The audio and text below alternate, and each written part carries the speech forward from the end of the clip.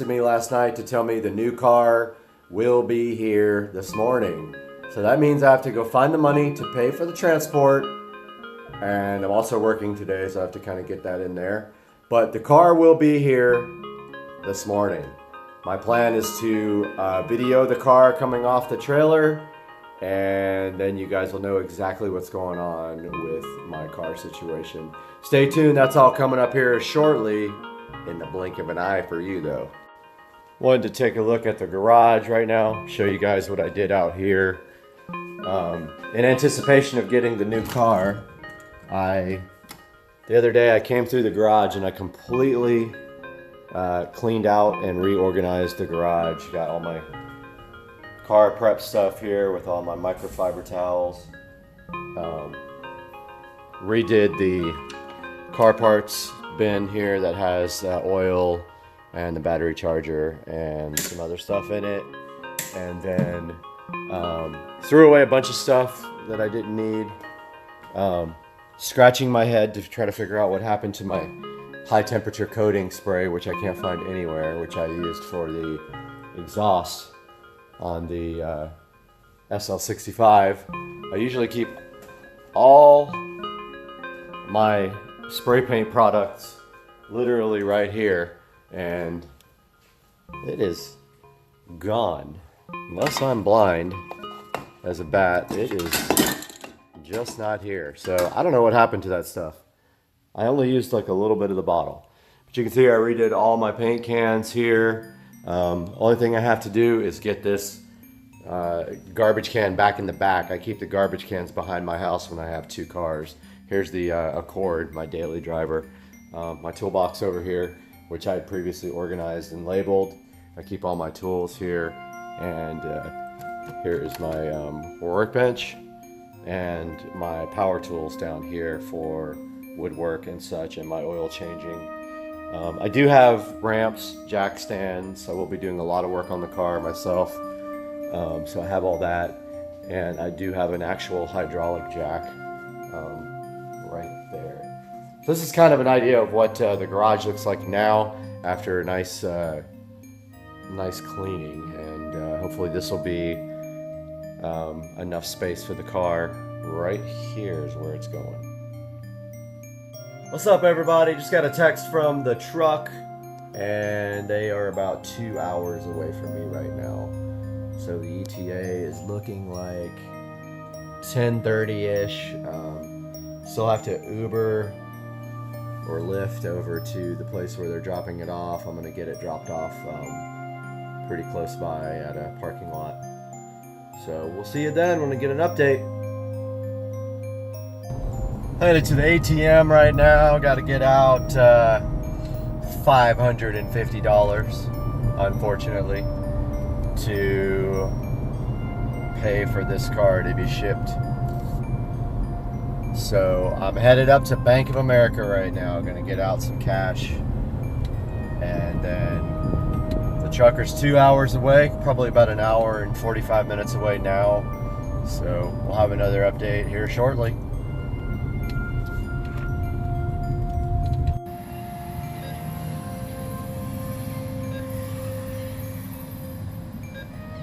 Let's see what happens.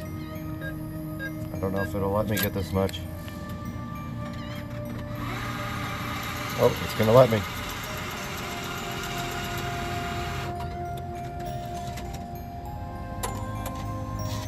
Yep. Out here waiting for the Lyft driver. Come around that corner. Just checking out the yard. Grass is doing really good this year so far. It's a lot of work though. That dude should be coming around the corner like any second now. He's gonna drive me up to Winn-Dixie. I figured that would be the easiest spot to unload the car. Nice big parking lot, and I didn't want to take a chance on unloading it on the street here with all the traffic coming, and plus that would give me a minute to drive it to get used to it. And dude should be coming. There he is right there. Out here at Winn-Dixie parking lot waiting for the driver to get here, and just kind of walking towards the road figured he would probably pull in right here. This is a really good place to unload. Maybe right along this wall right here, kind of, or the curb. When we do our drives from Mandarin to here for the drift shop, we always line up right here and wait for everybody to kind of regroup. So I figure he will be exiting the freeway momentarily and heading this way. Try to get some video of him coming down the road when he does. All right, I think I see it coming. Yep, that's the one. There it goes, he passed it. I know what you guys are thinking. Mustang. I know you saw that. He went right past it.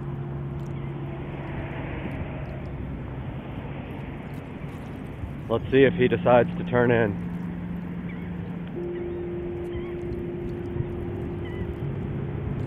Coming back around this way.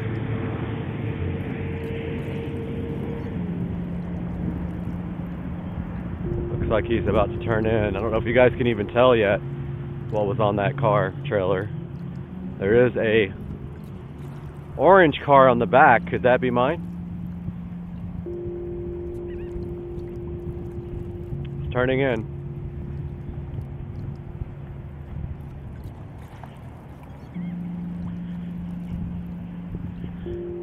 And here it comes, guys.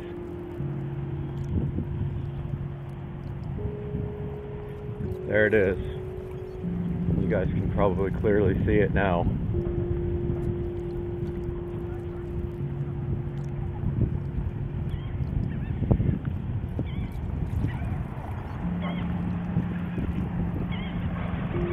There it is. There they are. How's it going? I figured like back there would be easy. Yeah, all back there there's plenty of room.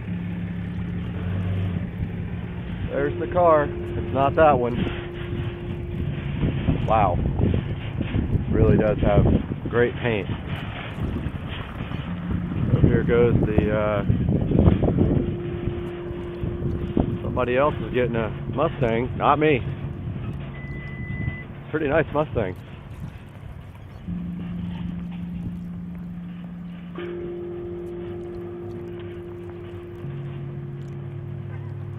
Gonna pause this for now so we can get this thing loaded up. Unloaded. Getting the car unloaded right now. Mustang out first. 427 Mustang Roush.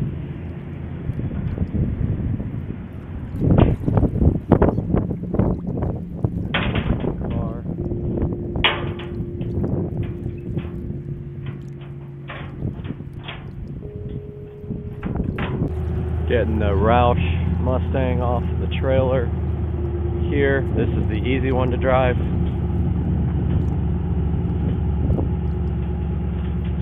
Because it has a regular clutch, I'm sure.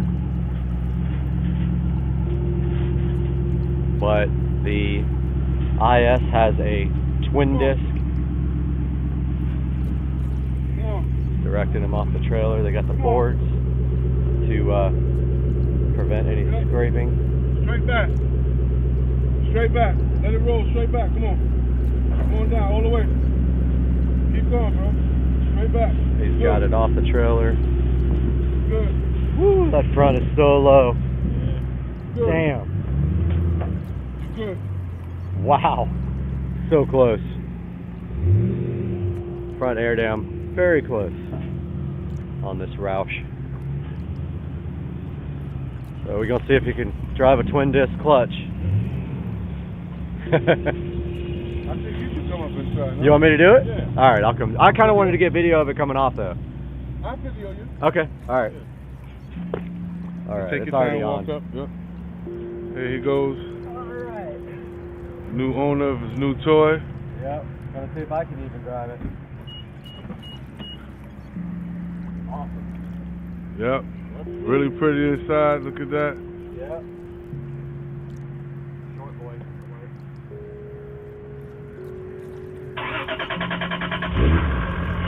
Oh, she cranked up really nice.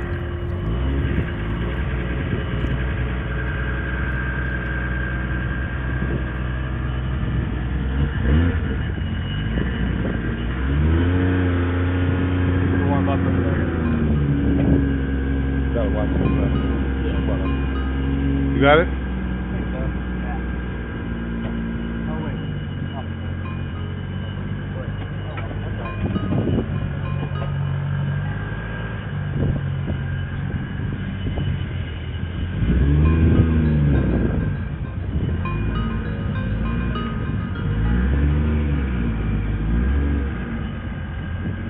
Slow.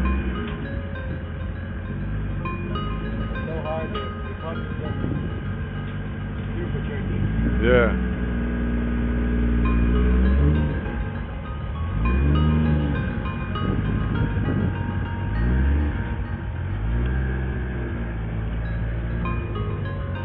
Take your time. Have a little dip. Come on. Come on. Yes, sir.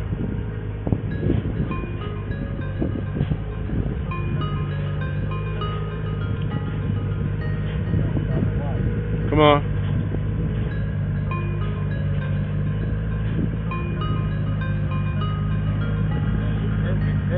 Come on, keep it coming. Keep it rolling.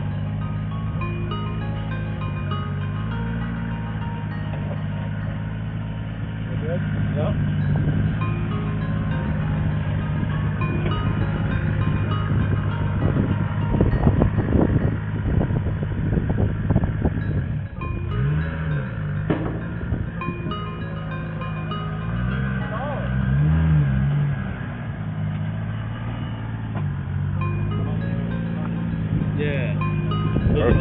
Does it take brake fuel? Or? It will take E85. You know about the E85 stuff? Yep.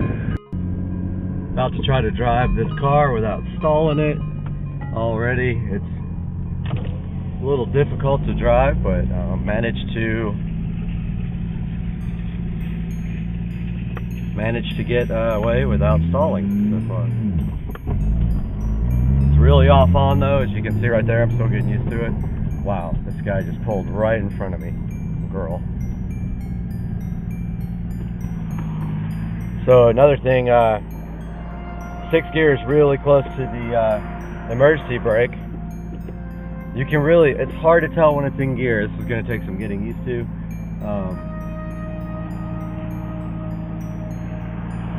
Really feels like a, wow. I did not do a good job slipping it just then. It feels like a really lightweight Supra. It's pretty crazy to drive this after having a single turbo Supra that made, you know, excess of 800 at the wheels. Now this does have the V160 swap, and I did remember I accidentally popped the hood, so I need to pull over and put that hood back down before it flies open. That's really hard to slip at first.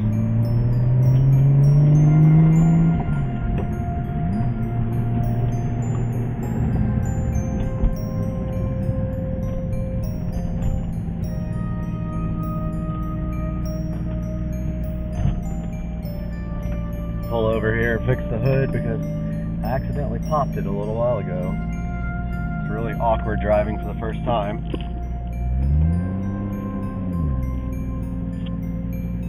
Got the car back home sitting in the driveway. Don't know if you guys can see that very well, but here's a good look at the engine bay. This is a fully built 2JZ GTE VVTi motor with AEM V2. Pretty much no expense was spared on this car. It's just has an incredible amount of work done to it. The paint's in pretty good condition. I wouldn't call it perfect. It has scratches here and there, and what looks to be maybe some runs, but It's nothing major. It's in good shape, and I don't know if you can see the flake in the camera, but it does have metal flake. I'm about to polish it up right now, and then take it over to the DMV and get it registered up.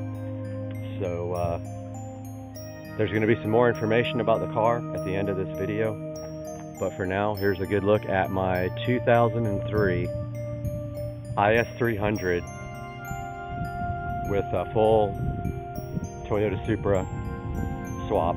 It has the 2JZ GTE VVTi engine, fully built top and bottom end, including cams, fully built head. It's running a Precision 6266 turbo, and it makes approximately about 530 wheel horsepower on medium boost on 93 octane fuel, presumably tuned moderately, but this turbo is capable of about 750 to the wheels on E85. So that is the plan, to take the car up to Tracy over at Tuners Inc., throw another fuel pump in. It is only a single fuel pump, and we are going to run E85 in it. The clutch is very, very difficult. It's a twin disc clutch masters with an aluminum flywheel. It'll take some getting used to. The V160 is pretty noisy, right underneath the transmission well right there, but it is definitely a throwback to my old Supra days, and it's going to be fun to take to the shows and drive around. So stay tuned for the next one, and you're going to see so much with this car, you're not even going to believe it. See you guys.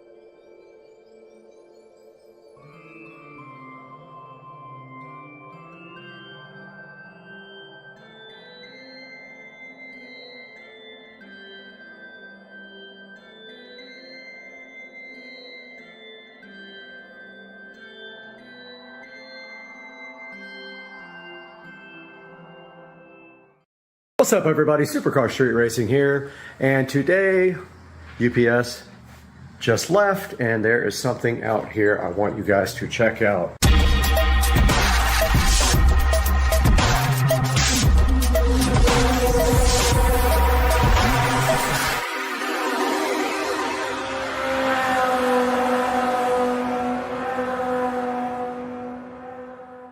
Guys, welcome back to the channel, and today there is a couple of awesome boxes here. Don't make fun of my socks, it's cold and I have hardwood floors, but let's take a look at what's in these boxes. What do you guys think? I mean, I'm so hyped for this. I looked forever for exactly something that I wanted, and I found it and literally ordered it yesterday, and it is here now. And oh, you know what that is. That is the special wheel condom, and underneath that wheel condom we have, oh man, these are freaking beautiful. Look at the wheels, guys. I am so hyped for these wheels. Look at this. Check out these wheels, guys. We got the little SS center cap, which I really want to turn black. I'll probably end up doing that black, filling that in with the wheelbase marker or whatever, but check this out. So these are 14-inch wheels for the Club Car Precedent, and they look just like some of the wheels for some of the cars, which I used to own, so I'm really, really stoked about this. These things look amazing, and the reason I love these is because the new ones all have bolts, silver bolts all the way around, and this is a clean look that's going to look absolutely sick on the golf cart, and I am so hyped. There also should be black lug nuts in one of these packages. I'm not going to go ahead and open up the other packages yet, but at the moment I am looking for tires for these, so as soon as I can find some tires, I think I found some, then the guy will also mount them pretty cheap, so we're going to be heading out to do that, maybe with Joe. Joe will give us a ride. But yeah, I just wanted to give you guys a little update and let you check out the new wheels that I got. Get you a closer look here. Look at these guys. Things are so awesome. Really, really nice wheels, and perfect for a black golf cart if I do get the golf cart to be converted to black somehow. I'm still working on what I'm going to do with that, if I'm going to get the body painted or wrapped or whatever. But stay tuned, guys. These are the new wheels, and I am super hyped about it. Alright guys, I just ordered a VIP carbon fiber dash kit for the Precedent, and I'm about to order the little bezel right here that goes across it in carbon fiber as well. But that is the kit, VIP dash kit here. If we click on it here, it actually has a hole here for a gauge style marine radio. However, I think I'm going to try a tablet on mine and mount it right here over this hole. If that doesn't work out, I will get the marine style, but I really want to do a tablet, like an 8 or a 10-inch tablet on this. I think it would look awesome. But there's a good look at that. And then next I'm going to be ordering the little bezel cover for the dash to match the carbon fiber dash kit for the Club Car Precedent. Alright, I know this is confusing because that looks like wood, but this is the carbon fiber dash trim that goes over the top of the dash to round out the carbon fiber dash kit. Hopefully it works out good. The reviews are mixed, so we are going to see. But another place has it, but I already have a credit in Amazon. I'll put a picture of the other place on eBay that has it up on the screen so you know exactly what that looks like. But yeah, I just ordered the dash kit for the marine style bezel gauges, and now I'm going to get the, I think I might even have it up here. Let's see. Oh, we can look at it. Club Car Precedent, carbon fiber dash trim. so you can see a better picture of what it actually looks like. So here's an actual shot of it right there. So that is what makes out the entire kit and makes it all look great. Guys, just wanted to give a huge shout out to ST Wheels, who were awesome in this transaction, and I didn't want to leave them behind. I'm gonna put a link in the description to ST Wheels on Facebook. This guy's awesome. He shipped the wheels out literally Saturday, and I had them today, so literally 1 day later. Either Friday or Saturday, I can't remember, but it came really fast. He's also in Florida, so it made it easy. Guys, please do the channel a favor. If you need wheels for your golf cart, check out ST Wheels. The link is in the description and below. And I hope you guys enjoyed the video and have a great day. That new window peel set is so good in your life, and you love the new window peel set. That peel set feels so good on the new window when you peel it, and you get the satisfaction on the new window peel with the satisfaction. And the Furiosa had gone too far.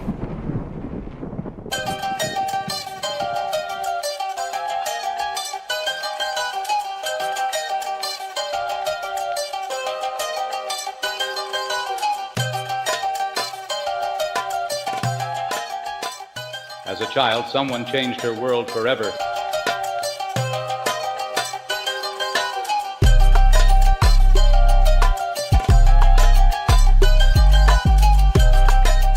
She thought her mother was magnificent. He took it all from her. He wondered exactly who she was.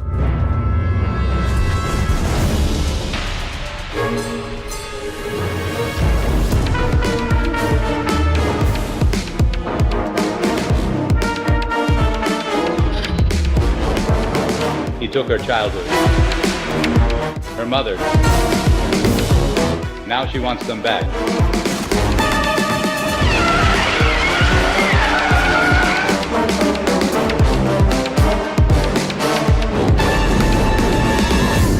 Even if it takes forever.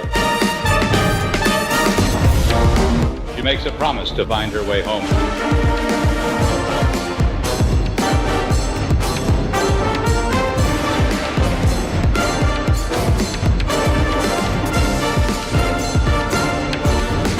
She finds him, he's hers.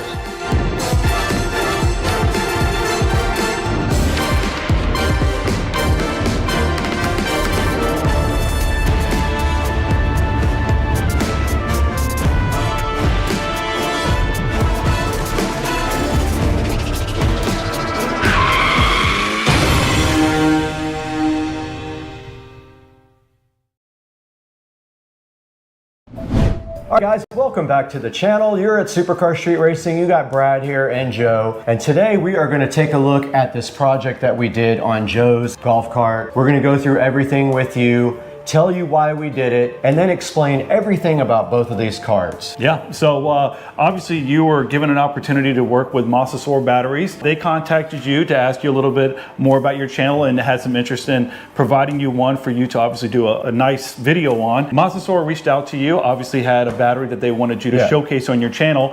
The opportunity was great because I was in the need for new batteries on my golf cart. Simultaneously, there was a lot of things that we wanted to do to make the golf cart better in regards to the radio and other things. So the timing was perfect. I was elated because it was such a great opportunity to get this battery, and it was a great project. So right after this, we're gonna go ahead and start this look at the two golf carts and what we did with this project, so stay tuned.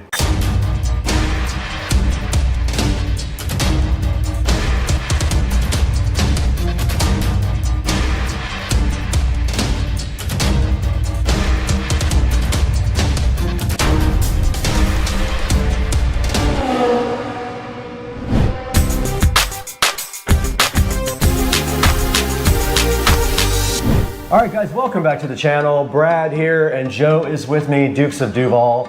We wanted to tell you guys a little bit about these golf carts and what we've done to them. This all started with Masasor reaching out to me and asking if I'd be interested in looking at their 48 volt, 105 amp hour lithium battery. I said I would love to, but I already had one in my carts, but Joe actually needed one in his. So I reached out to Joe and said, what do you think about maybe putting the 48 volt, 105 amp hour battery in your cart? And what was your answer to that? Well, that was a simple heck yeah, because I had been running on some older Trojan batteries for some time, and I knew that their lifespan had started to lessen more and more, and to be able to put this newer technology in and be able to get all the bells and whistles that come along with it, I was super excited. So the answer was very quickly yes. Right when we decided to do this, we also wanted to maybe step up his cart a little bit. We had the opportunity to tear your cart apart and maybe do some improvements on it. What did we decide after we looked at the price and what it was going to take to get the cart up to the next level? Yeah, obviously it was such a nice donation from Masasor to give us that battery. So I was able to obviously not have to incur the cost. So I said, hey, if we're going to do this, let's go ahead and add a couple of features to the cart, really mainly around a stereo system, because I'm a big radio guy, love music, and I knew that I could use that money that would have normally paid for the batteries. I allocated that towards radio systems. So we were able to put together a really nice system. It sounds amazing. I'm super happy. And of course, we're going to go over that and talk about all the system and the other things that we did to get it in there. And also, I'm a big stickler for wire management. So once I get into a project, I really like to make things look nice. I like to do as much as possible as far as tying wires up and making everything look good in case somebody wants to look in the motor bay there. So we did take it up to that level. So what are we going to talk about first on these carts? I figured we could each go right with our cart and kind of do a walkthrough of everything we did and explain everything to the people. Absolutely. And just to kind of piggyback off what Brad said, I'm very much a stickler too about wire management and making things look good. And when we already had the chance of ripping all those batteries out, it really exposes everything. We were able to get into everything, replace some stuff that was already there, upgrade it, put newer wires on there while adding all the additional features that we wanted on there. So yeah, if you want to get rolling right into the cart and what we did. All right, so we wanted to take a couple of minutes to just talk about the golf cart itself. Particularly, I wanted to kind of break down what are the things that were already existing on the golf cart, some additions that I did prior to the battery install, and then we'll talk a little bit about the things that we did after the battery was installed. So with that, one of the first things that I put on this golf cart was I added this front light kit that comes from Madjax. This is a very simple kit, easy to install, and I added some additional lights to it, some aftermarket lights I should say, just to make it a little bit brighter. So it's a nice feature on your golf cart, especially if you're going to be riding around at night. Highly recommended. There are some golf carts that have some fitted lights that you can install on it, but these come with a front bumper that's easily removed, and then you can add this in, and then some very easy plug and play wiring that goes along with it. Additionally, as we go towards the back of the golf cart, I added a couple of things. Mind you, this golf cart came directly off of a golf course. So it was bare bones, did not have a lot of the features that you see on it now. So I had to add a front windshield, rear view mirror. I added a back seat to match obviously with the material that I have on the front seat. So these seats are original. And then of course I added the rims and tires and did a little bit of a lift on the golf cart, about 1 inch, because these are 14-inch rims with low profile tires. However, they're just on the brink of when you put them on, if you did not raise them up a little bit, they will rub. And then if you have additional folks on the back. So I added some leaf springs that are heavier duty to be able to support the weight of the back seat, I should say, as well as any additional people that I want to add onto the back with the weight. Along with the front Madjax light came a turn signal kit that we installed as well. So that was all the things that I did prior to the new battery that was installed. Additionally, there was a radio that was up here with speakers built in, very simplified setup. We removed that right after the battery installed to make way for the new system.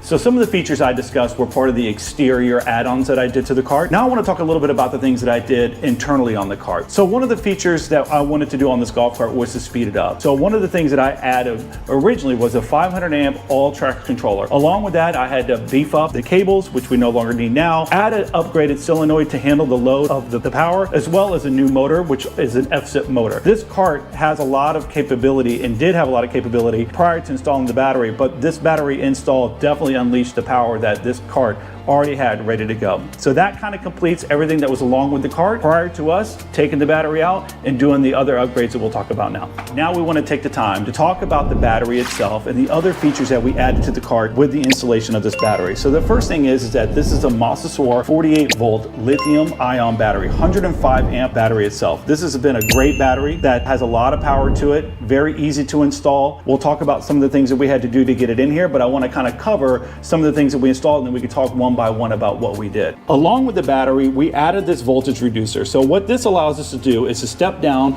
the power that's coming out of this 48 volt battery and convert that to 12 volt. That's very important when you want to run a radio and additional items on the cart. You're going to want to step that down because most things run off of 12 volt. So from here, we went to a little fuse block right here, which makes it simple for us to come off and be able to run other features on this golf cart, which include this inverter that we have here. This is very helpful for us when we want to have lights put on the cart, additional USB ports. It's very functional for the holidays. When you're running around, you want to put Christmas lights on. It's a very nice feature to have. We have this tar amp here. This is an 800 watt tar amp that has 4 channels. So what we decided to do is that we were going to run the 4 speakers that are 6.5 that we installed. We put 2 in the back, cut those out, installed those, and then we put 2 up the front on a new dash that we also installed as well. Along with that, there is the onboard charger. This is probably one of the nicest features that I like about having this new battery, is that now my charger goes everywhere I want. I have taken this golf cart many places. It's not really fun to have to run around with a charger and having to plug it in and not know whether you have your charger or not. This thing is always going to be with me. So if I run out of power, all I got to do is find a source of power somewhere and I can plug it in and it'll charge it back up. We'll talk a little bit more about the additional features on the front panel here that we did, because this was a big part of it. I want to talk about the second most important thing that we did to this golf cart that I was excited about besides the battery was putting this front dash on. This front dash gives us a capability to do a couple of different things. One, it has built-in speaker holes for it, which is really nice. So we were able to add the 6.5s up for the front. Additionally, it has a front flat area that typically, and if I could take this off, I can show you, some are different than others that you can buy, but this one had a single DIN opening for it if you wanted to put a regular radio in. What we decided to do, and we mirrored Brad's golf cart, which was a great idea on his behalf, is to find an iPad or a tablet, add metal strips to the back, and add some magnets to the background. This is probably one of the last things that I got to finish up here to get this all cleaned up and ready to go, but we're pretty much close. We're doing some testing to make sure it holds on. But with this, it just simply snaps in place, which is really great. Right now, when I get in the golf cart, the nice thing is that I have a full tablet here that's going to allow me to do a multitude of things, from watching movies or to play music, which is going to be the most important thing, and having internet and availability at any point in time, which is really nice. Along with that, on the bottom here, we added a subwoofer to the back that we'll show you in just a minute. But part of that I wanted to have is the ability to turn the subwoofer up and down. So if I'm coming into a neighborhood or somewhere that I don't want to be loud, I'll be able to adjust the volume down tremendously on that, which is really nice. As well, we decided to add this external USB port, which is really nice, and it's weatherproof, so you can open it up and it gives you your voltage indicator for your 12 volt convert. Along with these other features that we added here, we have the LCD display screen for the battery itself. This is a nice feature. There is a Bluetooth setup and an application that you could, software that you can put on your phone, which is really nice, which will eventually go onto this tablet as well. So what I will end up doing, we'll end up adding that application to here. So all I need to do at any point in time is to be able to toggle between my music and the application, and I'll be able to see my battery, all the things I need to know about it right at a glance. And lastly, one of the things that we did here was we did add a Bluetooth adapter. So this is very nice because what that's going to do is allow us to take any of the music that's being played off the tablet, send it to the Bluetooth, back to the tar amp, which is then going to obviously feed out through our speakers. All right, and one of the last features that I really wanted to add to this golf cart was to add a subwoofer. Again, I love music, so I wanted to make sure I have ample treble and ample bass. So with this, we took this subwoofer, and actually it's interesting, I found this on the side of the road a couple of years ago, and it's been sitting in my garage. And we took the time to obviously redo the entire carpet on it, go through it, make sure the port was corrected, and glue back in, and then obviously install it in here. So it just happened to work perfectly that it fits flush right inside here. This is just a 10-inch subwoofer, and I can tell you when pulling up that Brad certainly can hear me in the house rattling everything. So it's got a lot of power coming from this 800 watt amp to support this 10-inch subwoofer, and it's a great feature. So as you can see, we got it in here from the back. Right now, we're still trying to figure out how to permanently mount this thing so that it doesn't move around, but I got it tied out pretty good so it stays pretty still. Overall, this subwoofer's been great. Sounds amazing off that amp. I don't think that I'm going to upgrade the amp any higher. I think it's the perfect amount of bass that we need to enjoy a nice ride on the golf cart. All right, so that was a quick overview of my golf cart. Again, I just want to say thank you to Masasor for such a great battery that they gave us to obviously talk about and install, and it's been fantastic for the week and a half that I've had it, and it's really allowed me to make this golf cart so much better because of the power that it has and all the capabilities. So thank you for that. Now we're going to pass it over to Brad's cart to give you a little bit of comparison of the things that he did to his cart versus the ones that I did with mine.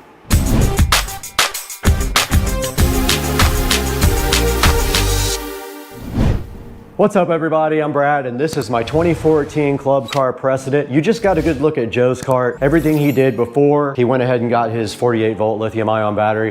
I'm gonna show you everything about my cart now and compare the two and kind of show you what I did before I got my 72 volt battery as well. So let's start a tour of my 2014 Club Car Precedent. All right guys, welcome to my 2014 Club Car Precedent here. And the first thing that I did to the golf cart was start modifying the exterior, and it already had this LED light kit on it that I have modified since then. But the first thing we did to this cart was go ahead and do the exterior and the seats. The exterior of the golf cart is Plastidip black and the seats have been painted black. We'll show you guys those in a minute.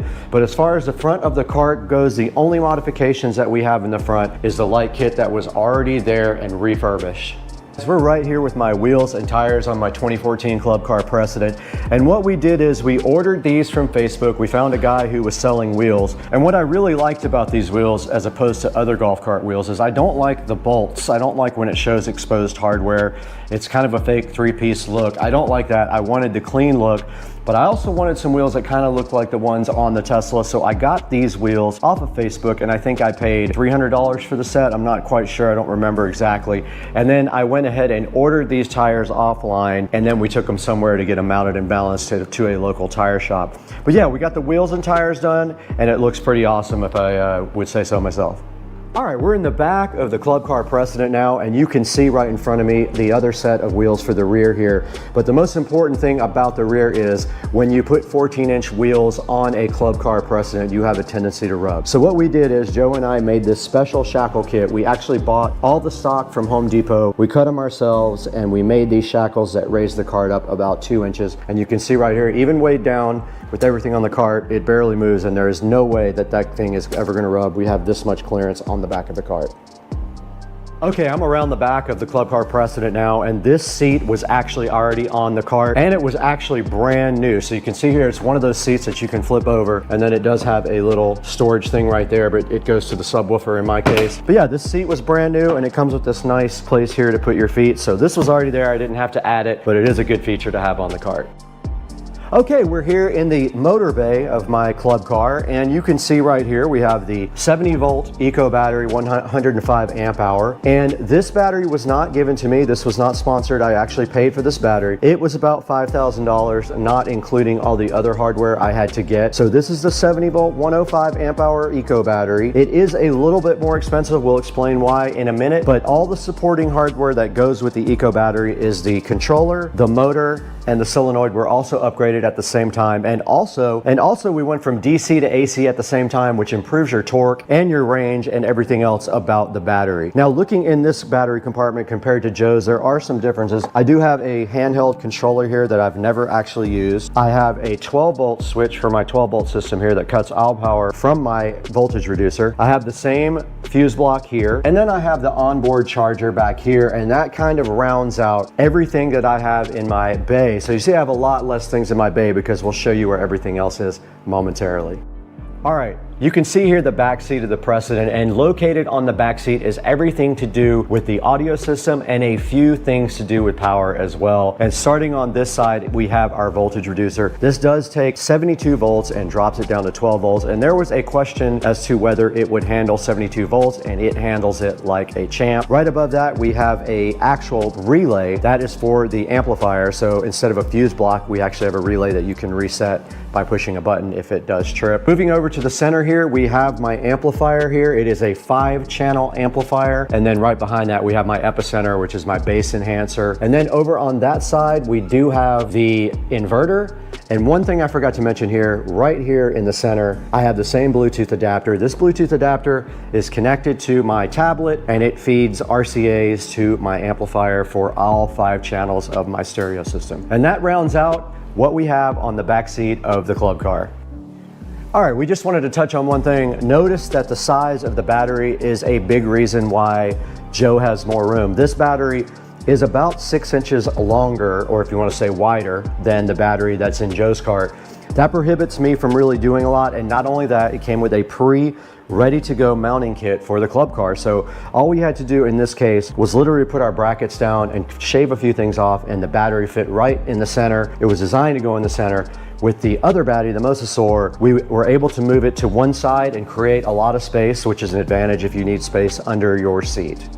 Okay, we're in front of the charging port. Now, a big advantage also of the Eco battery that you don't have with the Mosasaur, but they are going to work on it, I heard, is the fact that we have a male charging plug right here, a male extension cord plug. Your standard 110 volt plug, so you just take a extension cord and plug it directly in here to charge. That's a big advantage in my opinion. That one, we had to drill a port for the extension to charge, but Mosasaur is taking that into consideration and they might improve that in the future. Joe's cart has a Tesla connector on the charger. Mine has a regular 110 volt male plug. Okay, we're up here in the dash of the club car and we want to talk about the differences between this cart and this cart. Now, the first difference is my cart is not watertight. All my speakers are regular audio speakers from a car, for a car. These speakers are JBLs and Joe's are Scar, and the Scars are made for a marine application. My whole cart is not watertight. It cannot be out in the rain or get wet. Now, up at the front dash here, you're gonna see moving from the top, we have this Android tablet, and that is what controls everything in the audio system. We can play YouTube, we can play music. We can also look at our speed with speedometer. We can Bluetooth interface with the controller. We can look at the battery. We can do everything we need to do right here on this Android tablet. And then moving down, we have this voltage meter, which is also a charger. But you can see here, it thinks it's 7.6. It's actually 76 volts is what it's reading here, not 7.6, because it's not designed for that high of a voltage. So it is actually reading 76 volts there. And then to the right of it, we also have another charger. So we have the ability to charge 4 or 5 different ways up here in the dash. Now down below that, we have our nice pocket here and we have the display for the Eco battery. And you can see the battery is reading at 73 volts. It's 98% charged. And if we want to charge it, all we have to do is plug the extension cord directly in there. And then we also have a little storage bin where I keep my remote control here for the garage door, but we could also do that from the tablet if we really wanted to. We could open the garage door with that. And rounding off the dash completely, there is a uncommon key here. So this key is not like the other keys that come with the club car. That was just added when we did the dash. And that rounds out the complete club car precedent and everything that we did to it.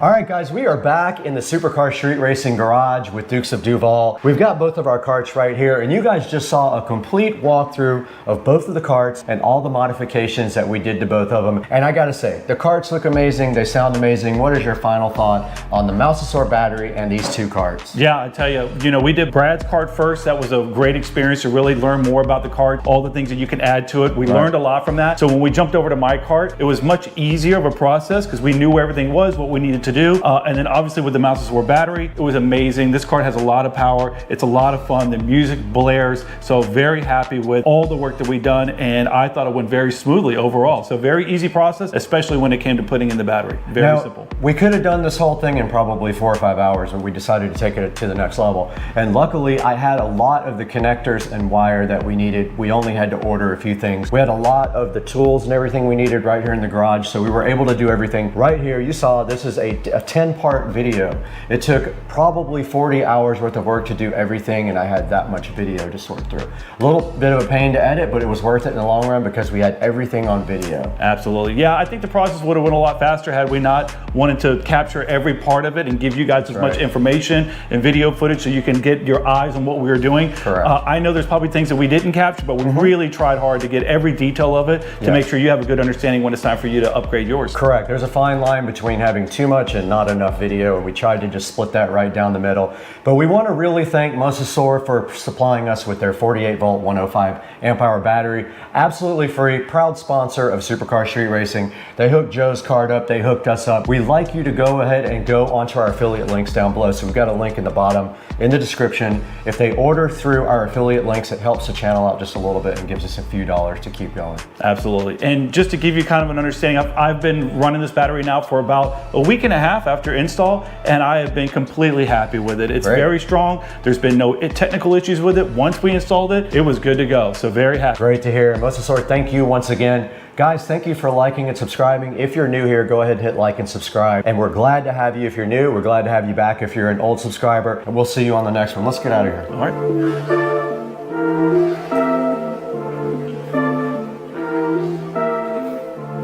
Perfect.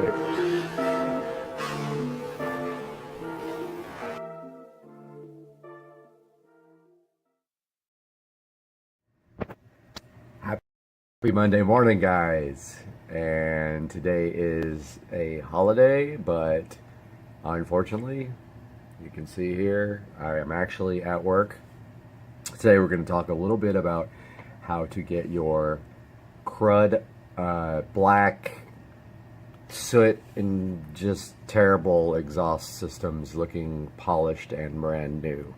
So Saturday morning, we took the SL65 over to the exhaust shop, and the technician who was working on the exhaust was going to polish up the exhaust tips for me, and he showed me this very cool thing to use. It's this stuff that usually is used for freeing up bolts and nuts that are stuck, but he was using it for polishing the exhaust. Take a look at this video. This is a combination of that stuff and metal polish to get your exhaust tips looking fresh again.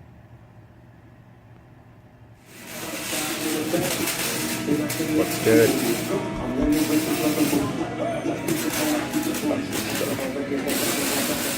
Open shut.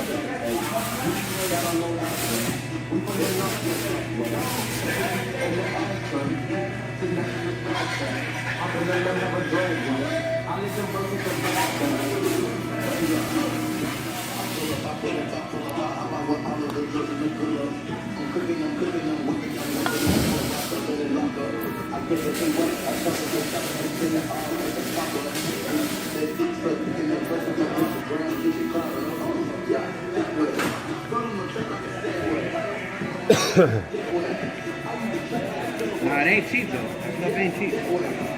Like $20 a can. Oh yeah? Damn. And they don't have it at any auto parts stores, huh? Nope, you'll never find it. And if you do, let me know. The only place I found it was eBay.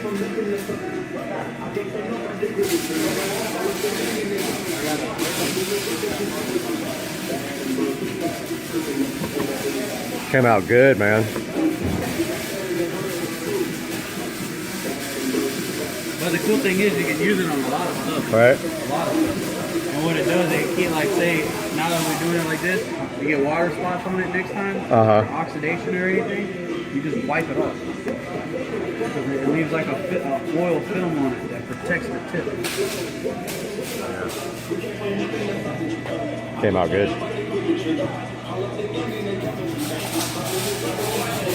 Now I might use a little bit of that to help get off the rest of the black.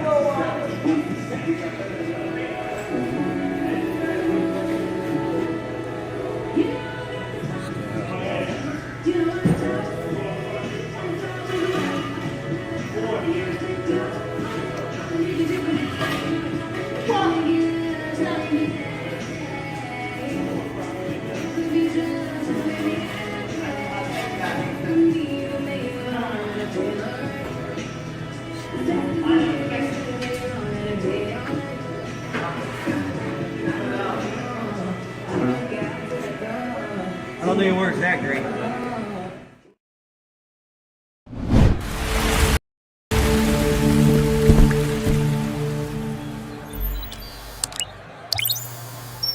Ladies and gentlemen, directly in front of me here, eWin reached out to see if I would be interested in checking out their ergonomic gaming chair. Now this thing is supposed to be awesome. I'm really hyped to get this in my office and replace my regular chair. So today we're going to be taking a look at this eWin ergonomic gaming chair. This thing looks pretty cool, man. Look at the box. It's very heavy. I feel like it's going to be a high quality product. It's one that I'm really looking forward to getting out of the box and checking out. Now, hopefully this is good enough to replace my old beat up office chair and we can take that thing and set it directly on the curb. That would be my goal. So today, let's get this thing opened up and see what's inside of it It's got to be something awesome, right? Let's do it today on Supercar Street Racing.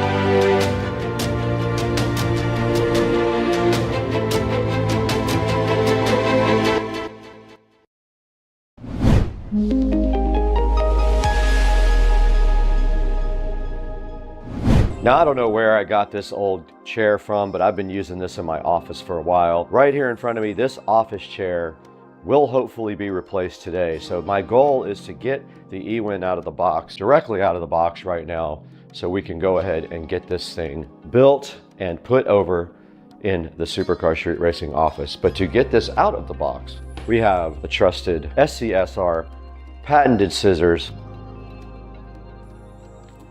Let's go ahead and cut this box open. eWin reached out and asked me if I would want to take a look at this. I said yes. Now, honestly, I've been running behind because I have so much happening with YouTube scheduling that I was late, so I owe them an apology for that. But we're going to go ahead and do this right now because I can't wait to put this in my office. As soon as we open the box, we see crazy good packaging, which I always love to see that with these content creation videos. And this packaging looks so cool. Check it out, guys. Shows you all the features of the chair. Drop test, it passed. Stability test, backload test, overturning test, swivel test, mechanism test, vertical armrest, and packaging drop test. All done before the package got here. And over here, there are some funny little things that you're not supposed to do. Don't sit on the edge. Oh my God. This alligator actually took the onion. Shut up. He's eating the onion. You have got to be kidding me. I've never seen an alligator eat an onion before, and he took it.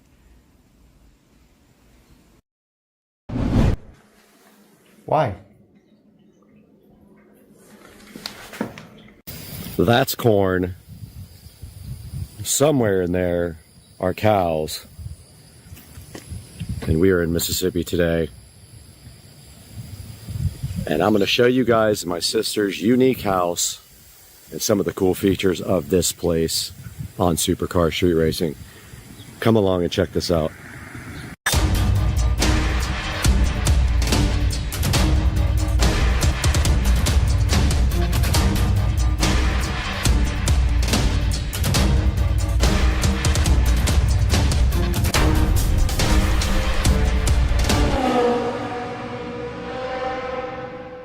Now you can tell already stepping on the porch of my sister's house that she has some unique things out here. Very unique taste in art and furniture, and she collects some really cool things. But I've spent some time on this porch playing guitar with the corn right across the street and the beautiful plants. And you can see here, this is just the beginning of some of the coolest things you'll probably see at a house.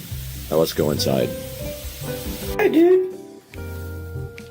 What are you doing, dude? All right, we step inside the house, and of course, there's some really cool, older, vintage pictures here. I don't know exactly what they are. That says Guadalupe, so that's Mexico.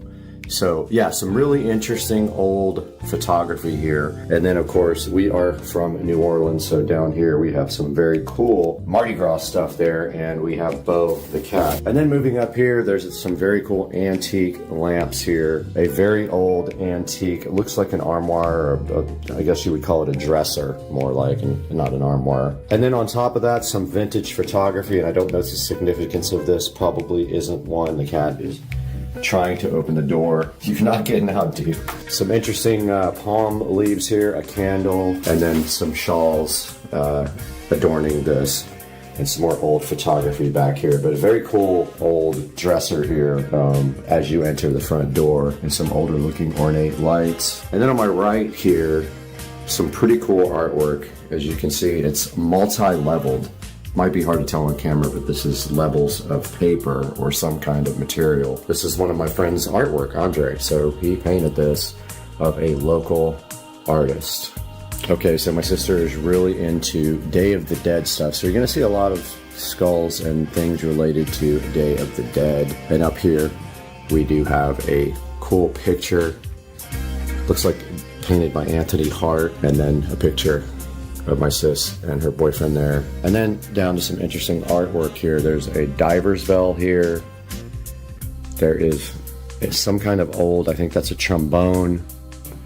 There's an old cigar, a Puerto Rico tiny ukulele there, and then knickknacks on the top. And to the left of that, a old vintage microphone with some Mardi Gras beads, and an old, looks like a Mardi Gras trumpet, honestly, is what I think it is.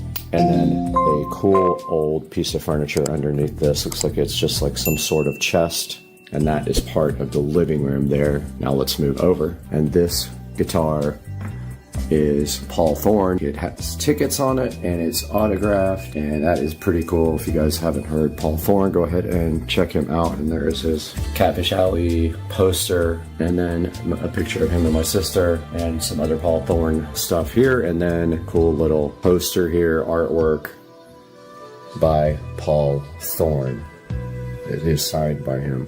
And then a lanyard from his concert, and some other cool rock and roll related. Maybe he played in Clarksdale at the Deep Blues Festival. And then down here, there's some Eddie Hodges stuff. Looks like an Eddie Hodges record autographed, and a old resonator guitar, which I have played this several times. It's kind of interesting to play. Some kind of, looks like a ray, manta ray or stingray skeleton there.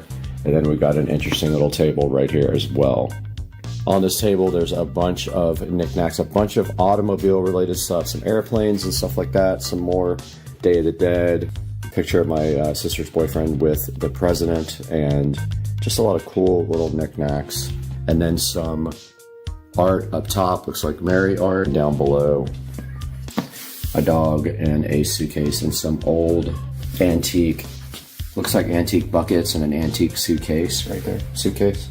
And then some walking sticks over here to round out this wall of coolness. Okay, over here on the side by the antique fireplace, you can see some more cross-related art. She really likes crosses and the Day of the Dead stuff. And an antique piece of furniture down there. An old antique chair, so a vase, an old phone here. Some really cool artwork, some more religious artwork. More cat interference. And then up here we've got a nice big painting, and on top of the mantle a bunch of cool crosses and candles. And then down here in front of the fireplace, a bunch of cool little candles on a metal antique table. Very cool. Some more religious artwork there. Another cross here, which is pretty cool. You guys can see that. And more candles. And some more art in the corner here. There's a corner shelf with some interesting things on it. Few little knickknacks here and there, some more crosses on the wall. And then over here in the window there is a case full of antique cars, a Buddha here, another old piece of furniture with a cool candelabra thing in front of it, and another really old antique chair there with a chandelier above the window. And then this ornate piece of iron here with some things hanging on it, and this couch with these nice pillows. You can see this really old cool suitcase here, an antique book on top, and then here is a signed Meatloaf autographed microphone, a cool Eminem dude with a saxophone, and then an Elvis. And you know, we just visited the birthplace of Elvis yesterday, and there's Elvis with his microphone chilling on top of this old piece of furniture here. And then another old table with some things inside the top.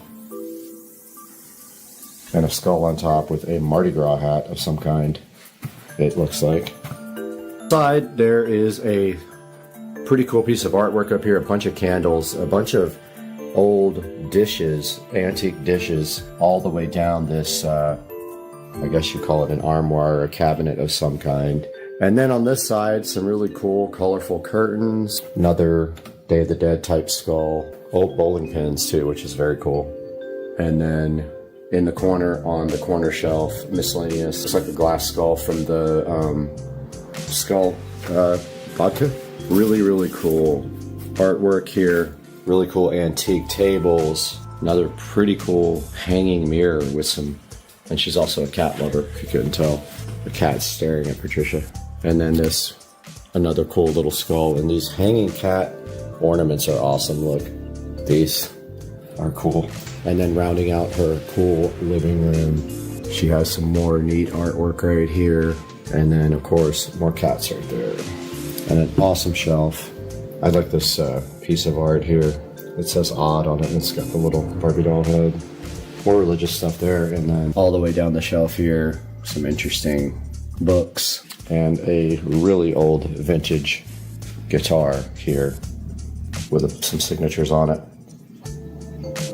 Okay, in the kitchen here you can see some really cool antique stuff here, a dulcimer or a dulcimer, some artwork up there, a neat old phone, and then of course a bunch of skulls and random. There's a llama here for your mama, and then grouper legs.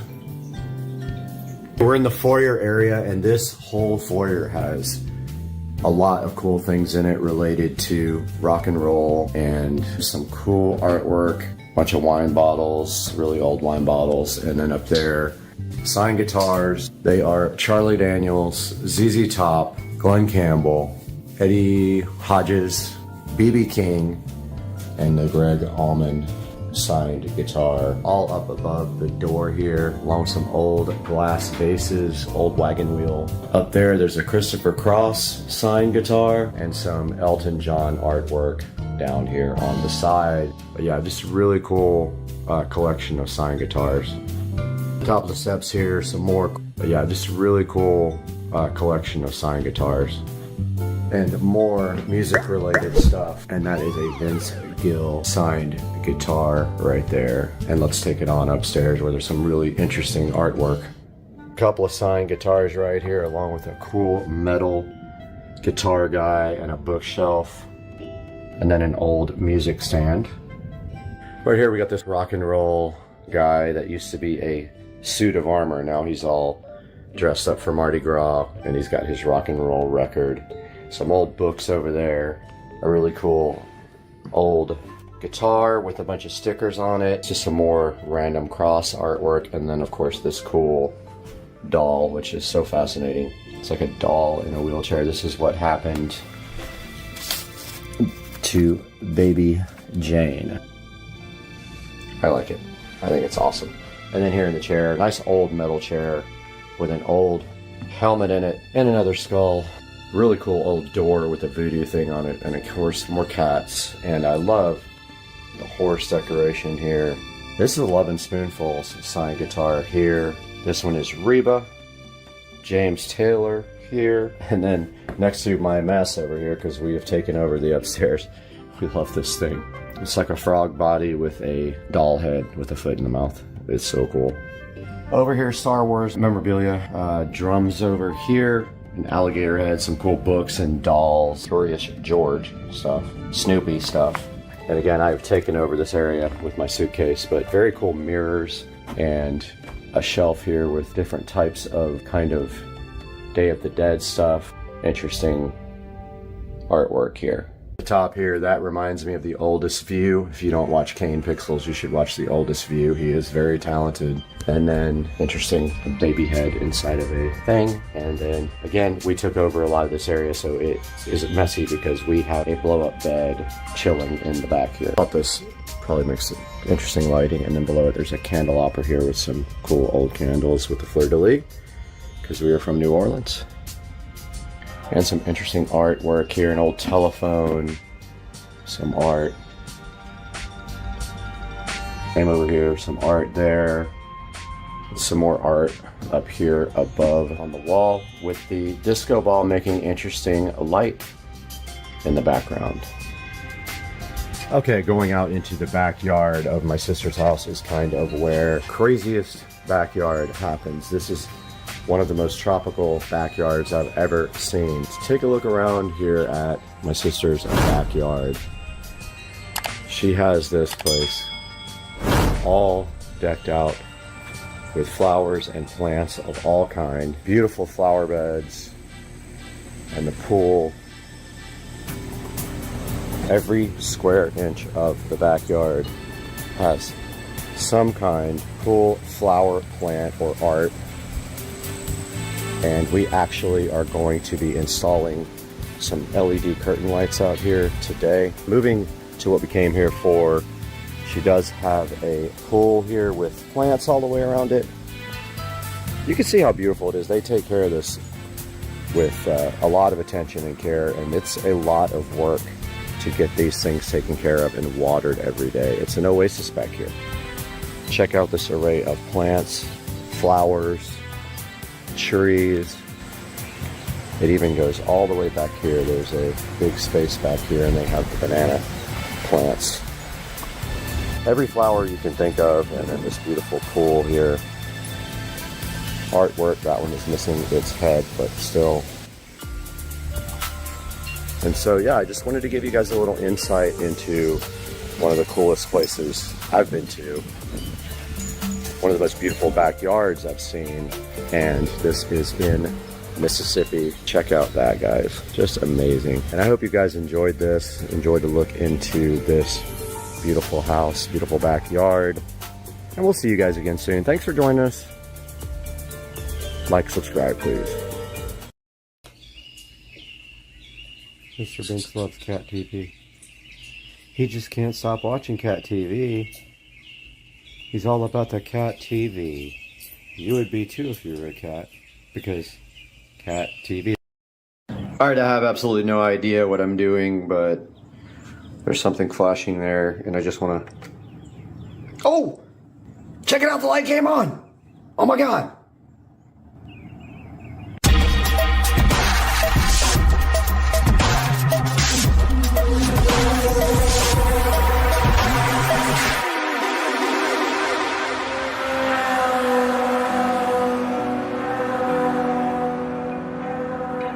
Guys, welcome back to Supercar Street Racing. Today we have what you see on the screen right here, the Philips Smart Sleep Wake Up Light Colored Sunrise and Sunset Simulation.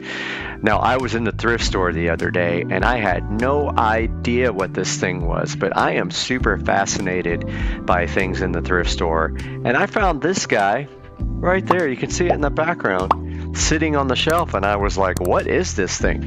Didn't care though. I bought it anyway and brought it straight home. Now, I had no idea that this thing actually was selling for about $193 and is actually still selling, as we can see right here on the screen. So this is the 5 natural sound FM radio and reading lamp. This is the HF3520. And if we look down here, it says that it does personalized wake up and wind down, simulated sunset and sunrise, 20 brightness settings, and 5 natural wake up sounds. Now, it also has an FM radio. You can snooze it. It's a bedside lamp and an automatic dimmable display. Pretty crazy. It says it gives you energy to wake up and improve your morning. I don't know about that, but we will see. And it's clinically proven. So doctors have proven that this does supposedly do something, with a little star by it, of course. Recommended by physicians and pharmacists. Now, this thing does have great reviews. It's got 13,000 reviews for a total of 4.4. Taking a look at some of the pictures here, that is exactly what you're seeing back there on that speaker over there. And here is the light. And it's supposed to simulate like a sunrise to wake you up. You can actually do that on the on your show device as well. And check out how it is a midnight light as well there. And as we scroll down here, we can see that other people have copied this device and selling it for much less. And there are some with colored LEDs, and I believe this one just does one color. As you can see here, there's one design here that has a hole in it, but we have the one that is a big globe. Now, it doesn't change colors as far as I know, so it just looks like it does only the sunrise color. And then down here we have a bunch of videos here where people have reviewed it, and a bunch of questions here as well. And then all of our 4.4 star reviews for this Philips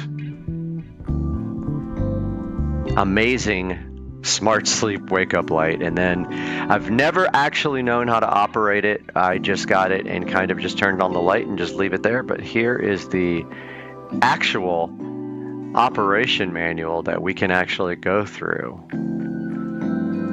So it tells you here what's in the box, just basically the lamp and the cord.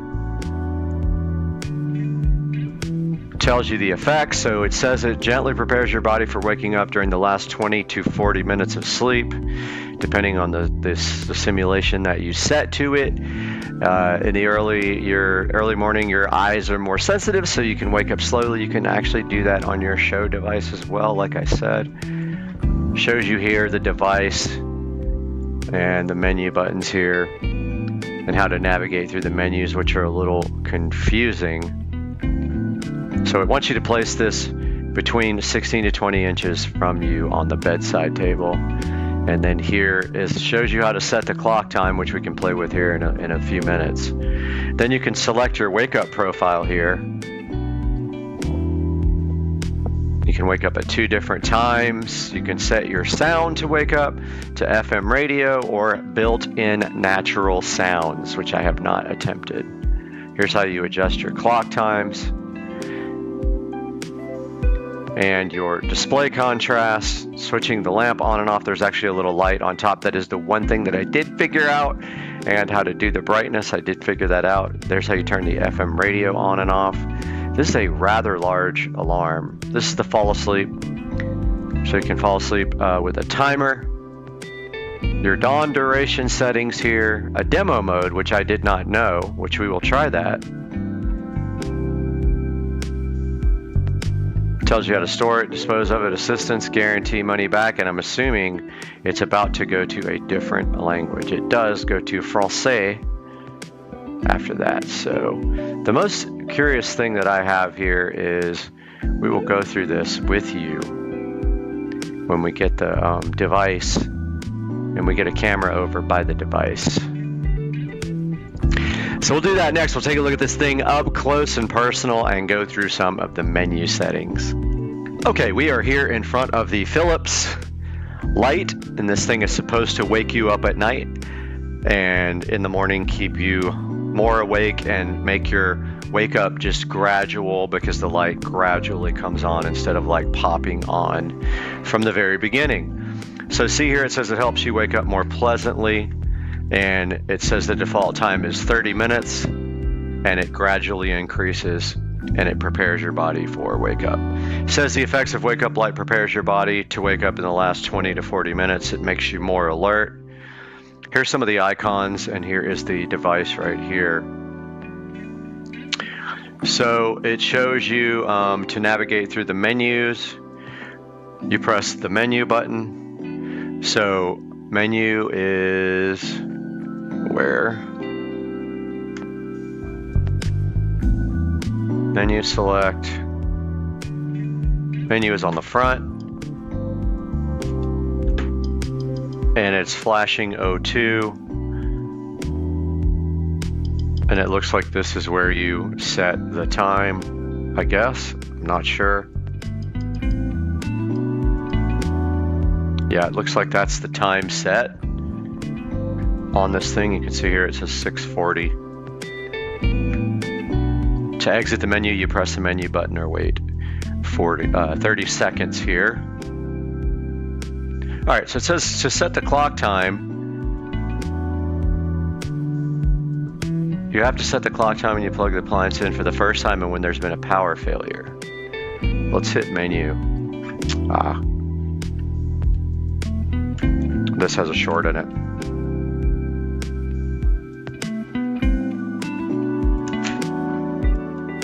Yeah, the cord has a short in it.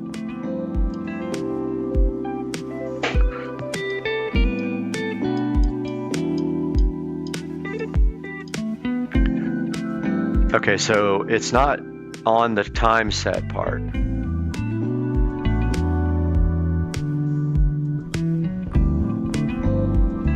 Let's see. Let's see if it'll come back up flashing.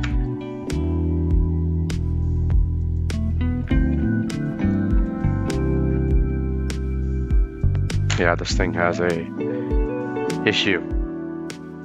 It is not 641. All right, menu. It says 552. Let's lower this so you guys can see it better.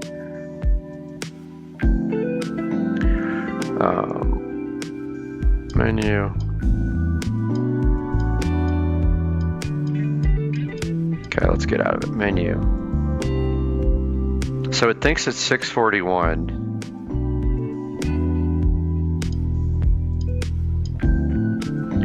Let's select that. Yes. 641. Let's see. It's 818.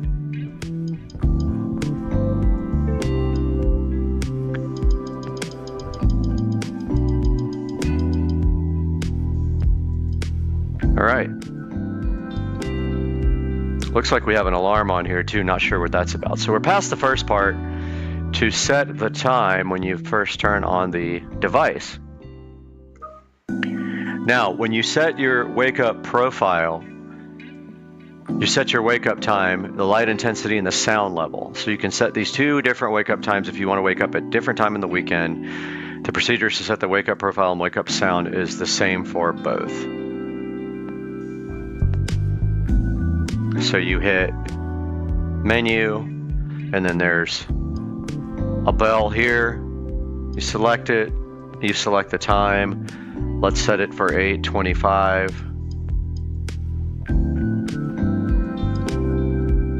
Whoops.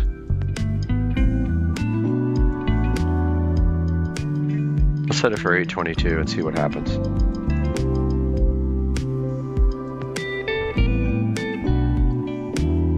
It may not work because we have to have 30 minutes. And then I guess this is the, let's see, time, and then this has the brightness level, it says. And this is the sound level, I take it.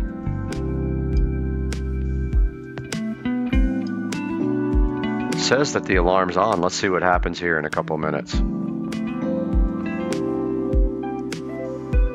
I went ahead and turned the camera back on because, as you can see, we're already getting some sunrise wake up action. So this is how this light works. It slowly comes on to wake you up.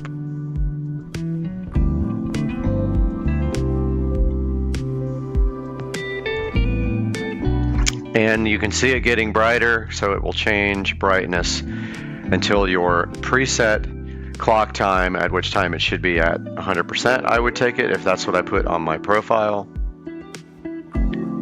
So we have 2 minutes to go before that happens. And look, it is gradually brightening up here.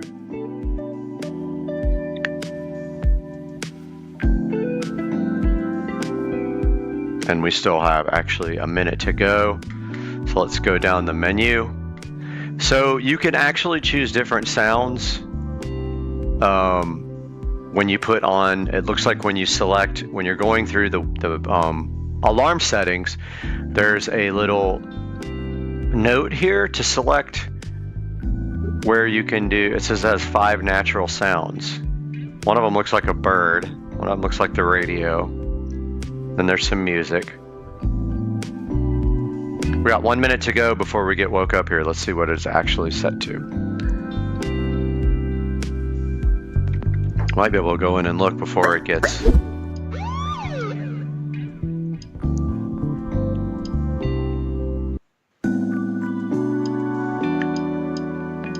Yeah, it doesn't say, I didn't see what sound it was, so let's just see. Now notice the light turning into more of a white light now. Less of a like a dusk or a dawn type of sunrise effect and more of just a bright white light. We should any second now be getting our wake up call.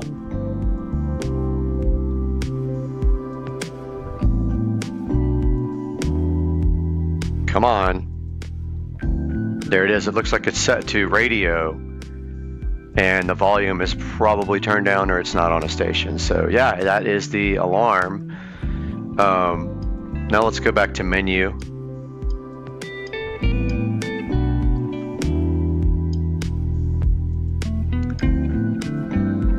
It never showed me like where to set the sound type. That looks like volume.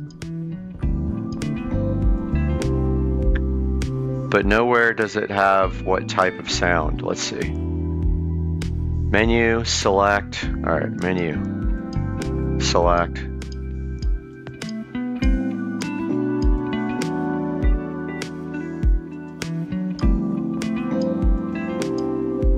Okay, there it is. So you have to use the plus and minus. That's radio. That's bird. All right, I put it on bird. Let's go menu, go back to the alarm.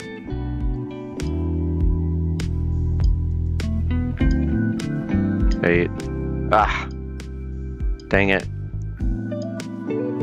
8. 24.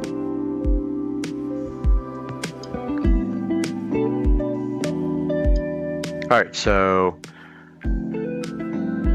we have our menu, our alarm set on 8:24. The light's not going to be able to do anything because we are so close to our wake up time. Let's see how it acts at 8:24. Probably won't be able to turn the light on that fast. It needs a couple of minutes at least to prime up. But let's see. Okay, it didn't do anything as far as sound.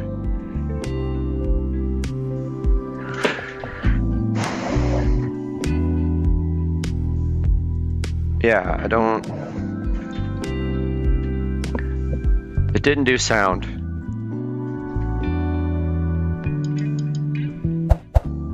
Ah, there it is.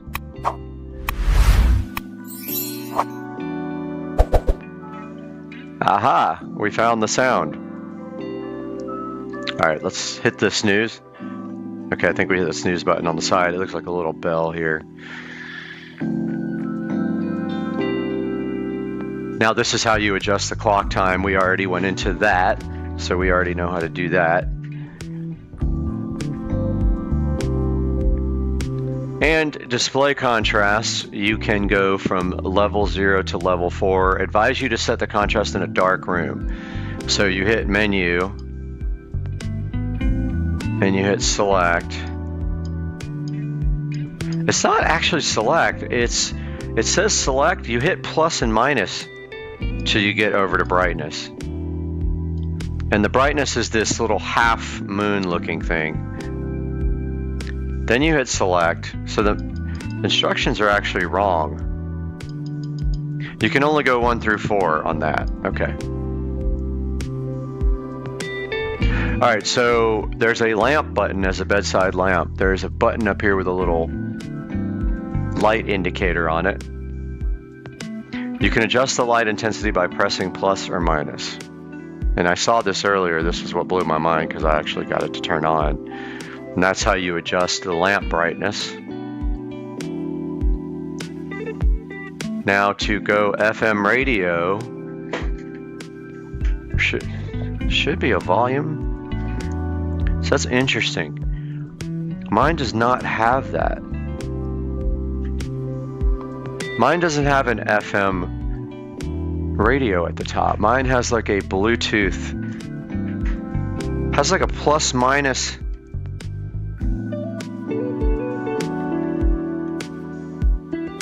Okay.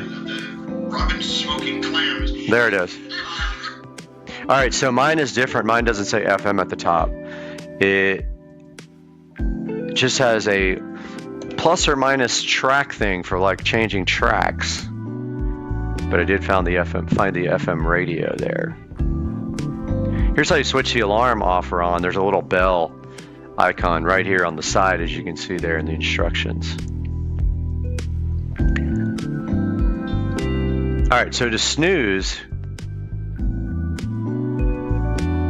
you can tap the front of the wake up light to snooze. So you just touch that to get that done. So to do the fall asleep function here, to press the fall asleep button to switch on the fall asleep. The fall asleep time flashes on the display for a few seconds. Where's the fall asleep button? Over here? Yep.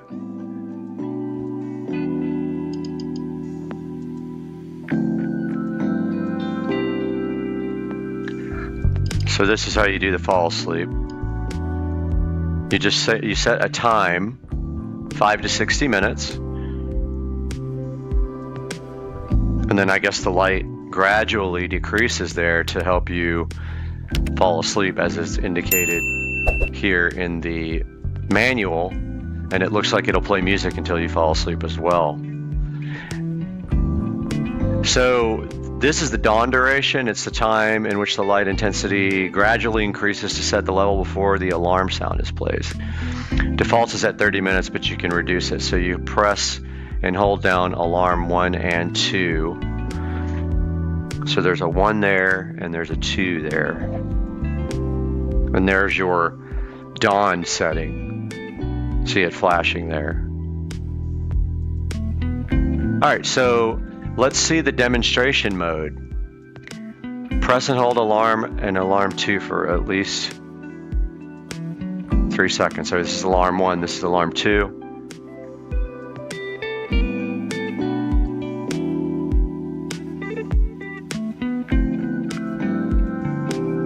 I guess it's on, I don't know. Let's see.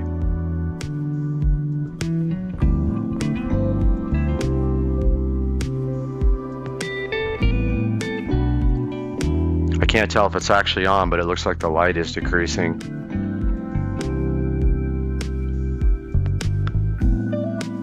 Press and hold alarm. Switch off the demonstration.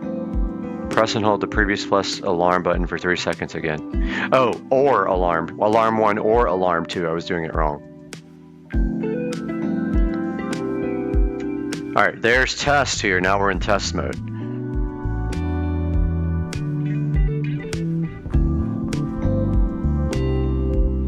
There it goes. So it's gradually lighting up there. So awesome. Pretty cool gadget. Something that TechMoan would love, I'm sure. So you can adjust the audio feedback if you want to hear clicks when you do the buttons. Menu buttons have a backlight. If you move your fingers close to the buttons, the backlight lights up. That's pretty cool. I mean, I don't see it happening, but that's pretty awesome. Oh, there it is. These light up automatically when you get close to them. These menu buttons. I'm wondering if you guys are seeing the camera reacting to the LED. And that is the Philips wake up light, which I had no idea what it was until I grabbed it at the thrift store. And here comes our lovely music again to wake us up. And I just turned off the demo mode.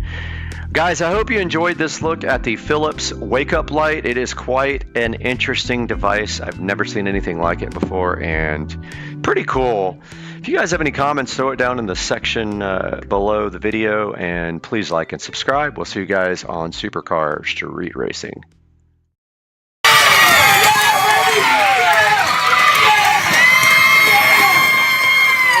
And that's what we're talking about. Now, the team and head coach Doug Edwards, along with 3 other coaches, join us in studio today. So good morning, everyone. Thank you for being here. Good morning. Thank you for having us. Absolutely. So first, tell us about your incredible season. Yeah, the boys have played hard all season long. We've played approximately 45 games, won about 38 of them. They played well all season, won state championships, won the Southeast region, and we're excited to go to the World Series now. Oh, so exciting. Have to ask, how long have you played baseball? Well, a lot of these kids have been playing since they're 5 as a team, and started during the COVID season, and here we are now as 8-year-olds ready to take on the rest of the country. So.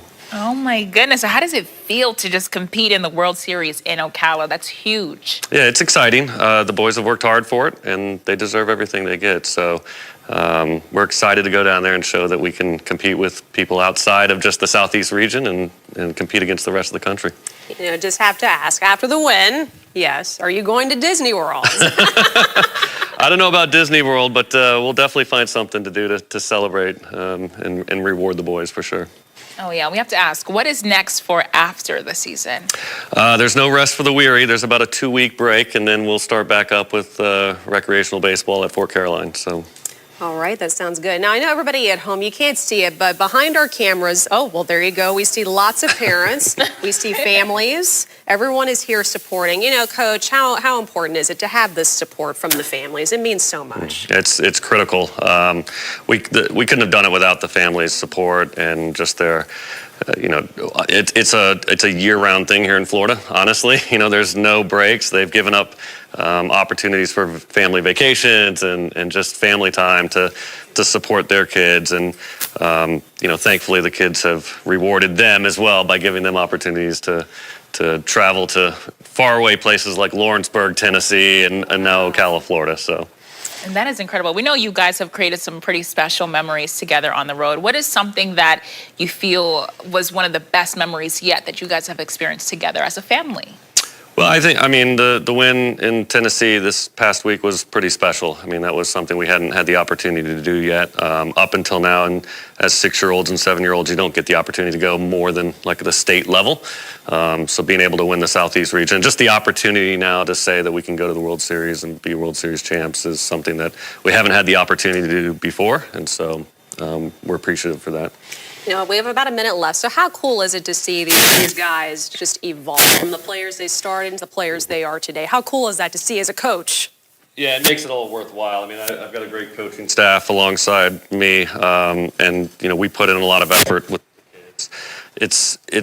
It's phenomenal watching them put in the effort every week. I mean, it's not just us; they have to put the work in, and they do it on a week in, week out basis. And watching them grow into not just great ball players, but great people as well. I know it's hard to say as little 8-year-olds, but they are growing. Their characters are growing, and you know, that's the other part of it. It's not just all baseball; it's about growing young men as well. So it's great to watch. It says a lot about their discipline, and I'm sure they're inspiring so many of little kids that look just like them at home right now watching them. It's so incredible with what you guys have going on. Hey guys, can you do us a real thing though? Just wave to the cameras, wave to our city, wave to our viewers. Thanks for being here, guys, and good luck. Welcome back to the channel, and what I have right here in my hands are 2 drones that were bought from AliExpress. We're going to be looking at both of these today on Supercar Street Racing.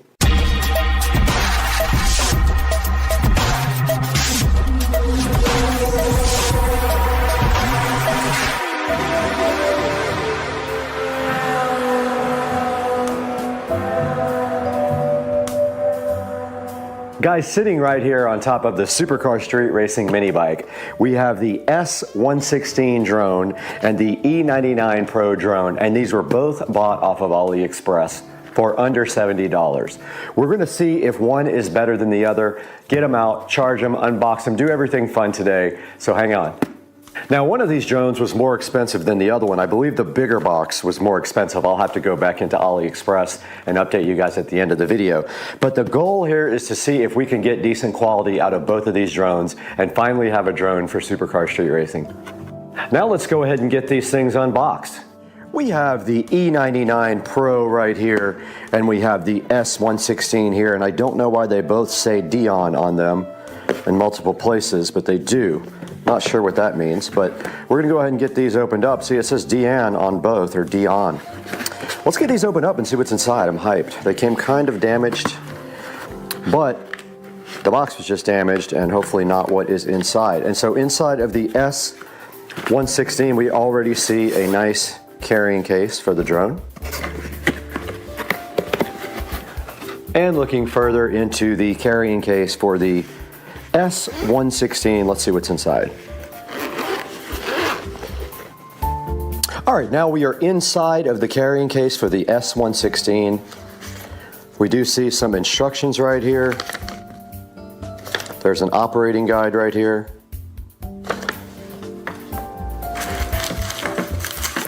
Then we have another user guide here, so I don't know what the difference is between these two guys, but there's this one and this one. Look inside, that side is in Chinese, I think, and then here are the actual operating instructions for this guy. Let's put that aside. Looks like they gave us some spare rotor blades just in case. Four spare rotor blades, a USB cable, and a small screwdriver included. And then here is the actual drone. Good look at the top and the bottom. There's the camera. And I don't see any plastic peel on the camera, so no peel satisfaction for you. But I do see this.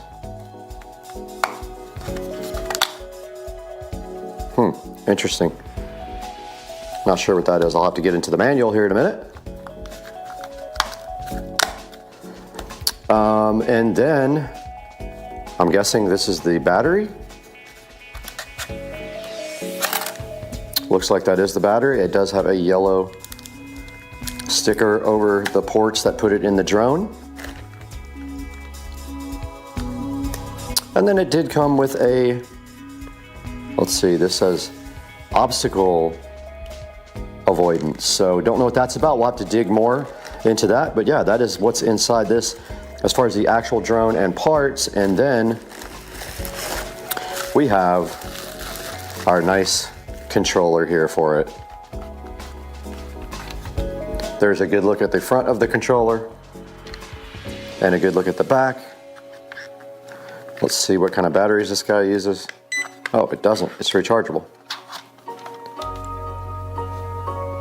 So yeah, we'll dig into this a little deeper here momentarily, but that's what is inside of the S116 drone box.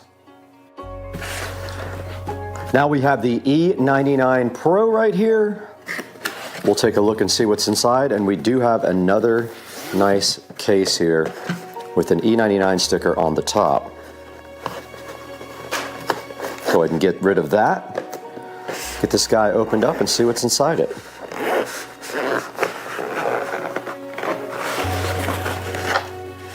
All right, so we have another controller here. There's a good look at the actual controller with the two antennas. Feels really cheap though, really light, really cheap. Not sure if this has batteries or what, or if it's rechargeable. I don't see a charging port. I see a back door on it. Here is the actual tiny little drone. And that is going to get some peel satisfaction. And my thought is it unfolds like that. It says Drone Pro on it right there. And there is the camera. Now this one looks significantly cheaper than the other drone already and feels cheaper. And at this point, I don't know where you put the batteries or charge the battery. Ah, there's the battery right there. So again, these are just flip-in rechargeable batteries. There's a little antenna. And then inside of this bag, we have what appears to be, actually I don't know what these are. I'm not sure what those are for. They did come with some one spare blade, three spare blades, four, a little USB charger. And then here is the user manual. And it also has a supplemental thing to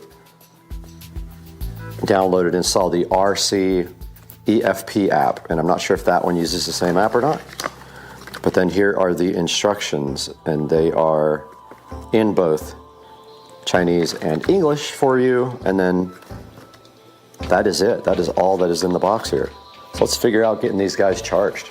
Now that we've gotten a good look at what's inside both of these boxes, we're gonna go ahead and get these guys charged up.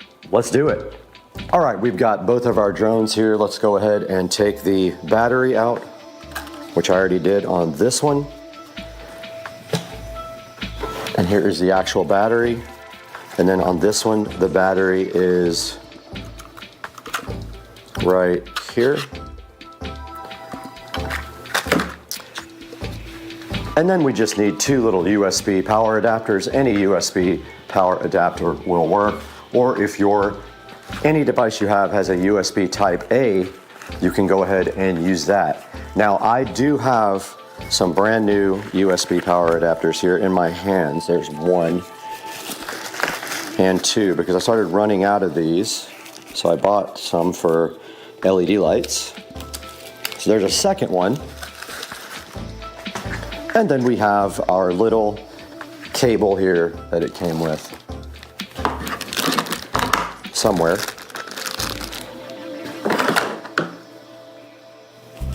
Here is one cable.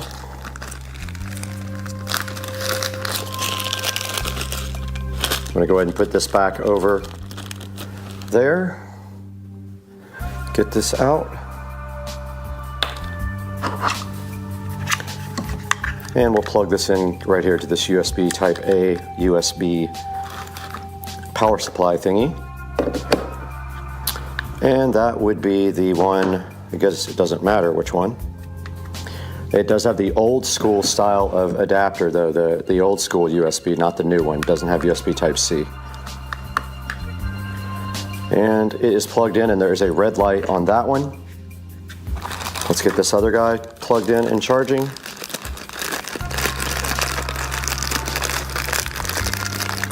So here's the other cord.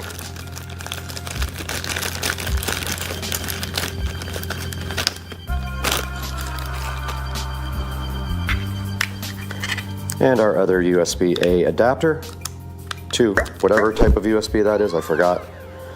And we will plug that right into where? Oh, there it is, blind. And it goes right in here. And we do have a red light on the back indicating that these are charging. Now let's figure out if we have to charge our handsets. All right guys, so we have the controller here for the bigger drone. For the S116, I had to go get another cable to charge this one. And I have another USB adapter here. Go ahead and plug that in. And we have one of these multi-cables. So the other end goes on the side of the drone right here. Just like that. And we do have a red light on indicating, I believe, we are charging it. And now this guy, I cannot locate where you charge this. Maybe this is not rechargeable. Let's look at the instructions. So I'll go ahead and open this up.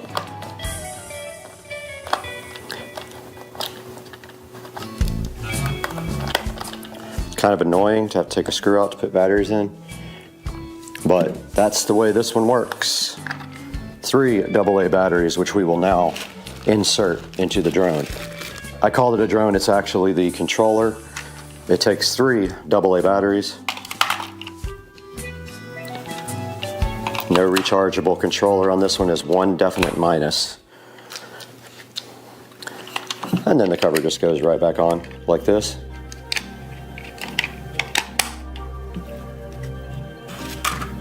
And the tiny little screw that will get lost for sure goes right back here.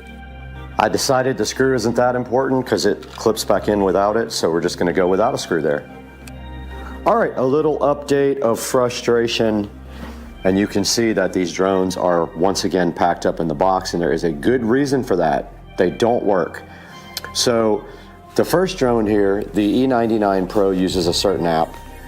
And basically how these work is you connect to a Wi-Fi network on the drone, and that is how you get pictures and videos and everything and control them. This guy generates a Wi-Fi network that says something like 8K something or another, and the app, no matter what I did, I tried on 2 different devices, no matter what I did, this would not say it was connected. It would open the app and it would say disconnected from Wi-Fi. That one did not work. Now I did start this one up and outside and watch it. Sorry. Yes, I started this one up outside and watched it just to spin up a little bit, but that's it. This one has a completely different app and better instructions. And as you can see right here, the instructions are pretty clear on what to do. The Wi-Fi name was wrong. I figured that out. It said to connect to a Wi-Fi called Wi-Fi something, and there was no Wi-Fi like that. There was a different name. So I got connected to this drone. I can always connect to the drones on my phone, but the apps don't recognize the fact that the drones are connected. So bottom line is, yeah, you need to pay attention to some quality. These are from Temu, not Ali, and those are going back to Temu. And I don't know why I said AliExpress in the earlier video, but I was wrong. So these are going back, and it's time to buy a good drone. And now for a final conclusion, we're going to throw it to Brad in the Supercar Street Racing 4K production studio.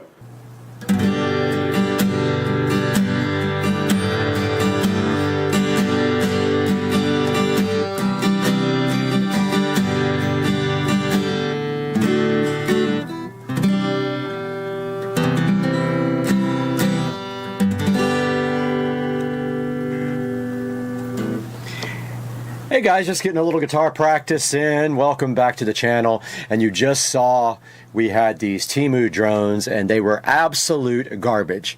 It just goes to show you that you get what you pay for. If you want a good drone, you need to go ahead and go get a DJI drone. Do not mess around with $30 and $60 drones from Temu or AliExpress, because you are going to get what you pay for.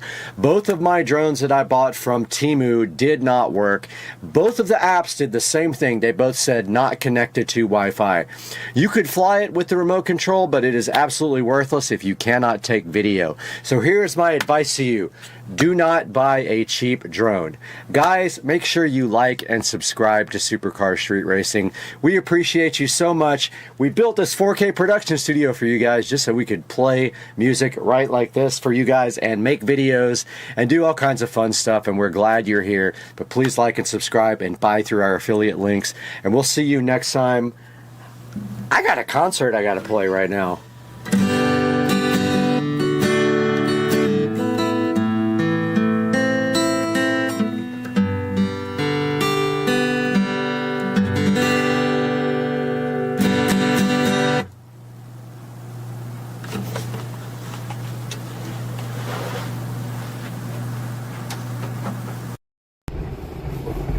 All right, it's my birthday in the Tesla Model S Plaid. Let's punch it. Oh my. Oh, this thing's pretty fast. Here we are today taking a look at the Venstar Color Touch thermostat. So this is the T7900. I believe this one does have humidity control in it. It is Wi-Fi. And here's a good look at the box there. So let's take a look at what's in the box. All right, inside the box we have the thermostat itself. Comes with some mounting screws and an instruction manual. Here's the actual thermostat. I'll put some pictures up on the screen now. As you can see, it separates from the base like this. These pins are what actually holds it to the mounting base right here. Inside of the thermostat, you have your wiring diagrams here, and then there's a sticker right in the center that you punch out just the middle so that it keeps the wall, the inside of the wall, the draft or the temperature from inside of the wall from affecting the actual readout on the thermostat. It does have a SD card slot on the side, which actually this one has an SD card in it, which is interesting. Don't know what's on it. But what that SD card does, that allows you to transfer pictures from your computer from the Color Touch Assistant program on Windows to the thermostat so that you can use the color display as a wallpaper. So this thermostat does have Wi-Fi. You don't have to use Wi-Fi with it, but if you do use Wi-Fi with this thermostat, you are able to use the VenStar Cloud skill to then set the temperature of the house, which I will show you guys. So I've installed several of these. I would say that it's pretty straightforward depending on which AC system you have. If you don't understand it completely, I would recommend getting a AC company out to put this in, because you need to know how many stages of heat and cool that your system has and what type of unit it is. Other than that, it's not too difficult. And so there's a good look at that guy right there. SD card slot. Make for a good video. Probably doesn't work anymore. But anyway, there's the back of it. So we're going to move on, and I'm going to show you guys now. Well, let me show you the box again first. Up close. But yeah, it just snaps right back into place there. And this is what's on the box. VenStar Color Touch T7900. They have a couple of different models. Supports up to 4 heat and 2 cool stages. And you can see this one has humidity control. Well, they are ones that do not have humidity control as well. You can find these on Amazon and eBay. I will definitely put a link in the description. And now we can take a look at some of the other features of the VenStar T7900. All right, taking a look at the VenStar T7900 thermostat actually installed on the wall. So basically, this thermostat is all electronic. It does have a color display. If you notice, it's a little bit, a little bit iffy. I think maybe it's a capacitance screen, and those are a little bit less sensitive to touch. But yeah, to turn on heat and cool, you literally just press the little star, and you see it's 68 in the house right now, so we can just turn on heat. And it's already set to heat to 70. Now notice it says heating there. And any minute now, the unit, since it's heat, it takes a minute to, actually spin up the unit. I believe it has to like preheat a furnace. And now you can hear the actual heat coming on here. Up here, it shows you the temperature and humidity outside. So right now it's 45 degrees in Jacksonville. Shows you the time and the date right there. You can actually name the thermostat. And I'm going to attempt to put some video up of the app here in a few minutes, but I got to get the screen recorder working. So you can set it to an away mode where it can do certain things when you're away. Mode is just, again, the heating and the cooling. You can set it on schedules, and you can do that in the app. Now when you go to menu, there's also one place where you can set up your schedule. If we go to alerts, so you can set up alerts for your UV lamps and your air filter, so that it can warn you when they are old.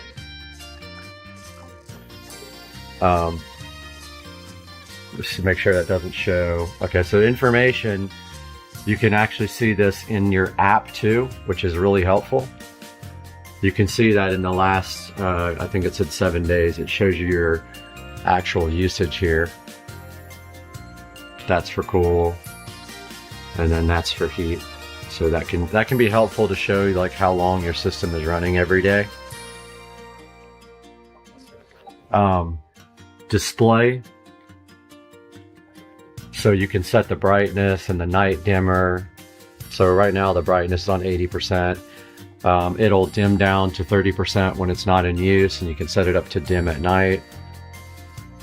If you go into maintenance mode, you can do clean screen, and you can also you can set up the calibration of the touch display, which is useful. Go back again. Now, screensaver is where you can set up an actual screensaver, and that can be photo display or other. Preferences, so you can set up a theme here. You can do custom wallpapers, and you would use the SD card and import your own pictures into this device. You can change the heat cool indicator.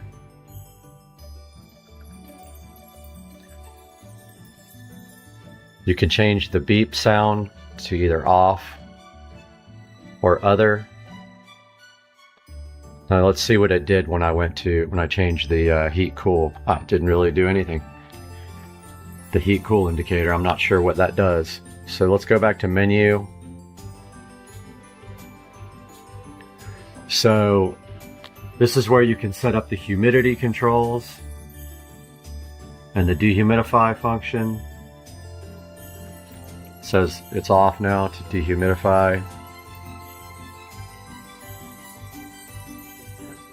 So where you can set up to be on vacation and set up your away times. Your date and time gets set here. Settings is where you set up the thermostat name.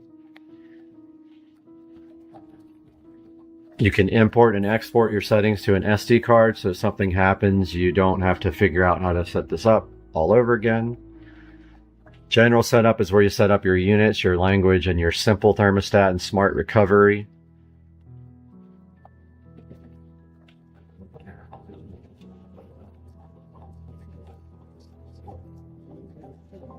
And then your installation settings is basically where you go in and you have to set up your number of heat and cool stages. Mine has 2 compressor stages with 1 auxiliary heat. All the rest of these are kind of like for installation. You can test the output, so if your guy doesn't know, your AC guy doesn't understand the wiring, you can actually test the outputs and he can measure. This is where you upgrade the firmware. You can see there's no firmware updates. They do release firmware updates every once in a rare while. You can factory reset it or restart the thermostat. And then one of the more important functions here is this is where you set up Wi-Fi. In the past, I've had issues with it not connecting to a Comcast router on channel 6, but they have since improved the Wi-Fi performance on these newer models, so I've had no issues now. Okay, so this is where you set up the Venstar Skyport, and I will show you guys that. It is basically the cloud account for controlling the device via smart or with the app. So you have to put your information in here and log on to Skyport. And then there's some security features here. Not sure about smart fan. I guess you can just turn the fan itself on instead of the AC and run that, when you want to. And then emergency heat you can actually toggle it off and on. So if we look on the front screen here, you see this little globe with a Wi-Fi symbol. That means we are connected to the Venstar Skyport, and I'm going to show you guys a little bit of that right now. All right, taking a look at the Venstar cloud here, you can see here my house, and then you can see Susie's house. You can send messages to the thermostat. You can select heat or cool, change the temperature. So right now I'm going to put it on 72, and you can see that it sent that command to the thermostat. Over here on the side, you can do schedules, send messages, set permissions for your profile, change your account settings, and other things. And so this is a pretty useful application, and it is just like the one on the phone, but allows you to do more things. So I highly recommend this thermostat just because of this part right here. So it's real time, and you can use this from anywhere on the internet. It's nice. I want to show you guys how you use the skill for the Skyport cloud. So if I say Alexa. Alexa. Interesting. She won't wake up. Alexa. Thanks for the feedback. Awesome. Alexa. Huh, this thing is not working. I'm going to have to reboot it. Alright, so I powered this thing off and back on. We'll see if it works. Alexa. Set Brad's house to 72 degrees. The heat's set to 72. So there we go. So there is the smart home skill for the Venstar Skyport Cloud. You can also, you know, go up and down on the temperature from here. The only thing you can't do is it has to be switched on already. It doesn't understand how to switch the actual heat or cool on. It does whatever the current setting is on the thermostat, but you can use the app for that, which I will show you. All right, everybody. Good morning. It's a new day. I just wanted to do a quick little outro to this video. That was a look at the Venstar Color Touch thermostat, which I highly recommend. I have purchased over 10 of these in my life. I really love them. They do a great job. They are smart, capable. You can access them from the internet. I'm going to pop up a picture right now of the skill that goes into the ecosystem for Amazon. And then I am going to also pop up a quick screenshot of what the app looks like for your phone. So if you have a chance to check out the Venstar Color Touch thermostat, go ahead and grab one for your house and let me know your thoughts on it. And this is Supercar Street Racing. Have a good day. Ladies and gentlemen, welcome back to the SCSR Compound Garage. And today we have a new sponsor for the channel. You can see sitting right here on top of the Model S Plaid, another tiny Model S Plaid. And then right next to it, our new sponsor, Chemical Guys. And Chemical Guys was so kind, they sent us this leather conditioner and this leather cleaner to show you guys. We're gonna show you how to use this today, right here on the 2023 Tesla Model S Plaid and right behind you on the 2014 Club Car Precedent. There's specific directions for using this stuff and we're gonna show you that today. So hang out with us on Supercar Street Racing while we detail the inside of the Model S Plaid and the golf cart.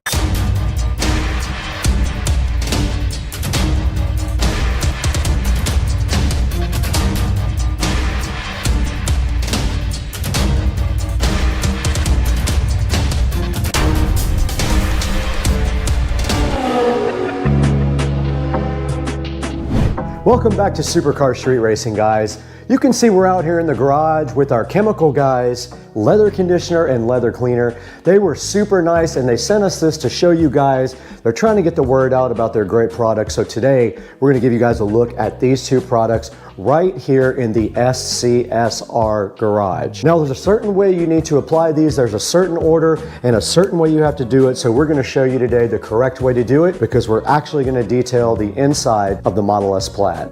Now we try to keep this Model S Plaid really clean. It only has about 2,000 miles on it. And so we drive it on the weekends only and we keep it detailed and nice here. But today we're going to take it one step further. We're going to use the Chemical Guys leather conditioner on the seats. It does not need to be clean, but it does need to be leather conditioned every few weeks. So we're going to go ahead and show you that right now. We are coming to you live now from inside the Tesla and we have the Chemical Guys leather conditioner right here with us to show you guys. And we want to show you how to actually use this as well while we have time. So the instructions do say take the leather conditioner and grab a nice soft towel and then just take and put a couple of stripes, 2 or 3 stripes directly onto the towel like this.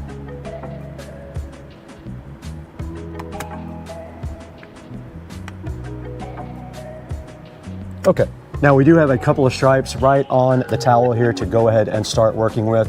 And all you have to do is work it into the seats. And when you're done, you can actually buff it off and dry it. And then you can do a second application if you really feel like it.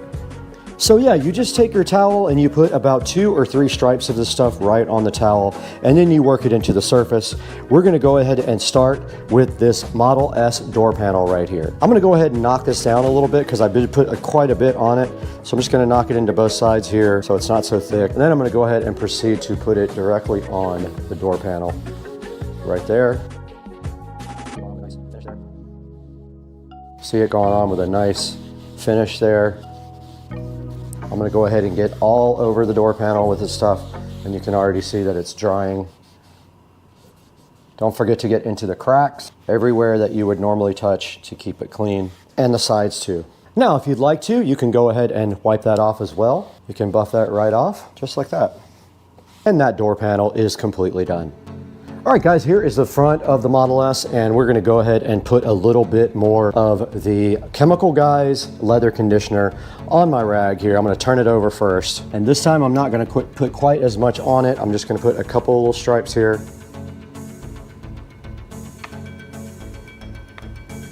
Should be good enough. And now let's go ahead and apply it to our seats, but let's put the seat forward a little bit so you guys can see it better. And we'll go ahead and get it worked into the towel a little bit. And go ahead and start conditioning the seats on the Plaid. Actually go up a little bit more here.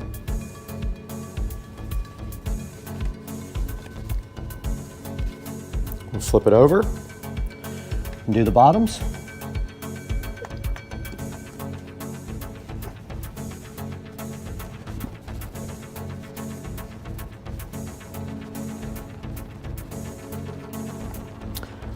I'm going to take my dry cloth now and go ahead and buff the whole seat out.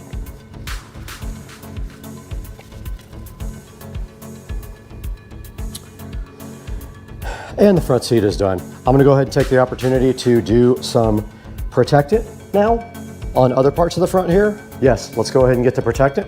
All right, I am using standard protectant on the rest of the stuff here on the Plaid. The stuff that is not material. This is not Chemical Guys. It was not sponsored. So this is just my stuff.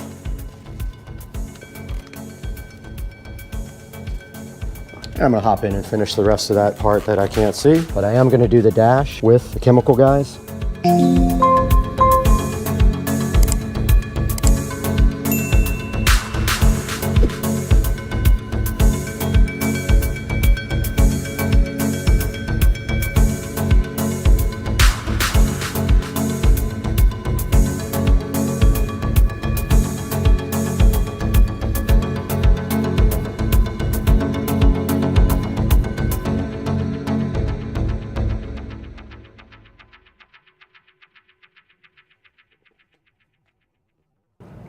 All right, we're on the other side of the Model S. We're gonna go ahead and put some leather conditioner on our rag and do this other seat for you guys. We're gonna go ahead and wipe it into the rag so it doesn't splotch a lot. Move the seat forward a little bit and go ahead and apply.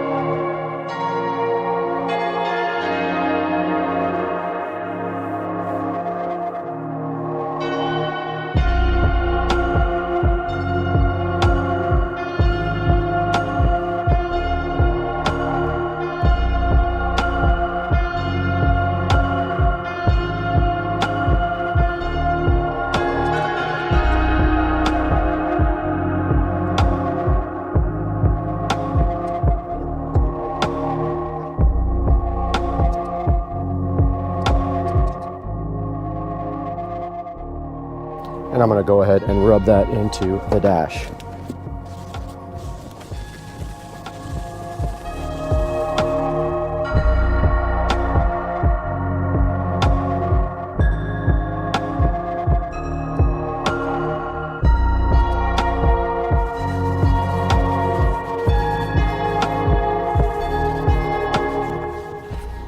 And now I am going to get this underneath of the dash here.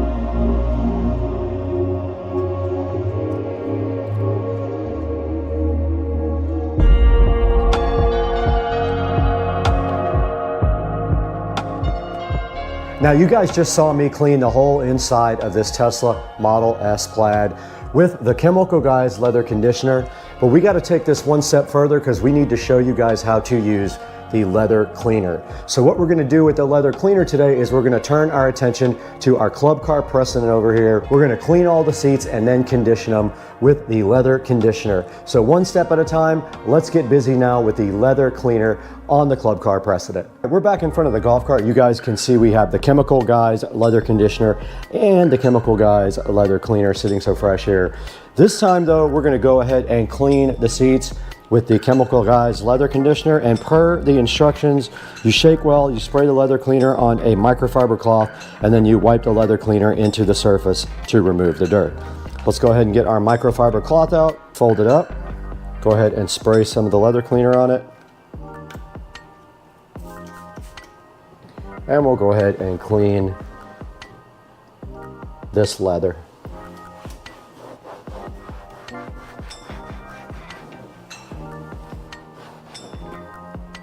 Does have a little dirt coming off of it.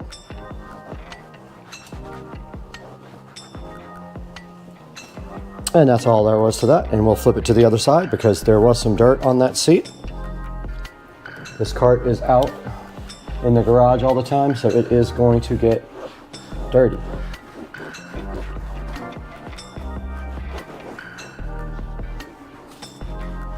All right. That is the leather cleaner for the front. Now let's go ahead and get a clean cloth. We'll put a few stripes of leather conditioner on the cloth, and then we'll go ahead and condition these seats.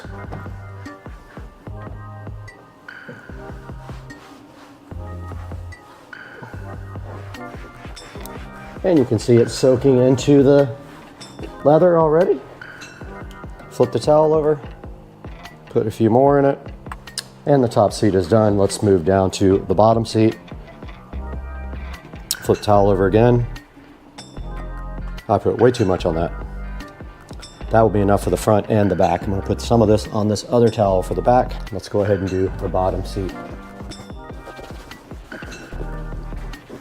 All right, the front of the golf cart is finished. Let's do the back now. We're back at the rear of the golf cart, and we are going to start with the leather cleaner. Let's go ahead and spray some on our rag here and wipe down this top seat. Be careful of the tiny Tesla. And that is clean, that just needs to dry. I'm gonna flip my rag over and do the same to the bottom. That will get all the grease and contaminant off the seat and clean it and get it ready to be conditioned. Top's already drying, bottom is done, and this rag is also done. The top is dry. I've already got some leather conditioner on my towel. I'm gonna go ahead and rub that into the seat at the top. You can see that's plenty. I had a bunch on my rag, and I'm just gonna let that dry however it wants to dry. And then I'm gonna flip my rag over, put a little bit more on the back, and go ahead and rub the bottom seat as well. You can see that it takes all of 2 seconds to do the seats on this golf cart. And now the bottom seat is done, and if you want to, you can grab a dry rag and wipe off the excess. If not, you can let it dry naturally, but you can buff it out like this. And that is that.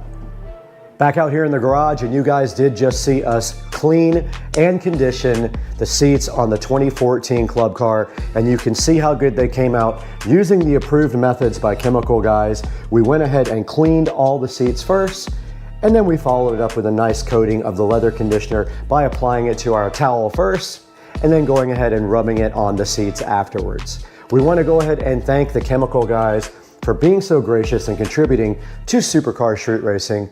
Guys, do us a big favor. We'll put links down in the description for this. Make sure that you order everything from the approved links from Supercar Street Racing. You can order anything you want from Amazon through our links, and it helps us out greatly. In this case, we might put an affiliate link for the actual supplier that gave us this. Go ahead and order it from them. It'll do them a big favor as well. And check out the Chemical Guys products down in the description and pick yourself up some. Now let's throw it over to the 4K production studio with Brad and see how you can get this stuff online. You guys just saw me out in the garage taking a look at the Chemical Guys premium leather auto conditioner and leather cleaner, and we are so proud to be partnered here with Premium Auto to bring you these two products today. Now, the leather conditioner is awesome. I used it on the interior of the Model S Plaid without doing the leather cleaning first, but I did use the leather cleaner on the Precedent golf cart. It came out awesome. I love this stuff. You can see right here on the screen our partnership with Premium Auto, and here is the actual Amazon link for this stuff, but I am going to put Premium Auto links in the description. So go ahead and order yours through the link and help out Supercar Street Racing greatly. We're going to get out of here right now. It's almost dinner time and I haven't had anything to eat, but please support the channel, like and subscribe, and we will see you next time.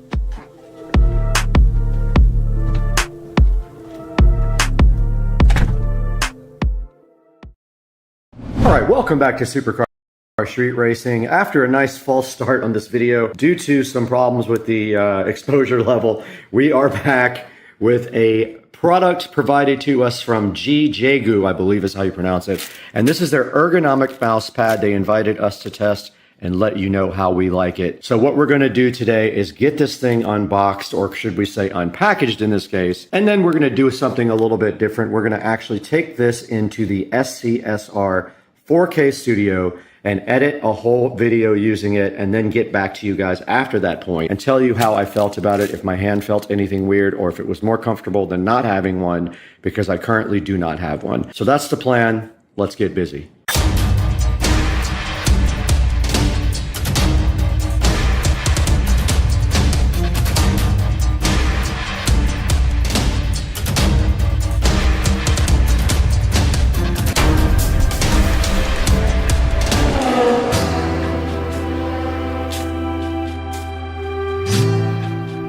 All right, guys, we got the Jaegu mouse pad in front of me, and that is from an Amazon seller that I will link in the description.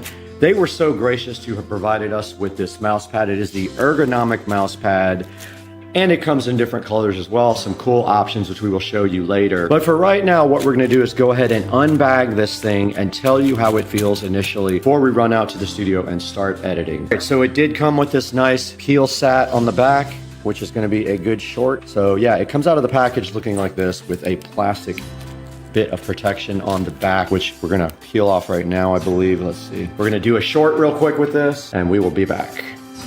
This tiny little guitar is chilling next to this thing that looks like a guitar, but it's actually a mouse pad. We got a guitar right here. We got a thing that looks like a guitar, and we got the peel sat. Oh, you love the peel sat. It's so good. And we just got glued on while we were trying to do it, a short, and it messed everything up. Right, and so right out of the box here, you see there is a place for you to put your hand right here, and it's supposed to support your wrist better so that you don't get carpal tunnel syndrome. So you just put your wrist like this when you edit, and yes, we have the tiny guitar that kind of looks like this upside down, and we were showing that on our peel satisfaction video, which you can see on my shorts here. Now the very next step, just out of the box, it does have good quality. This is a kind of a sticky back, so what it does is it allows it to stick to the desk without moving. So it's kind of nice that way. After you peel that off, it has just a little bit of stickiness on the back. So let's get this thing out to the SCSR studios now. What I'm gonna do out there is take another hard look at this, put it in place of the SCSR mouse pad, and then go ahead and edit an entire video with this mouse pad. So why don't you guys come on along? We're gonna head on out to the studio, and once we do, we will get busy.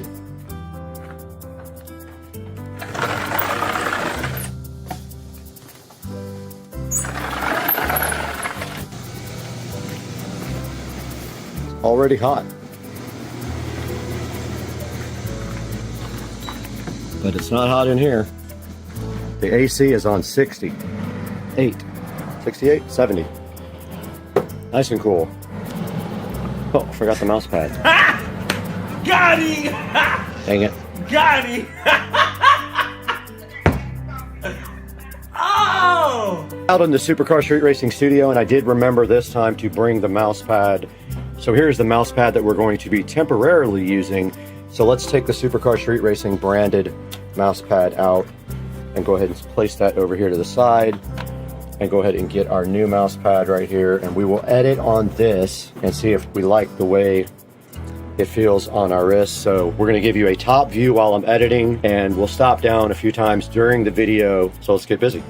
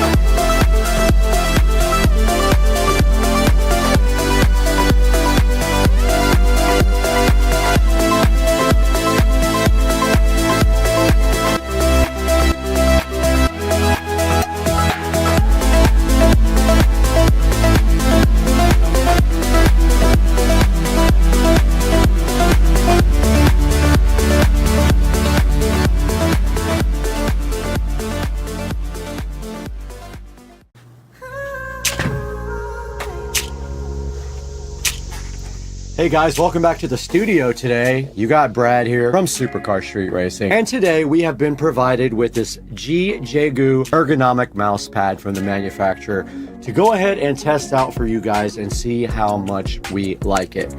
Now, first of all, we have been editing with this ergonomic mouse pad now for about 5 hours.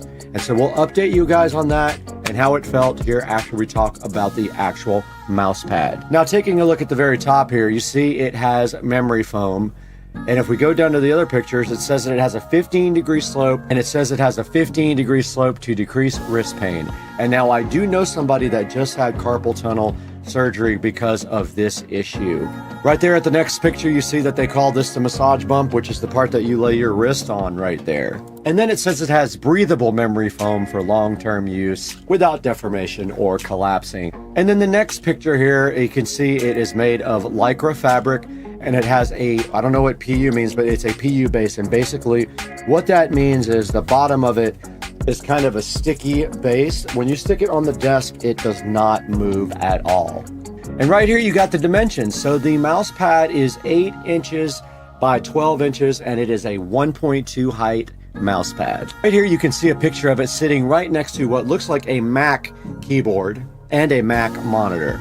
Now this thing has 31 ratings and it is sitting at a 4.4 stars. Let's look at the different colors. I have the black one right here in front of me, and I have been using this all day long. And let's see what other colors they have. So they have this one with flowers on it, if you like that. Blow that up for you guys. They've got this one with space on it, which is pretty cool. I think I would have liked that one. Maybe they'll send me one. And then they've got this one with a bunch of pink waves and stuff on it. Now looking at the about this item, it says this has a natural and comfortable posture for your wrist, a massage bump design that can relieve your wrist pain and fatigue and improve carpal tunnel syndrome. I think they mean prevent. You don't want to improve your carpal tunnel syndrome, you want to prevent it. It says it's made of superior material, made with silky, breathable Lycra, abrasion resistant, piling free, comfortable to touch, and filled with raised memory foam with good resilience, durable and not easily deformed. And I agree, after using it, it does bounce back with the memory foam inside. Anti-slip PU base, what they're talking about here is what we went over a few minutes ago. It's kind of a sticky base here. When you stick it on the desktop, it will not slide off. It says it's the optimal size. It is 12 by 8 by 1/2 inch, comfortable size, perfect for anyone left or right-handed. It doesn't matter. It's ambidextrous, and it has a smooth surface and accurate positioning, and I will agree with that. I did feel like it was accurate and the mouse worked very well on the mouse pad. So they guarantee you quality assurance and that they sell high quality products, and they have a 1-year free replacement service on the mouse pad. Now there are some other options you could go with, but I have personally used this one all day, and I can definitely say I was impressed with it, and I am going to continue using it. So I'm going to keep this on top of the Supercar Street Racing mouse pad because I am higher than the desk. And when I'm up higher, this allows my hand to rest nicely. My wrist will rest nicely on the wrist pad, and my hand will be a little bit higher up towards my body. Now let's take a look at some of the reviews here. It is sitting at 4.4. It says comfortable mouse pad. This one says it is comfortable. It says this is a lifesaver, which is a great review. This one says it's beautiful and comfy.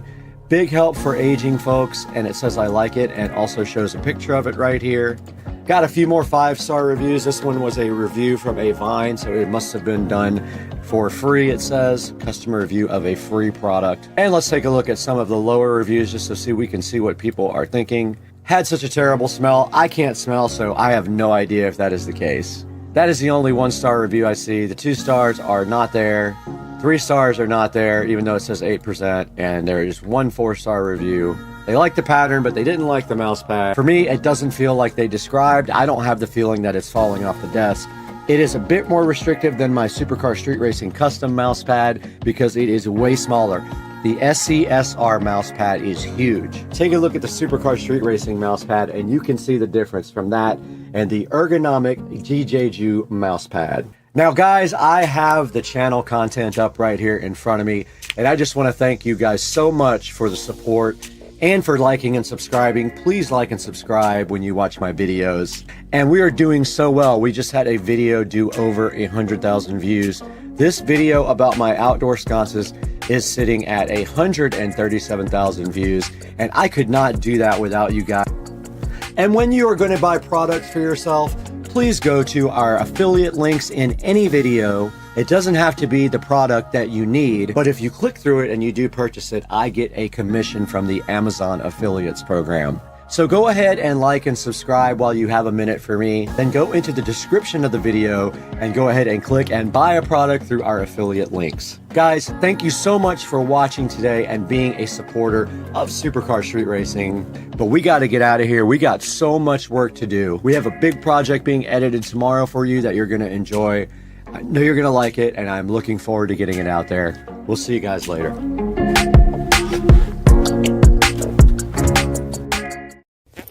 We got this new comforter, we got this ukulele, and we got this new comforter, and we got the expansion satisfaction. That expansion satisfaction so good.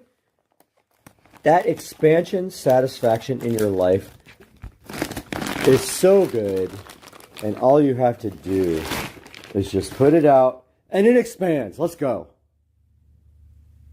Wait, let's go. Wait a minute. Where's that expansion satisfaction? I know.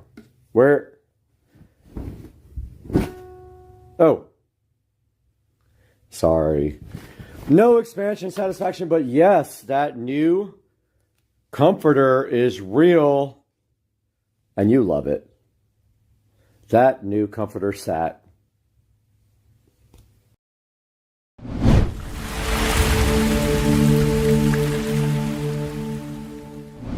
All right, everyone, welcome back to Supercar Street Racing. Today we're at my house, Dukes of Duval, and we got a fun little gift for ourselves today. Brad went out and he sourced us a brand new Xbox X Series. We got this thing because we've been playing on an older Xbox, and they have that new 2K25, I think is what it's called, golf, and that's what we like to play, and it is awesome, and we're gonna get on it right now.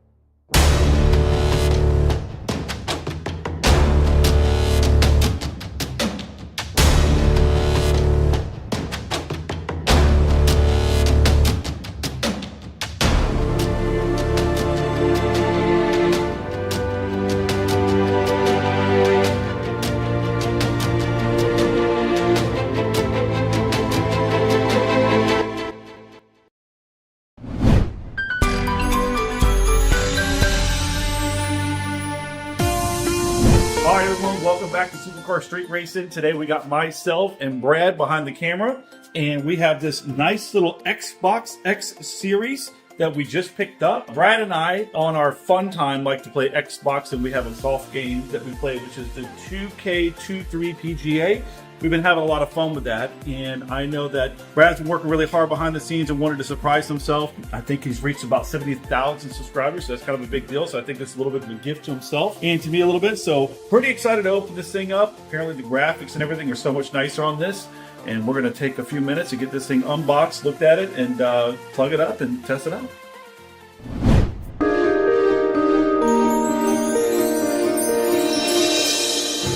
All right, everyone, so now we're going to go ahead and dive into this thing. And we were looking at buying a used one just to see if there's a little bit of a cost savings. And honestly, the price between what we could buy a used one and a new one, we just made the decision we made. Just run up to Walmart real fast. They have one in stock. We're able to go to the drive-thru and pick it up in a matter of minutes. So it worked out really well. So look at this. Look at this boxing on this. This is sick. Man. Wow. All right. This is sick. First level there. Dang. All right. We got another. Oh. I think this is just packaging to keep it tight, most likely. I can't imagine there's anything in there. Let's see. We're gonna double check though. Oh, that looks like just packaging. Okay. Double check that later. Oh man, this is. That's the actual. It fits perfect. Like inside there. Oh, that's the base there. Okay, so that's the actual device. Oh, look at that, dude. Oh my god. Huh? That thing is so sick. All right, so this is the front, and this is the rear.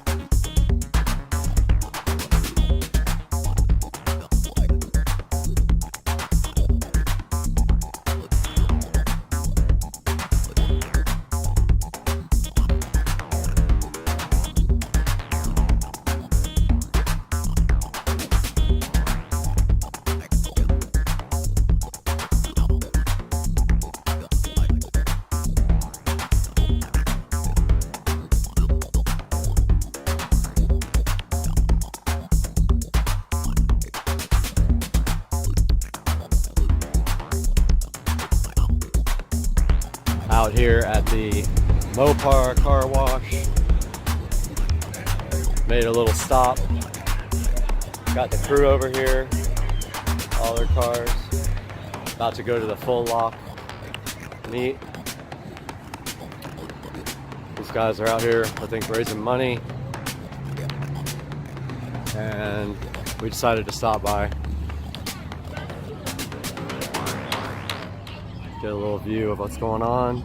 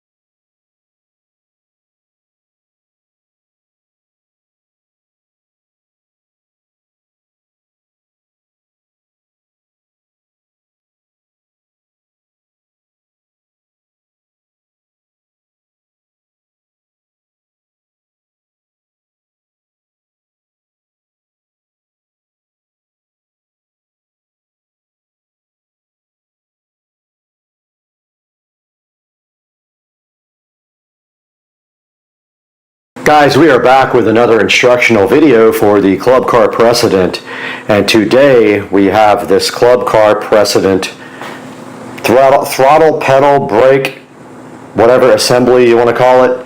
Got this right off of Amazon, so we will hook you guys up with the link for that. But today we're going to be showing you how to install this on Supercar Street Racing.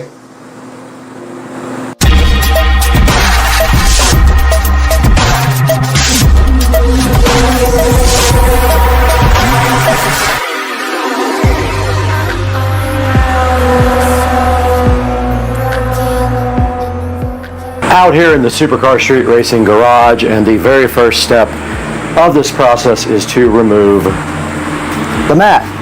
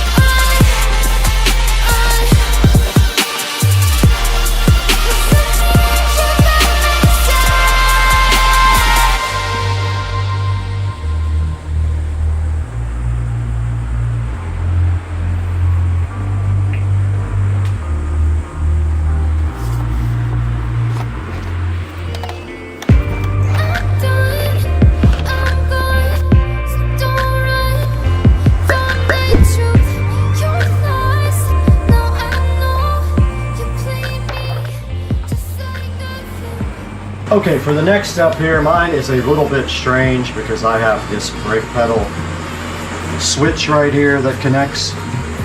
But the next step is to pull out this little area here, and it has one of those little Christmas tree things on it. Set that to the side, and you can see here the brake assembly that we're going to have to disconnect here in a little bit. But on my cart, we also have to remove this extra brake switch.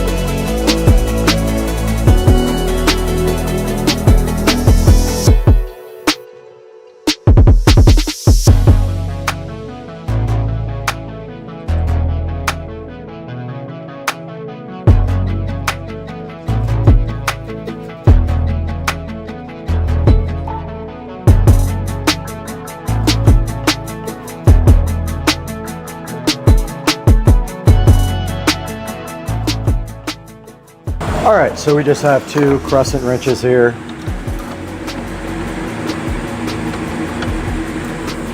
And all we have to do is loosen this guy.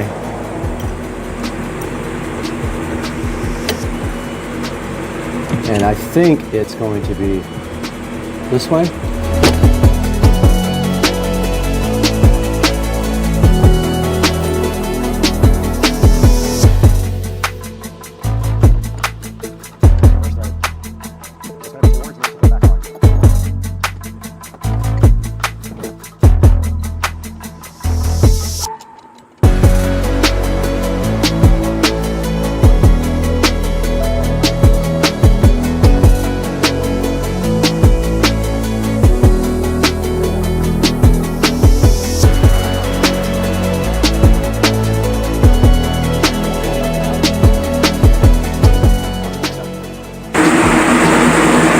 Now that we have the brake disconnected, we can go ahead and remove the pedal assembly from the cart. And that is that. It is out. On to the next step. We are back in the nice air conditioning in the Supercar Street Racing kitchen, and as you can see, this guy does not come with another one of these rods. So we have to trade this rod out.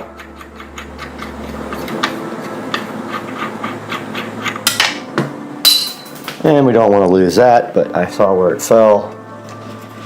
So we're literally just going to take out this old one here and put it right through.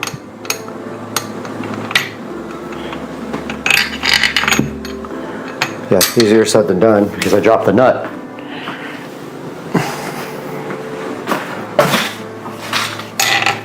I think these are all reverse threads.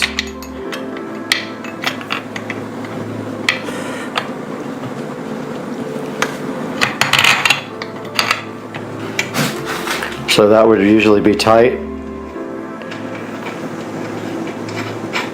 It is reverse threaded.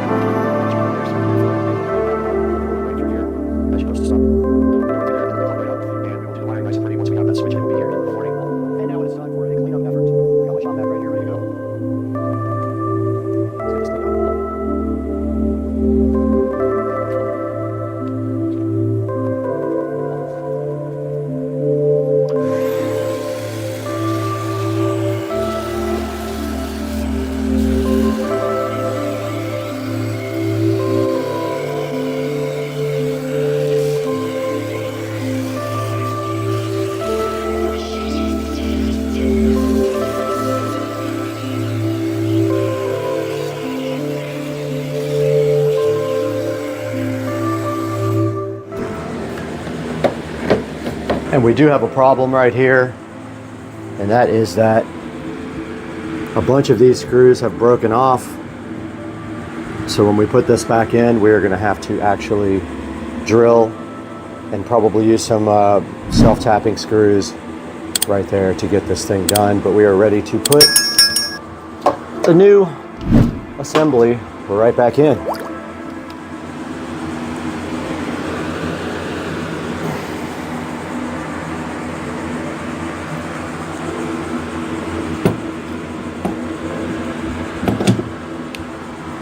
Need a towel to kneel on.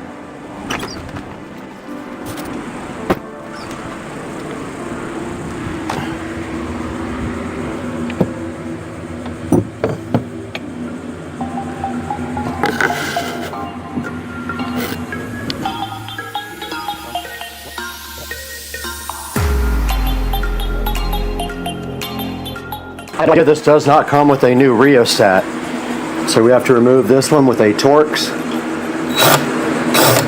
Or is it a, oh, forgot to put the Torx head on there. That would help, huh?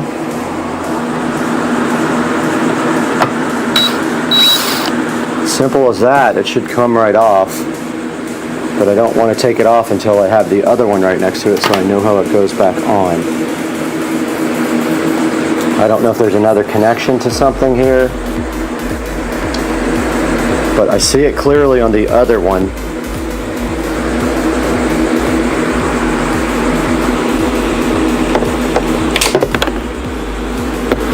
Oh, I just lost the only Torx bolt I have left.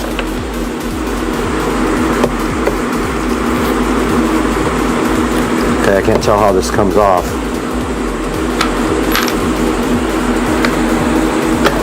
Okay, it just literally slides right out. Pretty dirty. I'm gonna go ahead and wash this all up and degrease it. It just slides right out, literally. There's no way to get it wrong.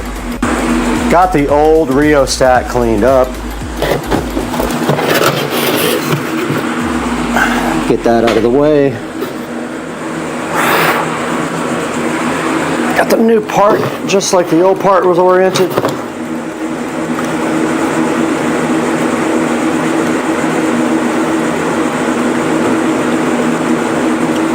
I think.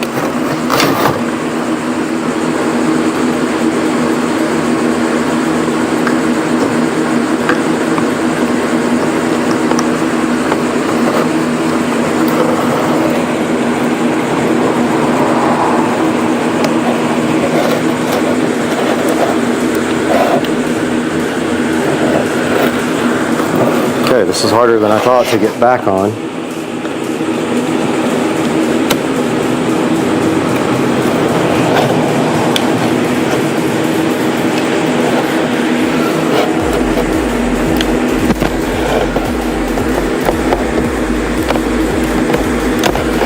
I think it's in there.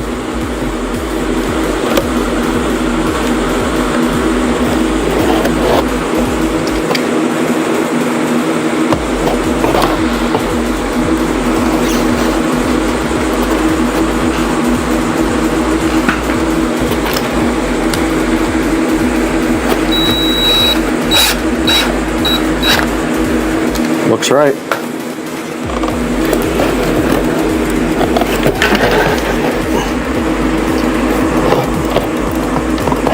Can't tell if it's turning or not, but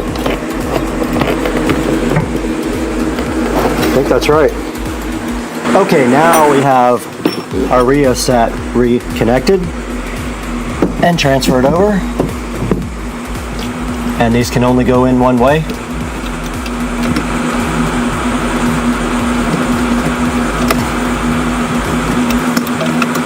So you can't mess them up.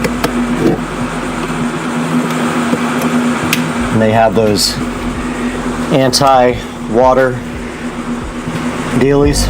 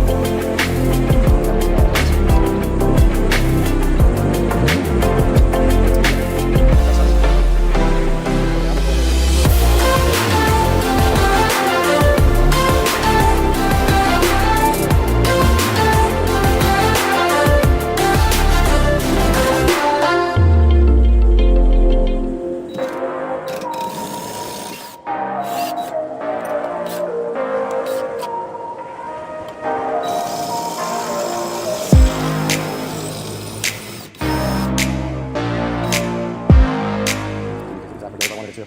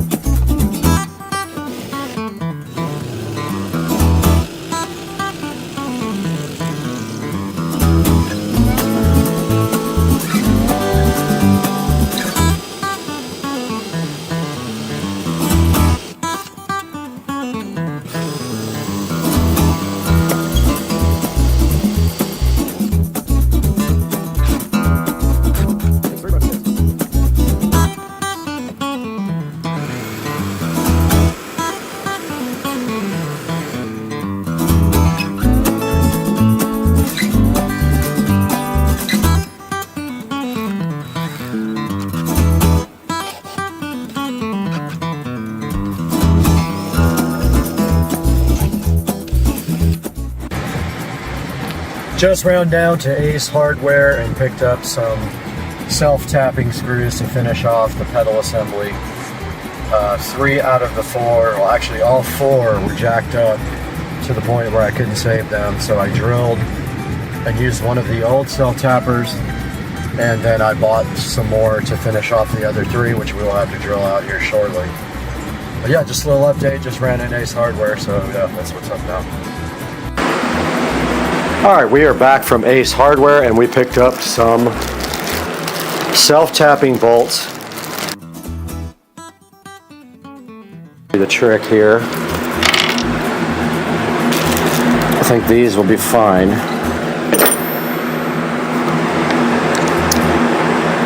They have the same head as the other ones. Let's see if those will go in.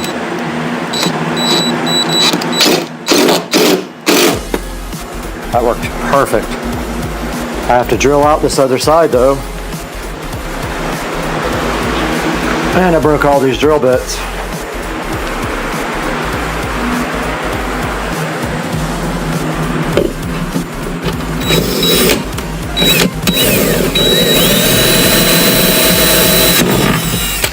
Oh, it's just plastic. It's just plastic, or either there is metal down below there. Yeah, I think there's metal below it. If not, we'll use the bigger ones. That didn't do anything. That one won't either. We might have to use the big ones on this. Oh. They sold me one of the wrong one.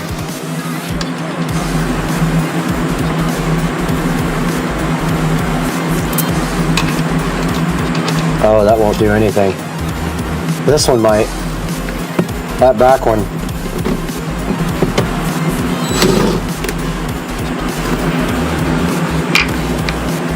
This one might go in, that back one is not going in. It's a way bigger hole.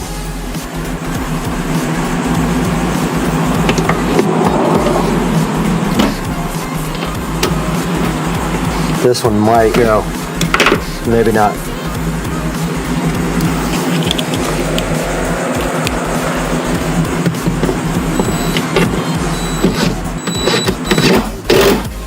That one went. That back one's not going in. It's way too stripped out.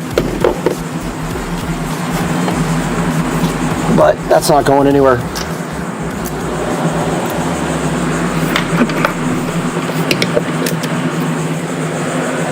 All right, that part is done. I'm gonna call it good with 3 bolts in there.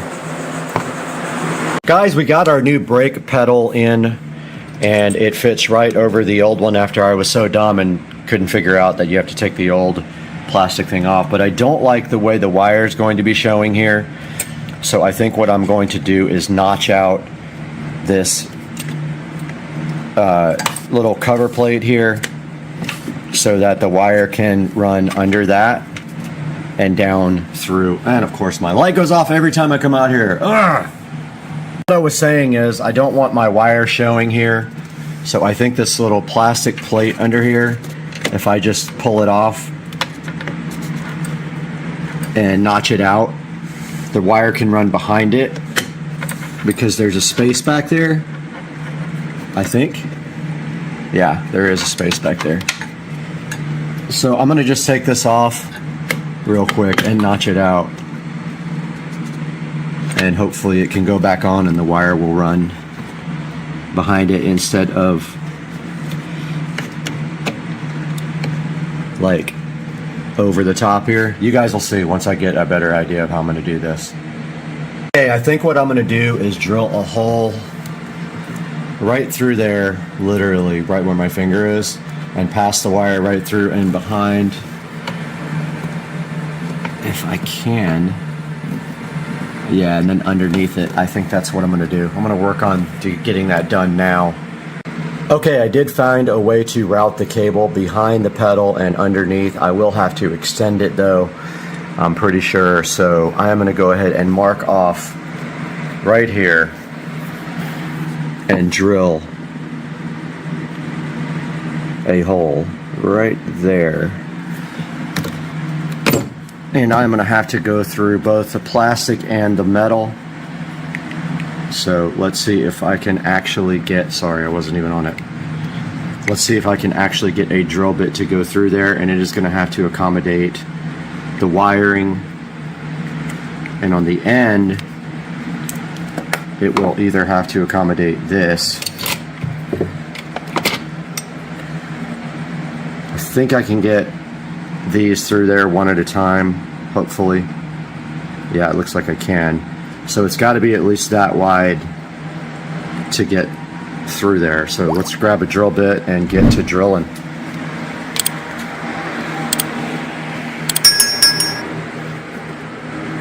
If I didn't break them all yesterday. I know. Every time you touch it, it turns on. All right, let's see what we got in here that matches. And I think maybe this one will be perfect. Let's see.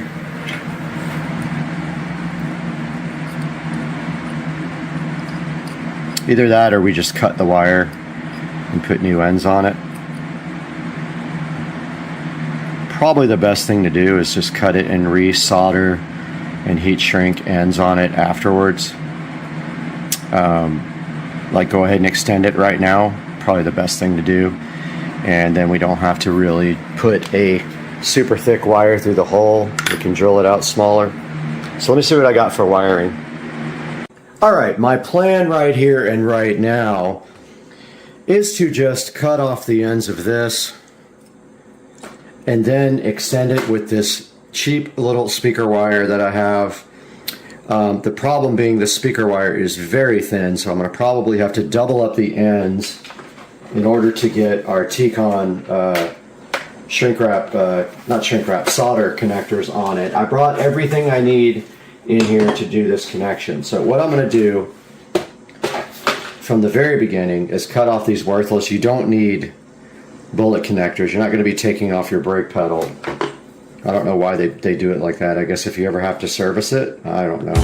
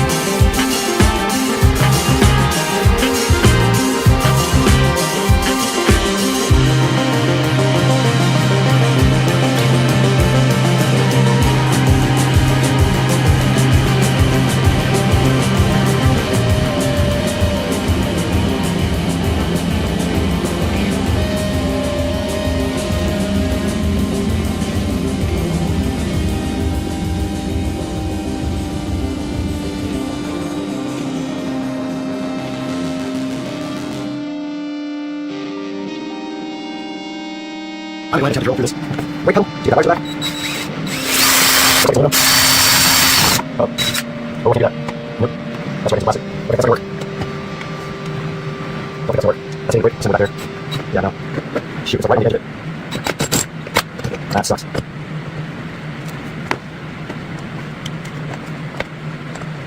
Oh man. Alright, well, I gotta get over here.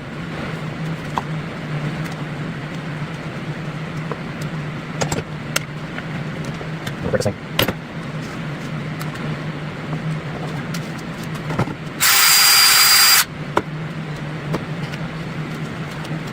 That's it. Oh, maybe. Huh, okay. That's well. That's fine.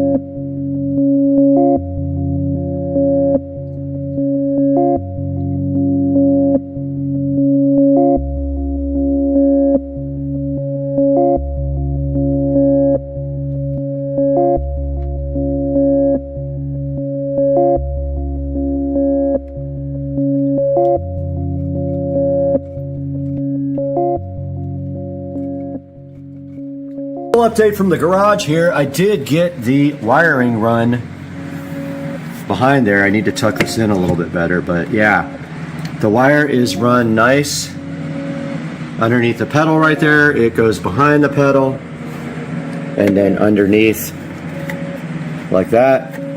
And then what we will do now is just tie this up really nice to the brake pedal and leave a little slack so it can move, and then get this tied in right there. So that's next on the list. All right guys, a little update from out here in the garage. I got the brake wire ran to the back and underneath, and I might have already done this update, but the next step is to actually zip tie the brake wire line to the actual brake thingy here, whatever it's called. Give a little slack right there, and then do the connection. So I'm going to do that now.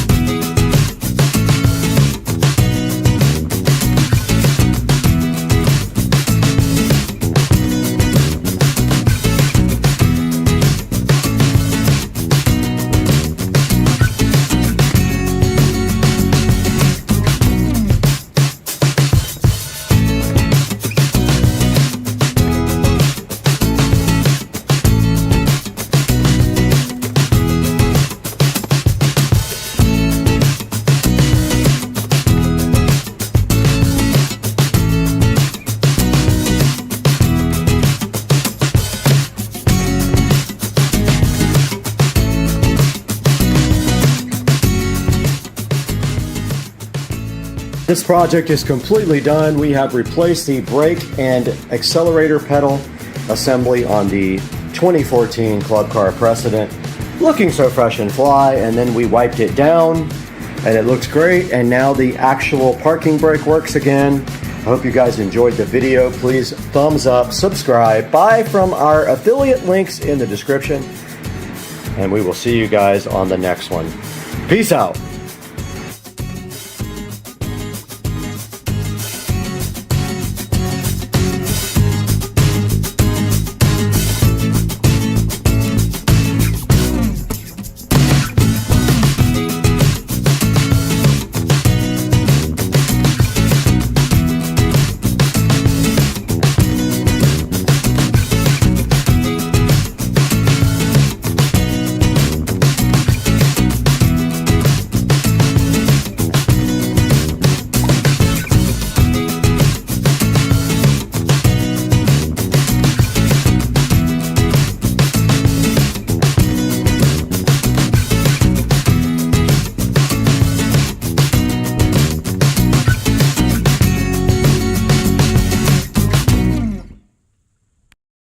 Guys, we're outside the beautiful supercar street racing backyard, and today we have something to take care of that we did not finish. When the house got painted, we removed the speakers that were out here in the corners of the patio. The speakers were getting kind of old and crusty, so I did throw them away. But today we've got something nice and fresh to put back in their place. So let's get busy and get to work.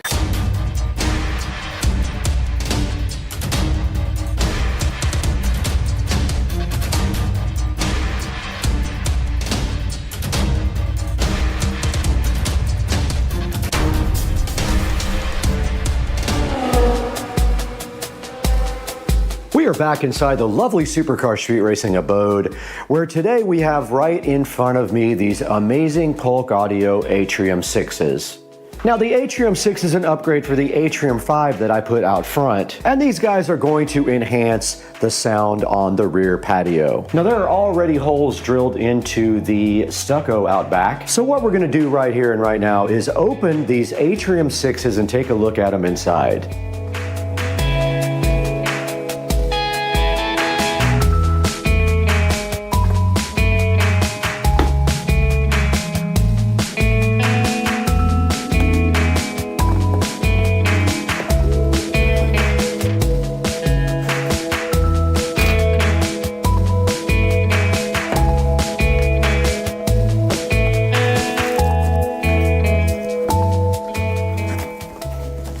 All right, we are back here and in front of the Polk Audio Atrium 6. And looking into the box here, we have the familiar cardboard packaging. Put that to the side here, make some room for these nice speakers. And out of the box, they are bigger than the other ones that I have. They are bigger than the Atrium 5s out front, and that is probably expected. They are higher quality and cost more. Don't forget, I'll have a link in the description to these for you guys. But here are the Atrium 6s. And you can see here by the brackets on the back and the side that they are very easy to take apart. You just flip that open a little bit, unscrew that all the way. You unscrew the side thing all the way. And these are cool because they pop right out. So when you're installing them, it makes it much easier to install. They just pop right out of the thing. That way you won't drop them while you are installing. They slide right off like that. And so if you turn them like this and pop this, the bracket will come right off. And they are ready to be installed. So let's go set up to install these guys.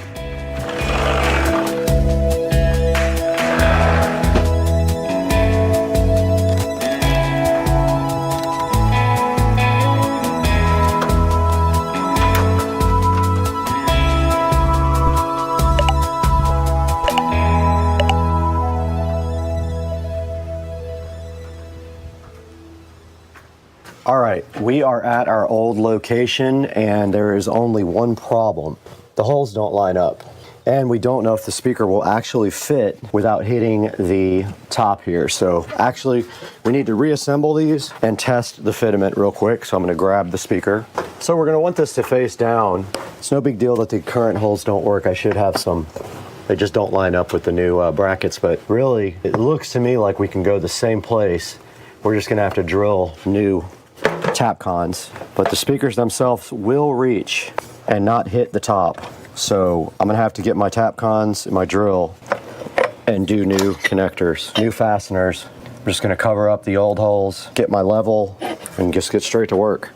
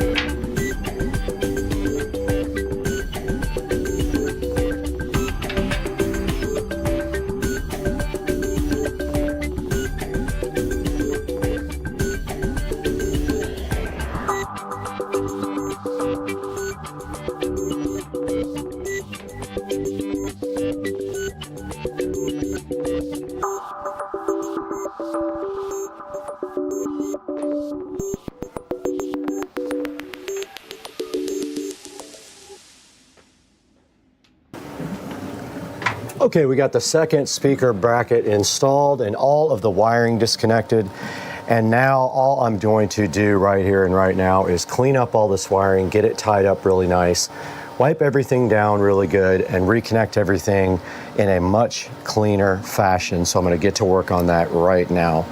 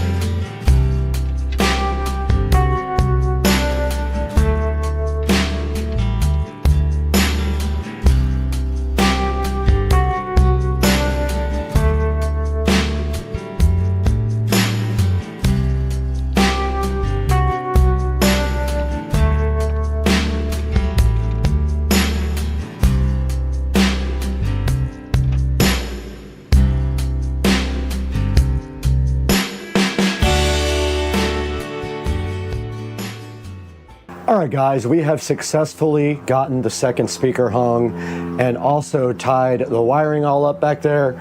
All we have to do next is test both of these speakers out, and to do that, this is zone 2 on my Pioneer amp, and we have the deprecated iControl AV5 out, but it still works on my tablet, thank goodness. So let's go ahead and turn it on. There should be no copyright music. If it is copyright, I'll cut this part out. All right, so that side's working great. This side's working great. Let's see if our rock speakers are working. All right, that speaker is on, no problem. Let's see if this one's on. This one might be burned up. That one is on as well. That is a successful test of the brand new Atrium 6 speakers that look amazing up there in the corners. And you know what's crazy? They have decent bass as well, but there's also subwoofers inside helping that. So during the summer, I will probably keep this door open so some of the bass can come out. I'm not gonna run a subwoofer out here.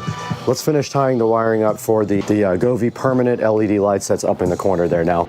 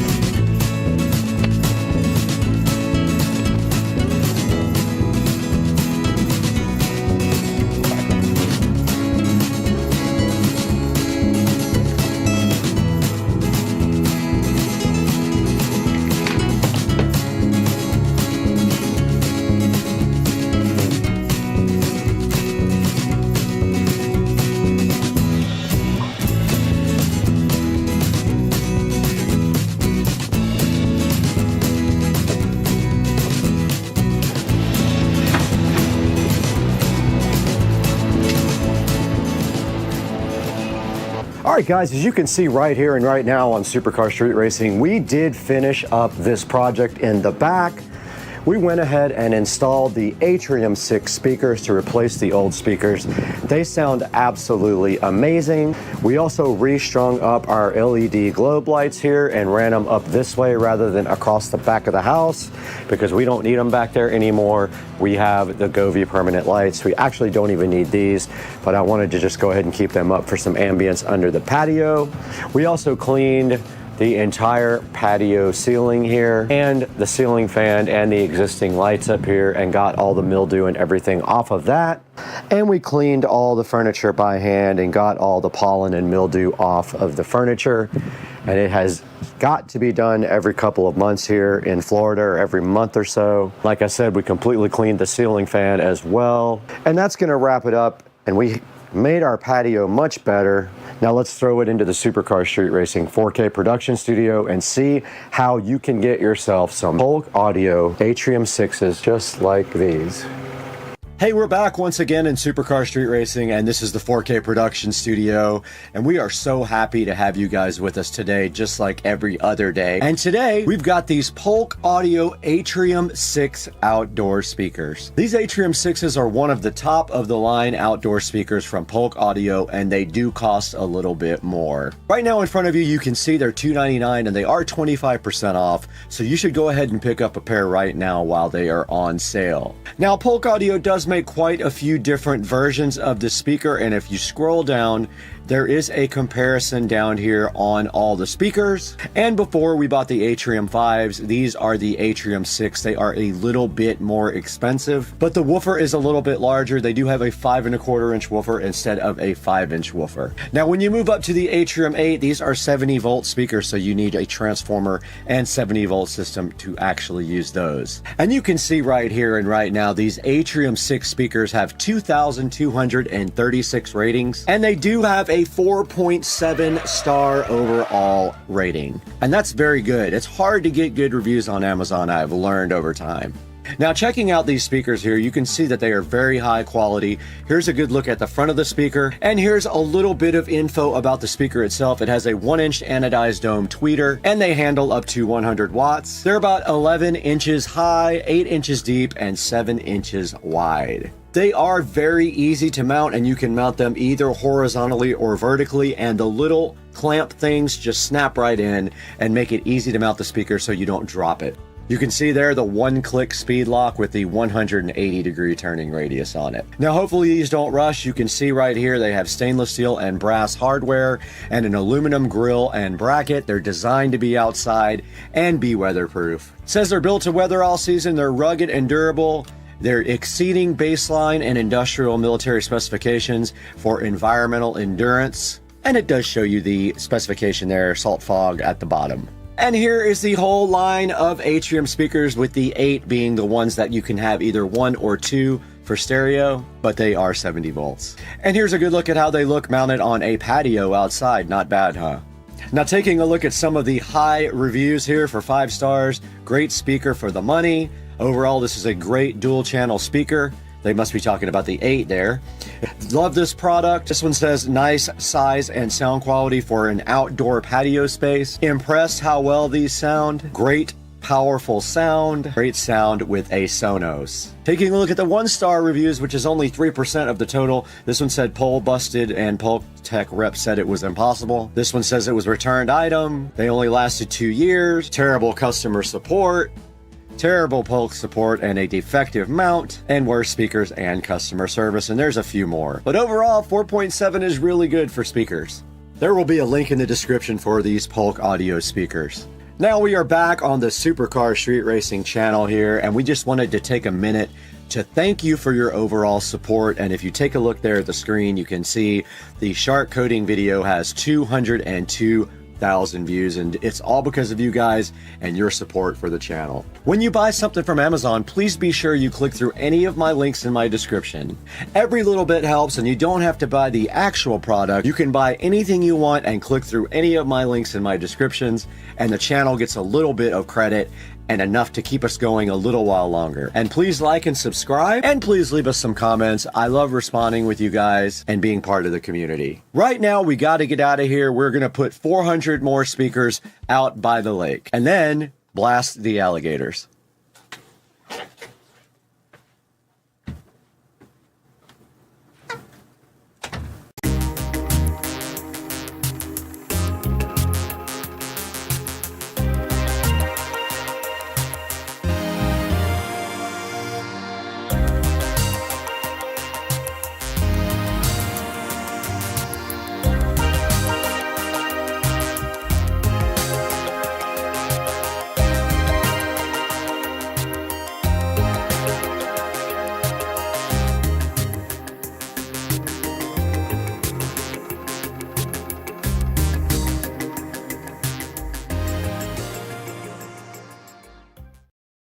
All right, guys, Supercar Street Racing here. This is going to be a banger. We are going to take a look at my smart home today. So this is probably, I could be wrong about this, but this is probably one of the most involved smart homes that you will see. Pretty much every device in my house is a smart home device. And I want to go through this room by room and kind of tell you guys about what the products are, which will be in the link in the description. And I'd appreciate it if you could click through, because I can pay for some of this stuff with that. Not to try to be a beggar, but it does help. I don't make money on the videos because I don't have enough subscribers yet, but I'm working on that. So let's start with the basic smart home devices. So I chose the Amazon ecosystem. Why did I choose Amazon? Well, to be quite simple, I like the Fire Stick. So to be in that ecosystem makes sense for me, and that's why we went with Amazon. Sorry if this is flickering. The LEDs do weird stuff to the camera. So let's talk about a little bit about the Amazon ecosystem and some of the smart devices. So I have all of their smart devices, literally all of the versions of their, not the new generation ones, but at least the generation before the new on most everything. I do have a new generation Echo Dot, which I will show you. This is a generation before the new one, Echo Show 10. Now, this is located in my kitchen. It's not ideal. I do like my devices kind of mounted, flush mounted and things like that, but this one, it's really hard to get it flush mounted just because of the depth. So as you can see here, it is quite deep. Let's go like this. Now, what I was able to do in this case though, was I was really lucky. I was able to get the wire in between the shelf. It goes behind the shelf here. It goes up into the cabinet above the microwave, and that's where I get power for the Echo Show 10. I'm all about keeping things nice and clean, and the Echo Show 10 here in the kitchen, although I don't use it for the actual audio output, it does have tremendous audio quality. It has really good bass response. You can adjust the bass and the treble. For those of you who think that the Echo Show 10 is a little bit bass heavy, you can adjust that by just telling her to turn the bass down. So the good thing about having this device in the kitchen is it's kind of a central location for everything, and it is a good spot to give commands for your smart home. Now, let's move on to this monitor that I have in the kitchen. So I have a Samsung HD TV here. This has a Fire Stick 4K, and if you look here, so this can also do anything that Alexa can do because you have this remote with the volume button. So let's say we want to look at the security cameras on this box. So Alexa, show me the driveway. Okay. So hopefully Alexa will now do her thing. So it is calling up the driveway now. So there we have it. So now a little bit of explaining to do. So these are Wyze cams, W-Y-Z-E. They will be in the description. There's going to be plenty of affiliate links there for you guys to click through. So I like the Wyze cams because they are HD. They are indoor, outdoor. Super easy to set up. Now this is running on Wi-Fi and it's high definition, and there you can see a live look right at the driveway. There's the time and the date, and you can actually talk through the cameras as well. So here we have in the kitchen the summary of the devices. We have the actual Amazon devices. We have Fire Stick 4K here on this television, so you can watch anything Kodi, Prime, Netflix, whatever on this guy. We have the Echo Show 10 here, so we can do commands through that, or we can use the volume button here on the remote. So here's an example again. Show me the pool. Okay. Now you're not limited to just Wyze cameras. Other cameras can integrate with Alexa. Now the way you do that is called a skill. You need the Alexa app on your phone, and you install the skill for this case, Wyze Cam, and then you sign into your account, and that's how you integrate smart home, some smart devices. Let's say that's how you integrate the cameras, if they have a skill. Other devices, plugs, switches, etc., I will show you in a bit, and so that is how you use the Fire Stick. Just one of the ways, and you can do any of the commands. Example. So here is the pool. See these lights here? Okay, so those are on a smart plug. So it is called patio lights. So turn on the patio lights. Okay. And they are on. You can see there. Should be cycling through the colors. And turn off the patio lights. Okay. Okay, so that is an example of how you use your Fire Stick with Alexa. It's completely ready, and you can say, show my smart home dashboard. Okay. Let's see if that actually works.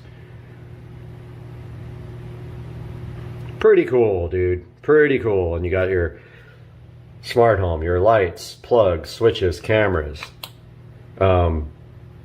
These ones, I guess if I go ahead and call them up once, they'll show thumbnails there. Now let's take a look at some of the other smart home devices in this room. This room is full of smart home stuff. This is the kitchen. So these under cabinet LEDs. Now there's two ways you can go with this. You can go with native smart LEDs that have smart Wi-Fi built in, or Bluetooth. Well, actually it has to be Wi-Fi. Some of them have both. Or you can have your lights on a plug, and that plug can be controlled. So, however, on a plug you cannot dim them. So these are actually on plugs, and so those are on smart plugs that are various places. One place being up here in the above the microwave. So I have one plug here for these under cabinet LEDs, and one plug over here for these under cabinet LEDs, and they are not dimmable with that. They can be turned off and on with that. However, they are dimmable with the native remote here for the under cabinet lights. So I don't usually switch them off and on, but I do have the capability in case I'm out of town and I want there to be light or not light in the room. So that's on two smart plugs. Now let's talk a little bit about smart plugs. So you can see that smart plug right there. That's a generic smart plug. Those smart plugs use a generic app, which I will show you guys. I will take a screenshot of. And it's Smart Life. So that controls a lot of different generic smart devices. You can get an Amazon plug that will interface directly with Alexa, and you don't need to run Smart Life. However, it is more expensive. You can get these plugs very cheaply, and I will put a link to the smart plugs in the description. Okay, so we got the smart plugs on the under cabinet LED lights, and please don't pay attention to this. We don't promote flavored water on this channel. Okay, now let's take a look at a smart switch. There's a bunch of different kinds. I have experimented with some. I wanted to try all different kinds.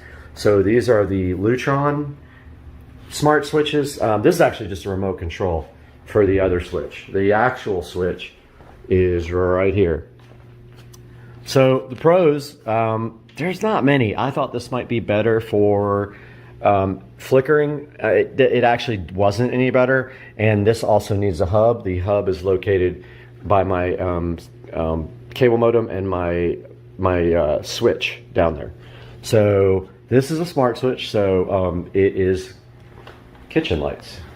Alexa, turn off the kitchen lights. Okay. Alexa, turn on the kitchen lights. Okay. Alexa, set the kitchen lights to 20%. Okay. Okay, so that is a Lutron. I think it's called a Casita. I will link that in the description. So that is the actual switch. There, that's the actual switch. This guy over here, since it was a three-way switch, this is just a remote. You can purchase like the remote separately. So really it acts like a three-way switch. So we have that. Now, we'll get to the living room when we get to the living room, but it actually is running the same set of light. Now, there's another reason why I use this one, and I will get to that in a bit. But yeah, so the kitchen is on Lutron Casita, I believe is the brand, the type switch. Now, this guy here is not on a smart switch. Just a regular old dimmer because it's just above the table. Now I'm going to eventually switch that out because almost everything here is on smart devices.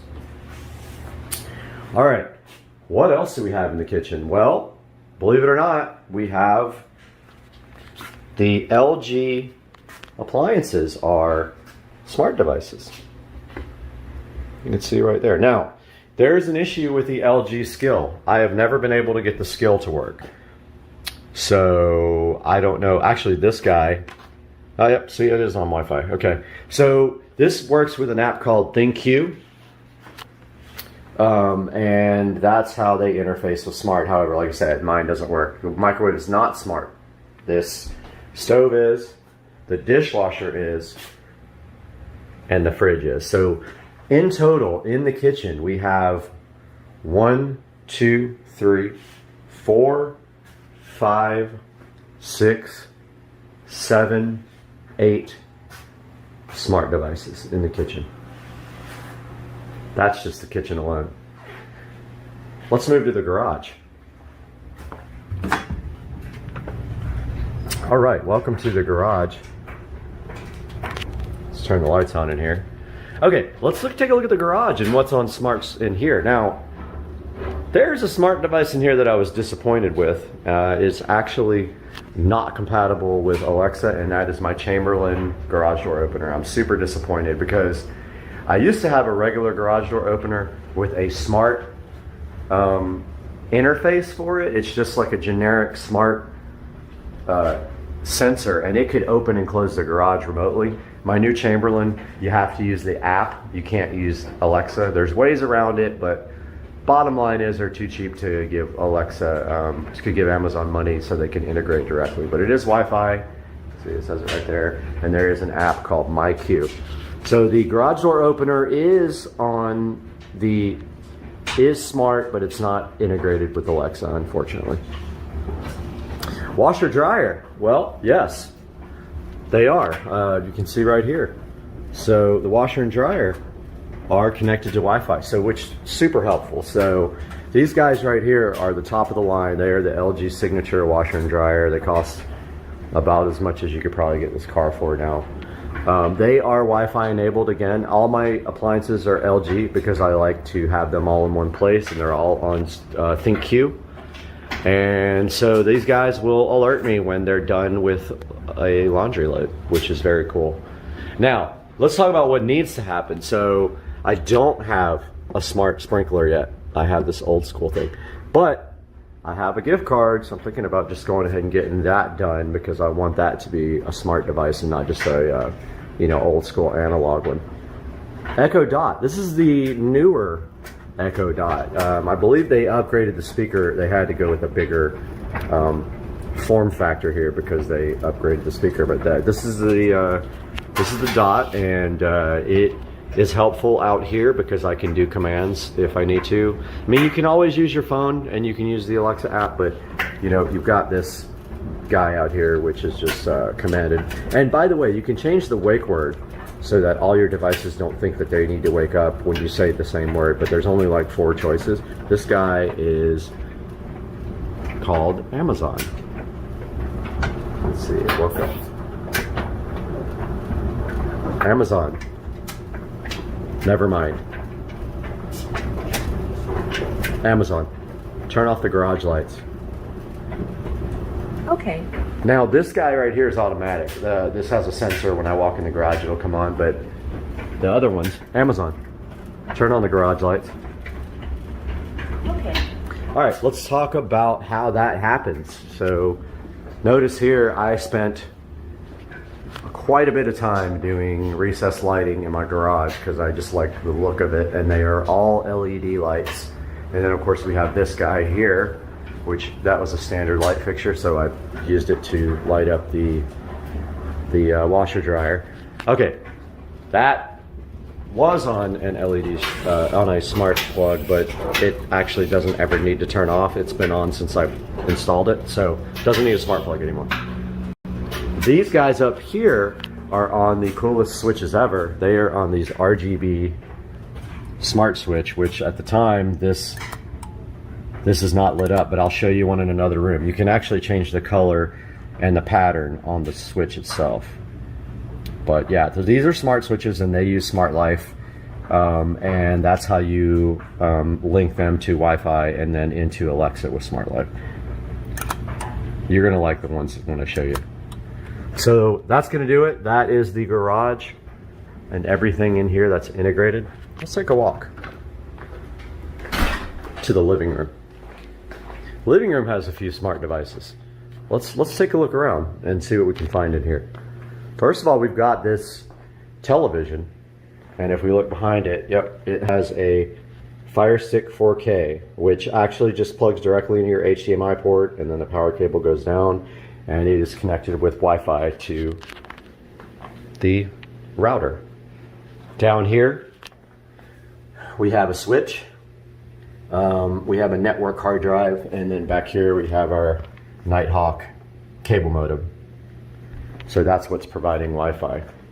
Let's take a look around here. So the dining room light is not smart. It hardly ever gets turned on, that's why. These guys are. So this guy right here is an Echo Show 5. His name is Computer. Turn off the living room lights. Okay. Computer, turn on the living room lights. Okay. All right, let's talk a little bit about the LED smart switch now. Now here's another Lutron Casita. Here's an LED smart switch which I have programmed with Smart Life, and you can see that I programmed this color and I programmed it to like cycle. This is actually for the fan. Computer, turn off the living room fan. Okay. There's several ways to control your fan. You can control it natively with a device, remote device that goes inside the bell up there, and it is Wi-Fi enabled, or you can use a switch. However, with the switch, you can't set the fan speed. I do have one that you can do that on, but it is not in here. Computer, turn on the living room fan. Okay. Now notice it's named living room ceiling fan, and said error occurred even though it worked. Now let's take a little bit closer look at this. This is the best. So this is an Echo Show 5. Now this is the old generation Echo Show 5. It does have a audio output even though I don't need that. Now the interesting thing about this is the wall mount for the Echo Show 5, and I'm going to put that in the description below. But basically comes with a template. You cut this out with a drywall knife, and then you push the mount in, and then the Echo Show 5 just clicks right into the back of it. It's so cool. Now, where did I get power? That's what you have to worry about. You need power. So you either need a power over Ethernet adapter and pull Ethernet through your walls and use that, or this is so easy though, because it's right, I put them right above a switch. So what I do is I hardwire, it's got to have a neutral wire. So remember, it's got to be like full power for the USB. It's a power adapter, like a USB power adapter looking thing. I hardwire mine to my switches. So you need some electrical skills to do that. And then I put the plug inside the wall. I don't cut or solder anything. I literally come off of, I get neutral and hot, and I go right into a female plug, like a wall plug, like an extension cord plug, and I plug in my little Echo Show 5, which, you know, it might not be completely 100% electrical code, but it's low voltage. I'm not concerned about that. So yeah, the wall mount, what a savior. And the cool thing about it is the speaker still works, because the sound from the Echo Show 5 comes out right there. So, computer, play some music. Here's a station you might like. Lord Huron on Amazon Music. Computer, stop the station. I don't want to get copyright strike, but you can see there, like, you can play music on just this. Now the cool thing is you can play music on the entire house, because you can create groups. So you can play on multiple devices at once, and it shows you the, I love how it shows you the lyrics there. So cool. And also just remember, anywhere in the house, computer, show me the front yard. Okay.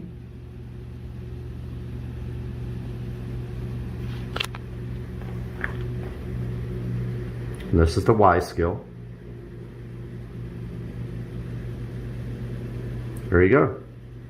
All right, so there's that. There's the, showed you the RGB smart switch for that. I showed you the Lutron Casita. Now over here at the front door, we have a variety of devices. We have smart switches for this light here and for the patio light. And my jacket just fell on the ground. So there's those two, and notice they're programmed with different colors. So those are all from Smart Life. Now here's what's cool. We have a smart door lock, a UFI smart door lock. Well, this guy's awesome. It does integrate with Alexa.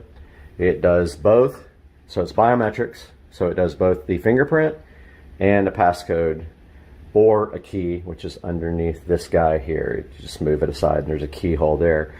The good thing about this is you can unlock it and lock it remotely or with Alexa, and it locks itself after a certain amount of time if you wanted to. So you can physically not get locked out of your house anymore. It's just not possible unless the battery just died on this guy. But then you go in through your garage. What I don't have a smart doorbell yet with a camera. I kind of want to do that, but I also already have cameras up there in the corner outside. And I guess we can show you that now. This is actually a Wisecam V2. It's not the outdoor camera, but it doesn't get wet out here, right, Mr. Binks? Mr. Binks, I think, heard the door open and wants to come. You want to come inside? Come on. You come in? He's probably going to get, he's really a independent soul. Probably get bored. So that's a summary of the devices besides this camera up there, the Wisecam up in the corner, which is pointed at my door. We've got, yeah, that's it for that room. Moving on to the theater room. We got a few devices in here. This fan is a smart fan. So I have a smart fan dimmer switch on that, and that is that guy right there. That is controllable with Alexa. And you can actually set, what? So vocal. And you can actually set the speed, yes, and I do love space stuff, so I got my astronauts. But yeah, you can set the speed there. Why are you so vocal? So in this room, we have a Fire Stick 4K powering the home theater system. Obviously, we have an Xbox One. We have the fan. We have the Echo Show 5. We have Mr. Binks, Thackeray Binks. And that'll do it for this room. Pretty much it, but I mean, still, you know, 3 or 4 devices per room here. Moving on. This is the computer. Turn on the audio closet light. Wow. So vocal. Wait, just flop down. Such a good cat. Not mine, but good. So we have the whole house audio closet, which I showed in another video. We have the Echo Dot right there. That's what's providing audio to the whole house. Now, of course, this guy is on the internet, but not smart. It doesn't integrate with Alexa. I know, but there is a smart plug right there on the subwoofer to turn it off and on if I don't want bass coming out of here, and one on this light, which you can see, computer, turn off the audio closet light. There we go. That is the whole house audio. RGB smart switch for the hallway light right here, programmable with Smart Life. Venstar thermostat, Wi-Fi enabled, computer, Set Brad's house to 71 degrees.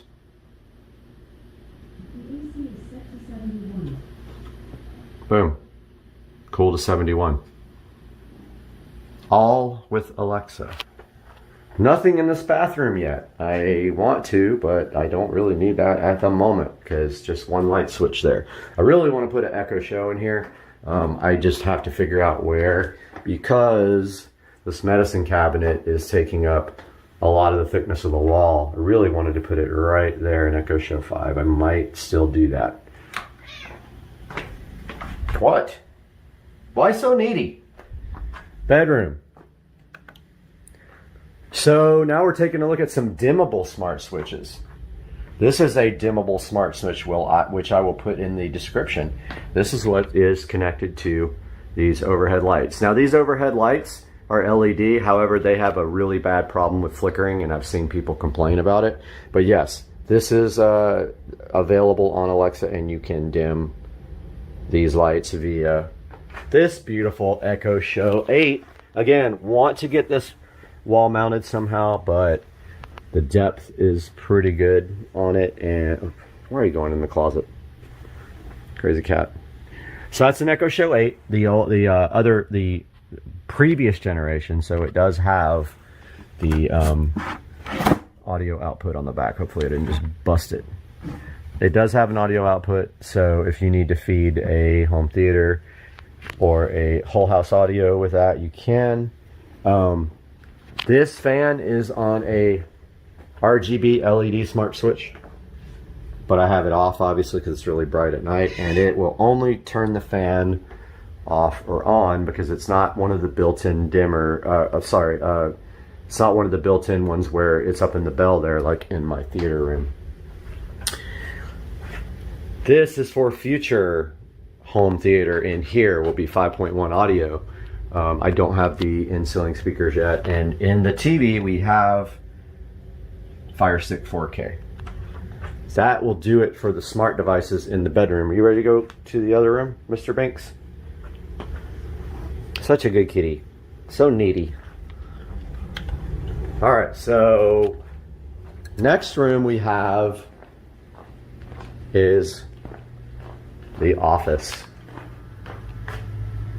So in the office, we have a variety of smart devices.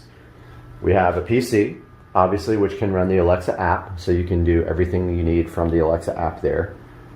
We have a monitor, actually a television, with, this is the only one left in the house, but this is the old school Fire TV that does the same thing. Get some lights going in here. That's the old school Fire TV that does the same thing as the Fire Stick.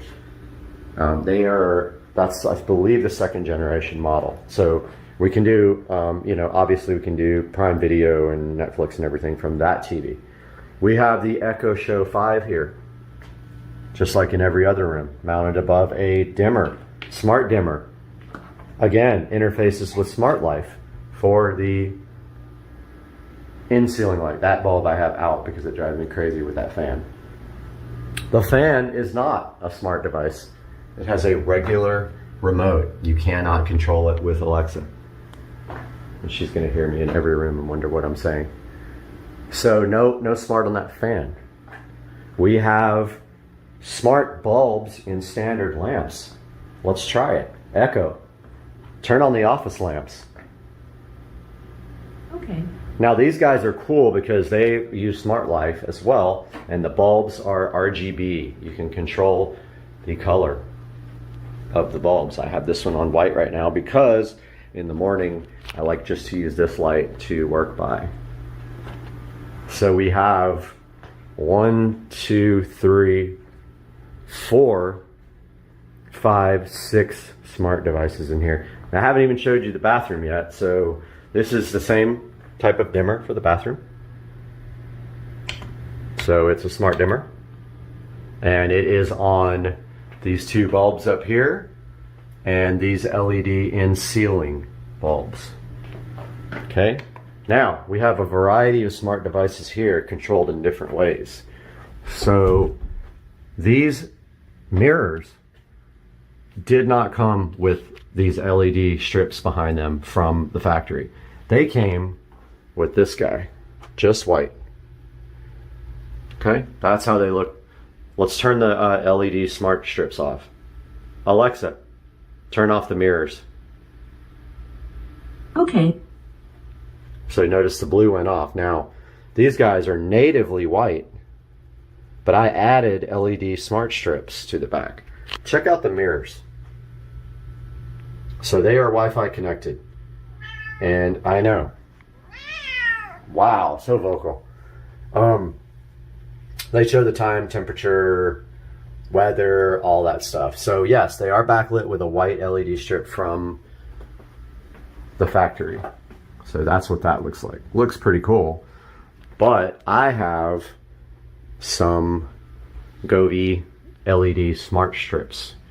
Alexa, turn on the mirrors. Okay. All right, those guys are configurable through Alexa, and they have a app to do the patterns and the colors and all that. This guy right here is just a normal LED RGB strip that I can power off and on without, I cannot power it off and on with smart home. These guys I can. Pretty cool. And then in the bathroom, we have 3 RGB smart switches, 4 lights, fan, and shower stall, all controllable with Alexa and all configurable with the colors that I want. So that's what they look like in the dark. Closet. We have RGB smart switch for the recessed lighting. Here, again, set up with Smart Life, configurable to whatever color I want. Let's move to the sunroom.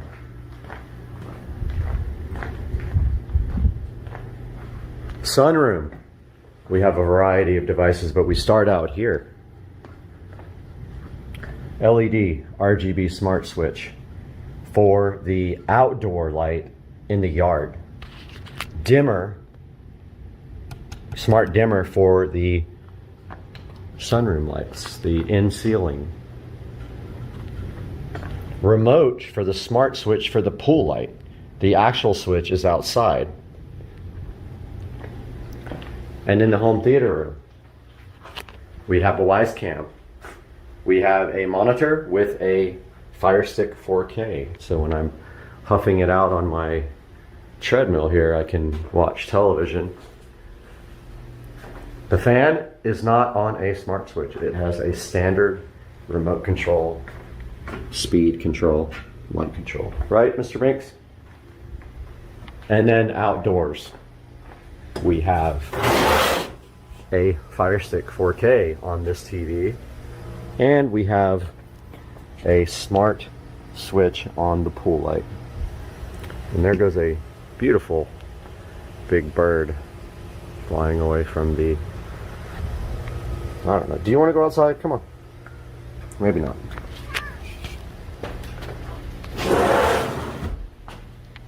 So that is going to wrap up the smart home tour.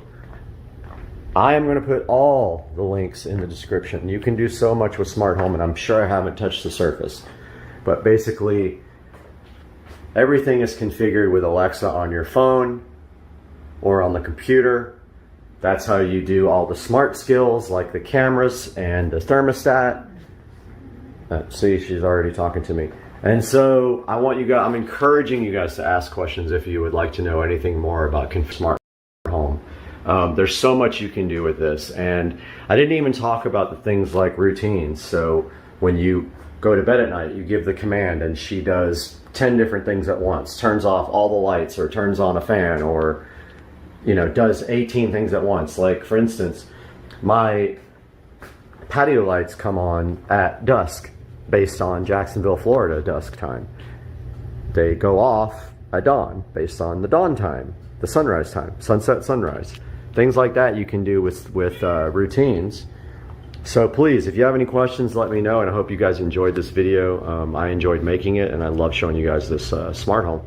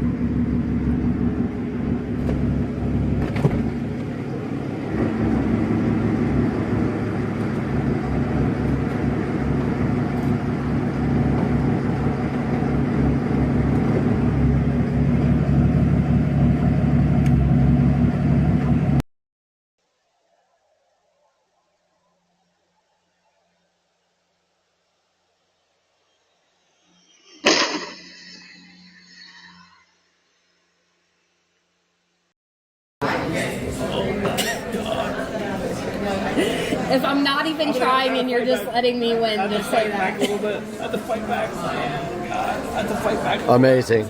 Oh, it's so close. This is great. Rebel.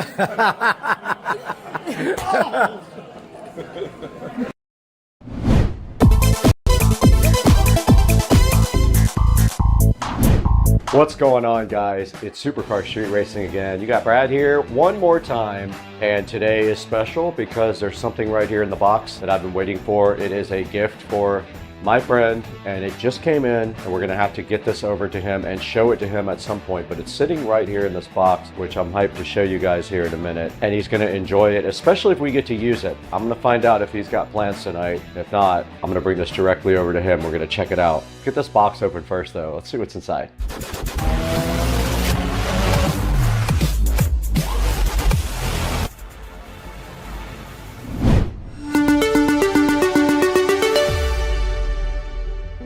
Supercar Street Racing back again. We're in the Supercar Street Racing compound kitchen right now, where you got Brad here. And what we have today is something special. A company called Astrocook reached out to me and asked me if I wanted to take a look at all their products. And I said, of course, I would love to.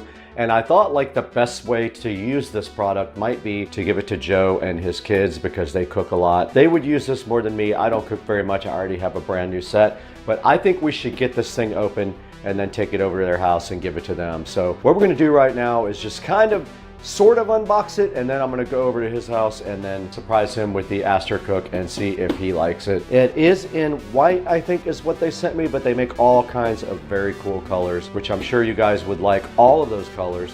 I picked this based on my taste, but Joe maybe likes it, maybe he does not. We'll find out when we go over to his house. We got the Aster Cook sitting right here, so fresh and so fly, and it has 23 pieces to give Joe, and he gets all the goodies, and he needs it because one day soon he'll be getting his own house. So he's gonna need something like this when he gets his house to get going. This is gonna go to him as a gift. Let's get this thing open.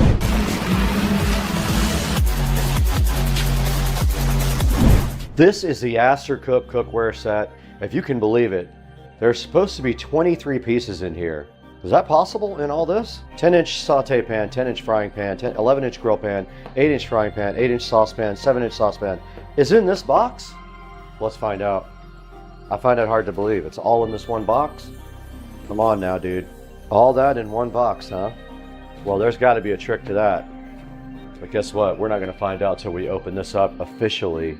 All right, you guys get to see this when we open it up for real.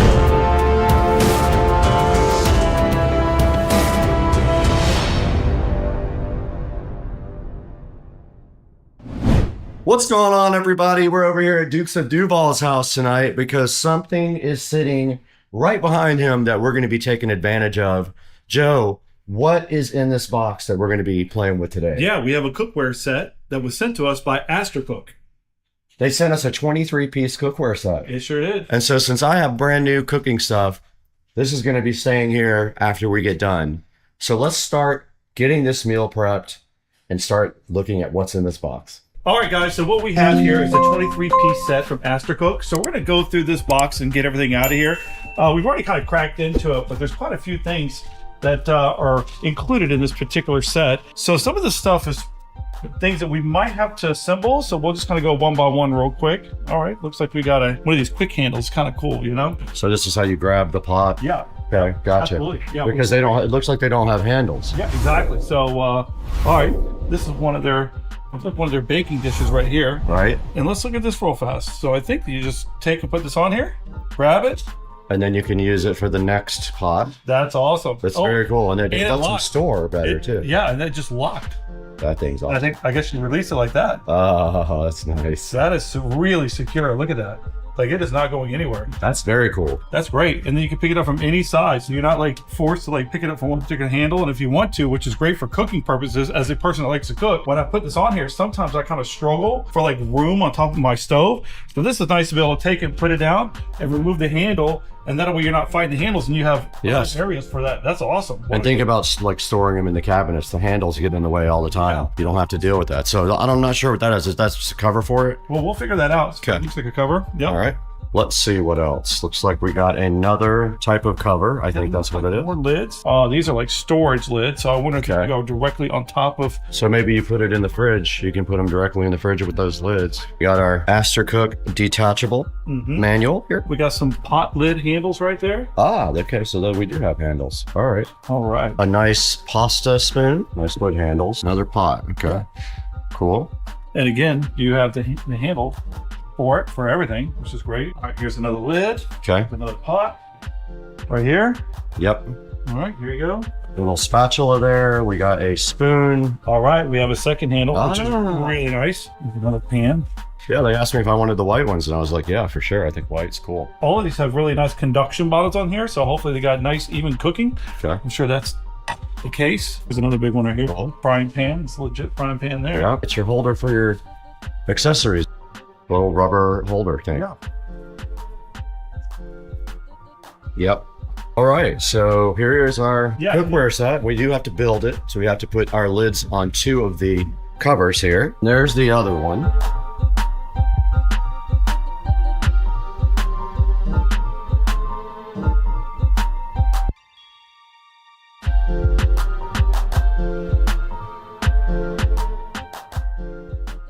And then if you notice here, I found the right lid for that pot. They just kind of sit over it like that. Now we need to talk about what we're going to do with this stuff. Yes, the first thing is we're going to give this a really quick wash. Like anything you get brand new, you always want to give it a quick wash. Okay. And then we're going to go ahead and make a couple things with it tonight, right? So what do we have? We have chicken thighs, we have broccoli, and I think we have a kind of an instant rice medley that we're going to put together real fast. We do, yeah. So something simple but fast. It's already 6:30. It's getting late. So we're going to do a quick wash with all this stuff, get it better organized, and then we will get to cooking.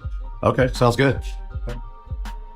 So right now, Joe is about to wash the pots and pans for the first time. Just a quick wash to get anything off of them that may have gotten on them in shipping or when they were created. So what's important is that these are not ones that you want to be abrasive with. Right. So you want to give them a nice little wash, but don't use anything abrasive. Okay, and it does say try not to dishwash them because of the abrasiveness of the dishwasher of the liquid. Of the chemical that they use. Yes. This thing is capable for all types of stoves, regular stoves, gas stoves, including induction stoves. Like so the one I have. the It's never, yeah. It's never been on.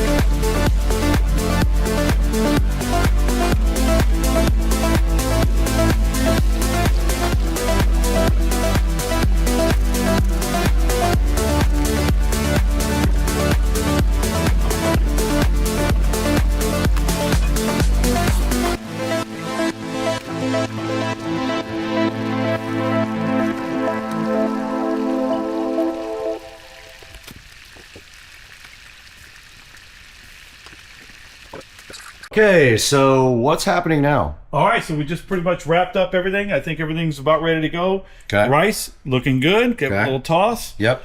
We're down here cooking that chicken. You got your removable handle there. You just clip it right on and it locks. And it's secure. Like that thing is like not going anywhere. Okay. Once Look you at that squeeze it, it locks good.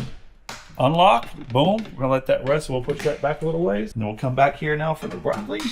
Little roasted broccoli. convenient. Looks good. That's So- super convenient. All we have to do now is just eat. And let's look at the nonstick. Look at how good that nonstick is. They're really perfect. Yeah. Yeah. That's awesome. All right, let's get All the right. kids out here and eat. Let's do it.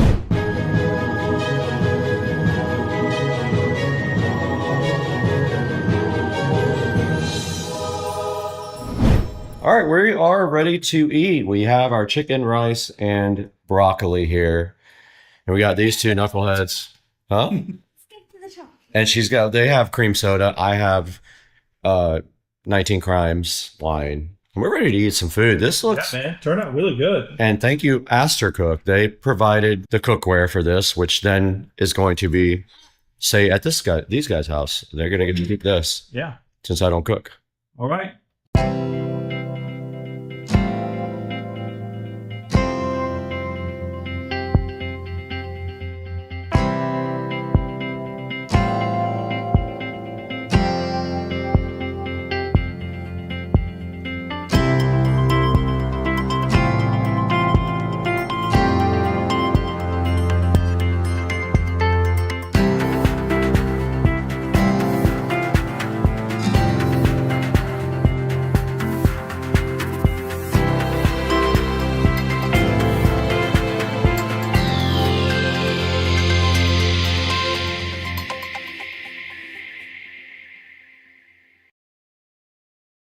Guys, I think today we have a passenger in the Plaid. Let's take a look and see what the heck is this. No clue.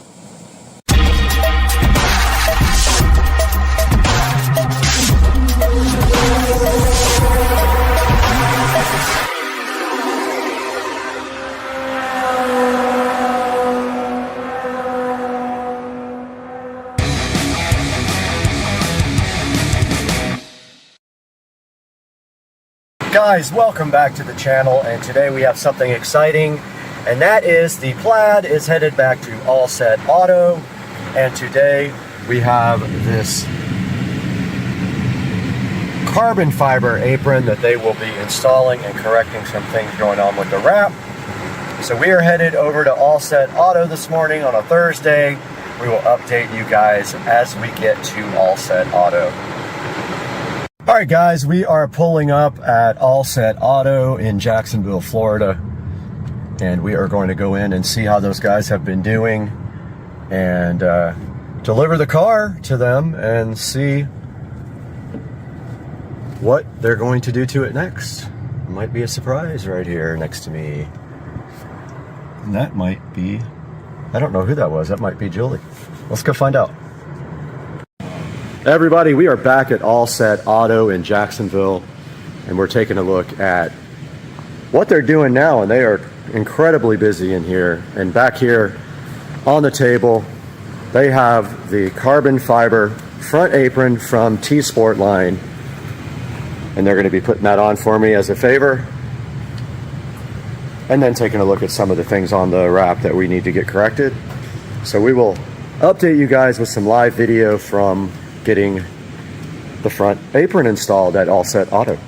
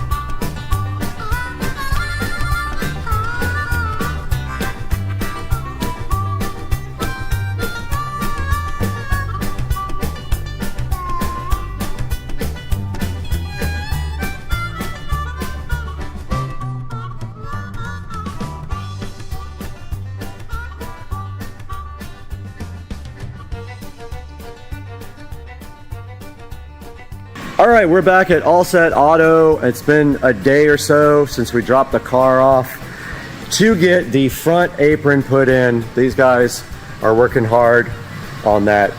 Is that a Model X? Model Y. Model Y right there.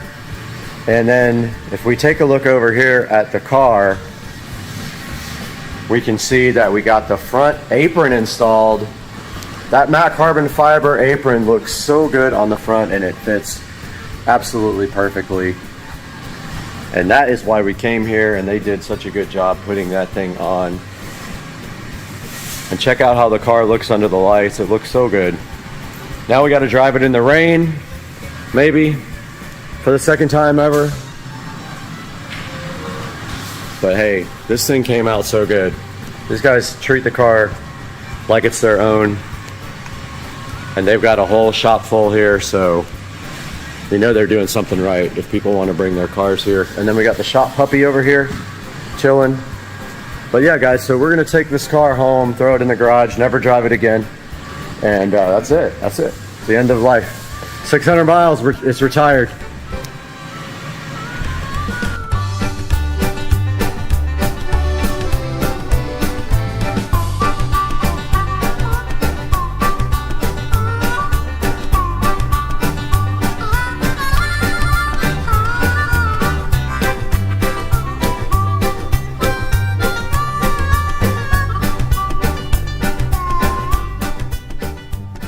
Guys, we just picked up the car from All Set Auto in Jacksonville. Now turn right onto Phillips Highway. I'm about to, girl. But yeah, we picked the car up. They put the front apron on, fixed a few little minor issues with the wrap, which is normal. We did our 2-week checkup, and now we are headed home with the car. Once we get there, we will give a little bit of a final view of the awesome carbon fiber front apron installed right on the 2023 Tesla Model S Plaid. Looking so fly and so hot. And we'll talk to you guys here shortly once we get back to the house. Guys, back in the Supercar Street Racing Garage, and we are taking a look at the 2023 Tesla Model S Plaid and how it sits right here in the current state. So the exterior mods are almost done. Thanks for ruining my shot. The carbon fiber camera covers are not done, and I just figured out that they left out.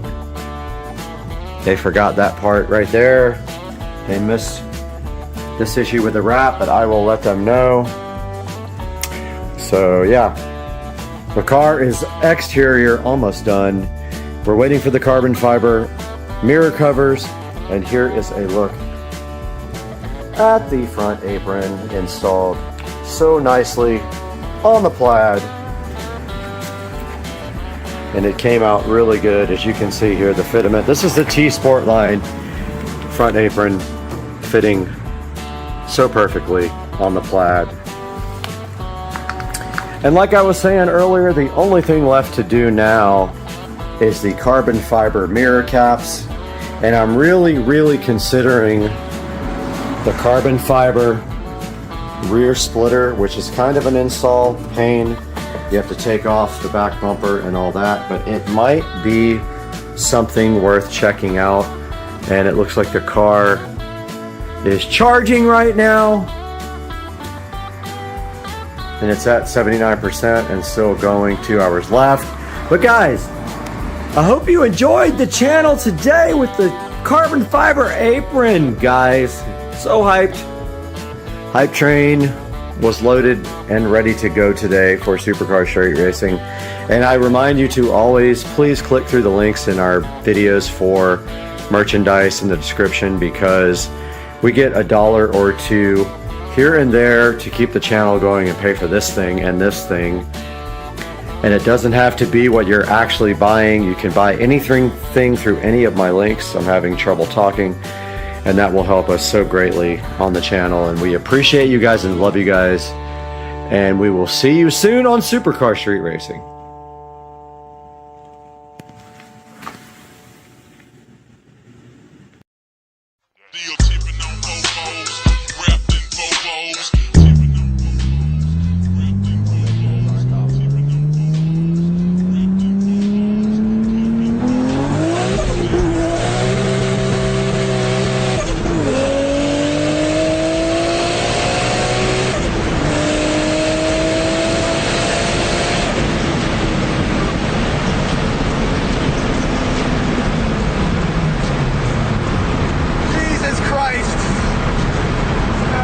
awesome.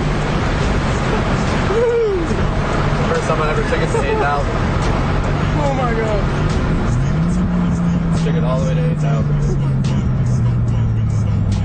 Second gear was worthless. I know they had to hear that.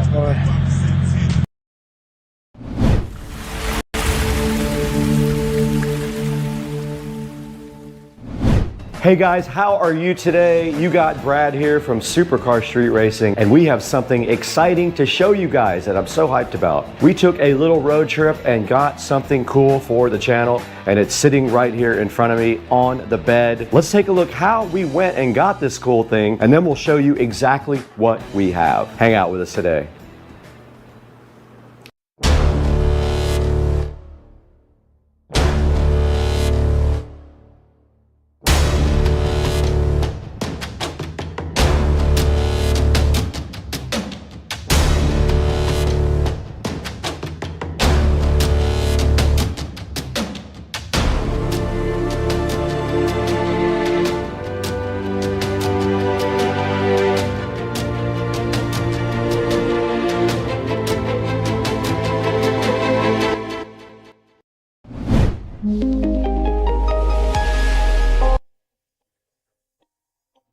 All right, we're about to head out. We bought a Canon R5C down in Winter Garden. So Joe just showed up. What's up? Are you ready to take the first road trip in the Tesla after 2 years? Yeah. You know that this car has never been anywhere near this amount of miles except when I bought it, right? Will this one trip put more miles on it than you've done Ever. in the last 2 years? Yeah. Ever. So we're all packed up and everything. We're going to head down to Winter Garden and we're going to stay in Sanford for the night and check out some of the cool Sanford spots. And all we have to do right now is pack up because I'd say about 11:30 we could hit the road, but we need to get all of our stuff packed and then figure out the trip. So we have a spot there. We have an Airbnb in Sanford. And so let's see. All right, let's get packed up.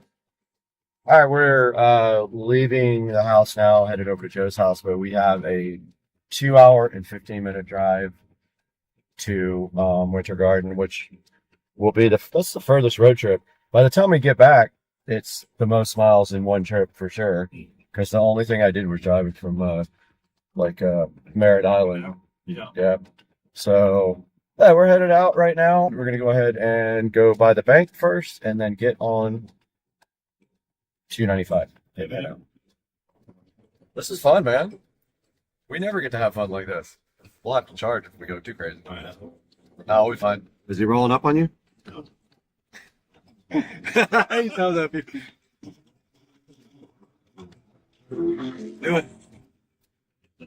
All right, we are in Orlando. We just went to Bank of America and then over to Starbucks. We picked up the Canon R5C, 2 lenses, a bunch of accessories and everything like that. And now we are headed to the supercharger. So this car has only been supercharged once before, so we're going to see how long it takes. But anyway, yeah, we're going to go to the supercharger and then try to find some food close by where we are. Headed that way, dude. Let's do it. All right, we're at the charging station. We're supercharging. We already got 15% battery in like 10 minutes. That's quick. And we're watching Supercar Street Racing on theater mode on the Tesla. Yeah, man. And we're eating Tender Bites while we charge. All right, we are driving down a random road, and there's a rocket launch happening right in front of us that we forgot about. You can see this. I don't know why we're dumb. We're literally in Orlando when the rocket goes up. Okay, we got to our Airbnb. Joe has the 110-volt charger. It gives you 1 mile per 30 hours worth of charging, but he's hyped. Oh my God, it fits. Touch the port. Plug it in. Let's see what happens. Let's go. It's charging. Look, it turned green. That means it's charging. All right, so all we have to do is charge this for 45 hours. I can't believe you even saw it. It says 17 hours. Look at that. We leave tomorrow. It's going to be at 100% when we leave. Come on, dude. Look at our Airbnb. All right, we got to give a tour. This is the porch. This is called the front porch. It's got fans, but nobody knows how to turn them on. What else do we got, dude? Dude, complimentary waters. We got a backyard? Oh, snap. There's a big backyard back there, dude. He's got 2 closets. That's good because he's in the closet. Wait, is my memory foam? Let's go. I'm out for the night. Dang, son. If I could turn this on, I would.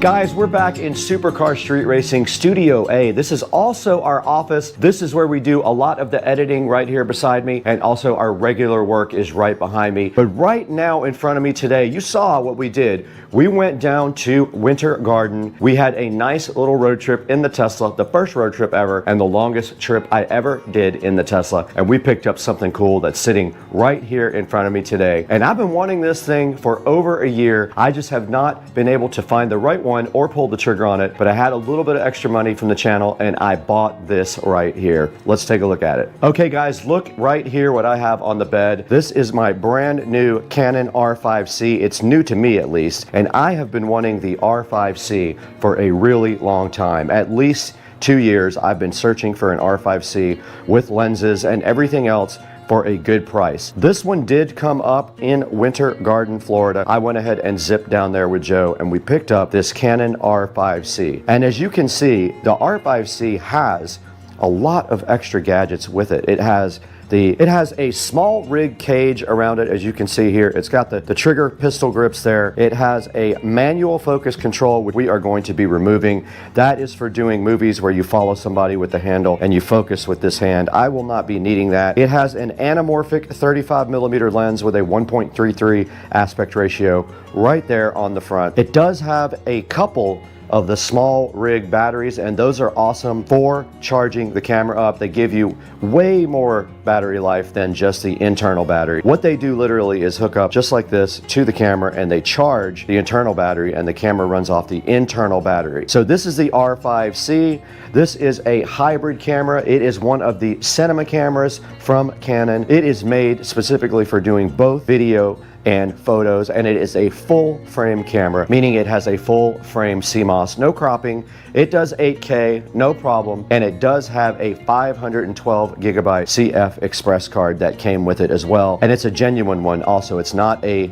clone CF card. Here's a good look at the back of the R5C. The small rig battery is sitting so fly right there. It is at 84% and it did charge the internal battery up all the way. It does have a screen right there with all of the data on it. I will show you guys later. And the viewfinder itself is covered up by the small rig batteries. That is why you don't see the viewfinder. I will not be using the real viewfinder, most likely just the screen, as I will be doing a lot of video work with this. You do see the small rig cage on here with the handle on the top. That also is pretty cool for doing video. I ordered some other things that are in this box as well. We're gonna have to take a look at those right after this message from our sponsor.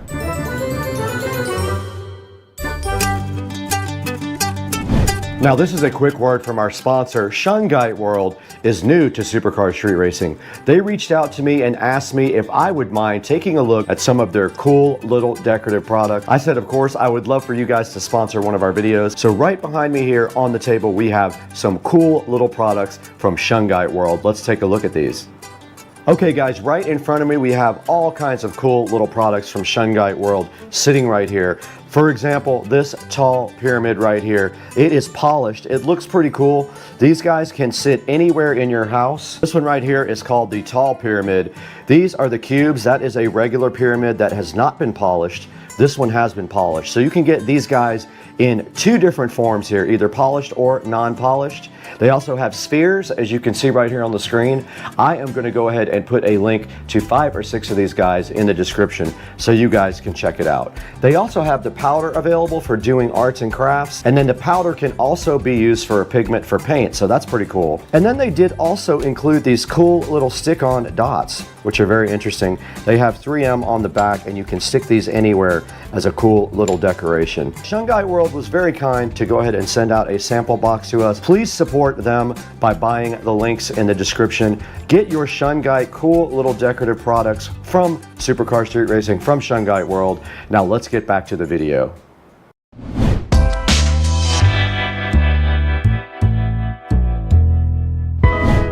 All right, you guys just heard from Shungite World. Very kind of them to go ahead and sponsor Supercar Street Racing. But now there's some goodies in this box right in front of me. We need to get this thing opened up and see everything that I bought for the new Canon R5C. That's new to me, but it's not brand new. Let's get this box opened right now and see what all is inside of it. This box sitting so fresh and fly in front of me is full of stuff that we need for the Canon R5C. We have our patented knife here is having problems. So also with the R5C, we did get this awesome lens. It is a 24 to 105 RF lens. Yeah, there is the lens right there for $12.99 with much better reviews. A lot of times people get sent out foreign lenses instead of US versions. So yeah, this is a 24 to 105 lens right here, f4. And inside of the box, we do have a tripod from Small Rig. So now I have a lot of the Small Rig gadgets. This is supposed to be compatible with the cage here. We'll see if it actually does work or not. We also have a triple charger with 3 extra camera batteries. Not that I'll ever need extra batteries, but it wasn't that much more to go ahead and get that, so I did get that. And then we have a battery adapter. What this does is allows you to power the camera directly from AC. It's a fake battery that you put in, and you can plug your camera in and use it for any length of time, such as things like time lapse, or if you're going to be shooting in one spot for a long time and you don't need portability, this is what you do. Let's get all this stuff opened up. There'll be links in the description for all this and the Canon R5C and all these lenses. Let's get busy. This is the battery adapter. It's a fake battery that allows you to go ahead and power up your camera, and this little cord right here will jet out of the door. There is instructions on how to assemble this and put it into the camera, but basically this goes in the camera and powers up the camera so that you can work on the camera all the time with AC power. They had this cool little felt bag right here. Inside the bag, we do see the actual power adapter right there. So that plugs into this part right here. And then of course the power cable goes to the adapter right there. So that's the battery AC kind of hack for powering up the camera all the time. This should be a battery charger and 3 batteries. And here are the 3 extra batteries that fit a lot of the Canon products. This is one of the aftermarket batteries, LP E6NH. It does have a USB cable with it, and it is a USB Type-C to our existing USB power, and it did come on.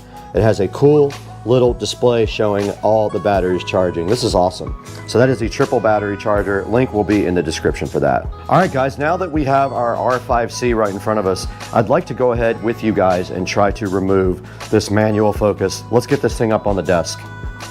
Okay, so the first thing is that just turned, this little lever turned, and then this manual focus did come right off. And then we should just be able to pull the rod out like this.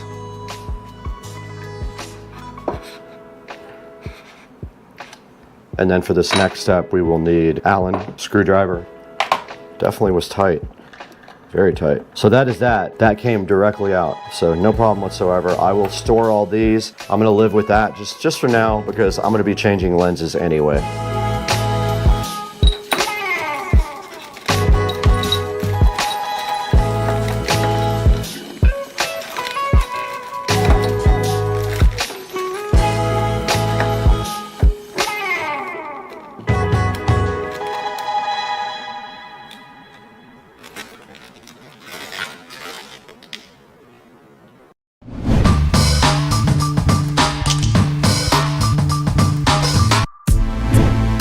So I'm gonna go ahead and leave on this pistol grip. It might make it a little bit easier to do video with for now. Here's a look at the Small Rig battery pack on the back. You can see it is up to 84%.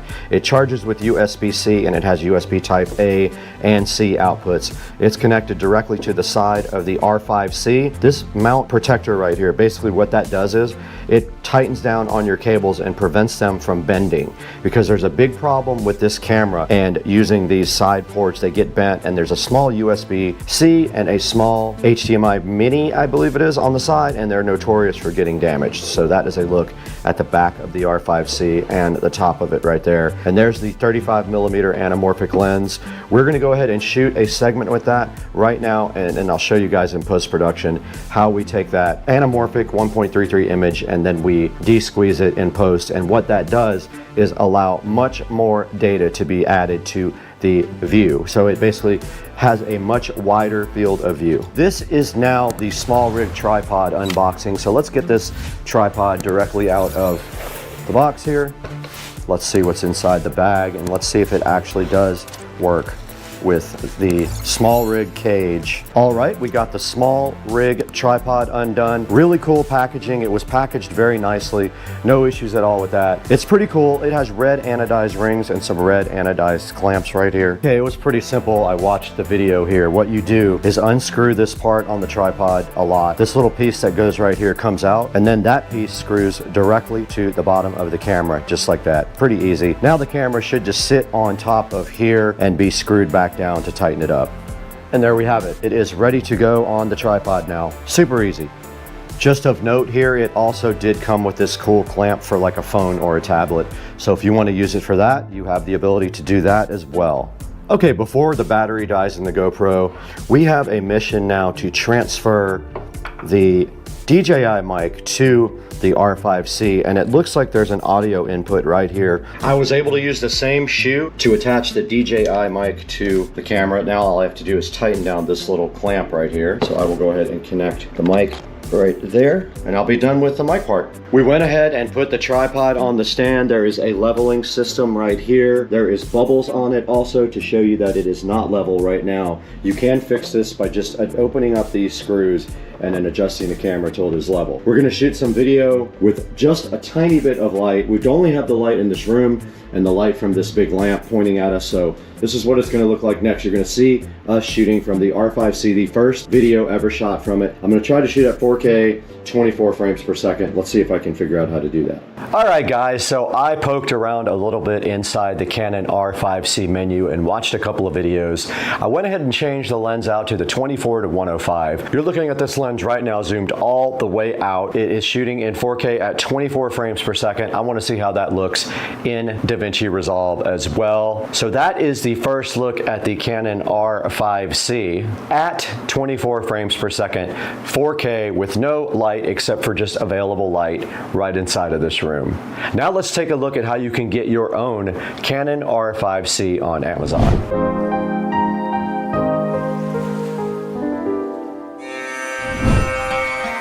All right, we are right in front of Amazon right now, and we are actually using the Canon R5C as we speak. And here is a good example of a refurbished R5C with lenses and memory and things like that. Beware of some of these though, because they are also sometimes foreign cameras, which may not have a warranty. So sometimes these good deals come with the caveat that you got a foreign camera, so it's not a US-based camera. There is a body right here for $29.99 available. That is no lens. That is what the camera is going for right now. $29.99. You would have to buy your lenses completely separately. So the 24 to 105 is what we are shooting on right now. That is a good lens for a starter lens. I am going to buy a 15mm wide angle lens too to do vlogging on. Go ahead and check the link in the description. I'll have some options for you for the R5C. And we want to thank you guys for 108,000 subscribers now. Very cool. This is so amazing of you guys to help us and support the channel. Go ahead and go down in the description and order a Canon R5C if you would like to try one out. Grab a lens. And thank you so much for supporting Supercar Street Racing. Order anything you want also when you go down in the description. You don't have to get the Canon. You can buy anything you want, and it does help us out so greatly. And we got to get out of here, guys, because we have to go to lunch soon. Let's go.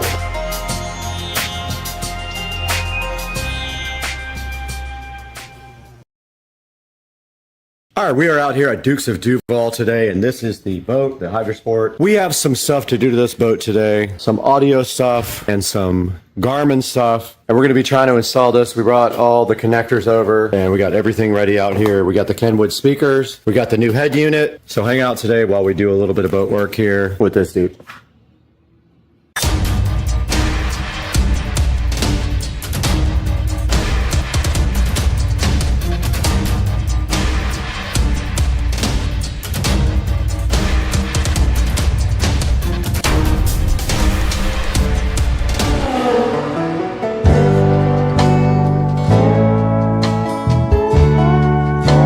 Out here today at Dukes of Duval, and on the back of the golf cart here, pay no attention to these two bottles, but in front of those we have all the tools we need to do some wiring.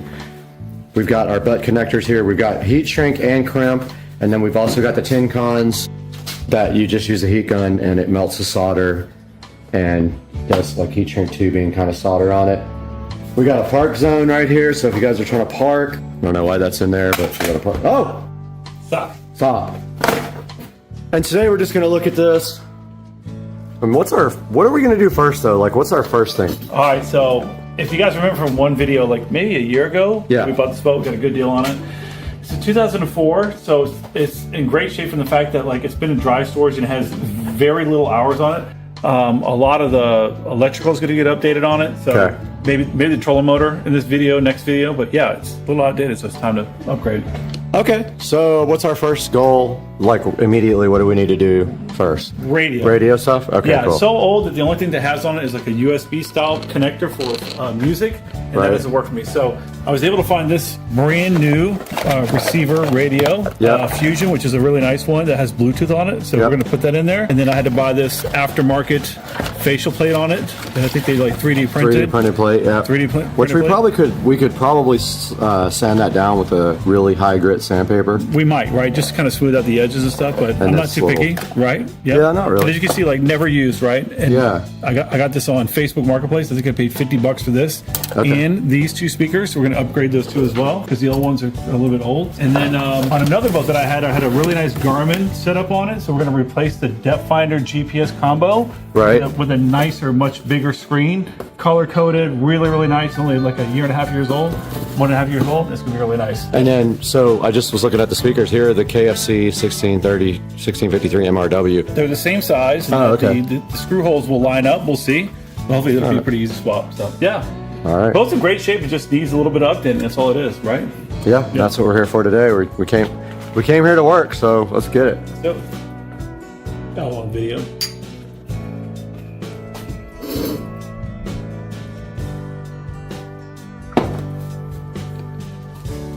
Oh my God, a cat. Milky Eye. So Joe wanted to talk a little bit about the Robalo trailer. This trailer was purchased from someone last week and it's designed for a much bigger boat. So we were able to come in and kind of adjust everything, move some things around, re-drill some holes and make this trailer fit for the Hydrosport. And in the process, we moved this from there to up there. Stanchion. Got him! Edit. Stanchion. Got him! And also adjusted the, what are those on the bottom? Bunks. The bunks. Yep, and then a cross member on the back because the trailer was too long for a 25-foot boat, but it's working just fine for a 20-foot boat. So. And there's also room to upgrade now to a bigger boat later in the future and still pull this. Now all we have to do is delete Robalo off the side, which is on with sticky tape. Or just buy a Robalo because it says it already.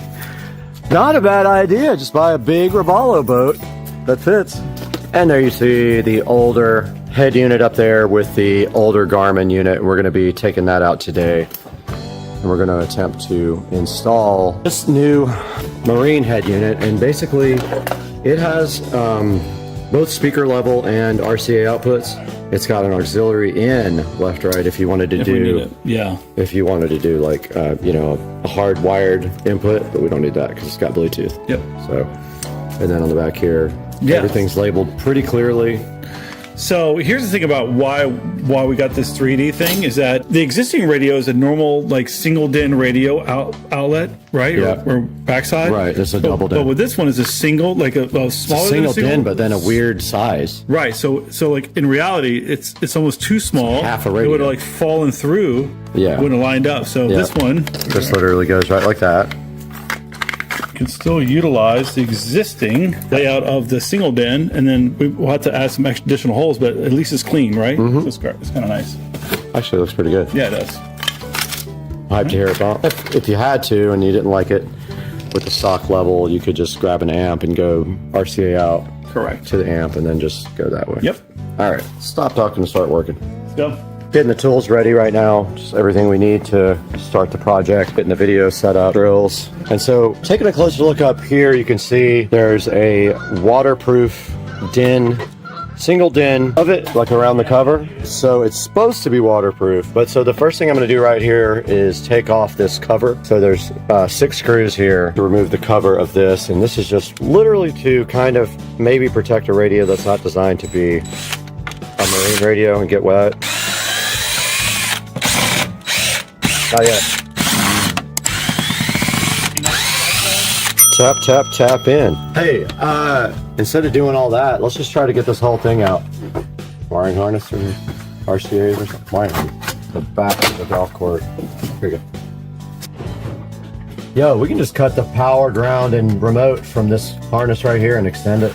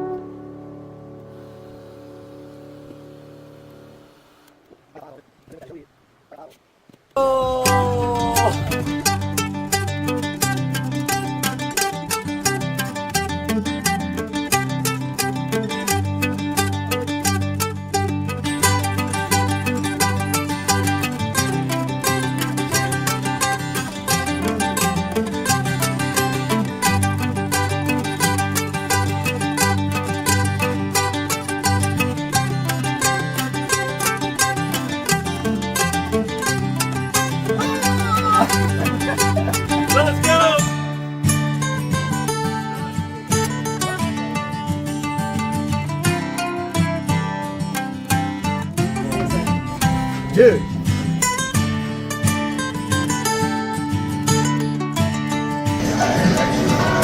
What the f? Are they talking about me? All right, we got the radio installed, we got the speakers wired up, and we can't turn the music up because it's copyright music, but it's not super loud, and we're kind of concerned about if we have enough volume to overcome. It's loud right here, believe me, the neighbors are mad, but when we get on the water and the motor's going, different story. It's going to be a different story. Yeah, so it's 4 channel, so I'm wondering, do we add 2 more speakers and then put an amplifier to it and put a subwoofer to it?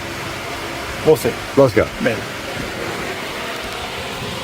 Back out here, radio's in. All right, so next we got to get this Furno replaced with a real depth finder. So that's the next thing on the list. And what is this? Dun, dun, dun, dun, dun, dun, dun. Dun, dun, dun, dun, dun. Oh, this is old Furno, I think. Way old school. This is 20 years old, man. Basically, all this thing is... My age. Yeah, it's old. Yeah. So basically, all it is a depth finder. That's all it does. Look. It's got a fish on it. Oh, my God. No. Wait. Doesn't it have to have something underwater? It does. Transducer, but it's fine. We could use the same one? Old school. We use the same transducer? No. How do we get the other one down there? Pull it through with the other wire. Dude, we don't have a good pull record. We can't pull. We can't pull. We both, between you and I, we both pull. Last time we pulled, we ripped one in half.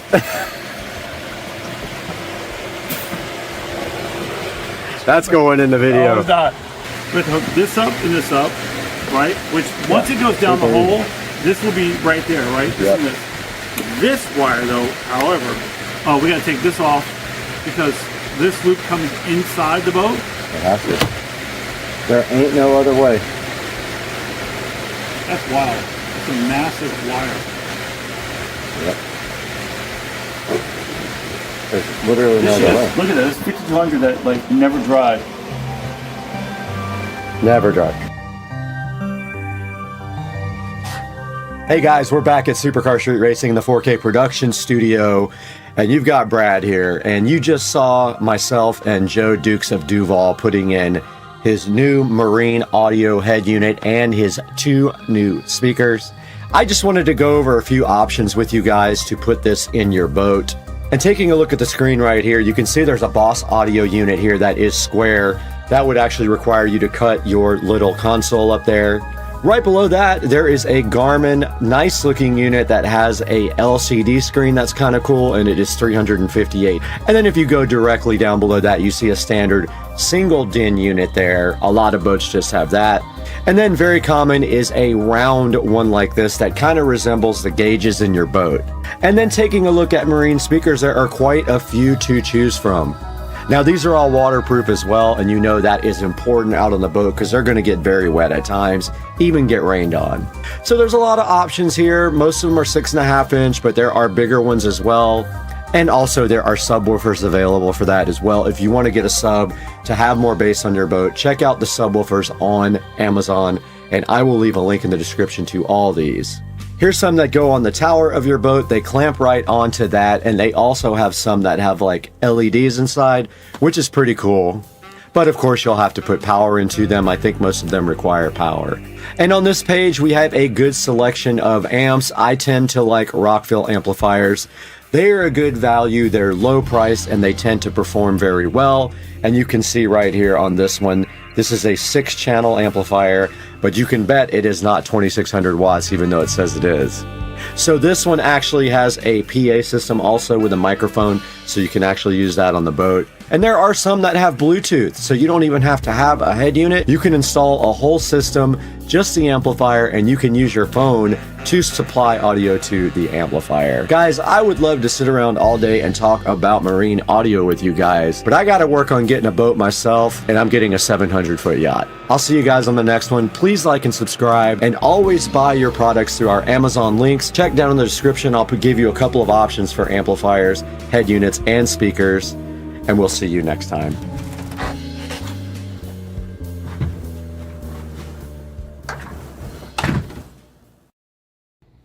Welcome to Florida, where we had a hurricane. It's completely sunny and pouring down rain in Florida. Yeah, this is Florida. All right, we got Dukes of Duval here with my brand new XR DeWalt oscillator, and let's see if this thing works.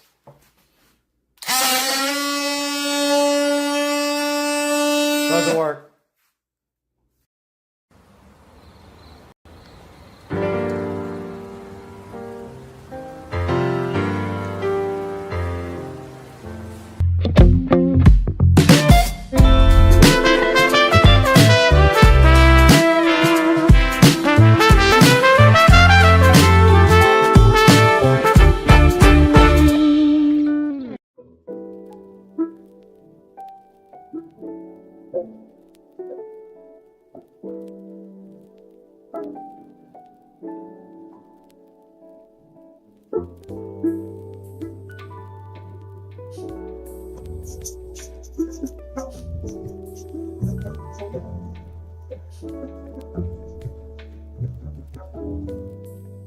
What's up, guys? Time for another unboxing, and now we got the Govee RGB IC LED light strip, which I already own 2 of on my mirrors in my bathroom. Today we're going to do an official unboxing, and we are going to do a review, take a look at the app that you use to set it up, and then come to a conclusion, and we're going to do it in 8K, if you can display 8K. Got to get my hands free, then I'm going to show you this. Let's see if I can do this with one hand. Nope, be right back. Alright guys, got the package open here with the Govee. I believe this was around $27. Now the awesome thing about this guy is it's Bluetooth and Wi-Fi. get it out of the package. But that's what it looks like there. So these are smart strips. They do have an app. Take a look at the unboxing of this guy. And it is sealed here. So I did order a new tripod for this, so that should eliminate the issues using one hand. But here we go. So that's what the box looks like. Inside we got a little sticker card here. Join the Govee home. Got a little scanner there for that. Got a user manual. Got the LED strip here. And it comes with a little controller if you don't use the app. And the little power adapter here. There's the power adapter. And then they give you some sticky pads for it with screws and an alcohol prep pad. So, taking a look at the packaging here, I've got a little piece of tape here, keeping it from unrolling. But I believe it has sticky on the back.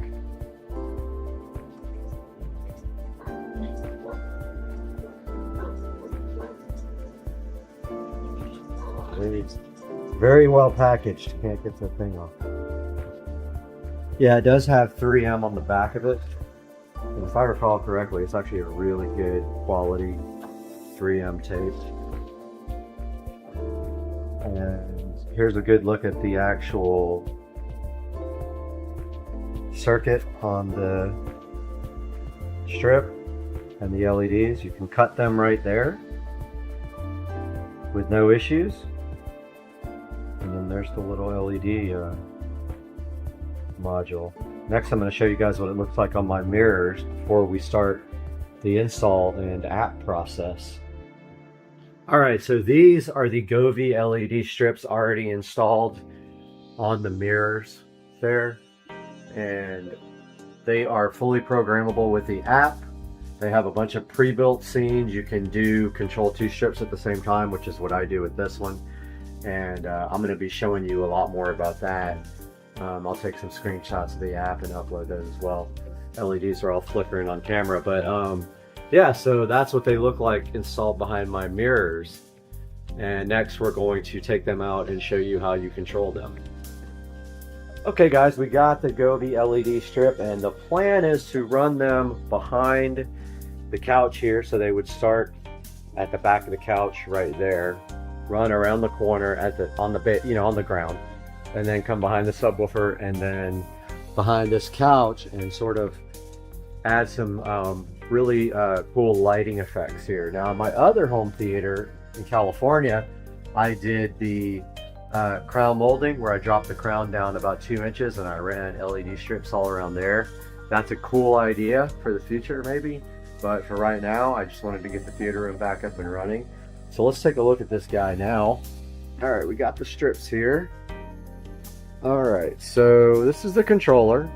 So you can manually control the strip if you want to, or you can just use the app, that's all I do.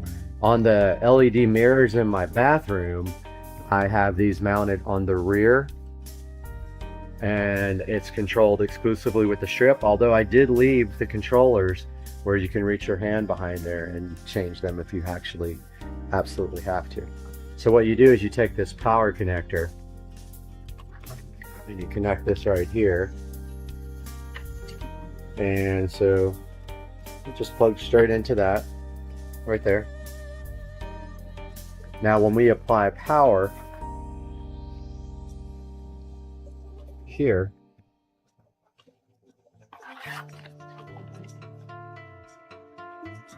alright, so we got power and they are powered up, and there we go. So that's the current setting that they're on. Now I'm going to go ahead and grab my tablet and get that logged in so we can take a look at that at the same time.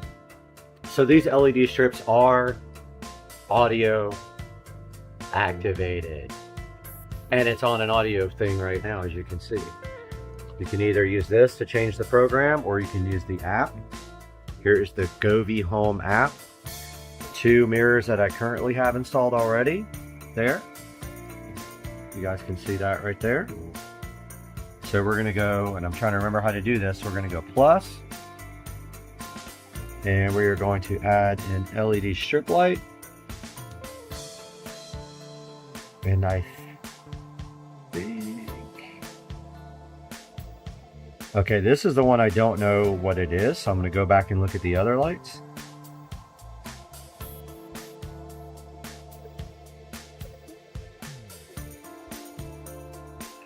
I'm looking... H6143, I think is what we have here. Let's look for that.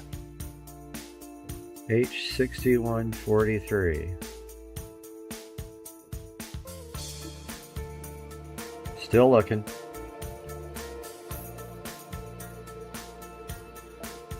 Yep, RGB IC strip lights. I'm not sure if it's a 5 meter or a 2.5 meter. Let me go look, I'll be right back. Alright, we got the 5 meter, 6143. Right here. Gonna hit next there. Just trying to connect to the... It's funny how it's responding to my voice here. Name your device. Let's go ahead and name it. Let's call it Theater Room.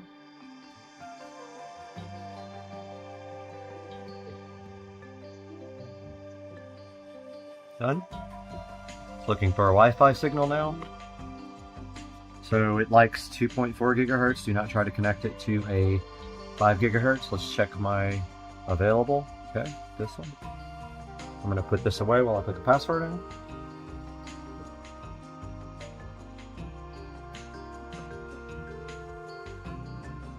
Putting the password in now.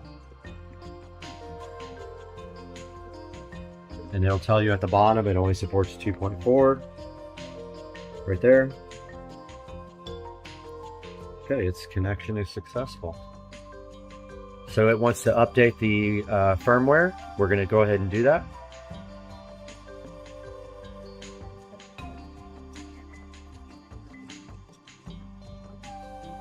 So it should be updating the firmware now as we speak.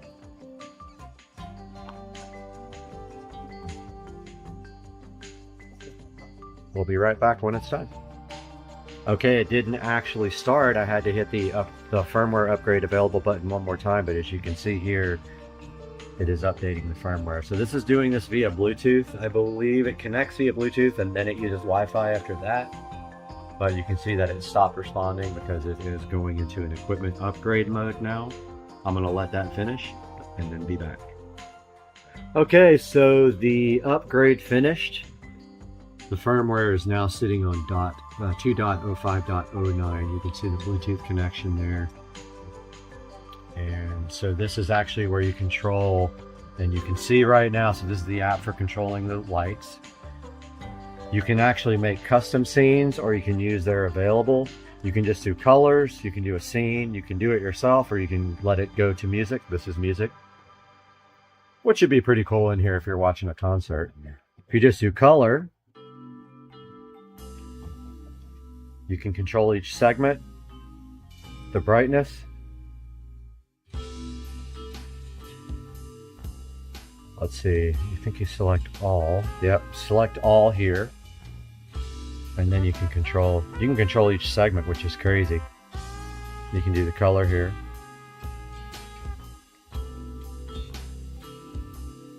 Things are awesome. And then if we go back, there's my mirrors in my theater room. Let's go back in theater room. It's connecting again. If we go scene, there's all kinds of like different categories, like sunrise, where it gets brighter. It says it mimics a sunrise. Meteor. meteor shower. My only complaint about all these pre-built effects is that you can't control the speed. You're stuck with the speed. So some of these are like turbo, like, you know, super fast. This one's pretty cool. That's Aurora. Here's Snowflake.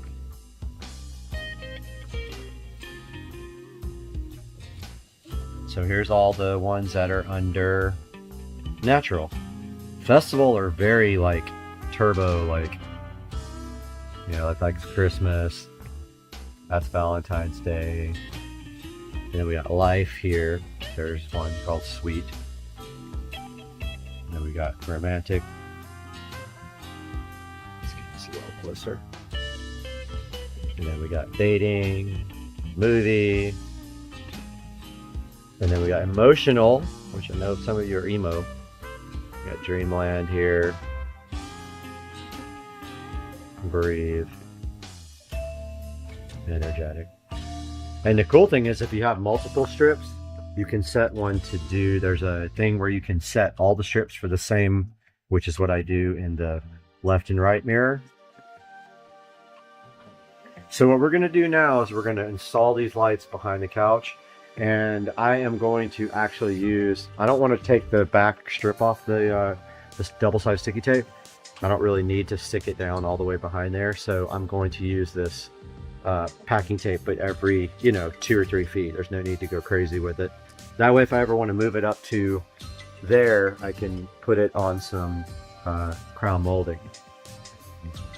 But yeah, now here you can, and there's also forums and stuff where people make other effects, which is very cool. And you can DIY right here. So let's get these things installed and take a look at how it looks. All right, guys, so we got the LEDs installed. I just used a clear tape and they run back on the baseboard there. I'm not sure how much I like it yet. I haven't seen it with the lights off yet, but it actually was the perfect length because it runs all the way behind both of these couches. You can only see it right there, but you could cover it with the curtains if you really wanted to. I tried to actually make it shine in front of the curtains, but if I don't like the way it looks, like, I don't like seeing the exposed LEDs like that. But let's take a look now at how it looks with the, and of course this pattern is terrible that's going right now. It's just flashing. Let's put it on something better. Let's go to Life. Let's go to Sweet. All right, it's on Sweet, which is kind of pinkish. Let's look at, okay, Romantic now. How about Morning? All right, let's see how that looks. We're gonna turn off all the lights in here. I usually don't have lights on in here at all. Let's turn this off. Let's turn this guy off. I definitely hate the exposed LEDs, but it's gonna be really hard to see on camera. But it does add a little bit of ambient light to the room. Unfortunately, it shines directly on the screen right here, so this may not be the best for my application, or maybe this couch can go back more. Yeah, so that helps a little bit, pushing the couch back. But my goal here is that this room is 100% completely so dark when you're not in here that you can't see anything when you walk in. So even if these go off when you come in, that's fine. Let's take a look at some of the other patterns here. Let's look at some emotion. Twinkle's terrible. And Dreamland's not that good either. Breathe is kind of a red, pulsating light. Yeah, I might have to put some fabric on the corner of the couch here. It's because it is showing through, and I don't know if you can even see it, it's so dark, but it's kind of shining through the couch onto the screen, which would be distracting. Let's look at some more of the patterns. Let's look at Energetic. That's just flashes. These are all just flashing. Yeah, see how like some of these are really fast?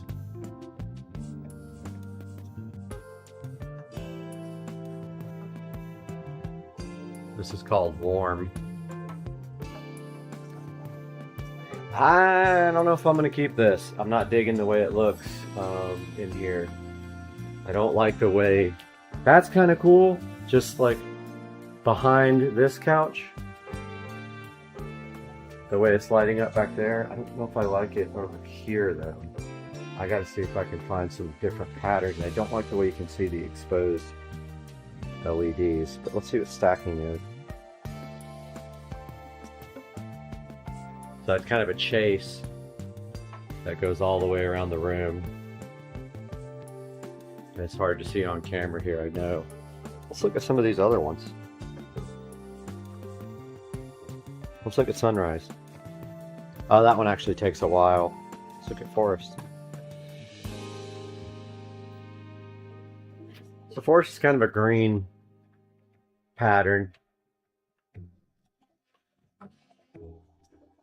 Yeah, I'm not a big fan of seeing the LED lights, or what I'm going to do about that, if I'm going to do anything about it.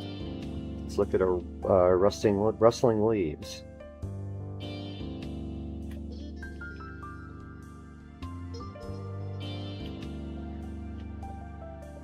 So it's okay. You wouldn't watch a movie with this on because it's shining right on the screen, so you have to turn it off.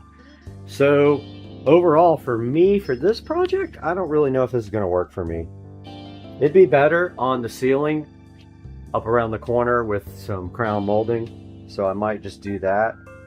That'd be actually the best way to do it. I've already got power on the ceiling, so I can just do that.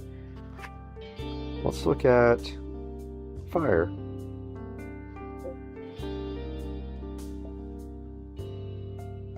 That's what fire looks like.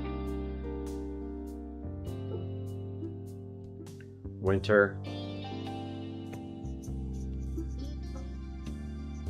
Deep sea. Yeah, I'm not digging the seeing of the lights down here. I mean, I guess I could move the curtains back a little bit like that and kind of hide them, or I can just move the lights backwards a little bit because I had them forward on purpose. But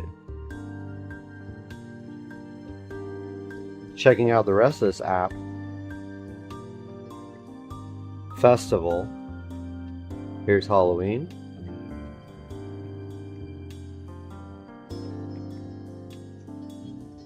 Definitely is doing movement, even though it's hard to see on camera, I'm sure, with the low light. Ghost, which is a crazy one.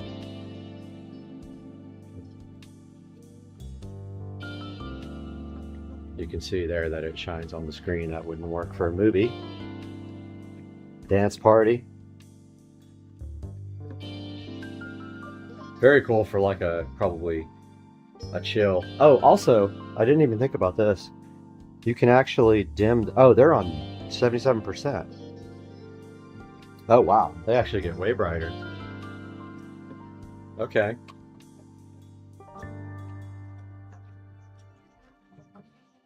Or we could just take them down to like 20% and there's just a little bit of ambient light in the corners and stuff, which really, when you walk in this room, you can't see anything. Like, it's so dark. Like, you can't even find the remote control. So that's kind of rad. Let's see what mode is. Oh, mode is down here. Okay. Bring the brightness up. You can set them on a timer. They're also controllable by Alexa. So we can say, Echo. Actually, I think this guy's Alexa. Alexa, turn off the home theater LEDs. Sorry, I didn't find a group or device named home theater. Let's see what this is called. Alexa, turn off the theater room. Okay. Alexa, turn on the theater room. Okay. So those work great. They're already in Alexa because of my other set. I don't know. You tell me what you guys think. It adds some ambience in here for sure. I will probably drape like a blanket over the side of this couch so it doesn't like shine on the screen. Let's see. Let's go to emo. Profound. Yeah, my only complaint, you should be able to control the speed on these, and you can't. They're all presets unless you do a DIY, which you can do that. And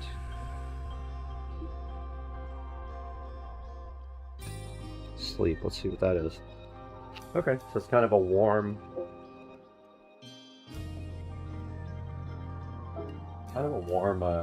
looking light. So yeah, I think that's going to do it for the Govee review. Really cool LED strip, which is all controllable via Alexa, or, you know, actually you could do it either one on your app. There's the 3 sets of LEDs that I have, and there's forums, so people are always making new effects and everything for it, which is really cool. You know, I'm really into like the smart home stuff, so I do like that these guys have a Wi-Fi connection. Here's Effects Lab, where you can actually make things. They've got an Effects Lab, a Gaming Lab, a Harmony Lab, and you can go through here and you can set up your own effects. Gaming Lab. Oh, this is kind of cool. Sandbox 3D, Frozen River. Very cool. Well guys, I hope you enjoyed this unboxing and review. I guess I'm going to keep it for now and see if I'm going to move it up to the crown molding up top around the ceiling would be cool and be less intrusive on the screen, which, you know, you can actually see it on the screen right there. So I hope you guys enjoyed this. Please subscribe and like, and I'll put more content out. See you guys later. Have a great day. Here we are, Top Golf. Top Golf. All right, yo, Dan. The whole crew. Top Golf. You gotta go with the bigger one. Right on YouTube. Hell yeah. You're going on YouTube. What's up, YouTube? Guys, welcome back to the channel. And today we have something kind of special, because this is going to save you guys with home theater systems a lot of money if you'd like to enhance the bass on your home theater system, or just your regular audio system inside your house.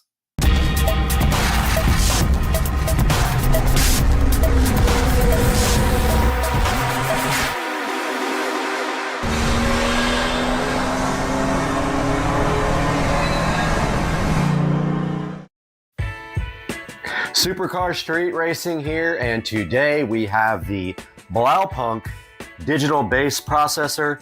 This is the EP1600X, and what this guy is designed to do is enhance and process your low frequency sounds and create bass maybe where there is inadequate bass or lack of bass.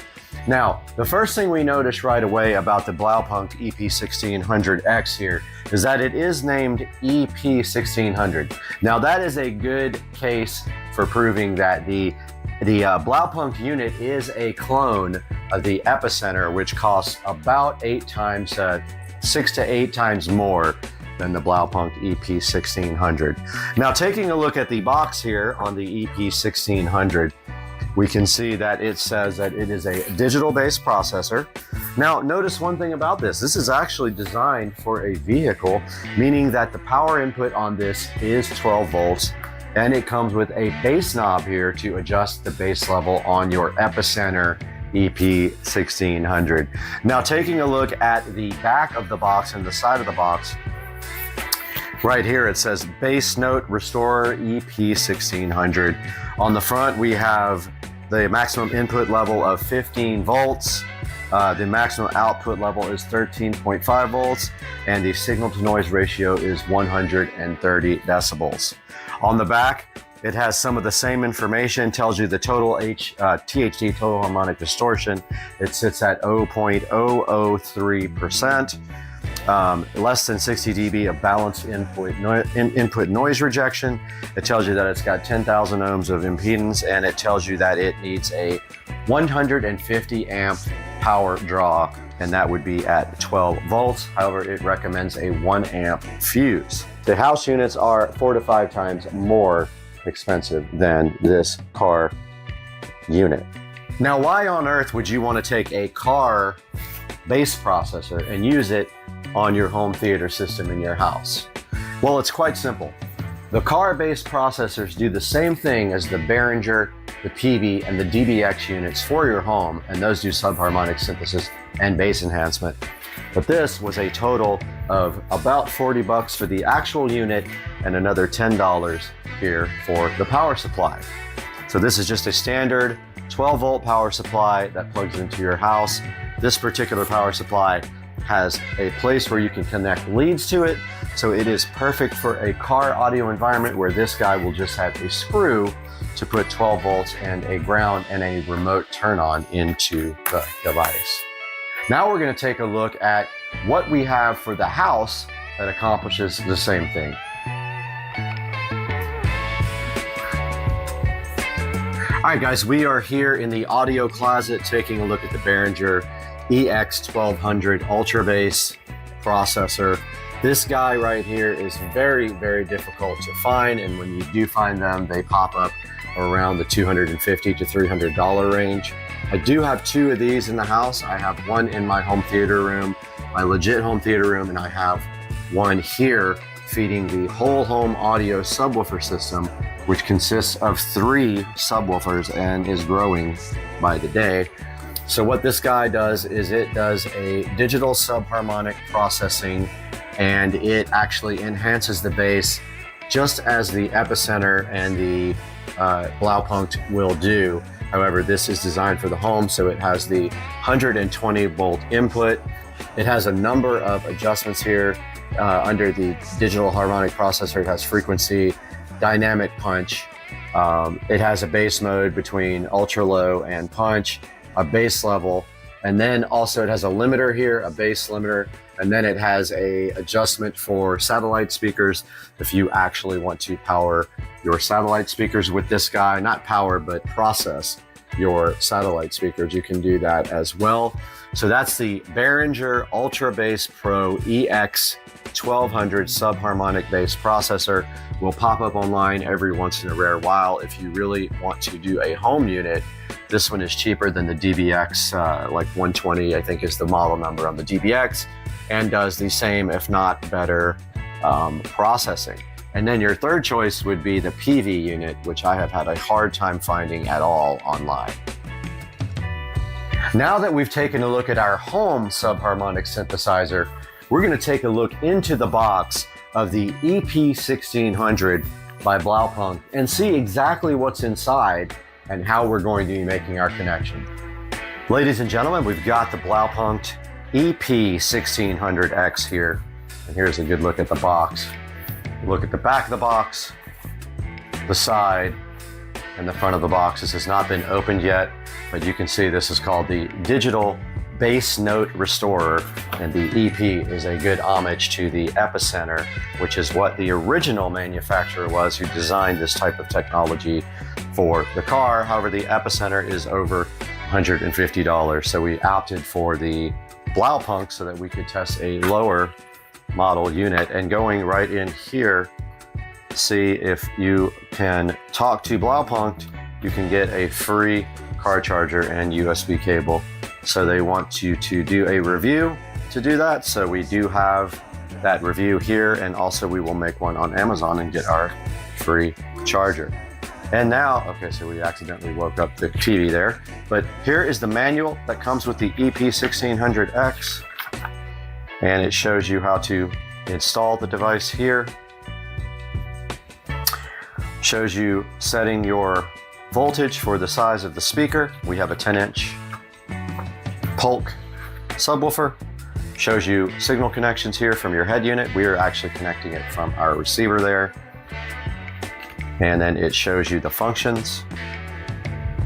Shows you the input, the output, the dash remote control, the power connector, and the para bass controls. And that is how you actually set up the device there. And then on the next page here, we have what's inside of it. And then we have connections and wiring once again for showing you how to do the power part. So this will require 12 volts and a ground, which we will provide with this power supply here. And then also it will require a turn-on wire. So that will be also 12 volts. And then it has your troubleshooting steps on the back. Next here, it looks like we've got a base knob here. Take a look at that. And we will mount that somewhere, don't know where yet. Somewhere convenient, or just set it and forget it. But there is the included base knob, and it looks like it has an LED as well. And it looks like it works off of a phone style connector. Then we have a little power block adapter here. Looks like for doing the power, it looks like it pushes in the side, and then you put your wiring in there. And yes, we have a phone cable. I think they're called RJ11s. Pretty lengthy phone cable. If you were in your car, you would run this from the unit in the back of the car all the way up to your dash, and then mount this control here, and you would plug each end into your your EP1600X. I wanted to call it a DBX, but yeah, it just plugs in just like that and then runs to the actual unit in the back of the car. We're gonna go ahead and unbox the EP1600X from Blaupunkt. And we're gonna use this box for a nice stand for it as we open up this box and take a look at this fresh, never been opened device here. And you are saving around $100+ by doing it this way rather than going with an epicenter. You're saving maybe $200+ from going with a Behringer, which are very hard to find, the Ultra Base. And you can find the DBX subharmonic synthesizers, but they're up in the $300 or $400 range, and we're talking about for your home. Inside the bag here, we have our EP1600X, looking all beautiful and brand new. Came in a nice EP1600X condom, and hopefully this lights up. And if we see here, we got our wide and our sweep. Those are the bass adjustments. That's actually how you adjust for the subharmonic synthesis right here. These two guys right here. And on the side here, looks like we have our balanced inputs, and it looks like you output here to your subwoofer. So you need a stereo input to drive this. And I believe we have that, and we will need an RCA cable to go out of this to our actual Polk subwoofer down there in the corner. And we will end up mounting this somewhere, maybe behind the dresser. Maybe we can mount it up nice and screw it onto the back of the dresser, as it is a permanent fixture here. And then what we do here is we have our power supply that I purchased, and I will give all the specs for this in the description, but this has a nice adapter on the end where you can actually connect wiring here. So we'll have to get a little wire to run from here to the box here, the Blaupunkt.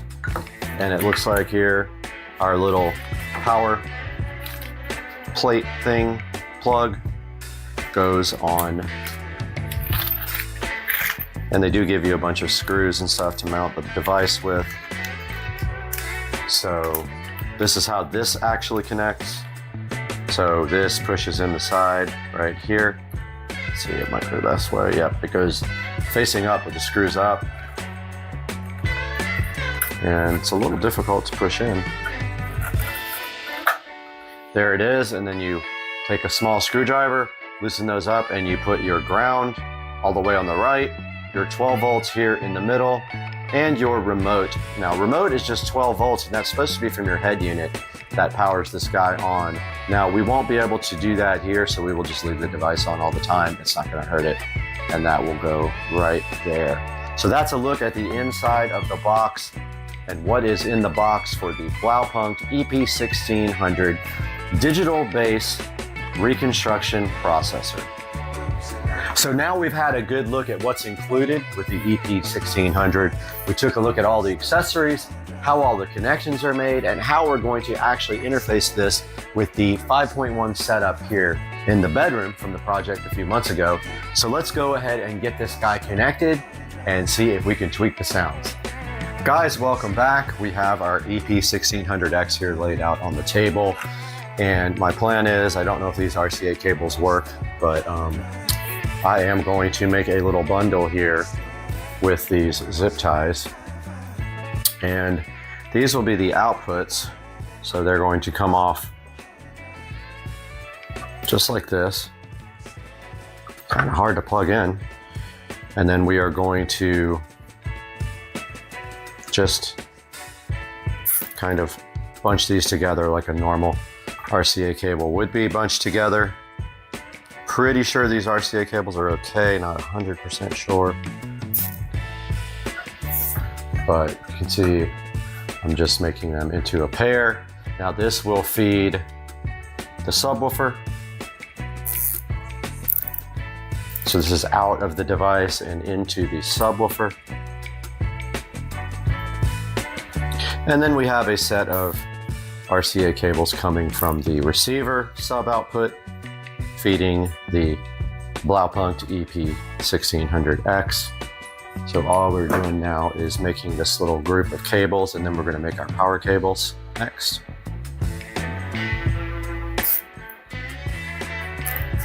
After we're done with this, we will cut these little tabs off of the zip ties. I'm really big about wire management, so this is why I'm doing this now. And grab my scissors over here that make it easier to cut these guys off, and we will have our finished signal wire.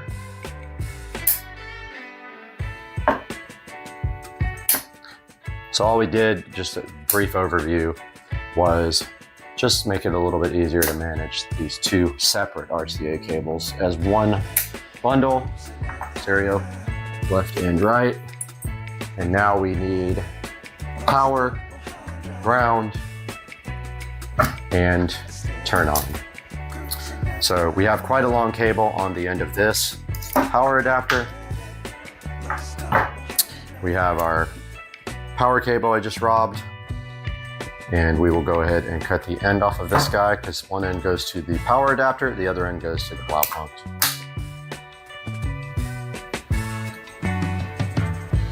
And so we have a little bit stripped off there at the end, or separated, and we take our wire strippers and pull off a little bit of wire. There's not very much wire in there, however, it does not need to handle a lot of current. Not even an amp, it's more like milliamps. So this side will be kind of pulled back too much, but this side will be for the Blaupunkt, and we actually can go ahead and connect that. So we're going to use red as positive and red with black as negative. And I don't like that we have to put the wire directly in here without any kind of like pin, but I'm going to double up the wire. It's thin. So I'm just folding that over. And we have ground on the very left, but I'm gonna do the 12 volts first, so we just need a little screwdriver in there. And we got the power wire in there, and then we tighten down the screw. The screwdriver is stripped, so it won't really tighten that much.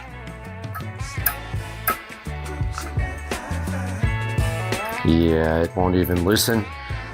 The screwdriver's busted, so I need to go find a new screwdriver. All right, I found my much better screwdriver here. And we need to loosen this up, and of course it will not stay for some reason inside the screwdriver. Loosen that guy up. Put our wire in there and tighten it back up. I really don't like how loose that is. I'm gonna do that again.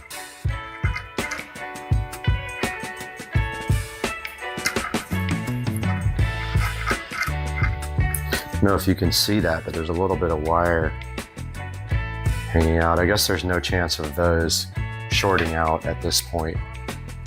Now the other side, we have to be mindful of positive and negative connection on the power adapter. So let's go ahead and strip a little bit back for that side.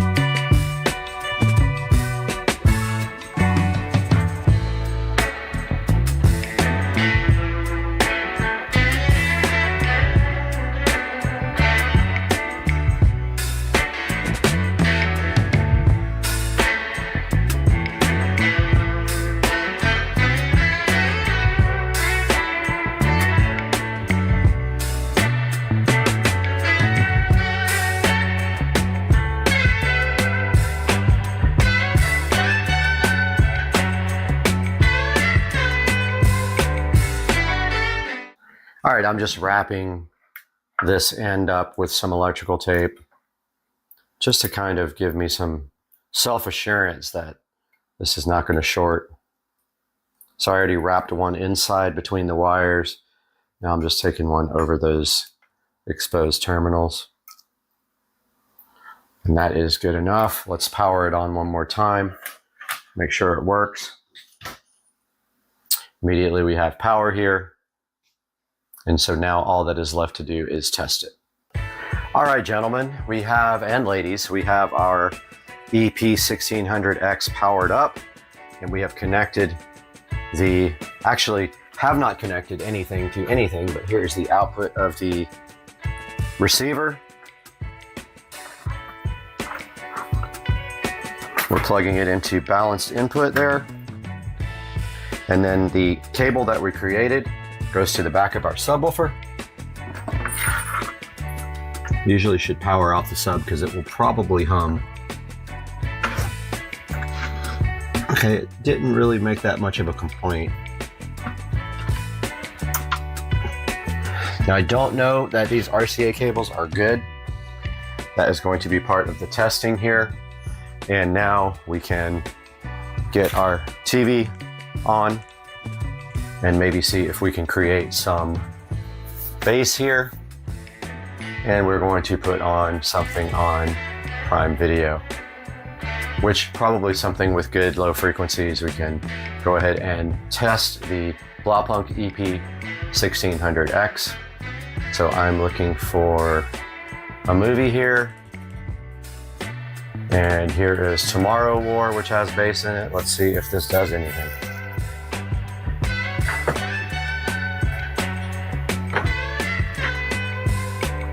All right, let's see if we have inputs and outputs. And it is loading. You guys can't see it. It's up on the screen here.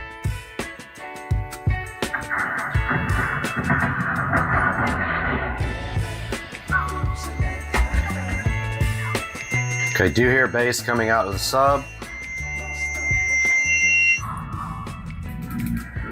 Let me see if I can find something here with actual bass in it.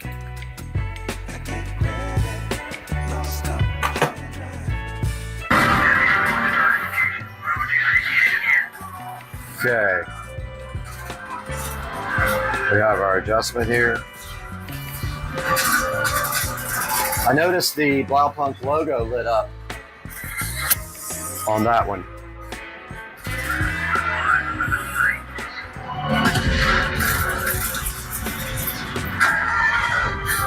Yeah, it looks like the more level we have, the more the logo lights up.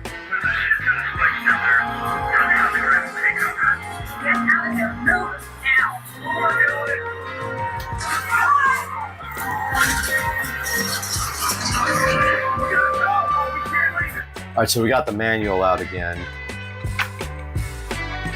So it says the bass response in a system is affected by 4 acoustics of the vehicle, location, speakers, enclosures, the music you're listening to. And it says the sweep control allows you to select the center frequency, the frequency most affected. The Y control then allows you to adjust the shape of the filter centered on the sweep frequency. So I'm assuming sweep, we want to go lower for lower bass. So that would be a lower frequency than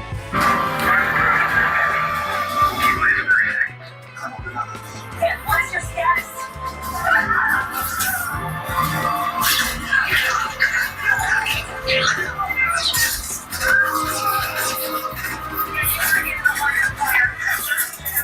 All right, so this is going to take some experimentation and some tweaking to maybe adjust the levels coming out of the receiver to get the adjustment correct on the blow pump. But as you can see here, we have our subharmonic synthesizer connected and working in harmony with our Polk audio subwoofer down there, our 10-inch sub. It is working properly. I highly recommend this already. I love the difference in the sound quality. Guys, I completely forgot to update on the bass control. We did not hook up the bass control, so we're going to do that now. Here we've got the phone wire, for the bass control, and it goes right on the side here, and then it connects to this little potentiometer here, which we can mount wherever we want in the room,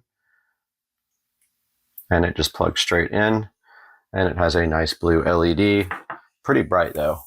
So let me go back to a section with bass here, and we will play with this. Now we got this on minimum. That's max.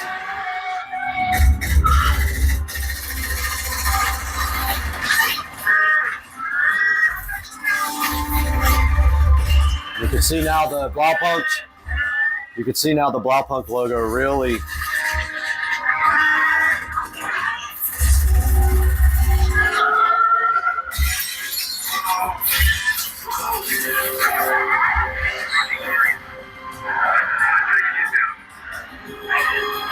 That is your bass control knob.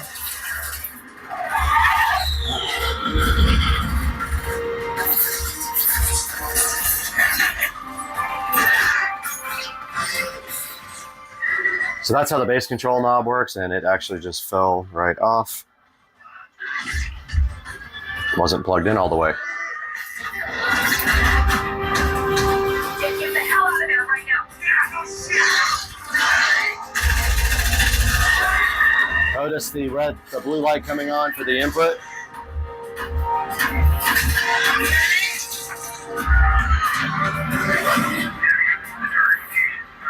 That's quite a bit of a difference from the stock bass with the Blaupunkt EP1600X. All right, guys, just a little final update on this video.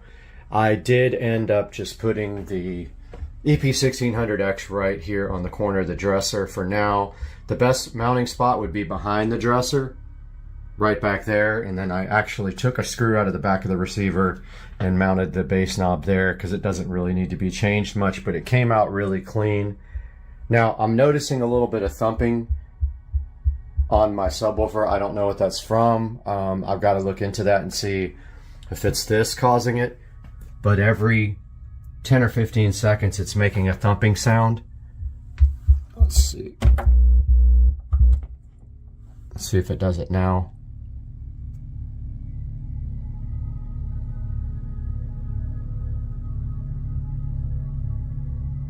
Okay, this is not doing it now.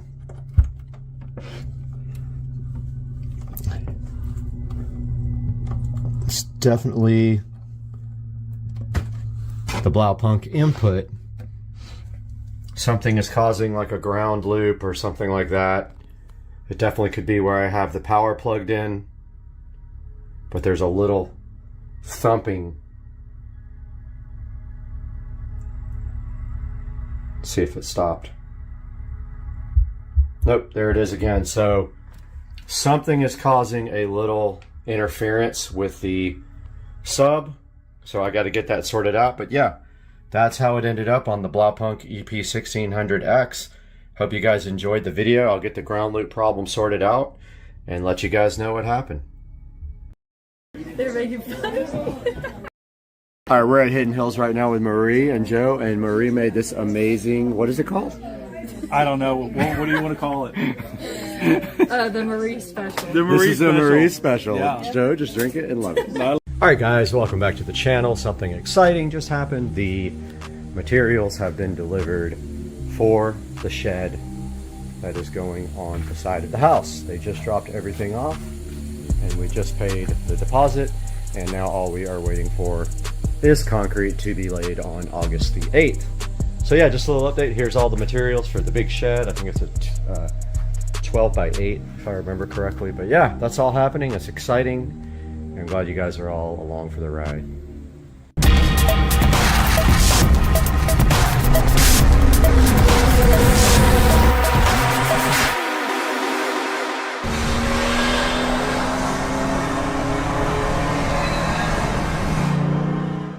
Making a label with my brother label maker, which by the way has a fatal flaw.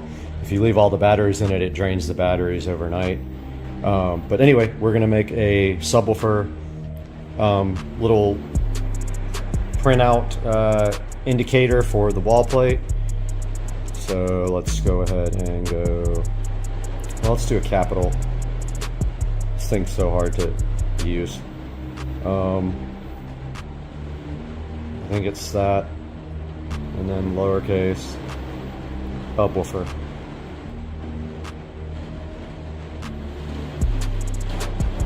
Let's see how that prints. I think it's black. Yeah.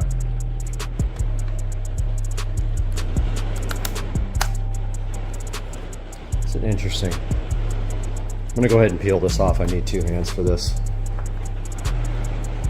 Alright guys, we got our label made for the subwoofer jack with my label maker, and that is looking good. And we're just literally waiting for speaker wire to come in the mail, and then we can start wiring up these speakers where I can get in the attic tomorrow and pull the wiring. Well, they drained my pool to do some more acid washing on the finish because they weren't satisfied with the way it came out, so pool is refilling again. So I'm gonna go grab the other hose so we have 2 hoses going. All right guys, making delicious keto burgerage. Oh, those are gonna be good. Guess what happened though? The mailman just came and he brought this, what I've been waiting for, package. Boom. There is our speaker wire. There's what, 200 feet or something, I guess, 100 feet, I don't know, 200 feet I think, of 14 gauge speaker wire we've been waiting for. I have all of the lengths ready. So right after dinner, we are going to pull out these lengths, cut them off, mark the wire so that we know where they go.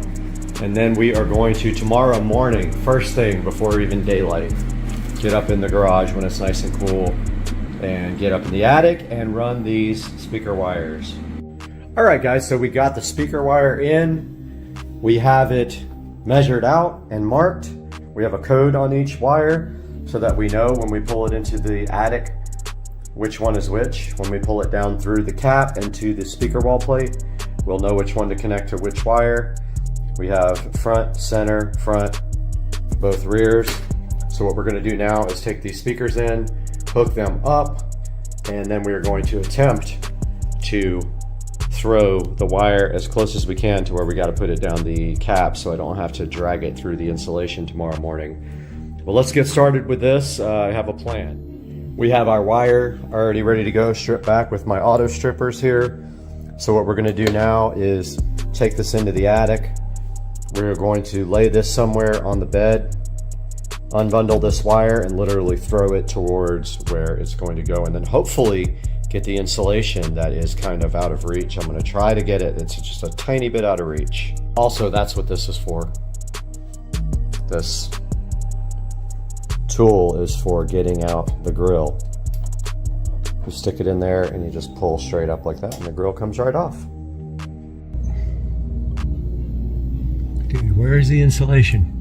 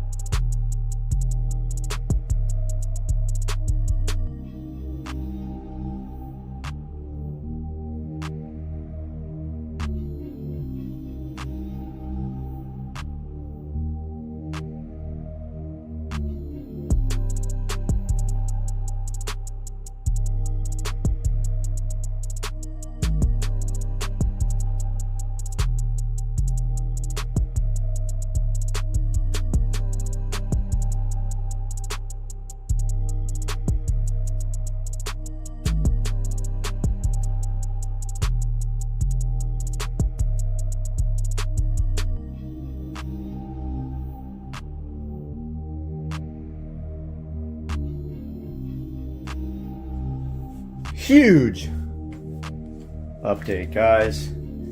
Oh, I'm nervous already. I was just in the attic pulling wire. I don't see my wires.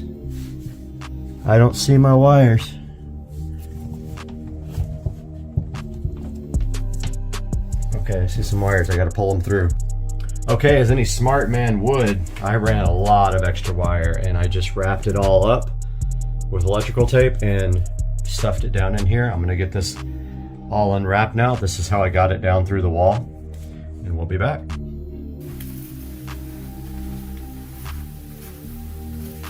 What's up, guys? We have some fun gonna happen now. We are going to install our home theater plate and prep all of our wires. We have a lot of wires to prep. So we are going to do that now. We still have to pull a HDMI cable up to the TV from this plate. So we can't completely seal it yet, but we can get it mostly done. So first things first, let me take a look at the wall plate to see where everything is. Okay, some are, okay, that's not too hard. We can just,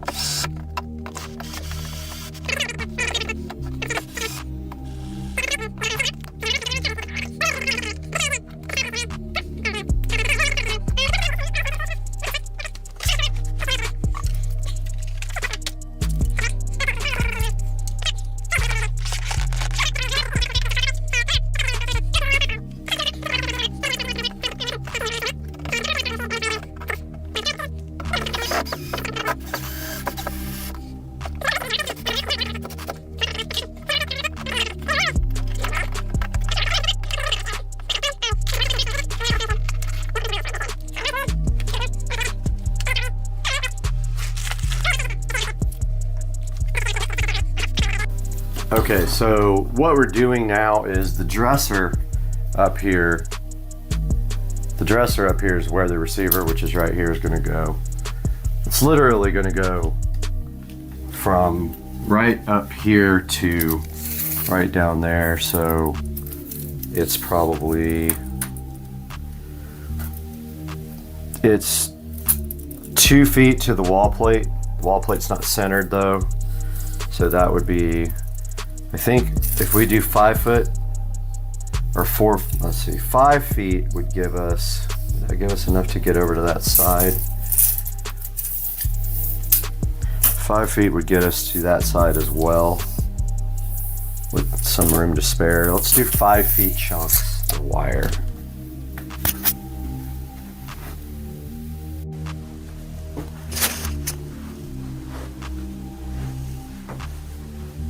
I am ready to make some wiring, guys.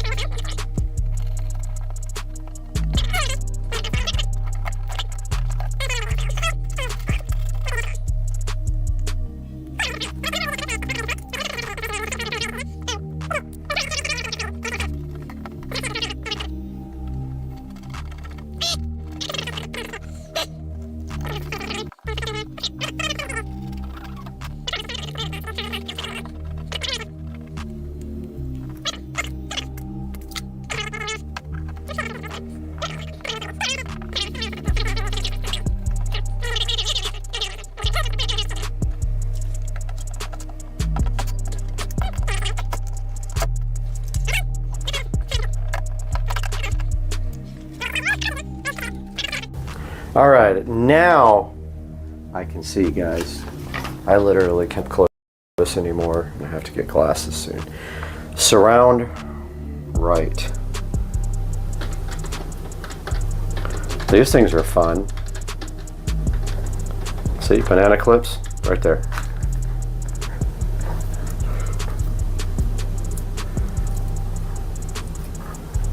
Makes it much easier, guys. I'm just saying. I don't know if I should come in from the bottom. What do you guys do when you hook these up? Do you come from the bottom with one set? Like this? I mean, you can't see the bottom. How do you? Or do you go?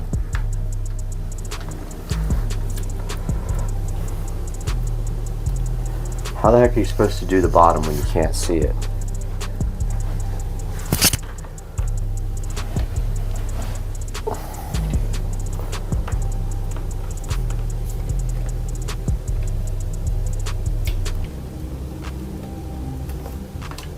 Can't find the hole. I guess I can just come up from the top. So forget it. Why aren't the speaker holes up and down? I mean, seriously. I saw a receiver where the speaker holes were up and down, and I'm like, thank you for actually being smart. And why didn't they do that on every single receiver? Why are they angled? So stupid.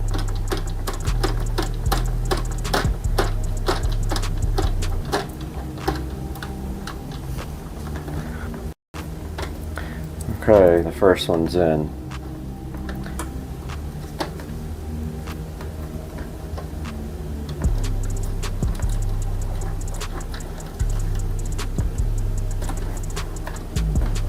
Second one's about to be in. Wish I had like a drill that had an attachment for these, so you could just tighten it down with a drill. Okay, so that is surround right. Next.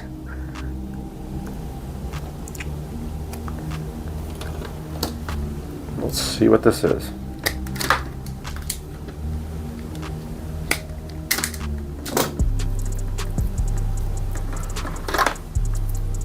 Here's our next one.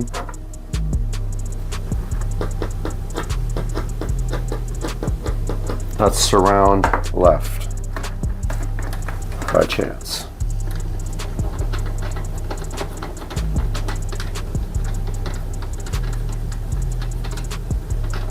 You know what I'm talking about, right, guys? These speaker wire holes should be freaking up and down, not diagonal.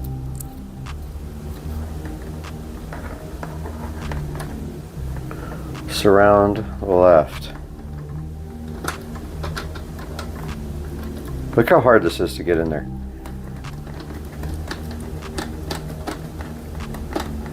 Man, this thing's borderline old, I think, because it still has component video and composite video. No Wi-Fi, but I have a little adapter to bring LAN for this. Got the little power line adapter. But yeah, you don't see, they don't put composite video and component video on receivers anymore because there are no components that use it. If you see one with S video, you know you got a really old receiver. They probably don't have HDMI either. Notice here there's a 5-volt output. Never noticed that. There's a wireless LAN adapter available for this guy. Wi-Fi adapter. Didn't know I had a 5-volt out. That's awesome. Can use that definitely for something.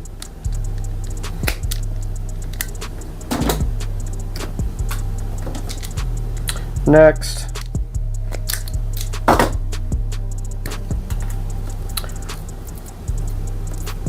Three more left. Let's see what this is. Front right.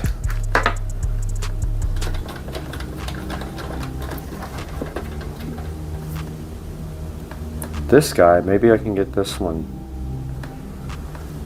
under, since I can actually get to it. Yeah, this one I think I can come from underneath and save and make some more room for other things. Well, I thought I could. Stripped off way too much wire on this one. Yeah, this one's going under, fine.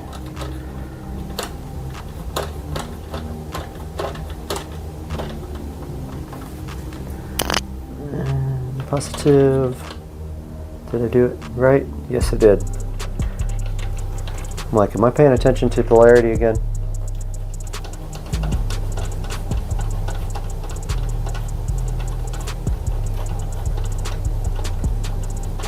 Got a lot of freaking analog audio too here. Does it have any analog audio outs for the front? No. No, it doesn't have preamp outputs.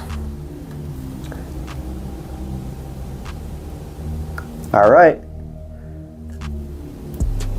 Is this going to be center or front left?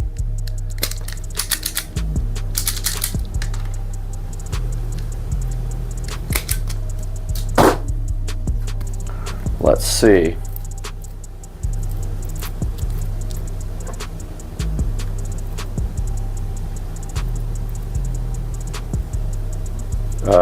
What? Can't tell. Center.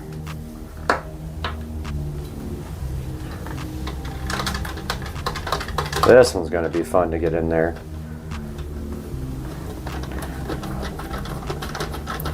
Yeah, this is not going to be a good time. I'm going to see if I can come in from the bottom, because this guy is hard to get to from the top. Let's see if I can feel the...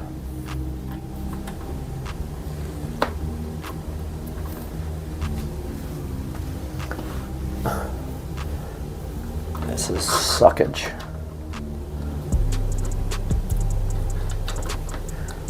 Of course, every time you touch it, you have to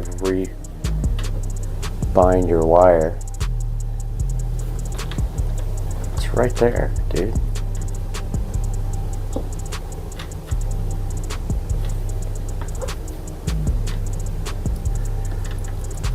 Hey.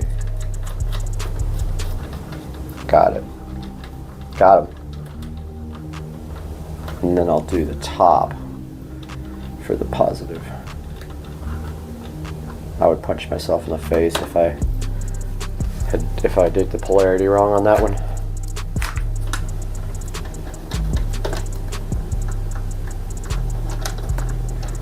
So for testing purposes, we will be using this video.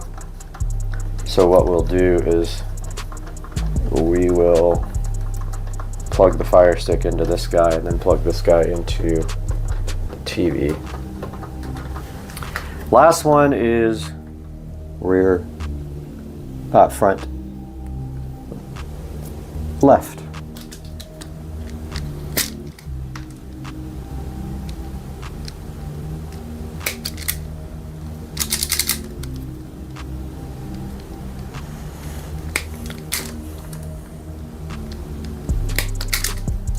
Front left.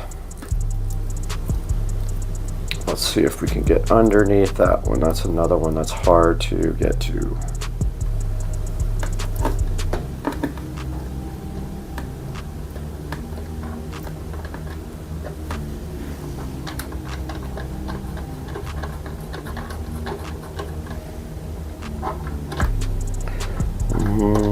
Yeah, this one's going to be fun.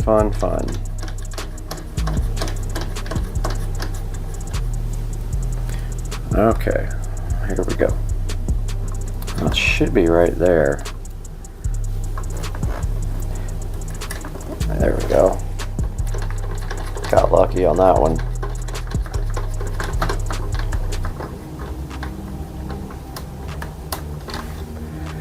And we'll do the top on this guy. See why banana plugs are so freaking awesome? What would it take? 15 minutes? 10 minutes to wire this thing? Banana plug, 10 seconds.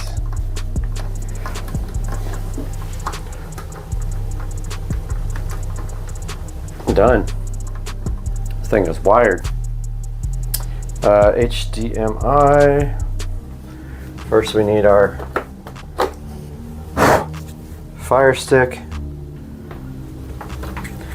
Fire Sticks are picky about power, so you may not be able to power it with that.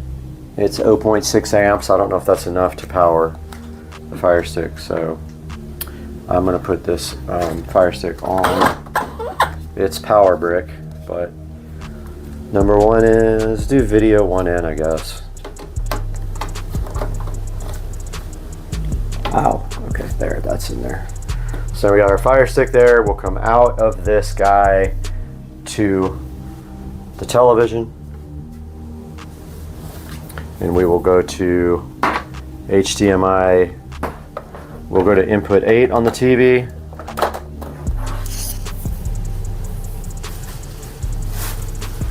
And go to out here.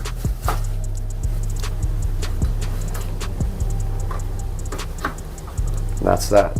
Video are connected. This thing is ready to be tested. I have a mess to clean up first though. Dude.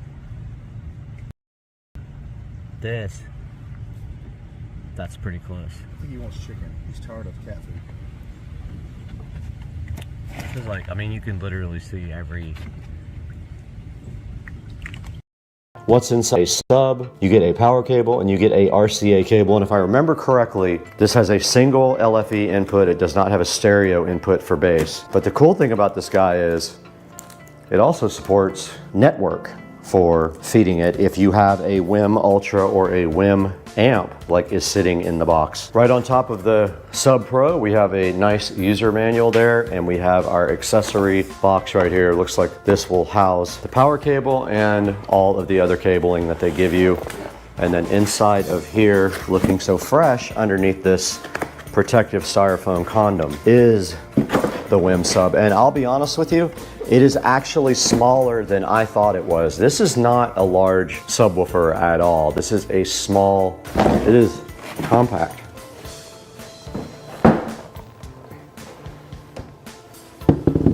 And look at the WIM Sub Pro here. Wow, this thing is so cool. It's finished in piano black, power here. It actually can accept LAN, which is kind of cool. So you can feed it with network, or you can feed it with RCA, and then there is a reset button right here. But yeah, this is all the connections on the back. And the front, it does have rubber feet on the bottom, by the way. The front does look just like this. What a cool unit this is, man. I'm so hyped to review this for you guys. This thing actually doesn't even need a connection. It can do Wi-Fi. So you can actually use Wi-Fi 6 on this, and supposedly you can put it anywhere. Your WIM amp or your WIM Ultra, they can interface with this guy without having cabling. Now let's look at what's inside the box here. One RCA cable and one power cable. That is all that is inside there.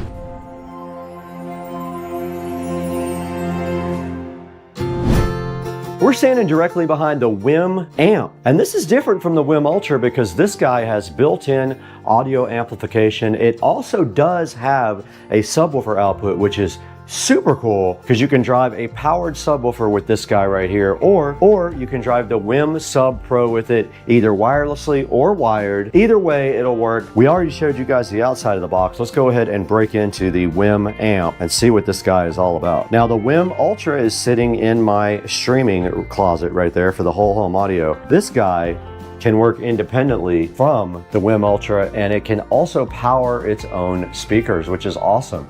So if you have a listening room or a media room, or even a television that you want to have like a little audio system with, this guy right here will do it. Now, right off the bat, we already see the WIM amp sitting right here. And then on both sides here, we have some accessory boxes. The packaging is out of this world already. It's awesome. So let's start with the accessories right here, and it looks like on this side we have a box. Looks like we have 3 different cables in here, and the bag says biodegradable, so they are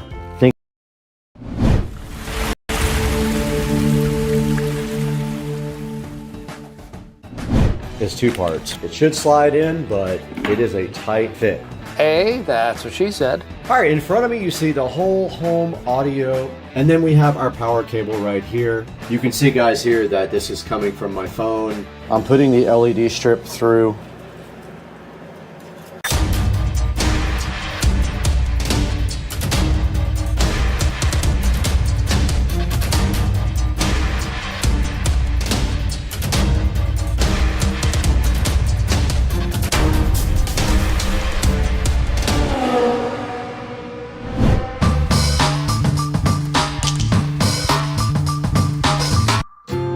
The last piece of the wiring puzzle did come in. Now, this doesn't mean that we can crank it and do everything because our WIM has not arrived yet, and it won't be here until the 24th to the 27th, I think, is the delivery date. We have the wiring ready for that. However, everything else can be wired and hooked up right now. This stuff that came in is 2 parts. One is for the output of the Behringer Ultra Bass to feed the distribution amplifier to feed sub down to the subwoofer in the closet and also to the subs in the house. So basically, we're gonna come out of the Behringer here. It's got a single output. We got a male mono 1/4" phono plug to dual female RCA, but we have male to male RCA couplers right there. So let's get this connected up real quick.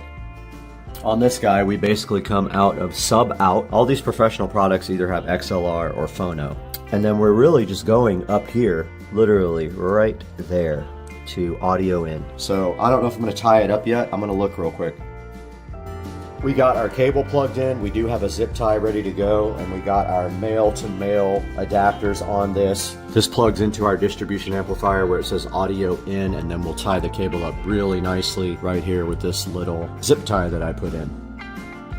Okay, we got our cable all connected up. We're coming out of our Behringer Ultra Bass. It's mono here. It splits to dual mono to go into the distribution amp. The distribution amp's gonna feed the sub down here and also feed the wall plate to both of the other subs in the living room for whole home subwoofer audio. That part is done. The other 2 male to males are for feeding the WIM, which then in turn outputs to our Juke multi-zone audio amplifier here via this cable right here. The input to the WIM will be either DOT or any other number of things. It can be anything really. For now, to test the audio, we won't have subwoofer. We don't have our sub out connected yet from the WIM. We can't test the sub. We can connect all of the speakers up though, and we have everything else ready to go. We can put our sub down there, slide everything in, and see if it is going to actually work like it's supposed to. So let's get this thing slid in there.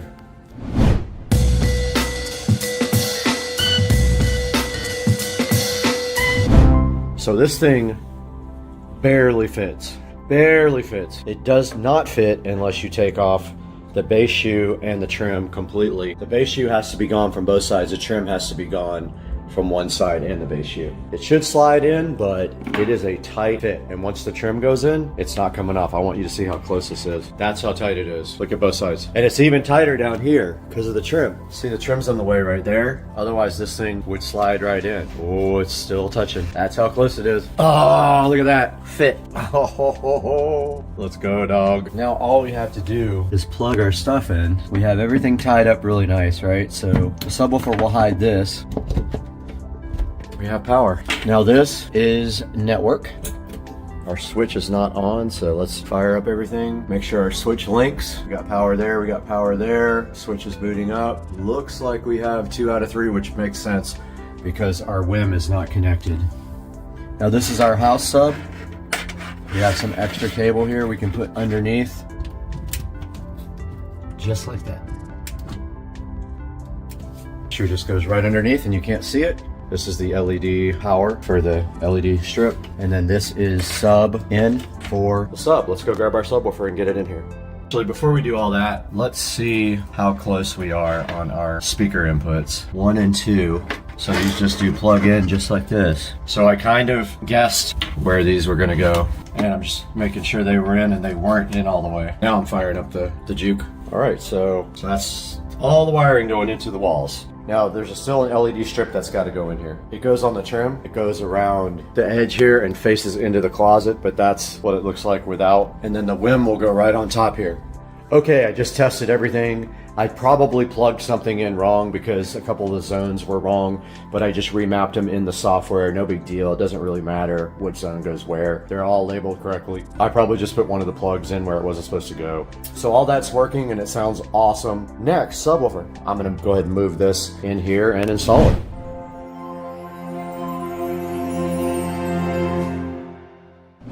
The Polk Audio sub installed at the bottom. The only thing I'm worried about is rattling. I don't know what I'm going to do if that happens. Maybe put it on some sort of soft cushion. I had no choice. I didn't want to put the bottom shelf in, but you can't not put the bottom shelf in. You have to put it in. There's absolutely no way around it. It's part of the base, so you can't take it out. Other than that, it's great. Everything looks good. After I test, this thing's ready for action with the WIM, but right now I tested Bluetooth from my phone to the Juke amp and it works perfectly. Looks pretty good too. I like the way it came out. The closet came out awesome. Very clean, white. It's gonna look so cool when these LED strips are around the trim. It's gonna go all the way around the trim right here, where that lip is, right there, and down this trim here, and it should light up the closet really nice along with that LED strip right there.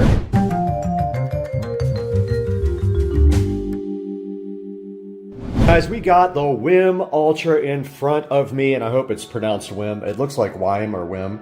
And this is a digital hub for all your music. It is a preamplifier only. This does not have any amplification in it. It does high-res audio, Spotify, Tidal, Chromecast, and of course, if I say this, it'll wake up, but you know what that is from Amazon.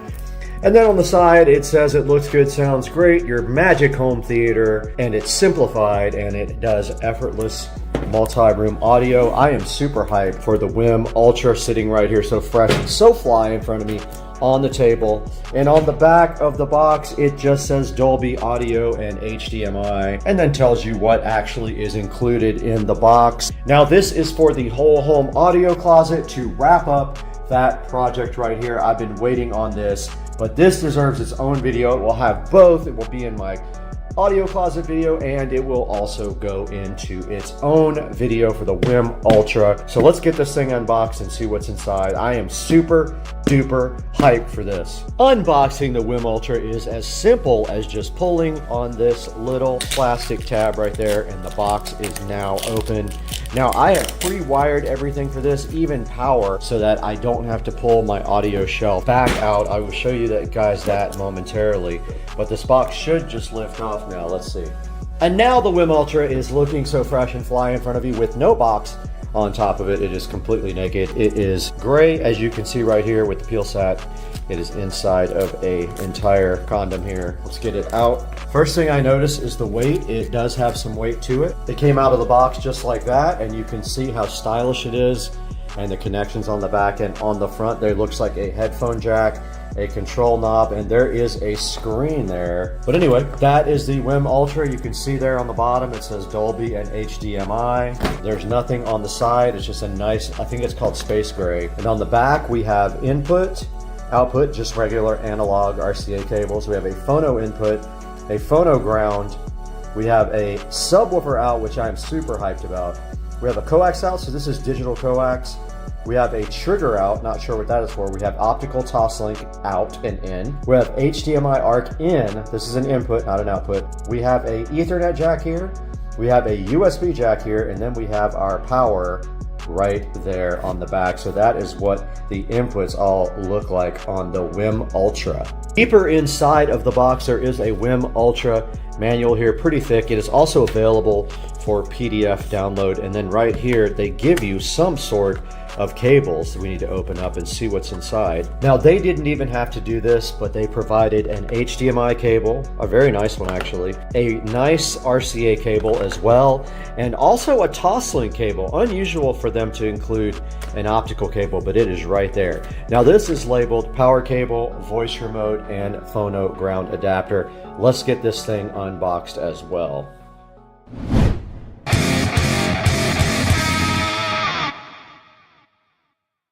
We are here in front of the whole home audio closet. You can see that we are pre-wired here for our brand new WIM. All we have to do is plug it in and we have everything we need right here for it sitting so fresh and fly right in front of us. These two little male-to-male RCAs are for our analog adapter on our Juke amplifiers. Those go directly here, and that's the output of the WIM. Let's go grab the WIM and get it set up now.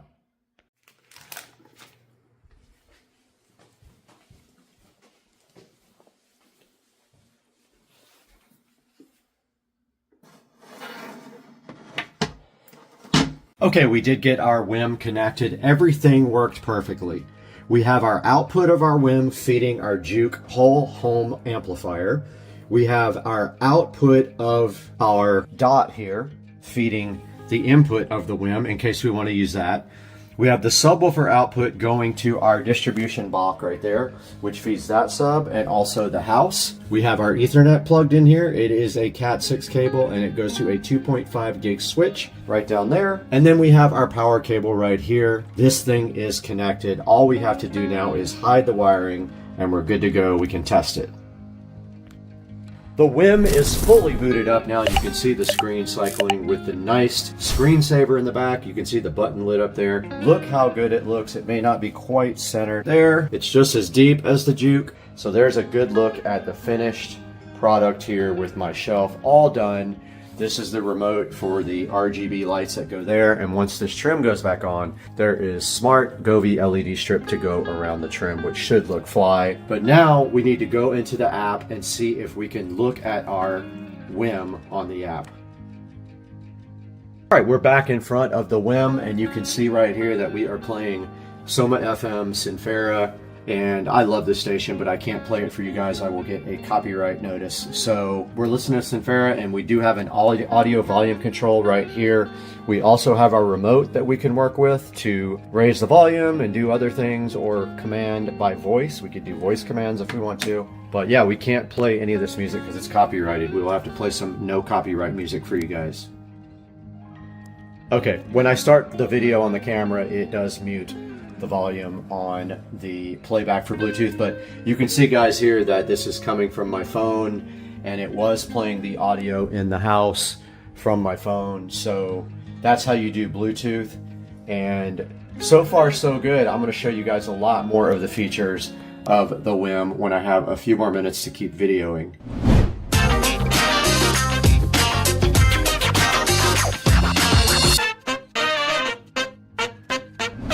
I got a little update for you guys now from right behind me in the audio closet. I've been doing a lot of work on this and I am proud to say that the end is near. Now, I took a lot of extra time to do everything I wanted in this closet, and I spent extra money to get premium audio cables and all the gear that I wanted to make this thing look fly. So let me show you guys where we are right now with this. So last night I did put in the WIM and finished all the wiring on the audio closet, and you can see right here from top to bottom what's going on, and we will go over all that separately. But right here at the top, we have the WIM, we have the Juke Audio full home amplifier, we've got our Behringer Ultra Bass, a audio distribution amp for the subs in the house and down here. We've got our dot, we've got our Ubiquity switch, we got our power conditioner here from Panamax, and we have our Polk audio sub. We have our power right here for our LED strip that's going on the trim. But right now, our next mission is to get all this trim reinstalled and painted and touch up the closet walls where it did get messed up. So we're going to be doing that next right here on Supercar Street Racing, so hang out with us.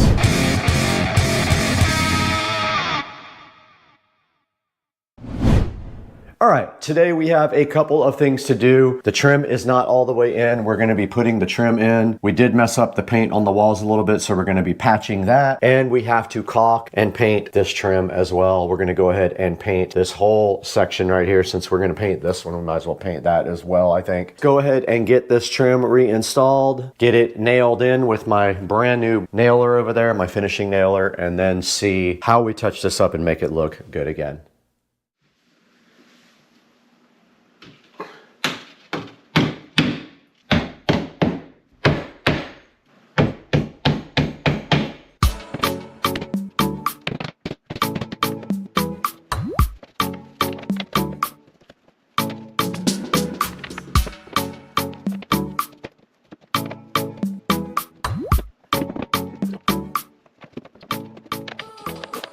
All right, guys, a little update. Someone recommended wood putty for me for these holes, and it's absolutely awful. I hate it.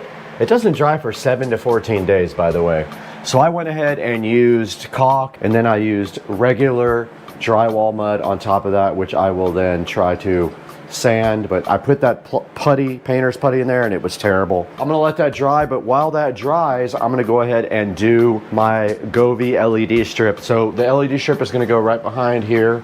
So super easy to put in. Let's go ahead and get that, because there's a slip all the way around, and I put power right here. So we'll have our little controller right here, and then it'll kind of be hidden. So let's grab our LED strip. So here's our 16-foot LED strip. The first thing I want to do is get it out and see if it actually is big enough to go around this whole thing. And if it's not, I need to start higher. So I want to see where the start point and the end point is. Let's put it at the very bottom. Oh my God, we got plenty. Putting the LED strip through the side of the rack so that I can hide it behind the rack.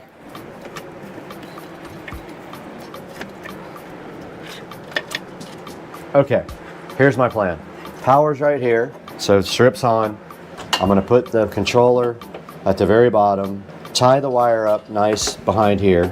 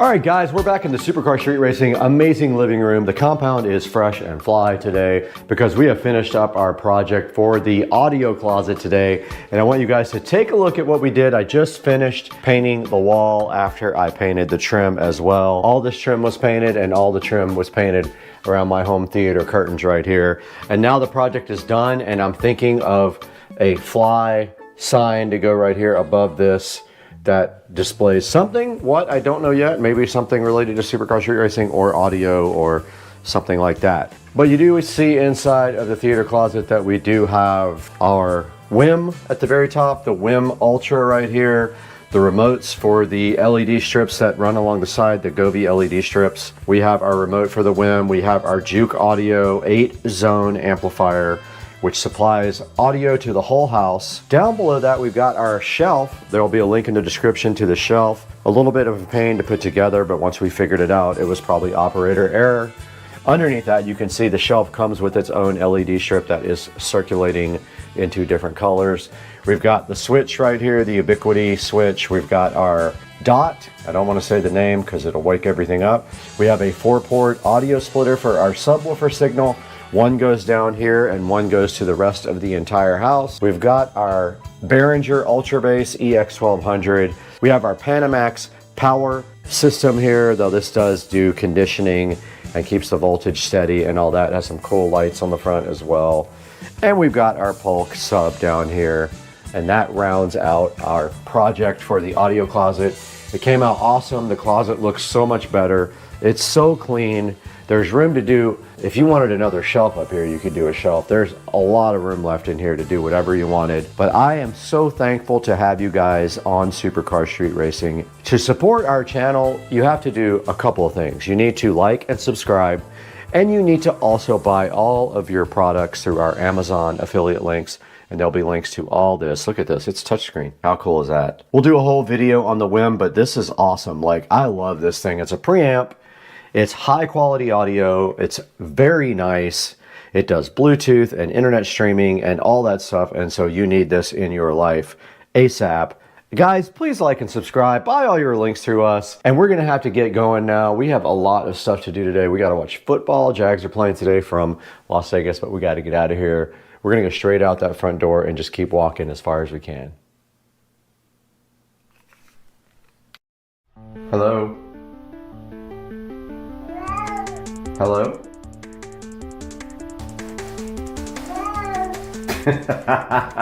Why are you saying hello? Hello? Hello? Oh, hello. Cat is literally saying hello. So weird. Hello? Supercar street racing here, and it is a wonderful cold Tuesday morning, and something I have not been looking forward to for a while. Just a little update though, also on my gauge cluster got lost in UPS, my electronic gauge cluster from Germany, and they are working on sending me a new one, but it was supposed to be here yesterday, and then UPS says shipment has not been received yet, so I do not know what's going on with that, but I will update you as soon as I know. Here is what we're working on today. So I believe the PCB valve on the N55 has failed. Now, the symptoms of this are whining coming from the engine and a rough idle. And also it was diagnosed by a shop not too long ago because I have some codes that say loon mixture, and they couldn't find anything wrong, and they think it was the PCB valve. Now, one thing you have to know is BMW tries to hose you on this, and they want you to buy the whole entire valve cover instead of just buying a PCV valve. You cannot just pop out the PCV valve and replace it. Or you can spend $82 on eBay for an aftermarket valve cover, which was my plan. But I did find this fix online, so I bought this from Amazon. I'll put the link in the description. This is a replacement cap diaphragm for the PCV valve on the N55. You can see here's the part number, if it'll ever focus. So $25 for this guy. I've got some JB welds here. What we're gonna do is I've got a online video that I watched. A lot of people cut the cap off and like kind of chip it off and pry it off.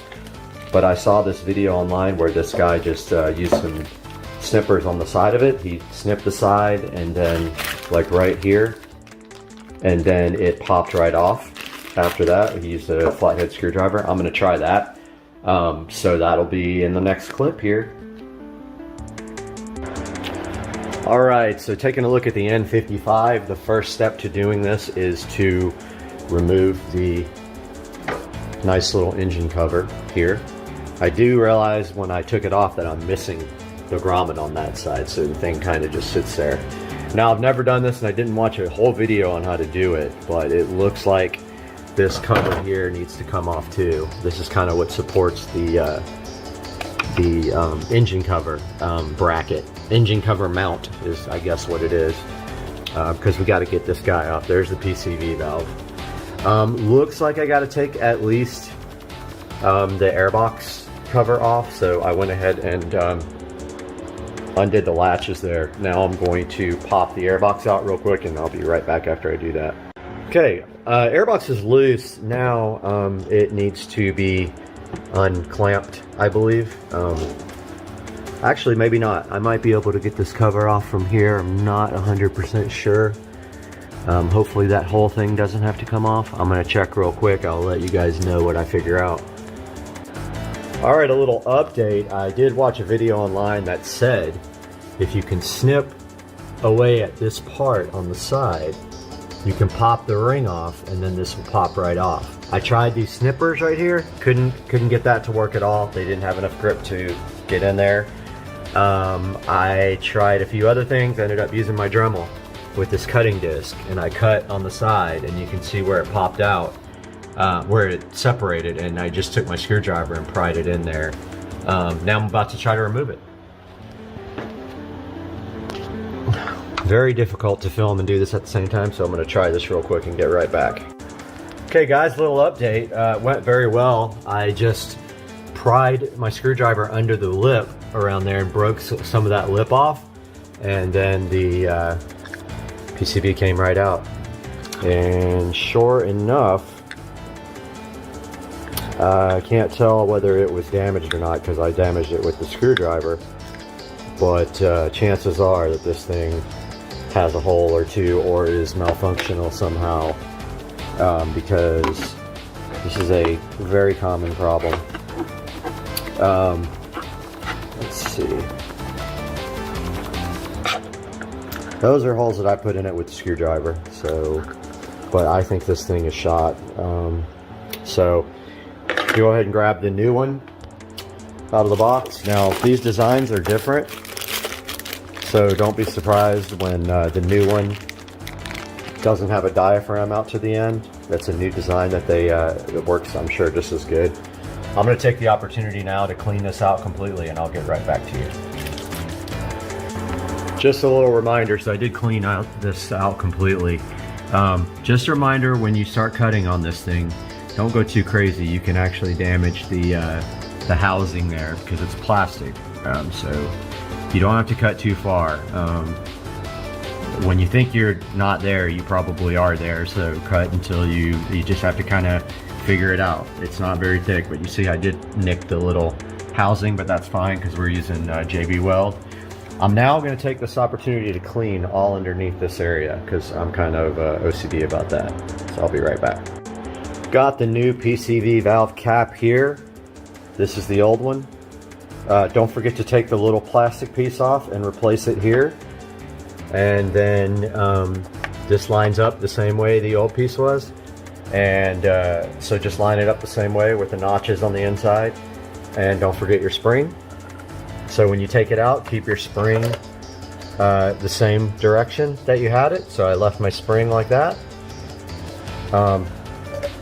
You're going to put your cap back on, but before you do that, you're going to get your JB Weld all ready. The biggest deal is do not get any JB Weld on top of this, only on the side. It will interfere with the diaphragm working correctly, and people have had issues with that. Keep the JB Weld all along the side there, and that should seal it off good. It's going to be a little difficult to get in here because of this cover, but I think I can figure it out, I hope. So I'm going to try to find some stick to do this with. I'll be back. Okay guys, just a little update video. It was impossible to video and make the repair at the same time, but I am completely done. So what I did was I mixed up JB Weld here.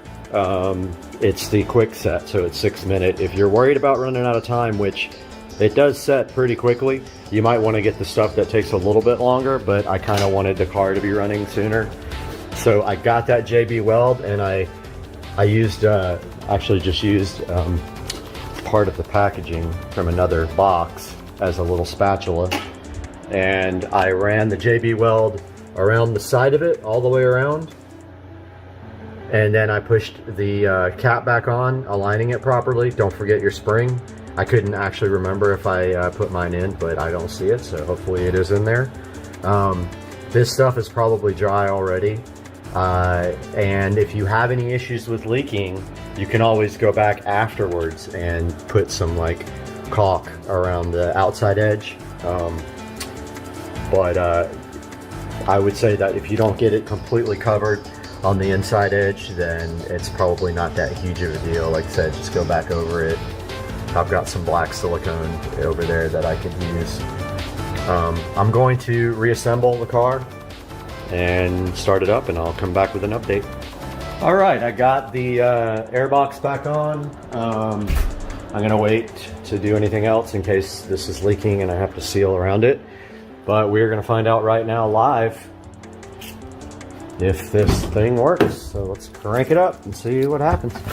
See if we get any errors or anything. Any shaky idle.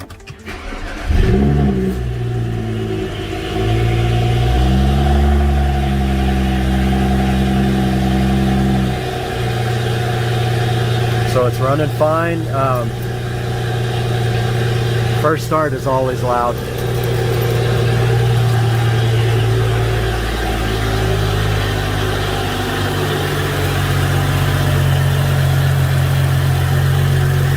Go ahead and crack this garage so I don't die.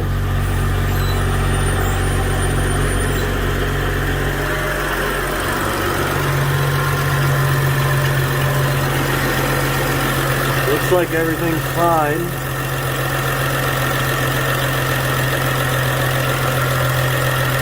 A little bit of valve ticking in there. I think that's normal though.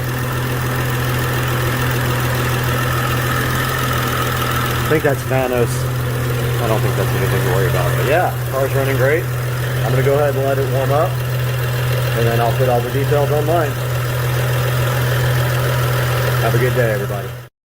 Talking. No talking. I don't care about the address being Okay, on. go. All right, they can say it. All right. I don't give a fuck they know that. All right, you All ready? right. Yeah. Okay. To JEA. Residential if you are calling about a power outage, gound wire, street light, or other electric problem, press 1.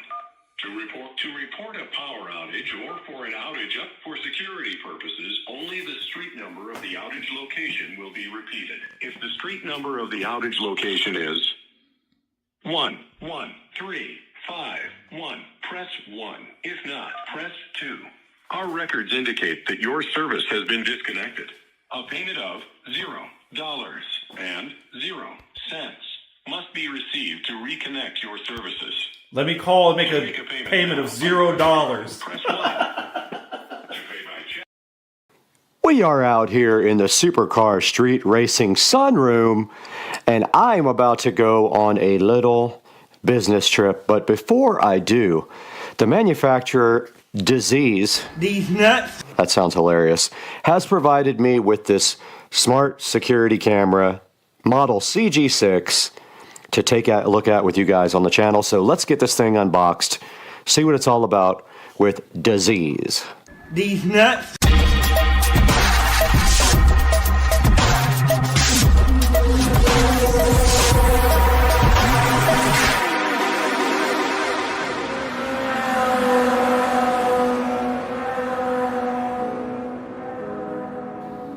Back on the channel today, we're with the Disease, I think is how you pronounce it, smart security camera.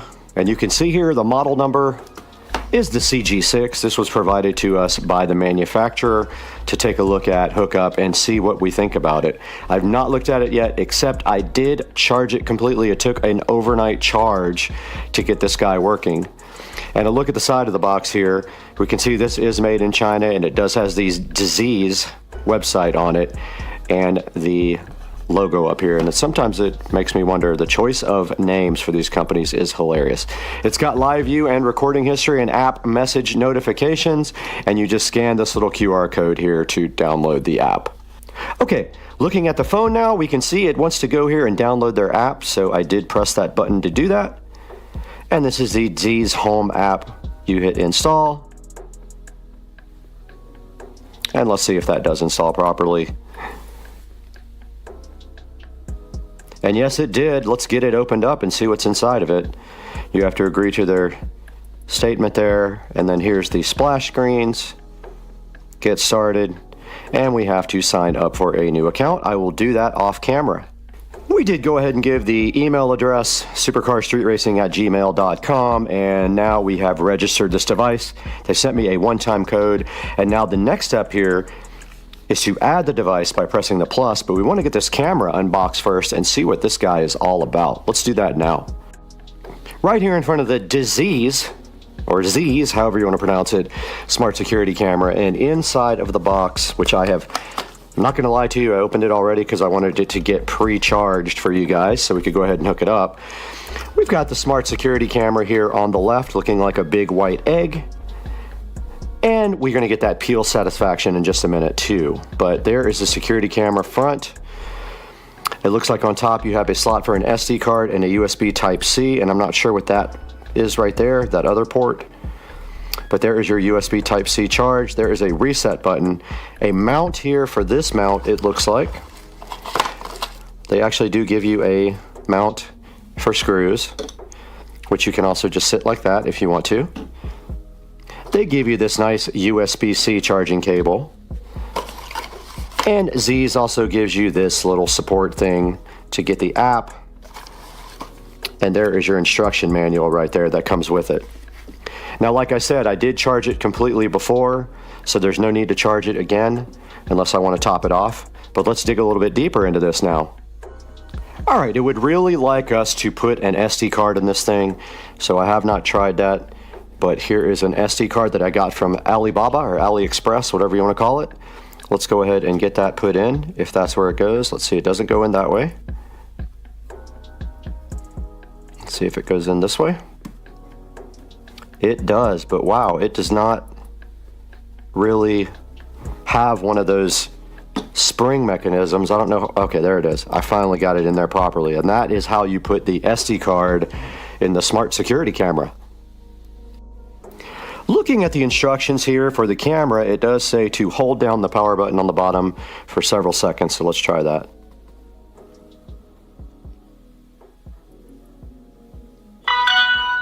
And we did hear the little tone on the camera. And it is making a little noise now, and we're going to want to try to add this to the app. So we got the app open here on the phone, and it says add new device. It is making a nice little tone for us. We just added power to this guy with a standard USB cable that it comes with, and a Type-C on one end and Type-A on the other end, and it is plugged into a power adapter.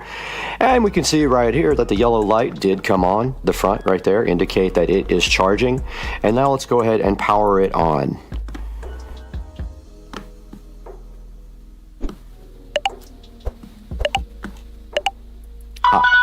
And it did come on, and the blue light is flashing, and it is making the tone. So it is searching for the camera. It did find this camera here. And it looks like it connects to a temporary hotspot. That is the camera, so we just hit that. It wants to use location, that's fine. And it is going to look for Wi-Fi networks, and we're going to hook it up to Supercar Street Racing if it can find it. If not, we're going to have to go out to the studio. Yeah, it doesn't see the Supercar Street Racing hotspot, so we're going to have to move out to the studio. Out in the Supercar Street Racing studios with this smart Wi-Fi camera. And here it is on the app, and now we're close to the hotspot, so let's go for it. It's looking for Wi-Fi devices. Let's see if it finds the Supercar Street Racing Studios Wi-Fi. It did. And then over here, while you guys watch this, I'm going to put the password in.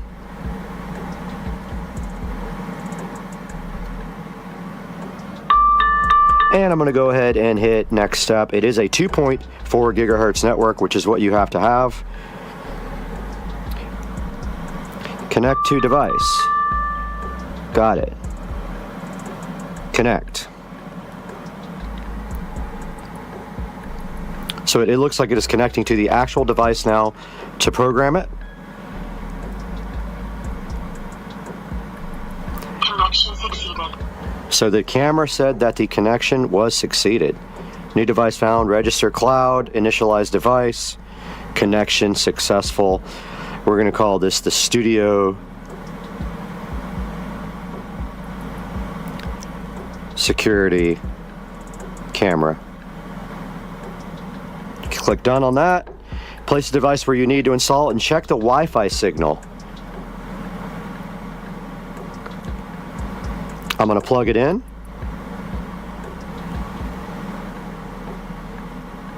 I'm going to hit next.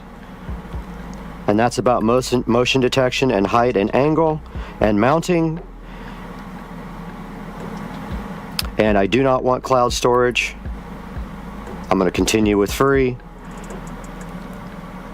I'm not going to do notifications for now. And let's go ahead and see if we can see the camera. And we do see the camera, and it does have peel on the front. So we got to do that peel satisfaction first before we can actually look at the good picture from the camera. All right, we're out here in the studio with the mushroom light, and we do see our security camera plugged in directly up here next to this clock that is looking oh so fresh. I love that clock, actually. And the only complaint I have about this is that the wire is really visible. And we can point this camera down, but it might have a tendency to fall over because of the fact that the speaker's on an angle. So I'm gonna take some sticky tape and put it on the bottom here eventually. But we do have the camera mounted up here. So what we're gonna do now is go ahead and open up the app and see if we can see our camera. Let's go ahead and hit play. And there is our security camera. And it is angled up a little bit, so we're gonna wanna get that angled down just a little bit more to see more of the room. So we can go ahead and do that now. All right, so we do have our security camera ready to go. I'm gonna go ahead and get on the phone and record some actual footage of the camera while I do some editing for you guys. Hey there. Subscribe to my channel. And also press this bell icon.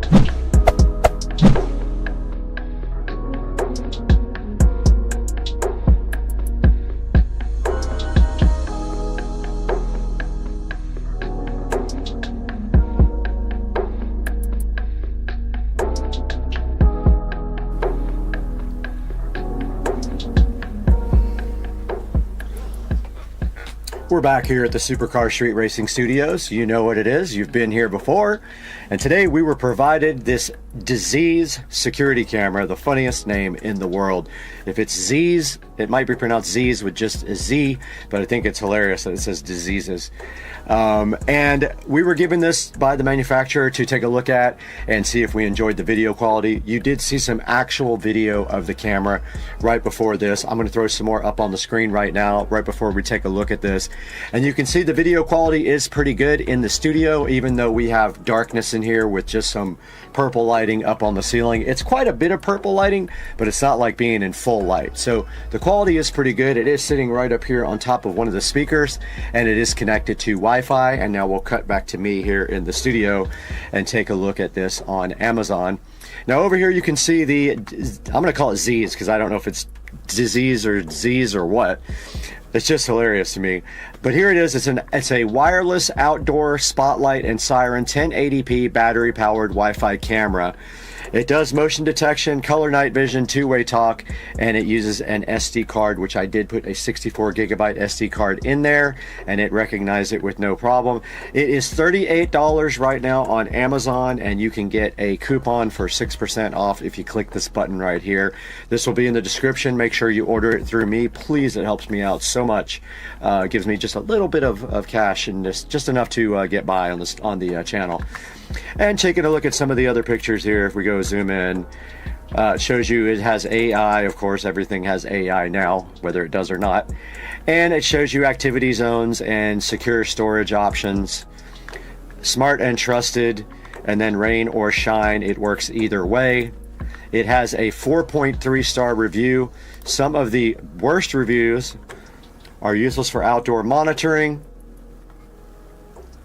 Camera work properly first 8 or 9 months. I really wanted to like, but they're not dependable. Never buy again, not worth it. Those are the 1-star reviews. Taking a look at the 5-star reviews, however, says absolutely amazing. That person did buy it. Didn't look like they got that for free.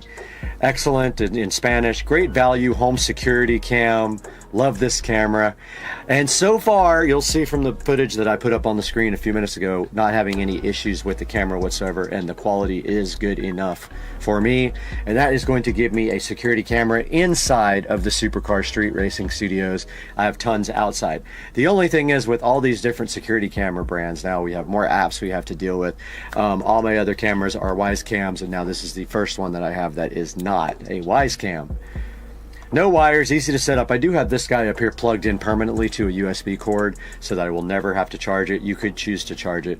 And it says it lasts a while, but we didn't actually test the battery life because we have no way to really do that. And that is the Z's wireless security camera.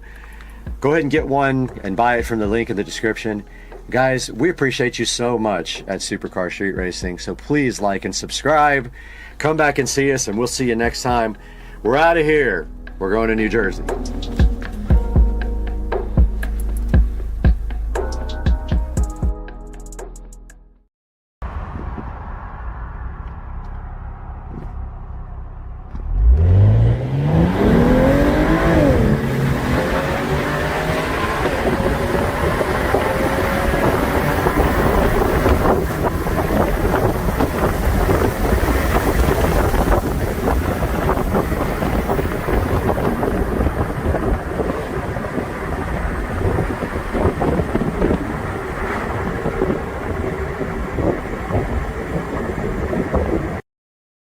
Guys, I might have figured this out, and I think we're going to be able to install this now.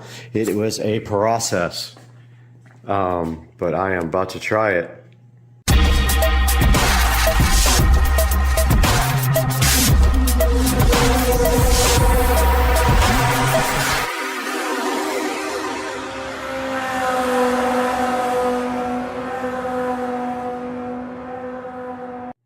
Hey guys, welcome back to the channel, and today we're going to show you how to install Kodi on a show device. That's right. You didn't think it was possible. You thought you were locked down, but guess what? If you got one of these, you can put it on there. Back in front of the Show 15 now, where we're going to show you guys how to install Kodi on this device. So the first thing you have to do this is a Show 15. I'm not going to say the name because it will wake up. Once you have the Show 15, you will get a prompt that asks you if you'd like to upgrade your experience to the Fire TV experience. You go ahead and upgrade this device to the Fire TV experience, where you will come back and you will see this little dot right here. See that? Right there. Once you have that, then you're well on your way to getting Kodi. So guys, what is Kodi? So Kodi is a multimedia app that has been around for a really, really long time, and it used to be called XBMC for Xbox Media Center. They did change the name. Now, what is important about this Kodi app is that people write add-ons for it, and you can actually download add-ons to watch certain things. I won't tell you what, because obviously we're not going to be breaking the law here, but a good app like this might assist you in watching certain things. It has all kinds of apps. You can also actually just play multimedia from a server. You can install apps directly onto Kodi, like YouTube, if you would like, but the important thing is you can install these add-ons. These are video add-ons, and to do that, you have to find their repository and install them from the repository, which I will show you here momentarily, but this is Kodi. All right, let's quickly go over what you have to do to install Kodi on your Echo Show 15. First, you go into the Fire TV. You go ahead and go to Find, and you search for the Developer menu. Developer Tools menu there. Here it is. Go ahead and open that. It pops up this little window. You can just hit the back button on your remote or either on the display remote. You're going to have Toolless installed as well. So go ahead and do that, and you're going to have File Explorer installed as well. When you press on them, you should be able to install them. Now let's go get Kodi TV. So we can hit back button here or back on the remote. So we will need the downloader for that. So back to the home screen. Go to Find.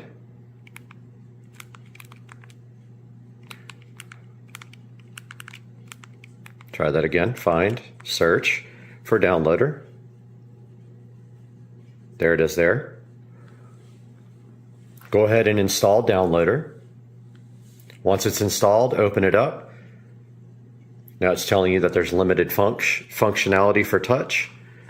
So now, once you have downloader installed, you browse to either this full link, or you go to Kodi.tv. And remember, this is limited touch.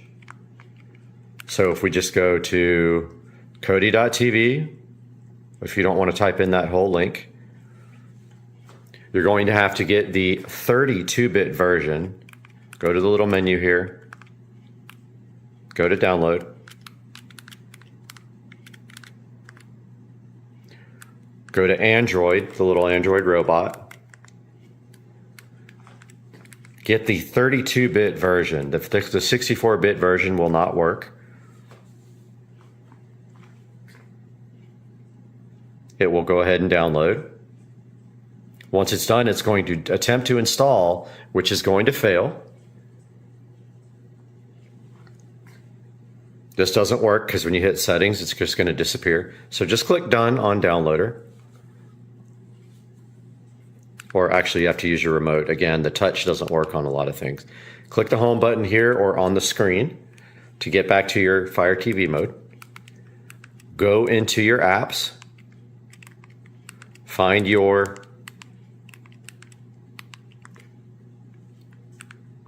developer tools menu, open that. Just hit the back button to get out of that. Now on File Explorer, you have to use your remote again. See how it says limited touch? You're going to want to go to your downloader folder where you downloaded that Kodi. Select the one you just downloaded. I have a couple in here. So just select it with the middle button or on the screen. Click cut. Hit the back button either here or on the screen remote. Go to download and paste it. Once that's pasted, go back again, go into Toolless, right there. Toolless, or whatever it's called. Open that. Find your download folder. Find the app you just copied. It's one. These are old. I've done it a couple of times now. But open up the Kodi app. It will then say continue, and it will install, and it will finish. And then once it's done, you will see that if you go to the home screen now, and you go to all your apps, you have this wonderful Kodi. There is proof that Kodi works on the Show 15. And then now we will show you how to put a good app like the Crew into this. Okay, now that we have this installed, you're going to want to put something in it. So to do that, you need to get a add-on. So if you go to Settings, File Manager, Add Source, Browse, click enter a name for this, call it Crew. And then click none where it says path. Okay, so here is the path, https://team-crew.github.io. Click OK. Click OK. Click back. I'm just going to use a remote because it's easier. Go to add-ons. The touch works. Install from zip file. Yes. You'll have to enable unknown sources when it gives you the warning. You can enable unknown sources. Come back here, click on the Crew. There's the repository. It is installing now. There we go, add-on installed. Now install from repository. Click the Crew repo. Click video add-ons. Click the Crew, install, and then OK. It is installing now.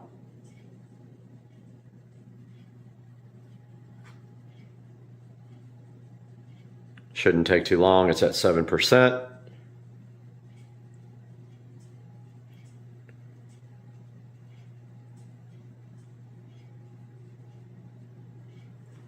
At 20.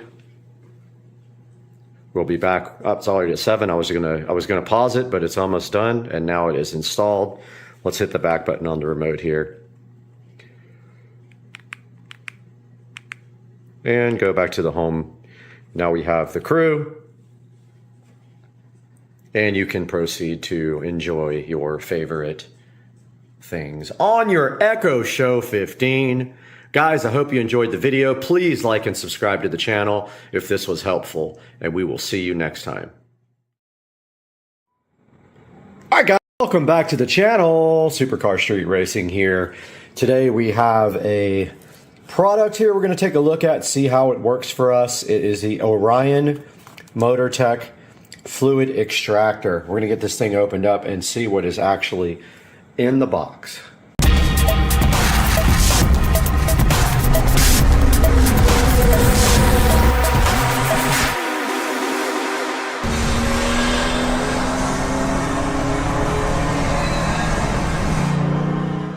Taking a look inside the box for the Motortech extractor here. This is a 200 milliliter fluid extractor.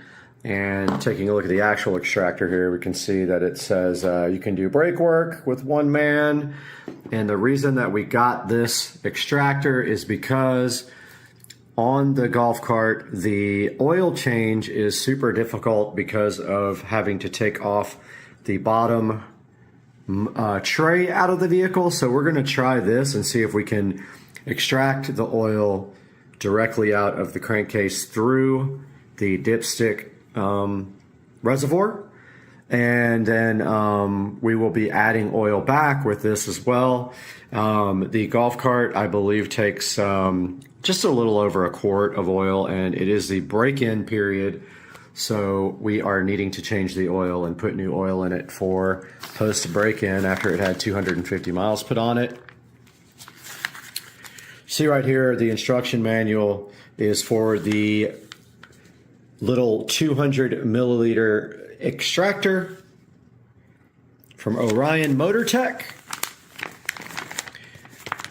And inside here, it gives you some warnings. It shows you a parts list. It looks like it comes with 2 hoses here and also a little extra little nozzle for the end of the hose. It's got 1 small hose and 1 large hose here. So it says that one of the hoses right here is 0.95 centimeters and the other one is 0.6 centimeters. Taking a look right here. The adapter is on the end here. And the barrel right here. There's the adapter. The actual syringe here. And then it tells you how to operate the extractor. And it says be careful because some fluids will affect the paint of your vehicle if you're using it. So what we're going to be using this for is, like I said before, we will take the little dipstick screw thing out and try to pull the oil out of the golf cart without having to take off the drain plug, because the drain plug is blocked by a big under tray with about 30 screws that have to come out. And I'm hoping this will do the trick to change the oil in the cart. Okay, we're out here in the garage now. We need to get set up. So what we're going to do first is go ahead and get some lighting under here. I've got a little fluorescent light that we can run underneath the cart. We'll go ahead and get set up.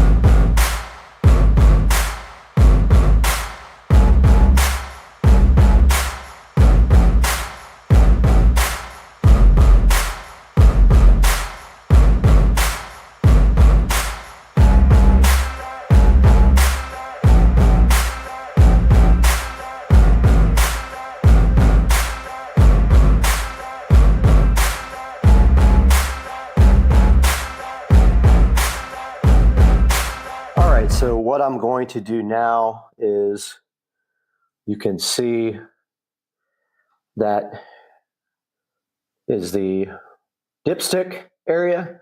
I'm going to get our extractor here and try to extract from that dipstick and put it into this 2-liter bottle that I got right there. Now notice that I did put the cart up on the ramp on this side so that all the oil would flow to the dipstick side of the engine. So I'm gonna go ahead and give that a try now with this extractor. And all you have to do to get this extractor going is put the tube directly into the end of this hole, and we will start off with the bigger one. So what you do is, all you do is push it into the hole it's in. To get it out, you pull down on the blue washer and it comes right out. So this thing is ready to go now. Literally just put this into the dipstick and try to suck out the oil, which I've never tried before. So let's do that now. All right, I'm getting my gloves on here to get ready to try this. I'm hoping I don't have to go ahead and put this thing up on ramps and take the bottom tray off, because really you need all 4 wheels off the ground to do that. But let's give this thing a shot.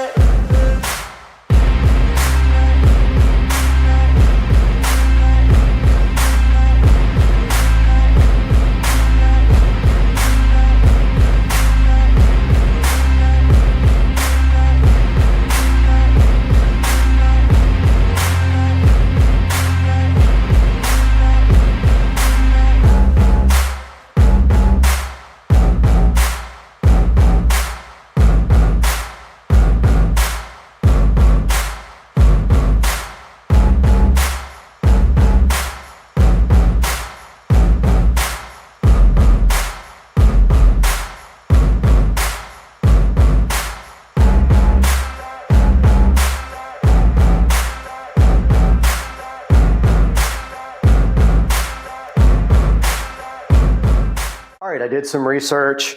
One place says 14 or 1.4 liters. The other one says 1.1 liters. So I don't know what the correct is.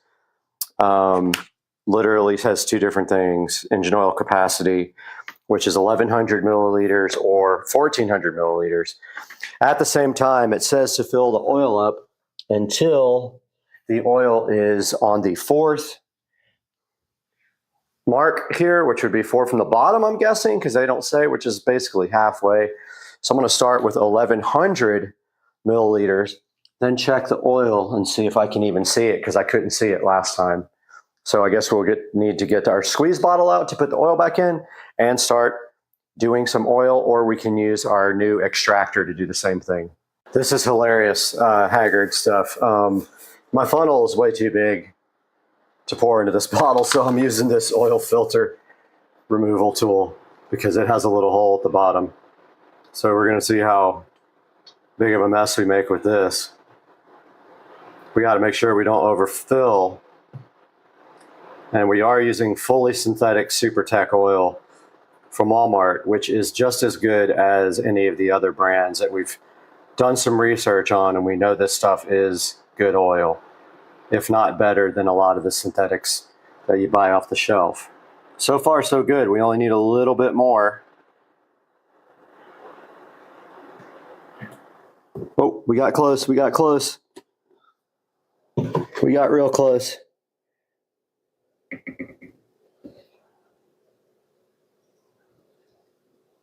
And that should do it.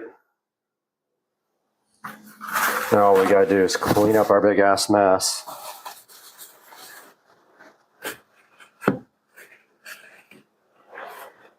Should be about 1,100. The difficult part's going to be checking it after, because you can't really tell on the dipstick what is what. It's very hard to see.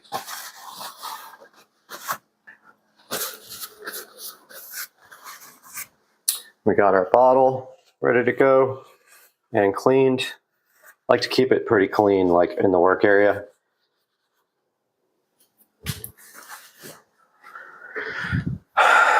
And this is how we will be adding oil back. It is to the top. It couldn't be more full. Actually dripping out because I squeezed it. Don't squeeze the bottle while you're working on it. Okay, this thing's ready to go. Let's head back out to the garage. One thing I didn't even think about is whether this bottle is going to be able to actually get in there and inject this oil. But we're going to find out right now. I think we're okay. There is a exhaust right in the way.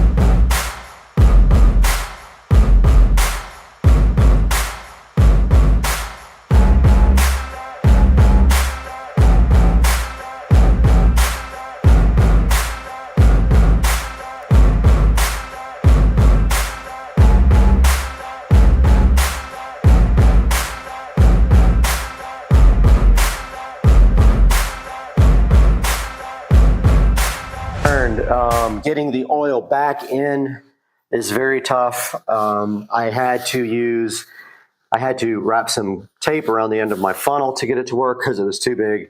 I did eventually get most of the oil in there with the funnel.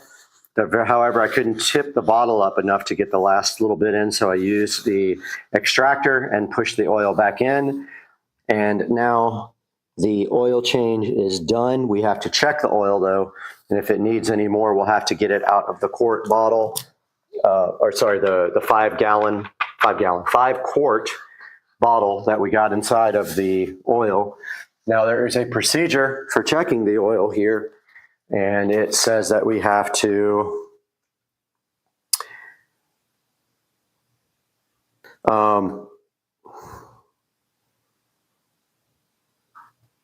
let's see, it just says, it doesn't say. I'm going to look and see how you check the actual oil here. All right, we're supposed to start the engine and let it warm up for a few minutes, turn it off, wait a few minutes, and inspect the level. And it should, this one says, yeah, about halfway up the stick there. Let's go ahead and start the vehicle. Neutral. And that's on.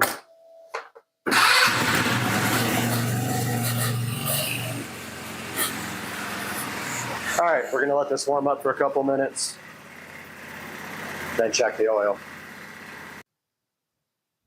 Okay, it's been sitting for a few minutes now. I'm gonna go ahead and see if I can check the oil level, which I tried once before, and it's kind of difficult to see on the dipstick. It's really a dumb kind of system. But I'm gonna go ahead and take that out. Oh yeah, that's hot. That's me getting burned by the exhaust, which is right next to the oil drain plug.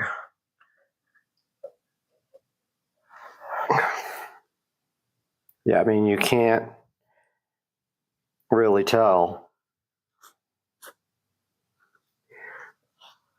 It doesn't say also whether you screw it in all the way or just check it when it's out. So I'm going to see, screwed it in all the way and see if I can see any oil on it now.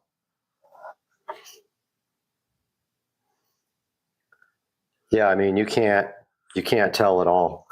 It's just ridiculous. It's got oil on it even when you don't screw it in all the way. I'm just going to leave it like that. I'm not going to add any more oil. I only put 1100 and it says do not overfill. So I'm going to go ahead and leave it like that. And so that's going to do it for this video. And this is the extractor that we use. This is the OMT fluid extractor we use to change the oil. And I would highly recommend it. It works great. Did the job perfectly, actually. So yeah, go ahead and pick up one of these if you can, and we'll see you soon on Supercar Street Racing. Guys, so I was chilling on this treadmill, saw something in my backyard, unusual, and I come out here, and there's a dead bird right here. Really strange, but yeah, I don't know what kind of bird it is and what happened to it, but it's been gone for a minute, I think. So sorry I wasn't even on the thing, but I mean, I'm gonna throw this thing to the alligators. It's 100% gone, so I'm gonna get my gloves on here and get rid of this thing, see what happens with the alligators.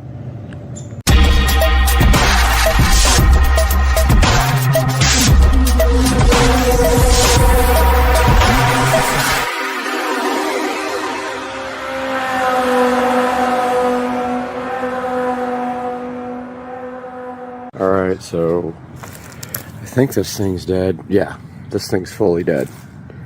It's stiff.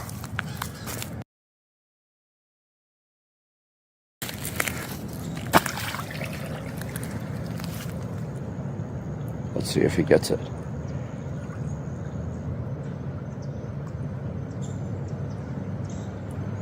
Oh, he's not interested in it. Oh, he left.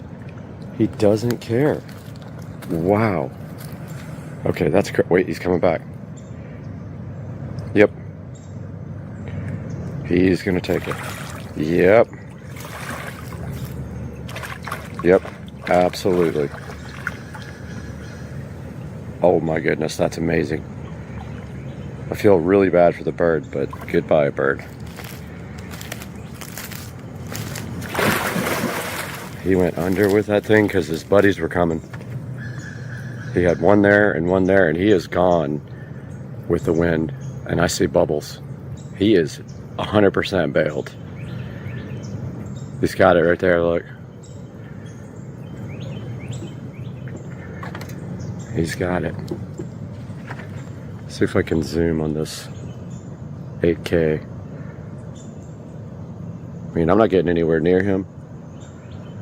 He's in defensive mode right now because they're all trying to get his food. He's taking it because something else came over and wanted a piece. And I can see it traveling underwater. He's going to come up in a second. But I'm surprised the big one, or the bigger one here, didn't want some action. Real predatorial. He took it under again.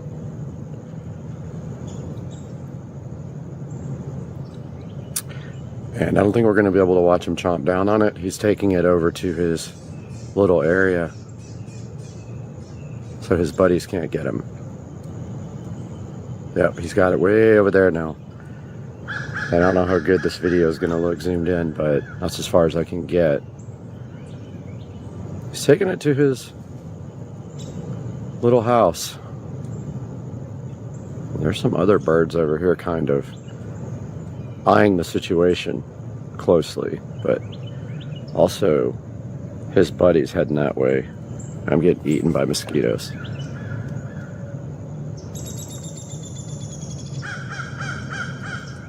Yeah. Come on, man, eat it. Or your friends are gonna come eat it. He's just chilling with it now.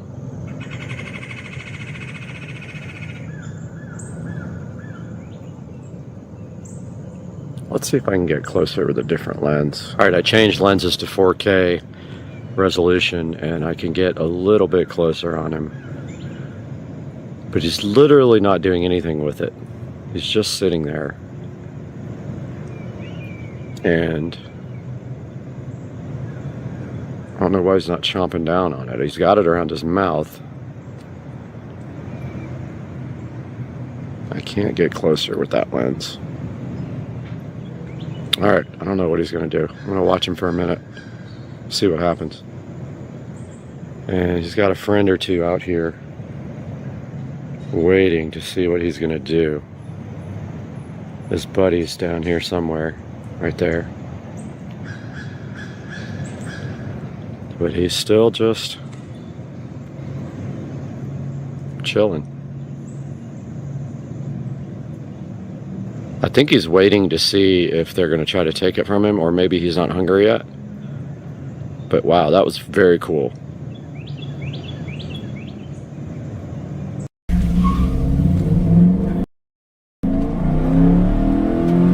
Got his ass! Welcome back to Supercar Street Racing today.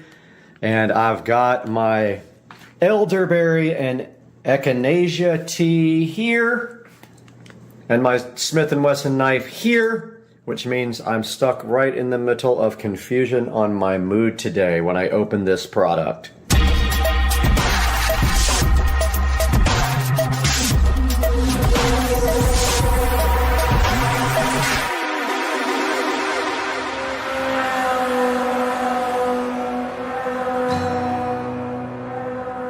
Guys, Supercar Street Racing here with Brad. I've got my delicious, I'm addicted to tea, so I have my tea here.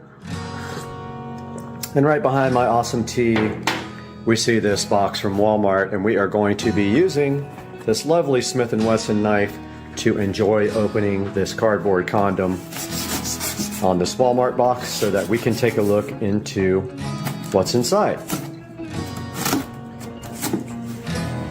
This came from Walmart.com, free shipping.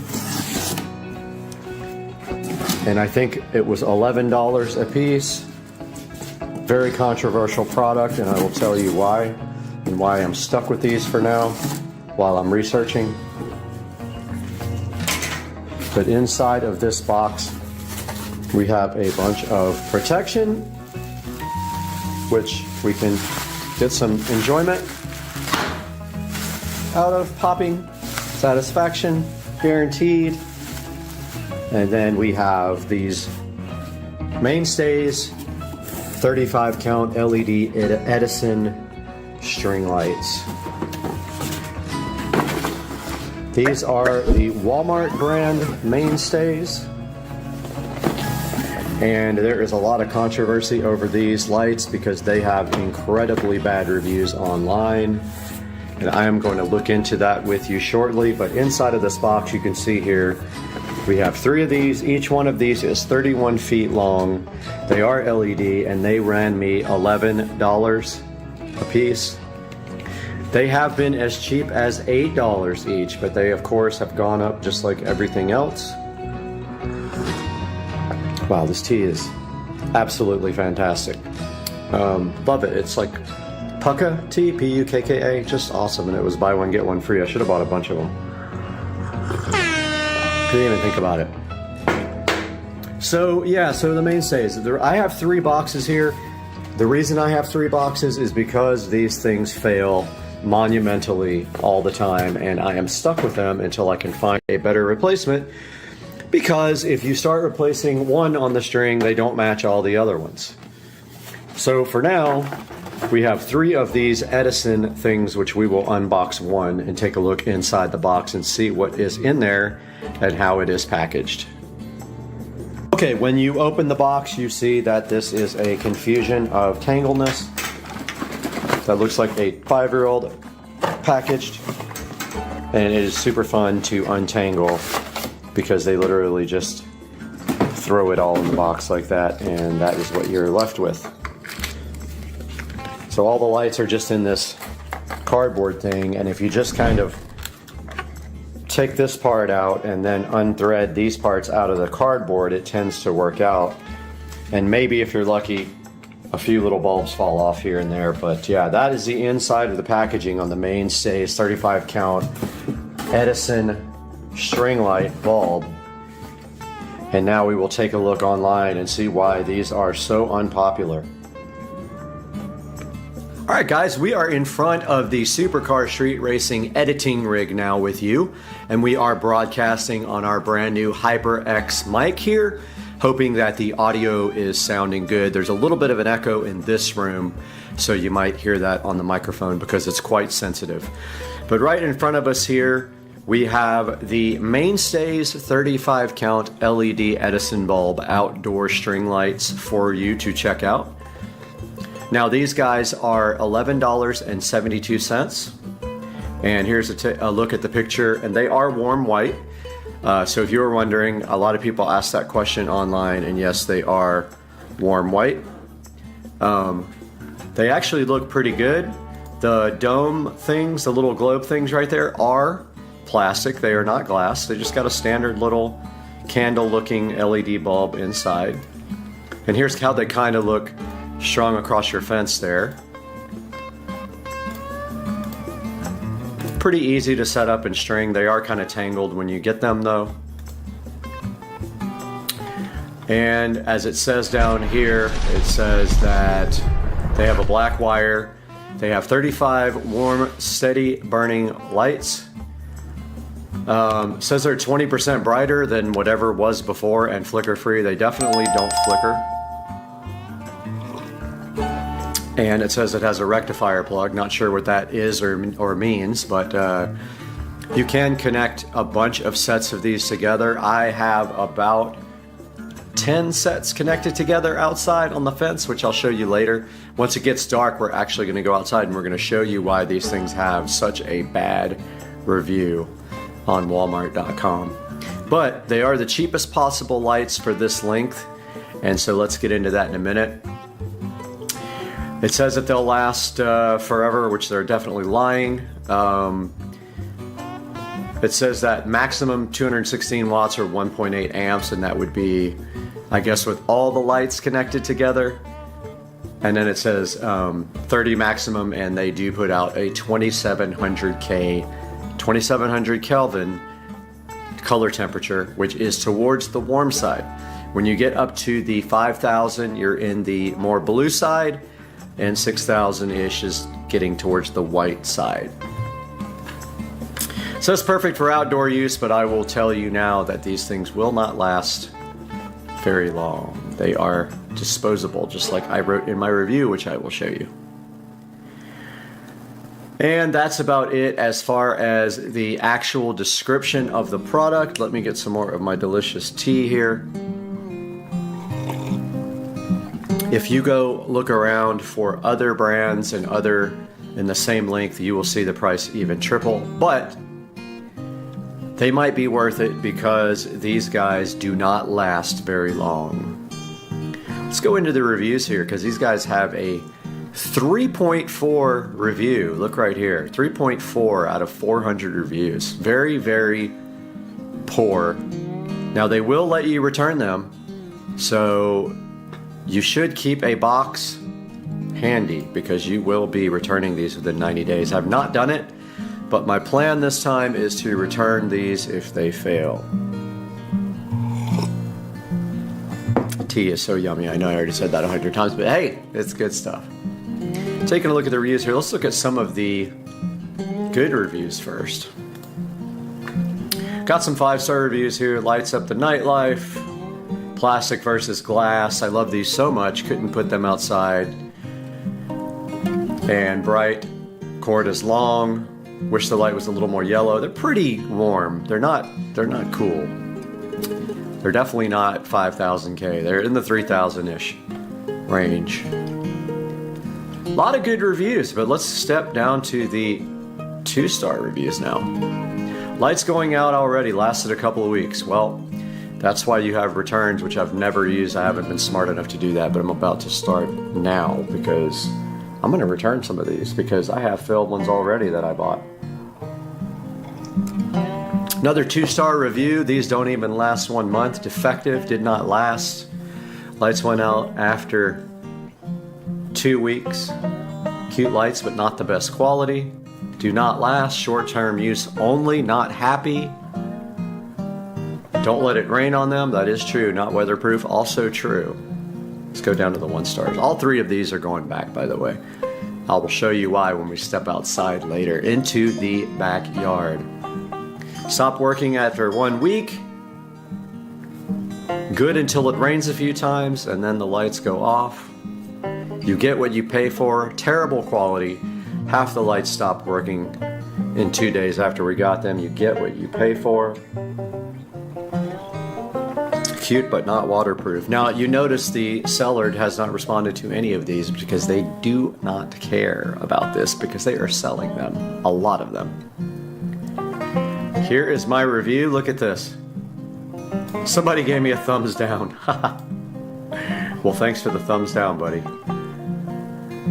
I call these disposable lights. Buy a warranty. The lights will last anywhere from a day to a month and then die. Always get a protection plan if you can. Think of them as costing 5 times as much because they die immediately, either several bulbs or all the bulbs. And you can thumbs down me all you want, but that is the absolute truth, and I don't know why you would thumbs down a true review. Bite me. Anyway, more tea. I purchased 12 of these, and within 3 weeks of purchase, all 12 did not work. Every one went little by little until 3 weeks. And there is page after page of these. There's 8 pages of 1-star reviews. When you get to the last pages, they don't say anything. They just give a 1 star. But within raining 2 days, mine's should not have an S, but mine aren't working at all. I bought 2 of them, and less than a month are damaged. These lights cast a nice soft light. Bought 3 sets for outdoors in less than a month. 10 lights out of 1 strand, 5 lights out of another, and 1 strand dim to useless. Now what you will see will happen actually is bulbs will start failing on the actual string. It comes with extra bulbs. I've tried to replace the bulbs. It doesn't work. They just don't come back on. It doesn't restore the whole string. Or even the bulb that you replace. Sometimes you can replace all the bulbs and they still don't work. This thing says utter trash, garbage. So you get the point here.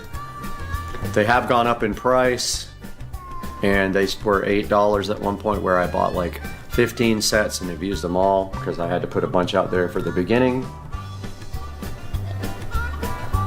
And so when I see you guys next, we will go ahead and go outside and start the process of replacing the ones that I need to replace and starting a return on these guys.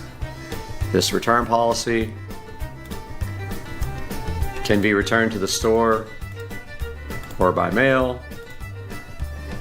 Items picked up and delivered from a store can only be returned to a store, but we can return online items in a store for free, and that's what we will do. We will get Rich to bring us and get our money back for these. And next we'll go outside to the yard. All right, we are out in the backyard now, and we are going to walk the property and take a look at the state of these lights, which I have not done in a while. And over here we see we have a bulb out there, which maybe we can replace. There's one out there. These come with spare bulbs, supposedly. We'll see what's in the package. There's one out there, there. That's already what, 5, 6, there. 7. And this entire string is out. So first things first, we'll replace this string that's out. So let's get moving with that.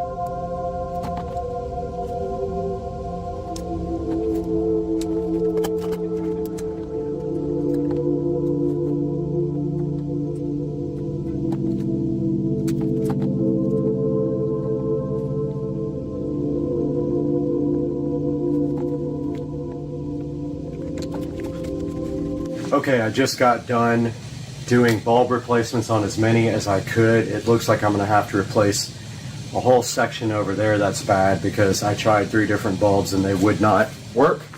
Now I'm gonna package all these up here and get them returned to Walmart. Maybe cutting the old port so that we can make it a cleaner install and splicing into the port so that we don't have to have an actual physical male-female extension cord to charge. But even if you don't have that, it's very easy with this setup to simply plug it. And it's really kind of nice because if you're going somewhere and you forget to bring your specific charging cord that goes with some of these charging ports, this uses just a regular extension cord. Super easy, very convenient. It is. So why don't we get going here and start on the first part of the project, and that is going to be actually cleaning out your battery bay. Let's do it.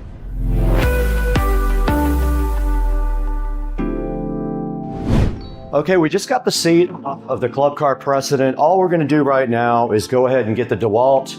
Now this DeWalt was also provided to us by a sponsor. We'll have a link in the description for it. This is one of the most quiet vacuum cleaners I've ever heard in my life, and the thing absolutely rips. Joe, go ahead, do your thing with the DeWalt.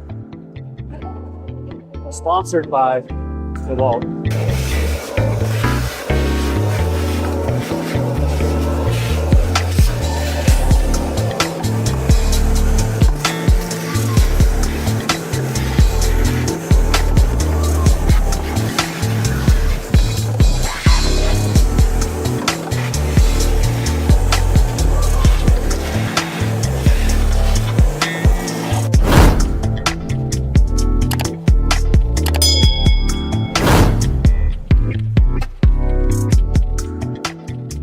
So I just want to say real fast, one of the great things is that this thing had a prior lithium battery in there. It is so clean compared to what it used to be like when you had those old batteries. I mean, it was in there for probably 2.5 years, and literally we just got a little bit of cleaning up to do, and what a testament to lithium. Yep, I agree, and I'm gonna grab all of our cleaning supplies out of here. I'm gonna grab some cleaning detergent, cleaning liquids, and some rags. We got our Clorox bleach-free cleaner. Joe, why don't you spray it down and we'll go ahead and a little bit too. Let that sit for a second. Yeah, let that.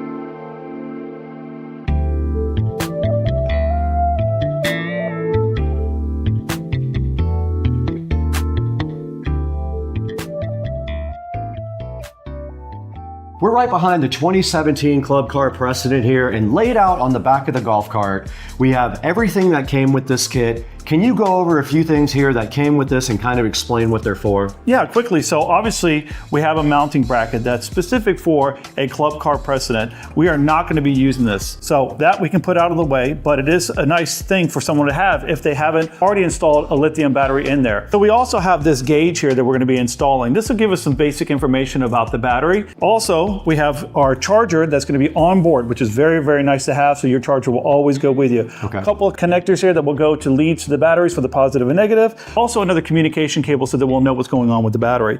On top of that, we have an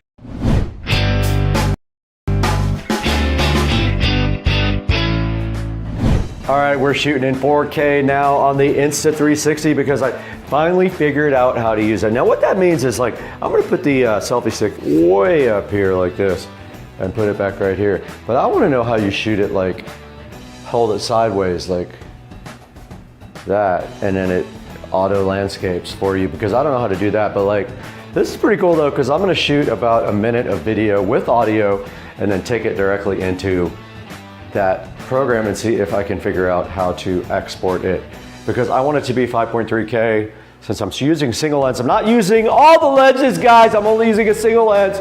So just stop it. How do you like rotate that way? Can you? I don't know how you do that. I'm gonna have to look into that because that's weird. But I feel like the selfie stick is pretty fire, like this, because it looks like somebody's shooting you.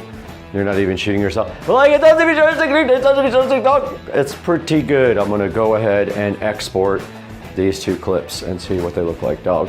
Bye, dog.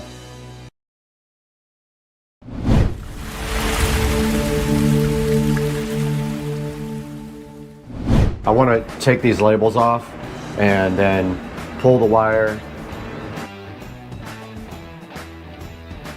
All right, guys, I'm all done extending the wire. Today we have the Juke audio in front of us again. So now I have to figure out with the app how to switch to the analog input.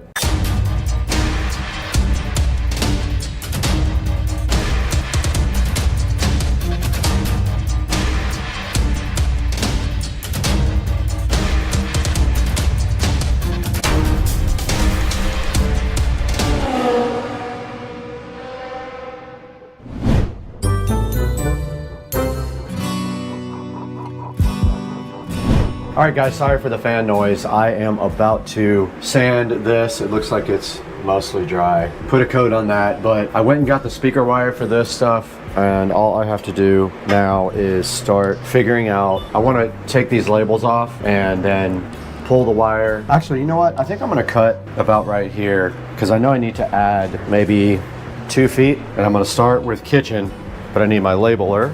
So let's go ahead and cut kitchen. I just bought some brand new snipping tools. There's the answer to that. Can't use these. Plan B. All right, I got my little brand new die cutters from Ace Hardware. I'm gonna cut off about, I don't know, that much. Doesn't really have to be specific. And then I'm gonna use my Tincon connectors. We're gonna go gold positive, silver negative. I went ahead and stripped some off of there. These just push right on. Right through the center. The solder's in the center. You push one through, right through the center. We're gonna grab our heat gun and melt the solder.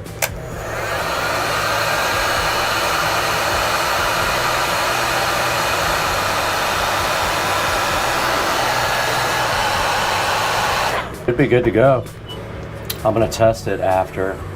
Last thing I want is an issue inside the wall. That would be a nightmare.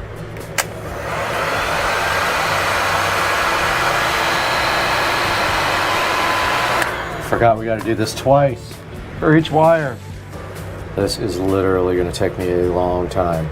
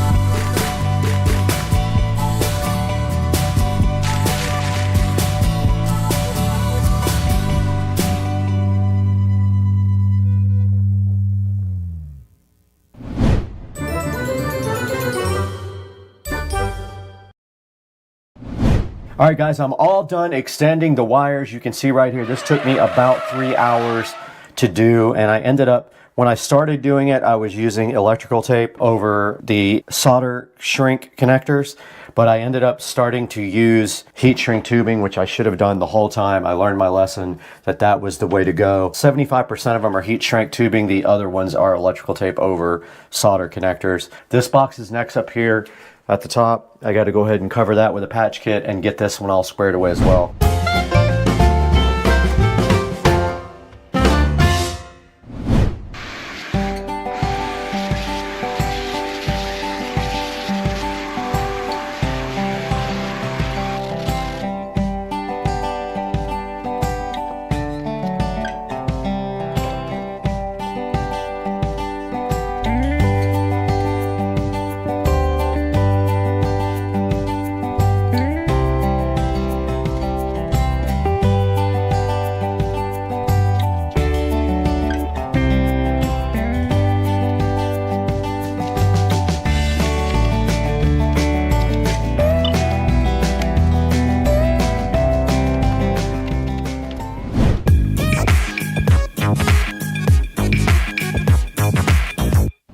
All right, we are back, and today we have the Juke audio in front of us. Now, don't be confused between this and Juke Micronics in the movie Shattered Glass. Nothing to do with each other. Juke Audio does make whole home amplifiers, and you can see right in front of me, they have worked with me on this a little bit to give me a little bit of a good discount on something in order to go ahead and promote for them. Now this is rack mountable. Here are the ears right here. I am not going to be rack mounting it. It's going to be sitting on top of a piece of furniture. And you can see in the back of the Juke, it has plugs for the zones. This is a 8-zone unit. You can get them in either 6 or 8. You can buy the 6 and then upgrade it to the 8 with a software update. You just email their customer service and they will send you an invoice, and you can go ahead and get this for $300 more and upgrade to 8 zones. When you buy the 6 zone, these 2 zones here are disabled. So what I did is I had kind of a cool idea for hooking this up. These are the plugs that go in the back where the speakers go, and our little pins are going to go in there. But if you look what I did, I put zone 1 and 2, and then I marked the positives with a red pen. According to the map on the back that you wire with, I just did that for everything. So there's 1 and 2, 3 and 4, 5 and 6, 7 and 8. So all we have to do now is go over to the closet and start wiring these, because the wires are actually ready now. When it's time to actually do the plug-in, all we have to do is push the amp up to these plugs and go ahead and plug it in. So let's take all this stuff to the closet. We don't need the amp yet. All we need are these 4 little plugs, and we'll go ahead and start wiring up our zones. We're back over here at the closet now, and you can see all of our wiring here for the multi-zone audio system hanging down. Every one of them has a pin on the end. I thought it would be good because the old switch had push-style speaker connectors. The new one has screws in it, so you just screw down on these tiny little screws, and these pins should fit perfectly right inside of these terminals here, I hope. Hopefully they don't get in the way of each other. If they're too, I'm seeing now they might not go, but I'm hoping they did. I spent a lot of time on this, but yeah, all I have to do right now is find zone 1 and 2. I don't really have to make zone 1 and 2 anything in particular, so really anything I want to, I can hook up to zone 1, 2, 3, 4, 5, 6, 7, 8, and then I can fix everything in the actual app, which I will show you guys later. So for right now, what we're going to do is go ahead and start wiring up our zones, and we're going to do that now, so stay tuned, and we're going to clean all this wiring up in the process so we can then paint the closet, because we are almost done with the prep work. We're just filling our last big hole right here, and then we'll be ready to paint. So let's get working on this wiring.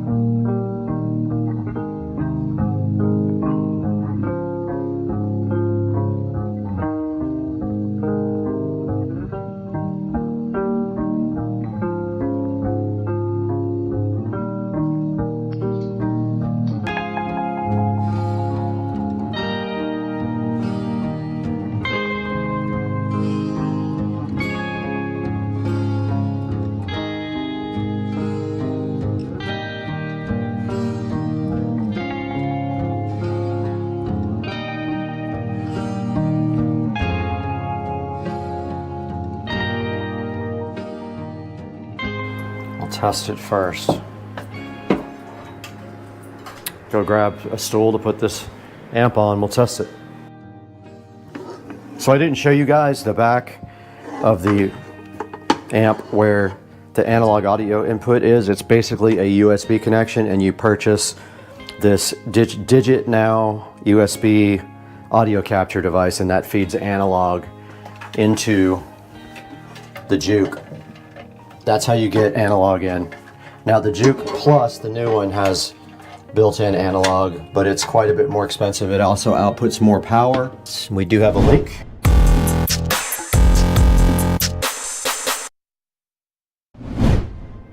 All right, good morning guys. It is a fresh day and I wanted to come in here and show you guys exactly what I got done yesterday and what my plan is going to be for this morning. So yesterday we got a whole lot done. Basically, we got all the walls patched. You can see we filled a huge hole, but right up here where, get enough, where the wires were coming through when we moved them down there. We filled the hole where our subwoofer jack was up there, and we have basically everything ready now for paint. So I'm gonna go ahead and tape the floor off this morning. Notice we have our subwoofer jack chilling in here. We got our plate for our Ethernet in here, so we're ready for Ethernet as well. All we have to do now is tape the floor and go ahead and paint this room. So I'm gonna go ahead and prep for that right now.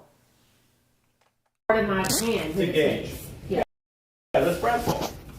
right, we're doing the taco challenge with Tutricia. Am I recording? I am. Ready? You got 5 seconds. Go right, 2, 3, go. All right, guys, we're watching Supercar Street Racing right here on TV. But today we have a task, and we're going to turn this down first, but we are going to be pressure washing everything today. It needs it. It's been a couple of months since we did it. And you know you have to do that all the time in Florida. So Patricia's coming over. She wants to do it. She loves doing pressure washing. It's like her therapy. We're gonna go ahead and get set up for her though. We're gonna go grab the pressure washer, get the hose connected, and start looking at pressure washing. And this will be the first time we've ever pressure washed my new driveway. So it has not been pressure washed since I got it. So this will be a first on the pavers. Let's get busy and get to work.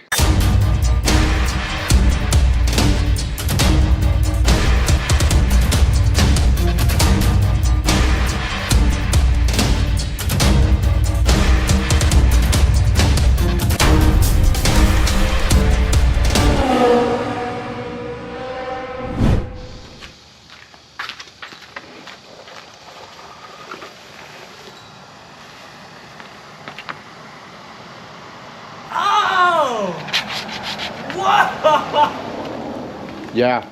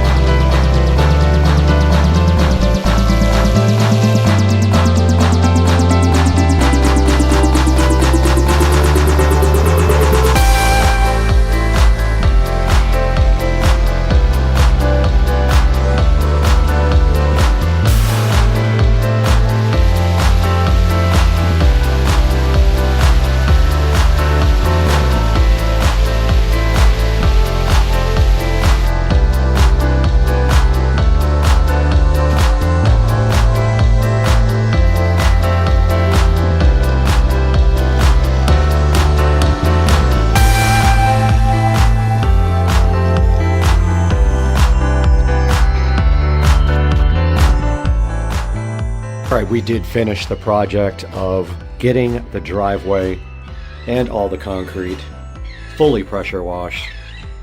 You can see how good this came out here in the front. The concrete is super white again, and then we will take you around the house and show you the other parts that did get pressure washed. Right, and it is raining a bit out here, but you can see we did get the pool deck done, all these pavers, and the entire side of the house right here on the same day. And all this got done here all the way up to the front. And that is the new pad that is supposed to run water off and keep it from going into the actual studio.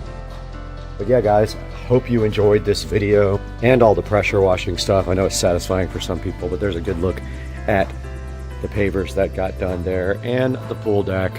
And of course, everything on this side as well. All of this got done and it looks amazing. And that is going to do it for today, guys. Thank you so much for joining us one more time on Supercar Street Racing. Oh, I forgot to mention before I let you guys go, we did have massive problems with the GoPro overheating, so we lost a lot of the footage that we did because it just kept shutting off. It's so annoying. Even in the shade, it would not stay on. So yeah, guys, that's going to do it. Thanks for joining us today. We'll see you again next time. Back in the Supercar Street Racing kitchen, and today we have a project to clean the fence again. It is time to do it again. It needs to be done about once every 3 months. And you see we did break out our ortho sprayer to mix up a combination of goodness to go and clean the fence. What we're going to do is mix a tiny bit of Dawn and some cleaning vinegar, spray it on the fence, and then use a scrubbing brush to brush the fence off and then rinse it off, and that should do it. And so I have my ortho here ready to go, so let's get busy.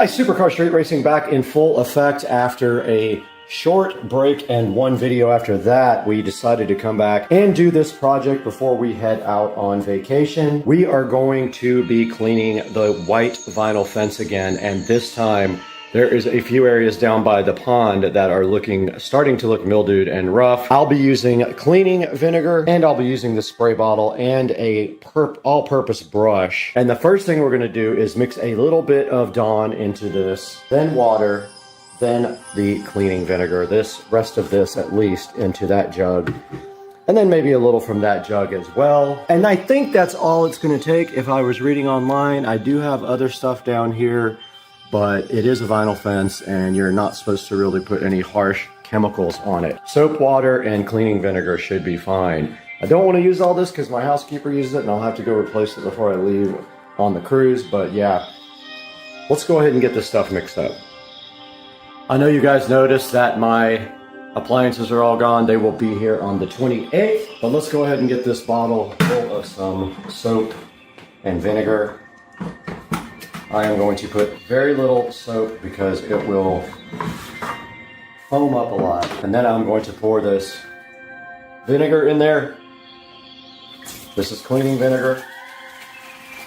This is White House All Natural Cleaning Vinegar. We're going to follow that up with cold water because I don't have hot water in here because it is turned off because the dishwasher is disconnected. Cold water's fine though, I think. Should be alright. I'm going to do it slowly because I don't want it to foam like crazy. And if it doesn't look like it's enough soap, I will add a few more drops. Okay, it's not foaming real bad, so we'll put a couple more drops in there. And I am doing it slowly simply because I don't want soap bubbles pouring out the top. Go all the way up to about right here. Because when you put the plunger in, it raises the level up. And I have about 2.5 hours to get this done before I have to work. All right.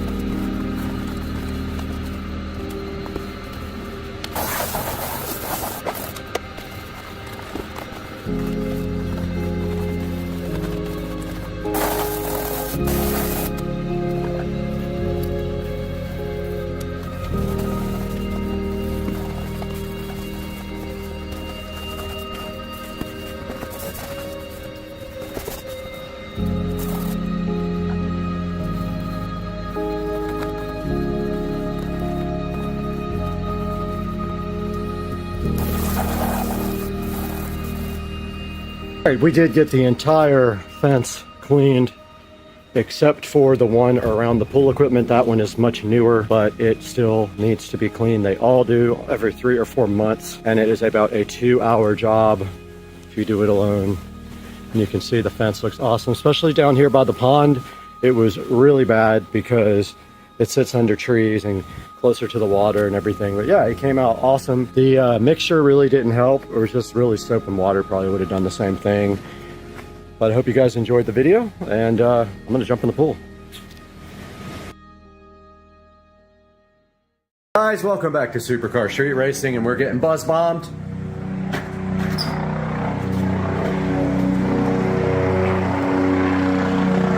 This dude won't stop.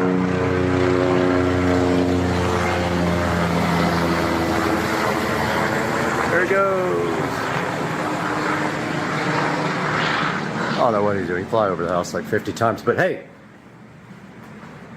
I sold the golf cart 3 days ago that used to be sitting right here, and I bought something else, but I can't tell you what it is yet. But I did break this out from up on top of the storage area up here, and this is my 4-channel, actually 5-channel power amplifier that I may or may not be using in a new vehicle pretty soon. Check it out, guys. 5-channel Rockville amplifier.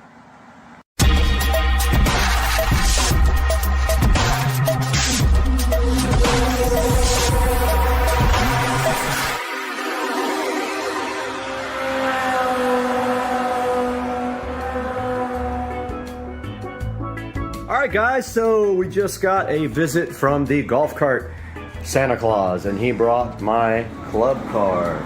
This is a 2014 club car Precedent with at least an aftermarket motor, and it might have a controller too, I'm not sure. But my buddy Joe, who knows all about these guys, is coming over after work, and we're gonna break into it. But it's got a plumb quick motor for sure, and it may or may not have a controller in it. So yeah, so 2014 has some wood grain stuff which will come out. It has some seats that are alligator skinned with brown, which that's some people's taste, it's not mine. But the first thing coming out is this weird golf thing, this sticker here. So we're gonna get out our Goo Gone. There's also some sticker leftovers on the body itself. It has the LED light kit, so it has everything. We're gonna get rid of that club car logo and put a Supercar Street Racing logo on there. And it has aftermarket wheel and tire. Nice street tires, 215, 40, 12. And this is my club car Precedent, ready to do some modifications to it and make it good. But the first thing we are going to do right here, right now, is get this ugly sticker off of the dash right here.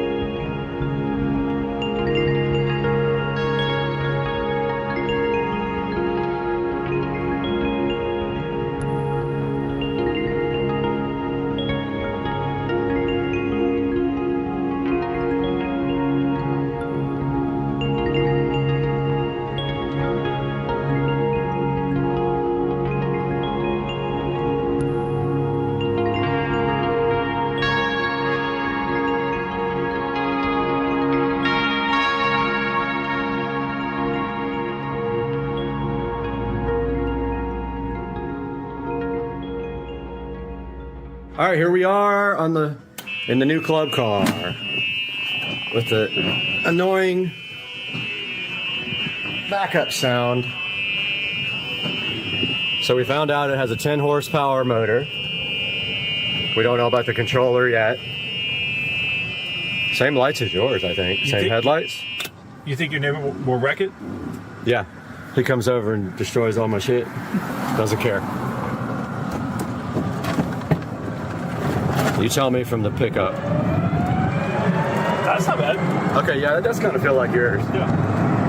How's the steering? It's not bad. This thing rips, dude. It's actually not bad at all. This thing rips.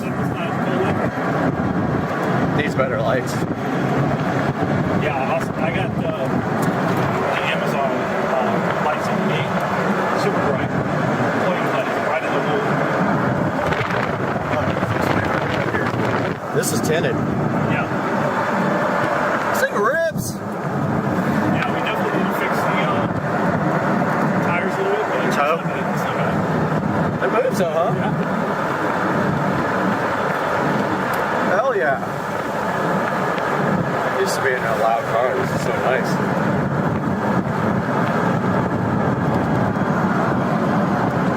Yeah, I think the first thing's going to be, I don't know, maybe a map. Maybe rip these side things off, paint them satin black, or they have powder coated on mine for like $70 black. Rips.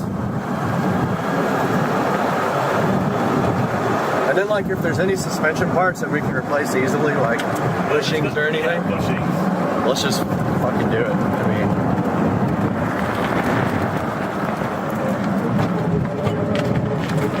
I don't hear any weird clunks or anything like that.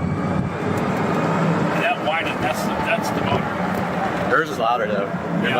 Yours sounds like a jet engine. Man, I like this thing. Needs LEDs in here too, like light up the inside. What's up here?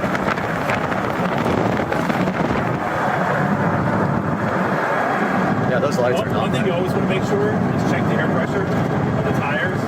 Okay. Low air pressure on a single tire, man, it'll slow you down big time.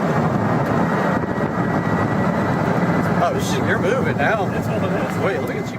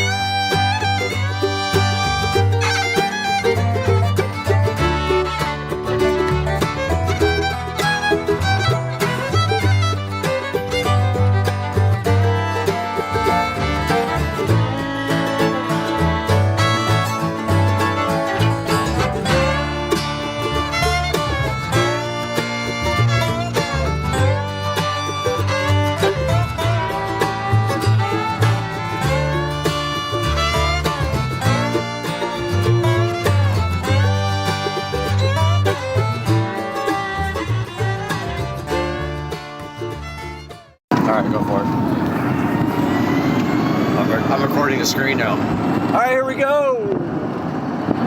Ripping it.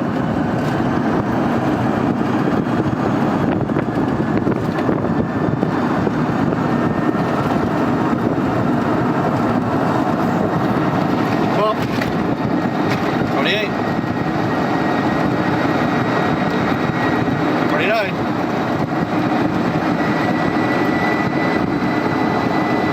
There's 30. That's what I wanted. 30. That's what I wanted. Nice, you got it 30. Sick. All right, Rich is driving the car. And he's ripping it. And so 78 miles an hour. 78. Double the speed. No, it does good, man. It's fun. It's plenty fast enough now. And it's clean.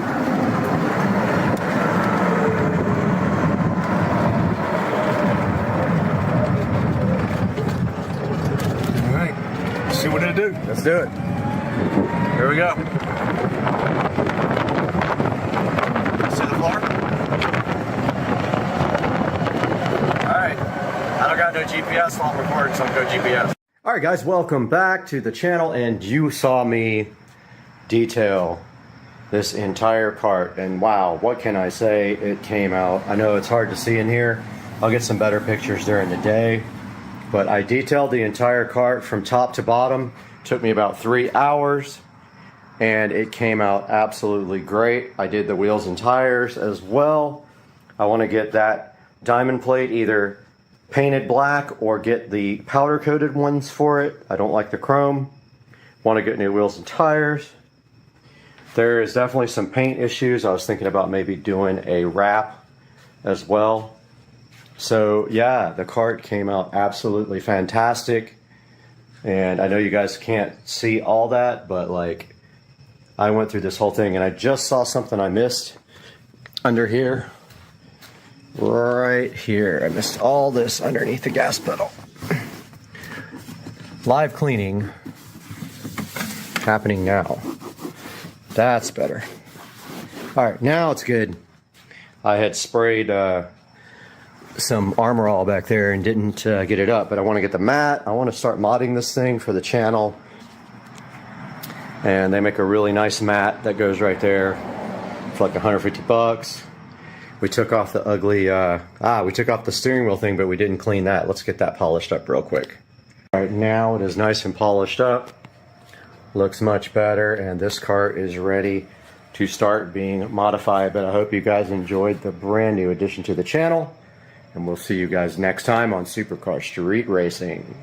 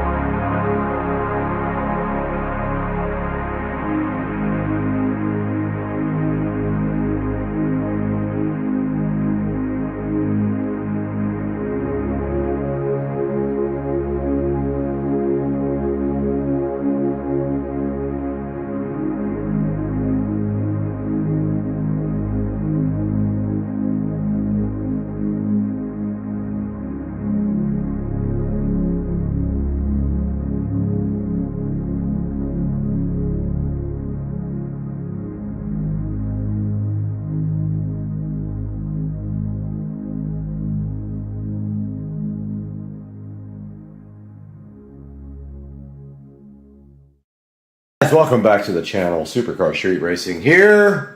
People going buying golf carts, but today we have the Depot EPAL 24 outlet surge protector plus 6 USB charger to help us with our charging station issues. How many things does this have? 1 million on Supercar Street Racing.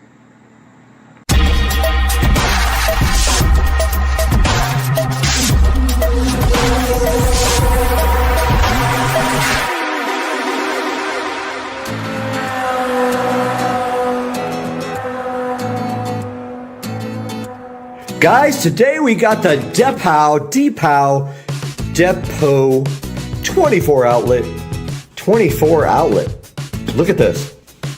24 outlets goodness on this Depot surge protector and 6 USB as well.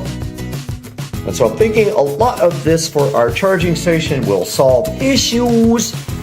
But let's take a look at what this looks like inside of the box as we open the cardboard condom on this device right here. And first thing we see inside of the box is a nice plastic goodness. All right, I think we can just literally dump this guy out. I didn't even get the table cleaned in time. And break the glass table. Inside we have the Depot 24 outlet surge protector with the super long cord, which we don't even need that long of a cord. We need a 6-inch cord, but we have a 24,000-inch cord. And inside of this nice protective wrapper, we see the Depot can actually power an aircraft carrier at this point with all of its goodness. There's all the plugs, 24 plugs, and a stout, thick cord, and 3 lights. Right here, right now, red, green, and yellow. I think it says fault, grounded, and protected. And then we have the 2 USB-C ports and the 4 regular USB, so that will actually allow us to eliminate a lot of those little charging thingies, and we will put this in the closet here in a moment. And it came with this amazing set of screws so that you can mount it, and this guy is a template for the screws, which nobody gives you a template. And what that does is right here, right now, allow you to put this guy right, if I could grab it right here. And then you can put your screws in.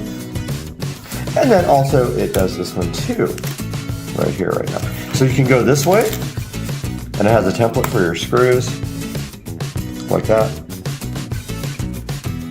All right, so we have the template right here, and that actually allows you to put screws in something and slide the Depot 24 outlet surge protector right into the screws to make it secure. And it goes this way if you want to use the up and down screws like this, just like that, guys. So probably what we'll do next is go and install this thing and see what that looks like on the charging station. The current situation in the closet is not a good one. We have all this stuff crowded on this super old power strip, but there is a solution for this. What we do is get rid of this right now, take out these clamps, remove this power strip, and move everything to the Depot, which has so much more room. So let's get this thing out of here right now.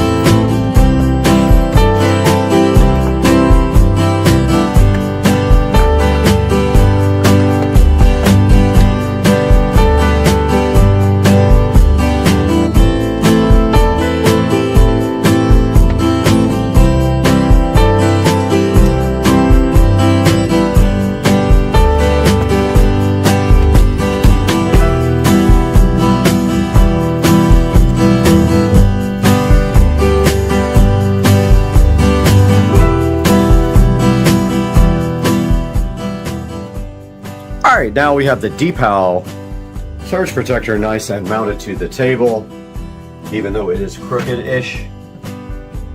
Just because the screws are a little loose, we are going to, right here, right now, start putting stuff back on the table and get everything plugged in.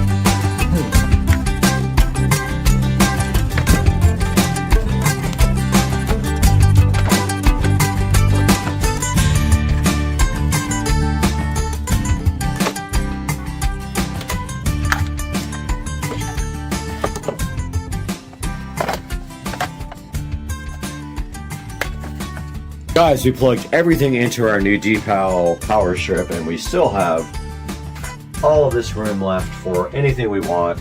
We have like 2 of the actual power outlets consumed, some of the USB Type B, and none of the USB Type C. So we have room to grow here, and we do have a couple of more things we're going to have to charge, so that is perfect. And that is where we are right now with our DPAL, and we will keep adding stuff to this. Guys, we have completely finished this project here to overhaul our beautiful charging table. And as you can see right here, we now have our power strip, which has an amazing amount of outlets on it. And we also have the USB charging ports right there occupied. And we still have plenty of space to add more devices to our charging table. So there will be a link in the description for this guy right here, but already I can tell you the DPAL power outlet strip with USB is pretty awesome. I mean, look at that. Look how many actual devices you can plug in. And what I did was arrange on the table all my devices, and we do have my Amazon Fire tablet there. We've got my old Samsung Note there, which I hardly ever use anymore. We have the capability to charge our GoPro, but I am charging the batteries. We have our USB portable power bank charging right here. We've got our A7 Lite tablet that goes on the golf cart, charging there. Our Bluetooth headphones there, which uses the old school style USB plug. And then we've got our triple GoPro charger sitting there, and you can see 3 lights on that, and it is charged up completely. Then behind that, we do have that plugged into the wall, and the cable managed a little bit. I really didn't do much except kind of put it back there. And then down here we have other accessories for charging and cabling and all that, looking so nice underneath the table. Now let's take a look at this online and a few other options you might have for a power strip. Hey everybody, and we're back in the beautiful Supercar Street Racing 4K production studio here to take a look at some options for a power strip. And what we are looking at first right here, right now, is this first one that I bought for the living room. So this one is $18.99. We can see right here, I purchased it on March the 19th. And it does have 2, 4, 6, 8, 10 regular, we can go ahead and zoom in on here, 10 regular, what do you call them, outlets, and then it has USB Type-C and 3 USB Type-A. This one is $18.99. It has 4.7 stars. And as we look down here, it's compatible with just about everything it says. And I have been using this behind the TV and it works just great. No problems whatsoever. And it kind of tells you like the power levels and stuff that it can support here, because there's a limited amount of power available on the USB ports. So it says that it supports the 20 watt USB fast charging over USB Type-C, so that's actually good. Now if we go back and we just do power strip,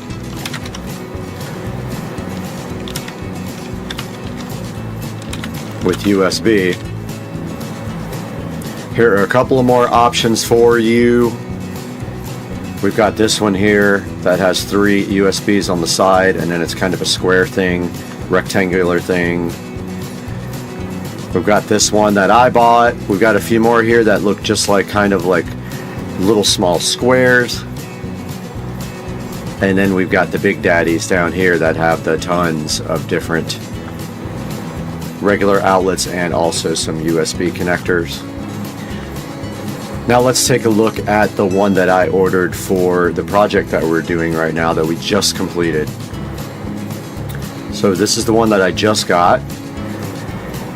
And seeing right here, this is a DPAL 24 AC multiple outlet 15 amp with 6 USBs. So it has 4 USB Type A. I always call them Type B. I guess these are actually technically Type A ports here if we look. It has 4 USB Type A and 2 USB Type C. And if you look right here, it says Smart USB maximum, I think it says 5.2 amps shared. There's a limited amount of power available for all of the USB ports. There's another good look at that. 1,875 watts. And it shows you the spacing in between the plugs if you have issues with like wide adapters or whatever. And it's got 3 lights on it. Also shows you it's protected, grounded, and there is a yellow fault indicator on it if you have a fault. And I was able, it comes also with a little template for spacing out your screw holes so you can actually hard mount it onto a surface or on the wall. I was able to use that without any issues and mount it to the table. And that guy is currently $19.99 and there is free Prime 1 day on this guy. I can definitely recommend this one as it is the one that I have currently in use in my charging station in the closet. But as you can see here, Amazon has hundreds of them, and here's one right here. Shows you that one actually has widely spaced outlets so they can accommodate like those big huge power brick things. And we got a 2-pack down here for 26 bucks and some other options here of long traditional type 1s. So anything you could possibly be looking for as far as the power strip goes, you can find on here. I will put a couple of options in the description for you guys, and that's going to wrap up another Supercar Street Racing project. We are so glad that you guys have joined us. Please support the channel by clicking through any of our links in any video to buy anything from Amazon, not just what you're looking for currently, but anything, because we make a commission off of that and it helps support the channel so we can do more things like this. We hardly make any money off the channel, not even enough to support the actual channel. But we love you guys. Have a great day, and we'll see you next time on Supercar Street Racing.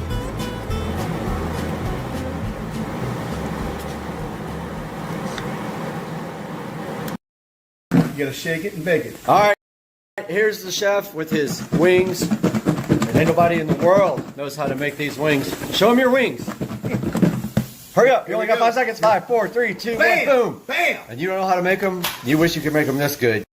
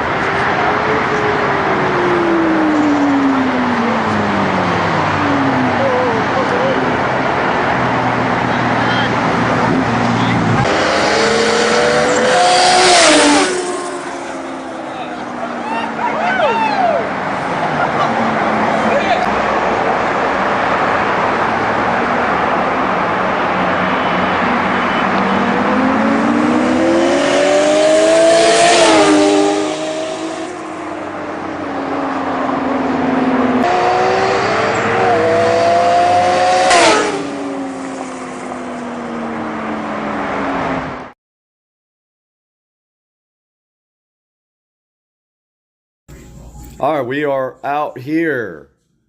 New Smyrna Beach, me and Joe, and then right across the street from our hotel room, there's the burnt down bar. I forgot what it's called. But yeah, so we got the perfect view of the burnt. What's going on, everybody? It's Tuesday, beautiful day outside in Jacksonville. Walking around downtown, my work is back there. One of those really tall buildings, but I like to get some exercise on my lunch break. But I wanted to let you guys know the Mercedes did sell on Saturday. The transport truck came and picked it up and took it to St. Petersburg, Florida, where the new owner has let me know that they are ecstatic about the car. They absolutely love it. They gave me a big thank you, saying it was everything that I told them it was. Of course, that car was immaculate. Had very few problems at all. So a little bit of a hint about what's coming up next. So I did buy another car. Not gonna give too many clues, but I will just say that it is an import. It's an imported car. I am paying for it tomorrow, and it is going to be delivered to me. I would guess by the weekend. I will update you guys again after that point. But stay tuned, some big things are coming. You're gonna like this. This is a special car. Stay tuned.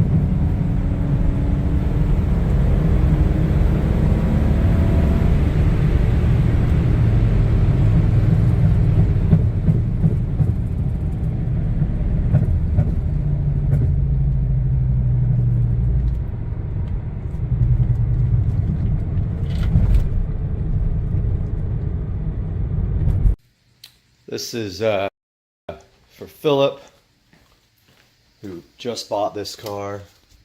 Just thought I would go ahead and take a video. So it has hood buttons. Just push those two in, and you need a hood prop. But there's a pic of the engine bay, spotless. When you close the hood, the little buttons just kind of close back. The latch does work. You just gotta finagle between the two buttons to get the latch to go down, but you don't really need it. But there's a look at the car.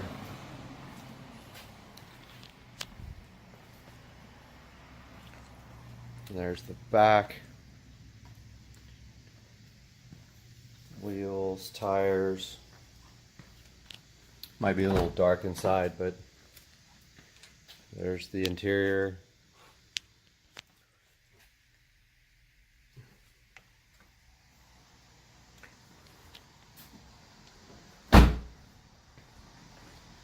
Front. There you go, man. If you want anything else, if you want specific pictures, just let me know. A little later.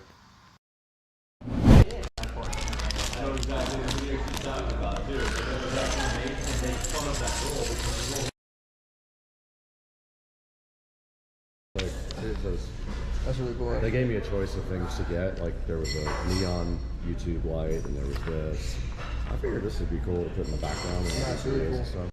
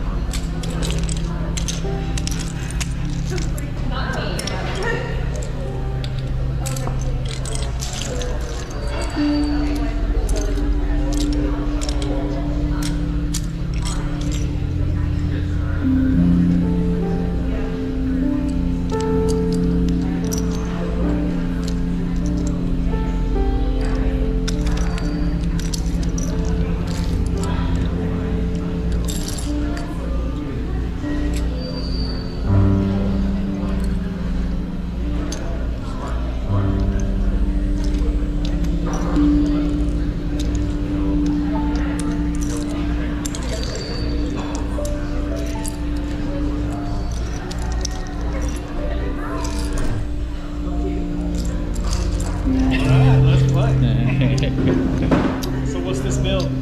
It's he got it from YouTube. Oh, so YouTube. Play button. Awesome.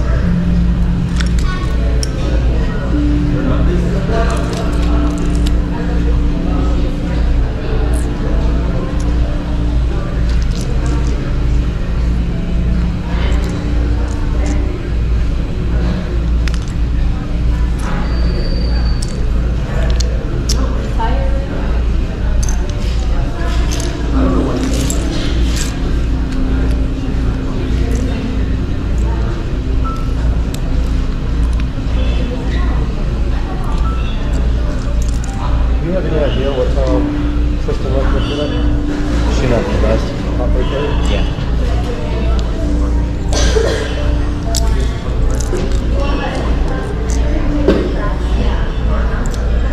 Yeah, we family closed it.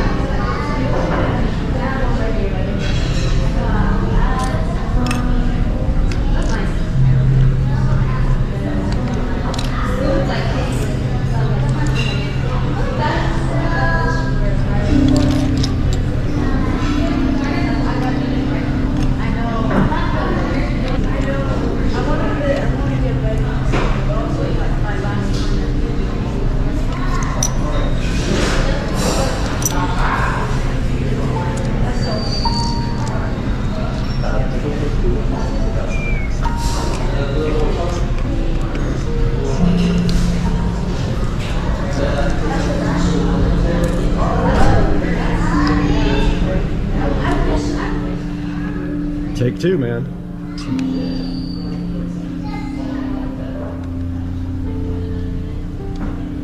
That's crazy that it only lasts that long. I love how it's 3D, man. That is sick. That's sick.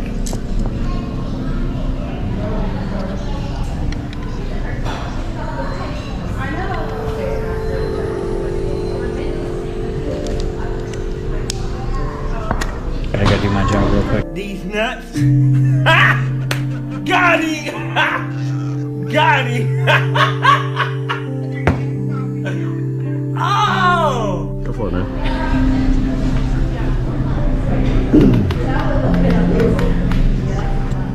It's going in the video. You know.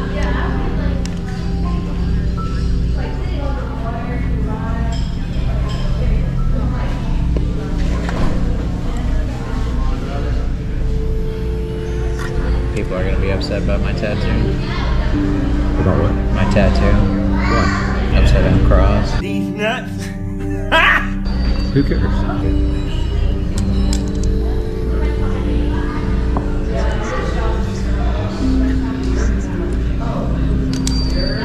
Dang.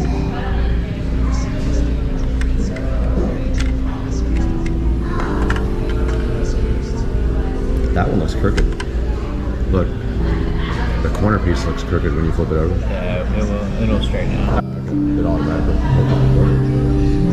Dude, I just thought about it twice.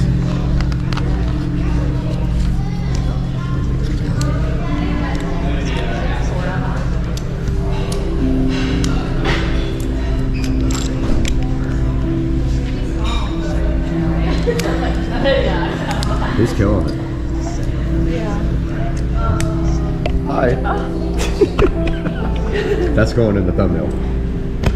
It's like, that's your new leader. 1 billion views.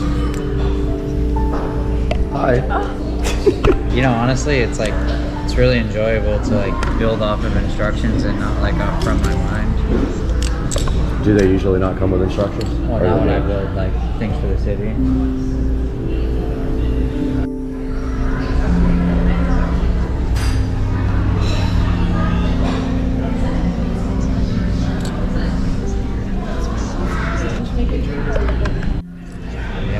Test it out. Oh yeah, yeah. A lot of them are without power right now.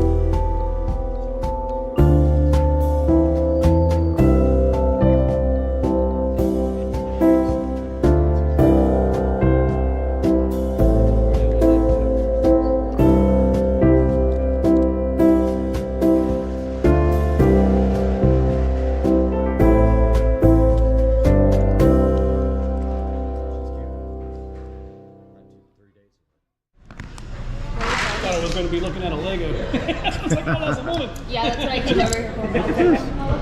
Look how good that looks, Oh, I got a man. white background around it. It's a YouTube play button. They sent it to me for reaching like a certain level. Yeah. So he's building it and I'm going to put it on. Huh? Oh yeah. Yeah. He's the man. Prostitute Garrett out for you. Yeah. Oh yeah. He gets to build it while I drink. What's your YouTube handle? Legendary hand. This is it. It's Sweet. Y'all living That's it. seriously. Street racing? Yeah. Oh, I thought it had something to do with Legos. Nothing to do with Legos. Yeah. But it does now. Look at that.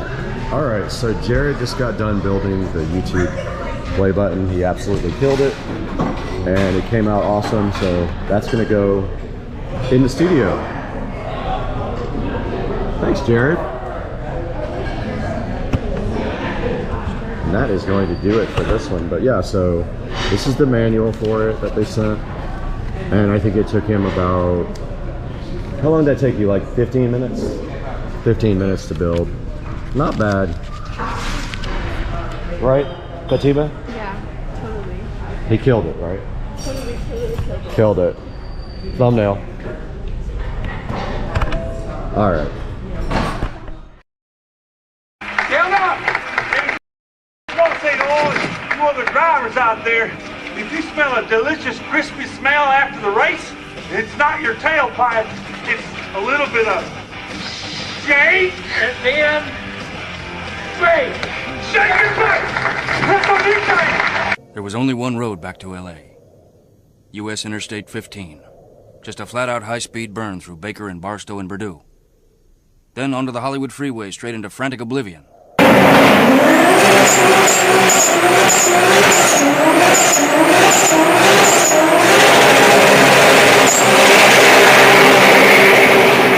Some of the dumbest driving I have ever seen in my life.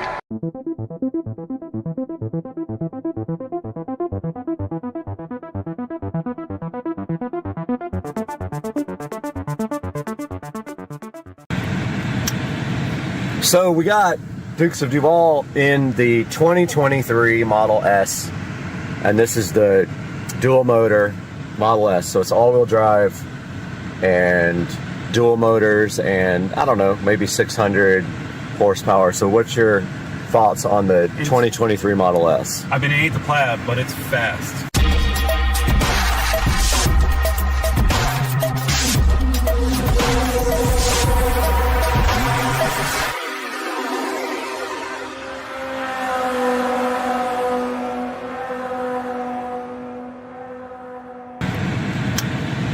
So we got Dukes of Duval in the 2023 Model S, and this is the dual motor Model S. So it's all-wheel drive and dual motors, and I don't know, maybe 600 horsepower. So what's your thoughts on the 2023 Model S? I mean, it ain't the Plaid, but it's fast, like extremely fast. Would you own this? I would own it. Okay. But I'm not going to pay $80,000 for a vehicle. I'm a little cheap.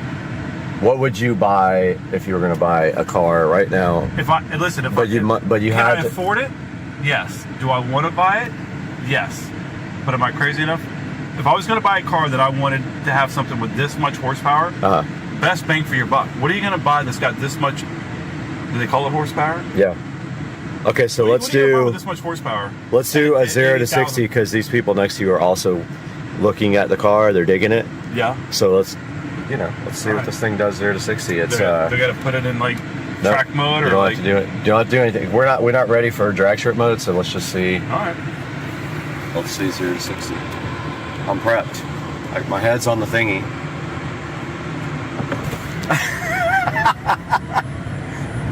There you go, 60, 70. We did it. They're still coming off the light. I'm sure they're back there cracking and they're up. stopped at this light, and we're not. They have to be laughing. Look, that's not real. All right, this thing's good. I think it does 0 to 60 in like 2.8 or 2.5. And I like the interior. I don't know about the white. The white's got to be for someone that doesn't like to get their hands dirty. You can put your tequila shots in here. Yep. That's crazy. I think my car actually has that, and I don't even know it. You probably don't. I've driven my car like 3 times. Yeah. You were in the car one of them. Say 2007 Camry. See if they could keep up. So I've never done drag strip. Whoa!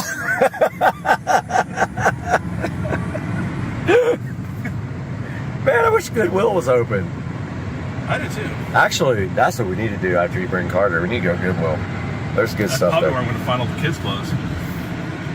Where's the game at? Over here? It's just practice. Yeah, Fort Carolina. Oh, drop them off. Let's go. Hit up Goodwill. Get some subwoofer. That's where you got to shop when you buy an $80,000 Tesla. Can't afford anything else. Can't afford exactly right. Got those new Pumas though. Oh, that's good. Kicks. Oh man, look at you step it up. Dude, these are good. Nice, man. Yeah, these are good shoes. I love them. All right, we're in the 2023. Let me get past the Okay. entrance for. We're in the 2023 Model S, and we're going to try out drag strip mode. And what we are going to do is Stop right here. we have the car in drag strip mode, and it said it's ready. So Joe has to hold down the brake. Yep. Hold down the accelerator. All right. Wait, it'll Both tell pedals you. pressed. What's it saying? Saying both pedals pressed. Oh, it won't let you because it's a rental, I bet. Oh, hold on. Preparing for Prepare launch. Nobody's behind us. Oh, Ready to launch. zooming in. Is it ready? Yeah.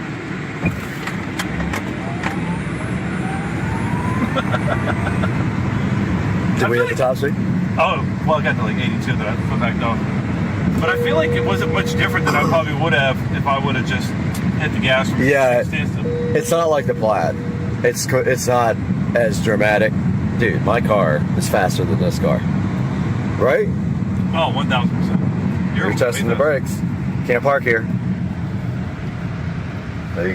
Now you know the brakes aren't amazing. No, they definitely not. This car is so fun. I wonder if this has different brakes than the Plaid. We got TLX. So, do you think it's still like pretty close to my car? No. It's not really. I don't think so. I mean, like a couple seconds off of. I mean, like, you quarter definitely mile. lose it in your stomach a little bit if you're not prepared, but yours is a whole different beast, man. Yeah. This is a 10.5 second car. Yeah. And yours is a 9.4, 9.5. You know, that little bit of a difference is big. It's big. Yeah. 400 horsepower. Extra. Oh! So you hear that like whining noise? Is that built in, or is that the That's the actual motors. sound of the motors? That's the motors. Yeah. This has a Navitas Oh yeah. conversion. 70 volt. I wonder what the voltage is on these. It's gotta be a lot. I think it's 48. Let's see. We're gonna Google this. We just Googled it. Remember this guy the other day? Oh yeah, we got into a fight with this guy. Tried to to beat us up. He would have gotten worked over. Yeah. He knew that he couldn't. Like, That's why he's he not going to walked be away. able to handle one, but That's why he walked two. away. Two is like certain death. Yeah. With us. We're not gonna tag. I don't tag team anybody. Oh, look at these two. Oh, this guy. What? Show them the Model S. So we're going to find the Munchkins, maybe. Show them the Model S. They love everything to do with the Plaid and the, not the Plaid. They haven't been in that. Tell his mom never. Oh, she's going to your house. These guys. Garage closed. No, they're not outside.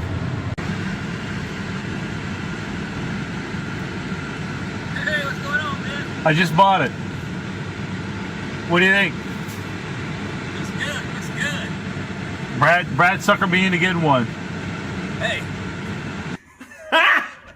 Got him. Got him. Oh.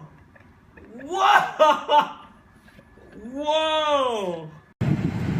All right, this is 0 to 85 in the 2023 Model S dual motor. Here we go. 1, 2, 3, go.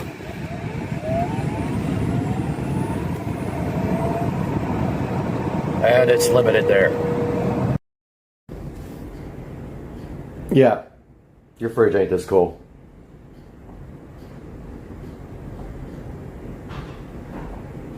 But you can get Govee lights and it could be just as cool.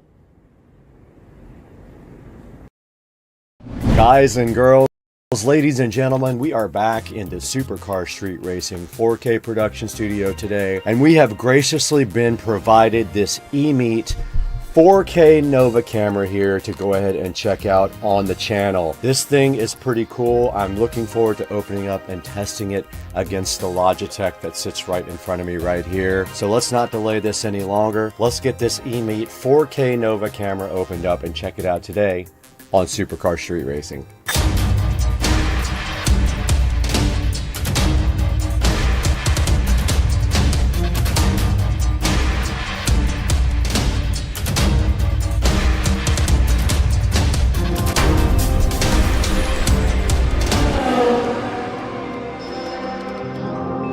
Guys, right here in front of me, I have the eMeet 4K Nova camera, graciously provided by eMeet to Supercar Street Racing to come right to your house and review.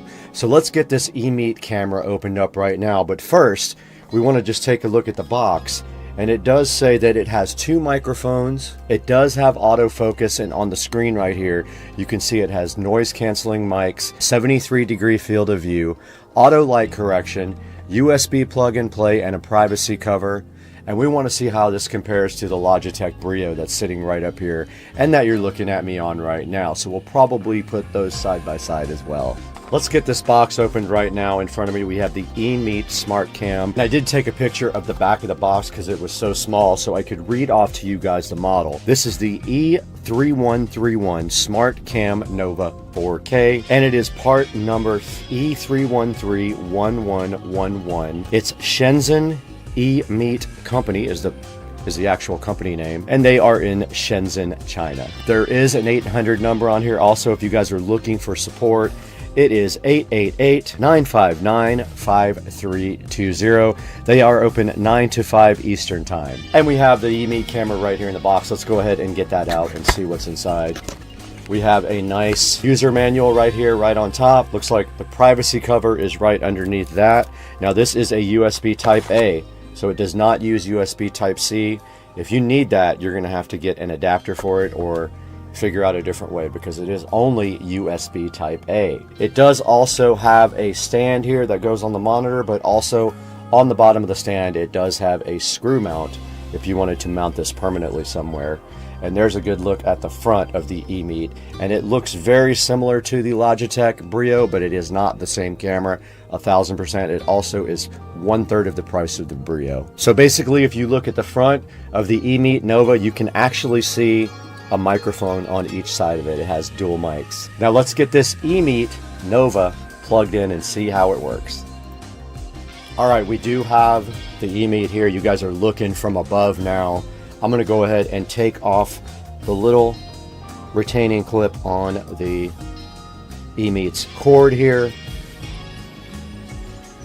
And I'm gonna go ahead and just plug it into this front USB. And it did recognize the eMeet camera. So let's go ahead and get this source added to OBS Studio so we can take a look at how this looks full screen. And here is the eMeet 4K camera, which I am going to actually place over here on the other monitor, but I wanted you guys to get a good idea of how it looks compared to the Brio. Now the Brio is actually this. There's the Brio, here is the eMeet. So let's get this set up so you guys can see how it looks. So I'm just going to temporarily run it back here onto the monitor and point it at me. Now that's another thing, it does twist left to right, so we are going ahead and plugging it in right there. Let's go back to the eMeet now. Now here's the eMeet camera ready to be tested on Supercar Street Racing. So there's a good view of the eMeet and what it looks like. Now it is a little bit washed out. We could fix that with the actual properties on the camera. It's on 57 right now. Now that did help a little bit. I like it with a little bit more contrast there. And we do have some other controls like camera controls, zoom, focus, exposure, aperture, all that. So that is the eMeet 4K Smart Cam. And now let's take a look at these two side by side. All right, so I am looking at you right now on the Logitech Brio in the upper left-hand corner. I am looking at you now in the eMeet Nova 4K in the lower right-hand corner. You guys tell me what you think. I think the eMeet focus is a little bit better than the Brio. It has some issues with the lights in the background, and sometimes it loses focus because it's trying to focus on these. Other than that, the picture quality is pretty close to the Logitech for the value of about 1/3 of the price of the Logitech. Now, I did tweak both the Logitech and the Brio. When I first got the Brio, I tweaked that one, so this is the one you're looking at right now with me. And then I did tweak the eMeet 4K cam just now to get a little bit more contrast out of it because it was kind of washed out. All right, guys, we're 100% on the eMeet 4K Nova Cam right now, sitting right here in front of me, and we're going to go ahead and take a look at this on the eMeet Amazon website here. Now, eMeet did send me this free of charge in order to review, so I'm not going to pull any punches, but I'll be honest, it has issues with the this is called moire right here on my shirt, but that is common with cameras. Some cameras have issues with those kind of stripes. Here's the eMeet Nova sitting on Amazon here, and it does say that it's Ultra 4K HD. It has autofocus and noise canceling microphones.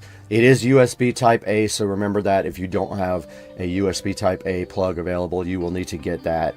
And also it has a cover, it has a privacy cover right here that you can actually put on it, and it does have a stand for the monitor, or it has a screw-on thing on the bottom where you could possibly permanently mount it. Right now this camera is on sale. It is $49.99, and they do have a 10% promo code and a 15% coupon. So it is actually quite a bit cheaper than what it is listed for here. And it's also 29% off. So this is kind of a good time to go buy the eMeet if you need a 4K webcam. Now the 4K eMeet is sitting at a solid 4.4 star reviews out of 5, and that is 66 people have reviewed this camera, and I do believe it is kind of new, and that's why I think it only has 66 reviews so far. Now here's a look at the resolutions that are available on the eMeet camera. It can do 1080 or 2K or 4K UHD. It says that it's crystal clear for conference calls also,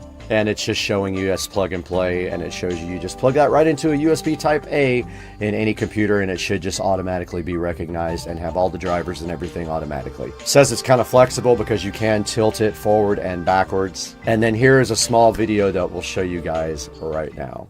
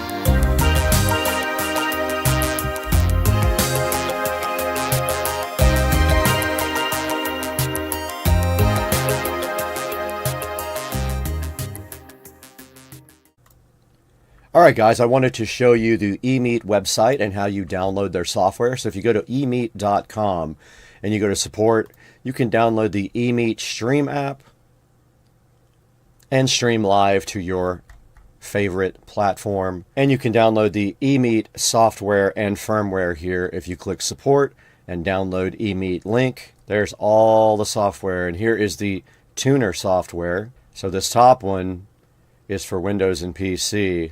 eMeet Stream and eMeet Tune are both for Android and iOS. Let's go ahead and download the Windows software and see what that's about. It is similar to Logitune, I believe, which is running right now for my Logitech Brio. We're going to go ahead and install the software, and it is probably going to complain because the camera is in use on OBS Studio, but we will see. All right, here is eMeet link. And it says that the camera needs a firmware update. So it does say that the camera is in use right now for OBS Studio. Now look right here, it says the camera needs an update. And if we click update now, and you can see on the right hand side, we do have all of our controls for the eMeet. And you can adjust the flicker to either 50 or 60 hertz if you get flickering. Now it says the update is complete. And that is how you work with their software. Alright guys, I did tweak the brightness a little bit just now on the eMeet Nova 4K, but I just wanted to thank you guys so much for watching the video and tuning in.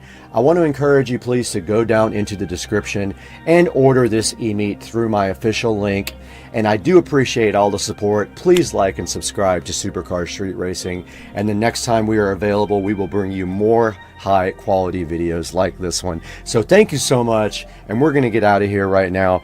Buy your eMeet Nova 4K. I do enjoy this camera. I'm going to keep on using it along with all my other webcams on the site. We'll see you later.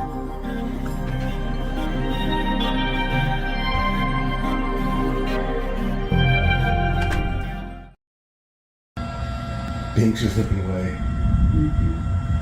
Both tails are going. Come on, buddy. Come on, Binks. And B's like, alright, I got a front row seat. Cat showdown. He's going. Oh. Here we go. Oh boy.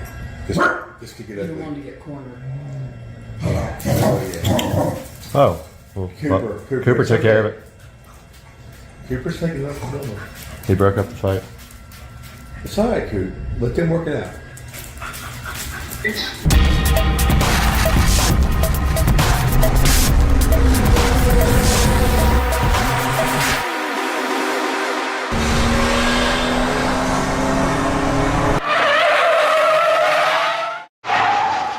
Alright guys, welcome back to the channel, and today is a special video because we are going to show you some cooking tips here. And we are making keto fried chicken with the air fryer. So the first thing you're going to need is some chicken breasts or chicken thighs or strips, anything you would like. I am starting with these frozen Tyson chicken thighs here. I think they were about $6.50, and they are a pretty good deal. They are frozen though, so you have to defrost them. We got those guys sitting right here in the water, defrosting, and we're not going to start cooking for about another hour and a half. About 2 hours actually. So we got our chicken thighs chilling right there. I'll put this all in the description and also on the screen. Then you're going to need some pork rinds. Now I got the Baconettes, which is a funny name. Crunchy delicious queso chicharrones. And so these guys have no carbs, less than 1 gram, and that's the good thing about pork rinds if you're on keto. They are mostly protein, so they have 7 grams per serving and no carbs. So you get your pork skins. I also bought the honey mustard ones. If you like the hot ones, they have those as well. These were $2.29. If you buy them off of Amazon, if you buy the keto breading off of Amazon, it'll cost you about $8 or $10 or something ridiculous. You don't need that. All you need is your pork rinds here, one of these hammers. Go ahead and put your pork rinds in a bag. Get a hammer or use your fist or whatever. And these hammers work pretty good. And make those guys no longer pork rinds. Once these guys, don't use that ender to put holes in the bag. Once these guys are good and crushed, they are ready to be applied to your chicken. Like I said, I bought the frozen chicken. It may not be the best kind. If you like the fresh kind, by all means grab that for your keto fried chicken. This stuff needs to be as thin as possible, and you're going to then egg and pork rind bread your chicken. And look how consistently chopped that is. This is ready. I didn't do the whole bag. I did like, half the bag. So I'm only doing 2 chicken thighs at this point. And then if I want some more, I'll add some more later. But I went ahead and labeled the bag here for queso pork rinds. And then what we will do, that's probably plenty for 2 chicken thighs. So here's the size of the 2 chicken thighs right here. You can see them in a bag defrosting. And I'll keep putting water in this bag until they're fully defrosted. And then also you're going to need some eggs or egg substitute product. Now I like the Publix Eggsters here. Here they are. So these guys right here are 0 fat, 0 cholesterol, see, fat-free egg product. So I will use these. It doesn't take much. We'll just put them in a little bowl, and then we'll dip the chicken in here and then into the egg, and that will make the deliciousness come out. So we will check back with you guys when these guys are good and defrosted. Meanwhile, you will have your air fryer here. You're also going to need some spices for your keto, or for your pork rinds. If you only got the regular pork rinds, I got the cheese ones. And you need something to spray on top of all that once you bread your chicken, because that's what you have to do in an air fryer to make that nice crispy coating on top. So we're going to see how that is, and we'll be back to you guys in a couple of hours when we're ready to start bread our keto fried chicken. Wow. My phone is in use right now, so I brought the tablet out, but look at this insanity. I'm sure there's a gallon of water coming out of my leaking patio over here, but good grief, look at this. It is freaking coming down out here, man. We had a thunderstorm warning, and I think we just got it, bro. Check this out. All right, welcome back, guys. So the chicken has been in this defrost for a couple of hours. Let's see if it's, oh yeah, that's totally defrosted. So the chicken's gonna be nice and dry because it was in a bag. And what we are going to do is get out our little egg substitute here. We got our Eggsters from Publix. It's fat-free, cholesterol-free, good source of protein, and pasteurized, and it is also low calorie. 3 tablespoons is 25 calories, if you see right here on this, and it is 0 carb and tons of protein and no fat. So we're going to start with just a little bit inside this bowl. I always put way too much. I'm not going to do that this time. If we need more, we'll pour more. Alright, so we got our egg. That's probably still too much. We got our egg substitute in this bowl right here. We got our pork rinds here. And what we're going to do is go from here into here. And then onto the plate. Or actually, maybe we'll go directly into the air fryer. Here's our pork rinds. Boy, they smell so good. Just kidding. Yeah, so here's our pork rinds. And we're going to grab our air fryer and save a step instead of this plate. So get your air fryer basket and go ahead and spray your air fryer basket down with your cooking spray, non-stick spray. This is also 0 calories, so also good for your diet. That's probably not enough pork rinds, but we're going to start with that amount here. And we got our chicken right here in the bag. If you feel like cutting the fat off the chicken, go for it. I'm gonna leave it just the way it is. And these are pretty big pieces. I'll pull this little piece of fat off because it's hanging off the corner. So first things first, dip it in your egg substitute. Yeah, I still put way too much eggs. Always do that. Way too much eggs. Let that drip off. Now there's no other seasoning in this, on this breading. It's just literally pork rinds. Get it in the pork rinds, add some,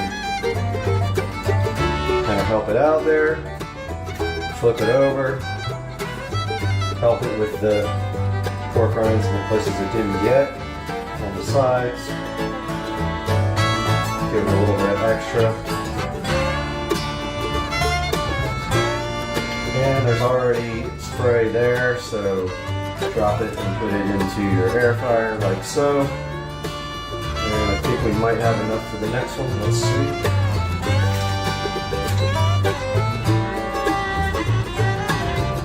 Okay. And I'll let it drip off.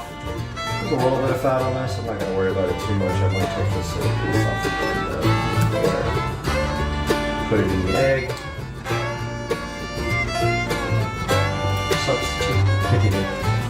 If this is not enough pork rinds, we will grab some more. But let that egg substitute drip off of it all the way. Get most of it off before you go into your pork rinds. And since these are fillets, you're going to need to cover both sides. Now, if you're doing bone-in chicken, there's absolutely no reason to do the backside and waste a bunch of breading because we won't eat that side. We'll pour a little bit more pork rinds on here.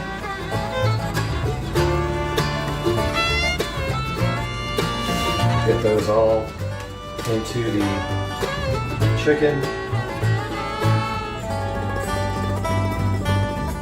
Make sure you get all of them off the, yeah, we didn't get hardly any on that side. So yeah, it wasn't enough.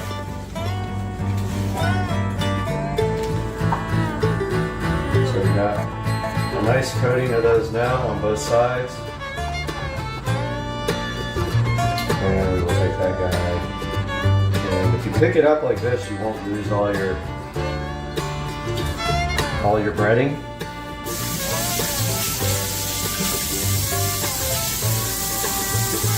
And we got this nice little extra piece. We'll go ahead and cook.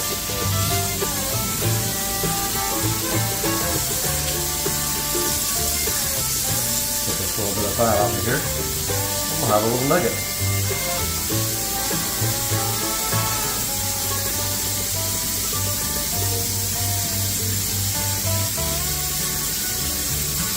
Good enough, man. I love it. Get that in our bread, in our egg first. And then a little bit of breadcrumb action, whatever we have left here. Get it breadcrumby. Calling it breadcrumbs. It's not breadcrumbs at all. I don't like the feel of the goop on me, so I always wash it off as soon as possible. This is not breadcrumbs. These are pork rinds, so they are carb-free. Here's a look at our chicken, and we're going to spray it from a distance so it doesn't knock off all of the delicious pork rind. We get it good and coated right there. That's going into our air fryer right here.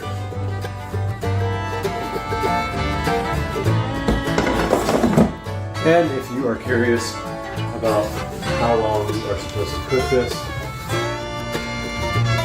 they have a guide for it that I'm going to do 390. So I'm going to hit power and then air fry. I'm going to do 390 for about 15 minutes. I'm going to take a good look at the crust on it till it's a good brown crust.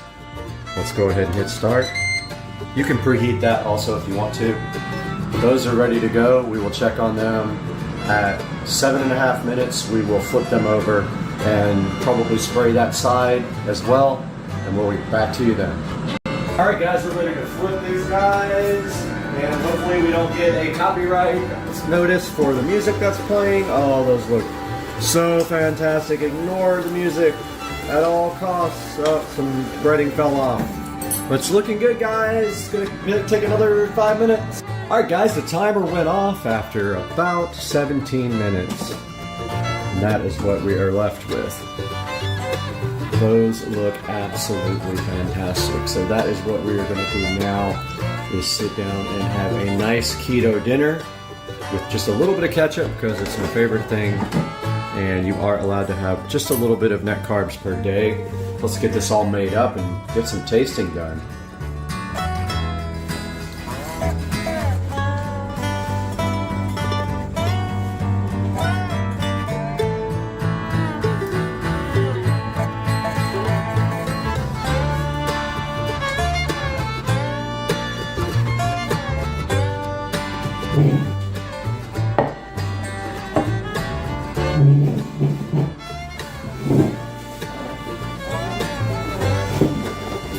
Alright, let's give this a shot. So on our table we've got some Ken's Ranch, buttermilk ranch here. It's important when you're on a keto diet to make sure that you're not eating anything with a lot of sugar. This only has 1 gram of sugar per, per 2 tablespoons, so that's good for low carb. If you want to be 100% low carb, you can do sugar-free or low sugar ranch. Also got our ketchup. Now this has a lot more sugar, so I'm gonna go easy on the ketchup. I haven't had any net carbs today though, none at all. So I'm in good shape. We also got our slice of cheese, which is completely carb. So we're just gonna have a little bit of ketchup here and some ranch. And I've got the salt as well because I'm a salt freak, but I don't really know how much salt I'm actually going to put on this. I'm going to give it a try first because pork rinds are salty. There's some ranch for dinner. And so this is the first time I've ever made this recipe. So why don't we start off. This little nugget is pretty crispy. There's not much to it. We can start with that. A little ketchup, a little ranch. Oh wow. Really good. Really good. Really crispy. I'm tasting almost, I mean, it does literally taste like it's fried.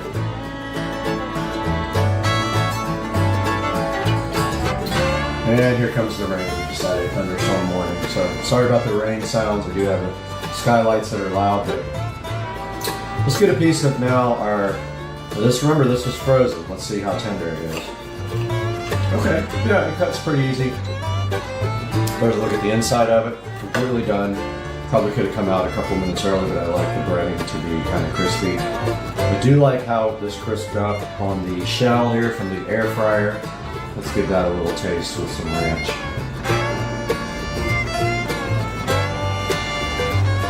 Wow.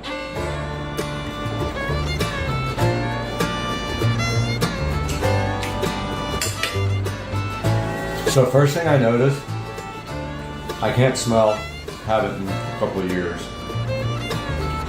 First thing I definitely noticed is the queso taste from the pork rinds. Second thing is, for frozen chicken, this actually is very tasty, very moist. It's not dried out at all. Let's try some of our cheddar cheese.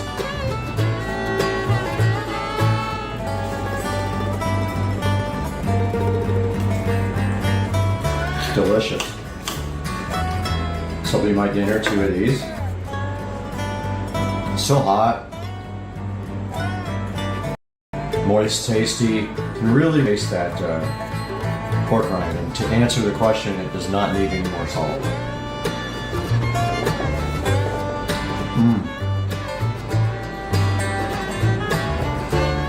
Absolutely fantastic. Can't believe I've never done these before. These are amazing. I highly recommend you trying this recipe.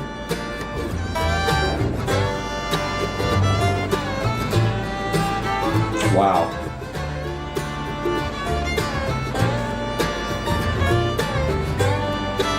I mean, I'll be honest with you, that's as good as any fried chicken I've had before. Look at that guy in his golf cart getting wet.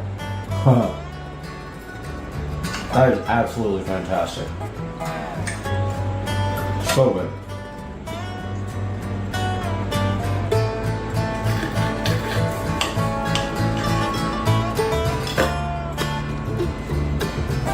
Just want to eat the whole thing at one bite. It's so good.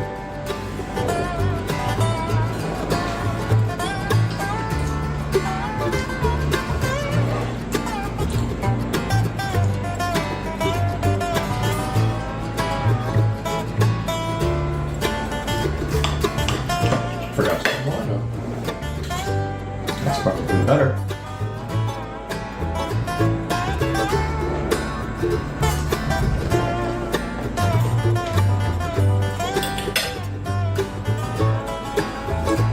The canned steakhouse buttermilk ranch really takes it up to another level with that creamy taste that goes along with the fried.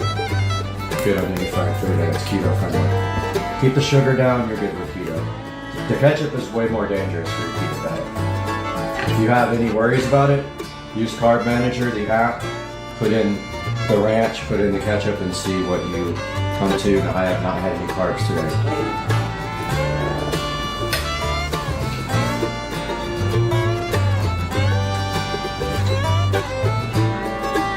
Absolutely.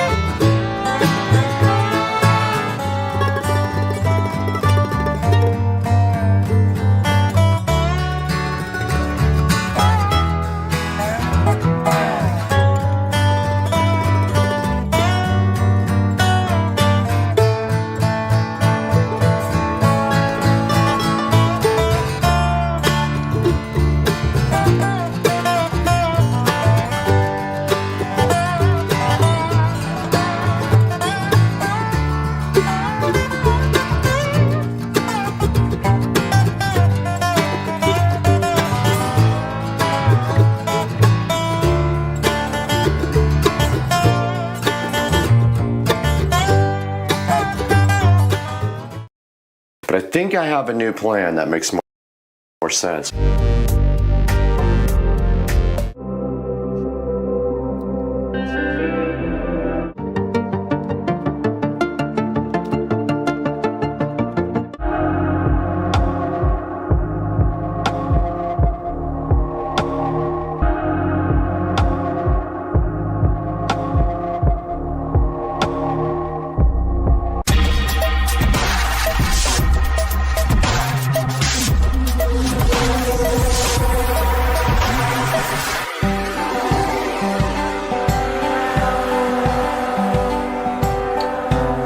All right, guys, we are here in the bedroom with the brand new Bi-Cold smart mirror that we are about to unbox.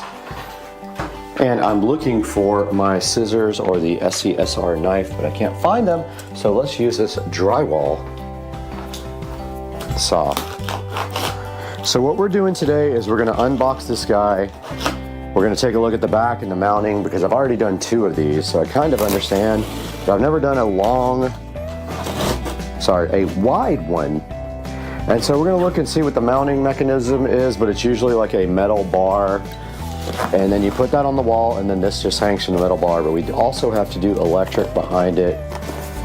So let's see what's in this box now as it dirties up my nice white comforter. All right, first of all, it is boxed nice and secure. I almost have no energy left, man. Been a crazy couple of weeks. It's like people running over my stuff and stealing my stuff.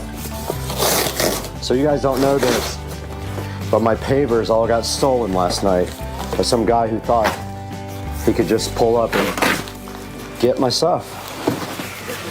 So all the pavers for the new mailbox are gone because somebody just thought it was cool to go ahead and steal something without pulling up and asking if it's actually junk or not. And they're brand new pavers sitting on the driveway and they are gone. Gone.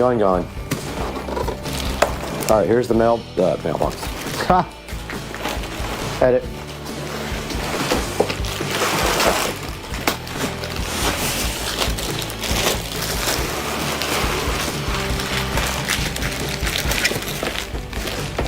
There is the smart mirror. So fresh on the bed. And as you can see right here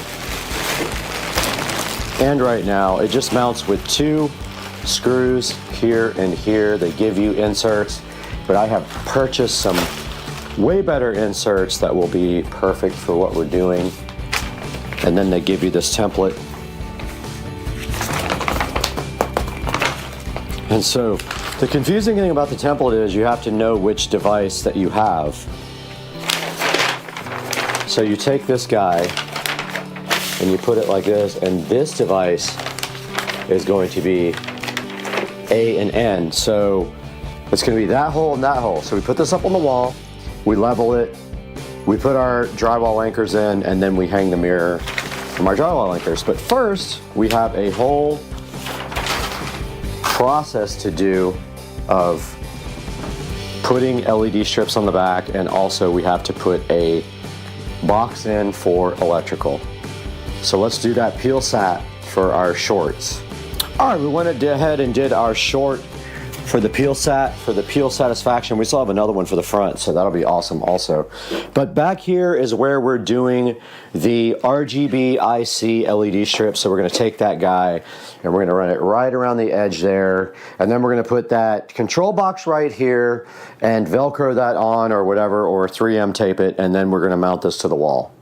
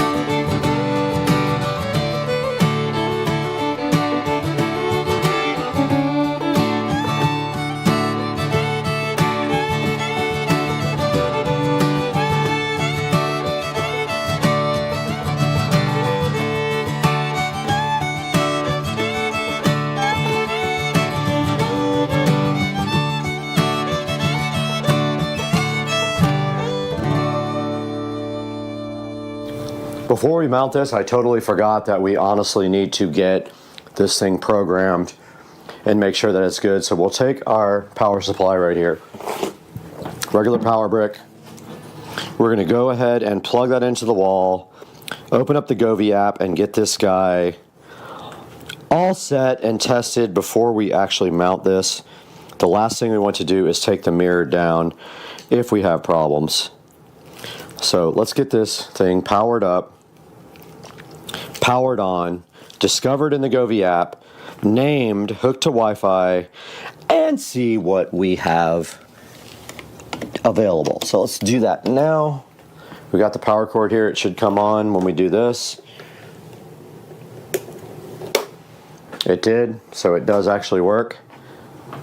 And it looks like it's set to audio, which they all kind of default to, but let's open up the Govee app. We got the Govee app open here, so we just have to discover new devices. So you hit the plus. It already knows it, so we add. It's probably going to want to update the firmware. Let's see.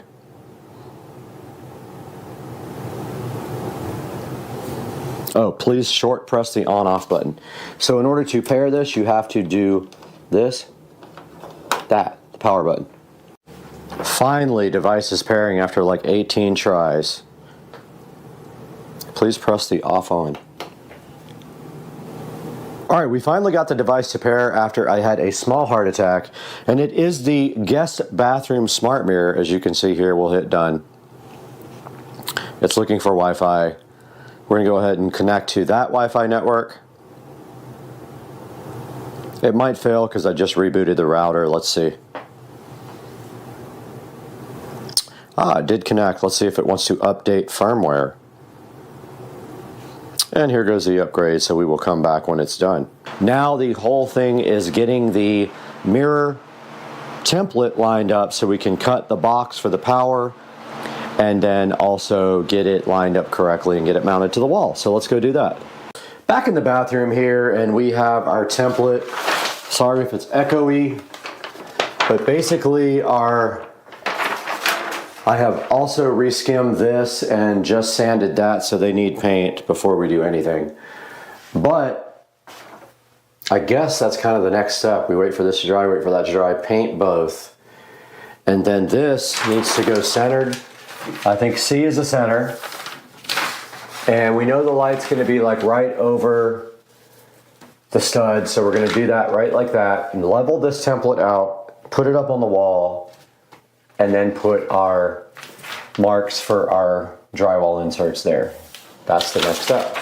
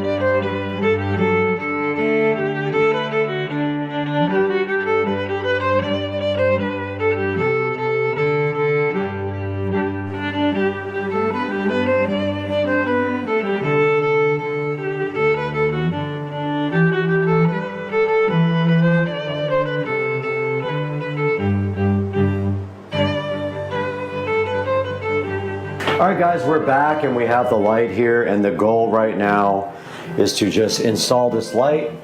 So keep in mind there's a lot of weight on this light, and they give you like pigtails here and wiring nuts. And so when you do this, you're going to want to make sure that the weight is not so much that it's going to pull the light out when it's connected. So just keep that in mind when you install this light.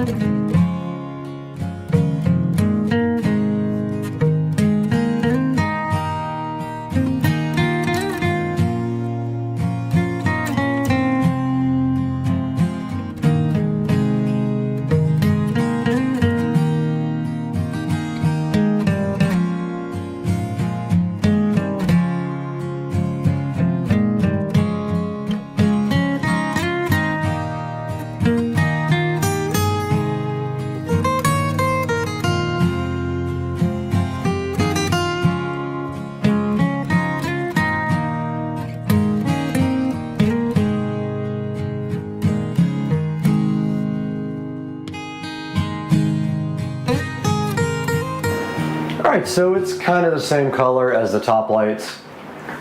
No, it's perfect. No issues at all. I just got to fix that little screw hole. This other one's completely covered, but yet looks crappy because I can't ever do good patch. So we have our template up here, and what we did was center up the template with the sconce, or whatever it's called, the lighting. We leveled this guy right here very carefully. A little off. Level this guy very carefully. Yep. And now that's where the mirror is going to be, but this is 48, so it's going to come way out here.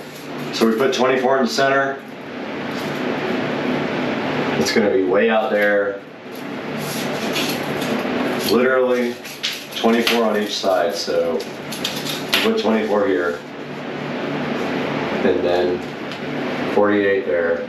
That's where the mirror is going to sit. So now we know A and N are our mounting points, guys. Let's go! Hype train.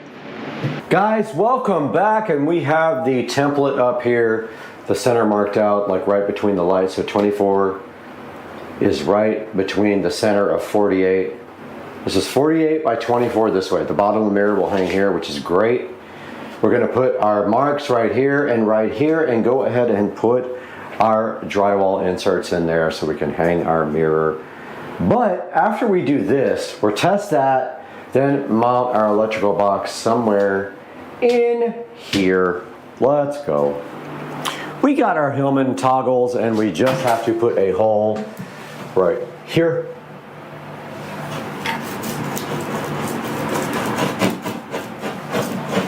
Large enough for this to go through, but not too large for this thing.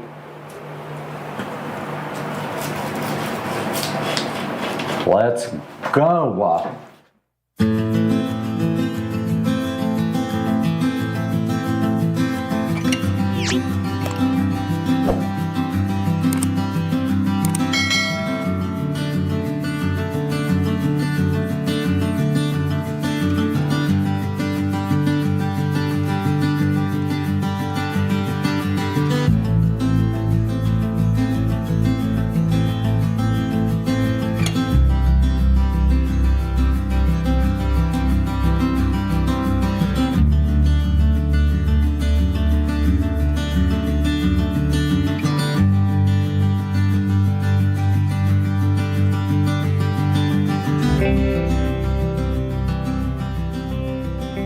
Guys, we're all prepped for our mirror.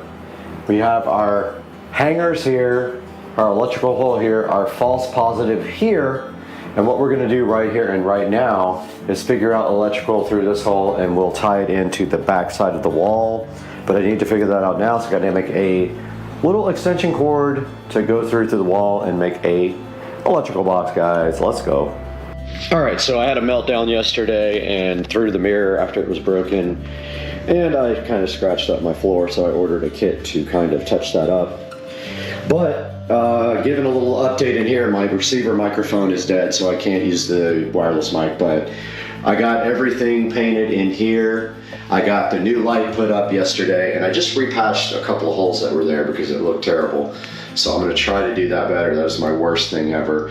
I got the show mounted in the wall, and now I'm going to put these plates back on and work on this light here. All right, this is the new puck light to replace the one that is there. This one just literally will come right out probably. Yeah, I don't even remember how I got that thing in there, but this is the new one. It runs on 110 volts and it's LED, and this old one is incandescent. So this will be a upgrade for it, and here is the actual new puck light that is going right in its place, and it has a little, oh, that's interesting. It has an in and an out, I guess. I don't really know. I guess so you can chain them. And then it's got, on the bottom, it has a adjustable color temperature. Very cool.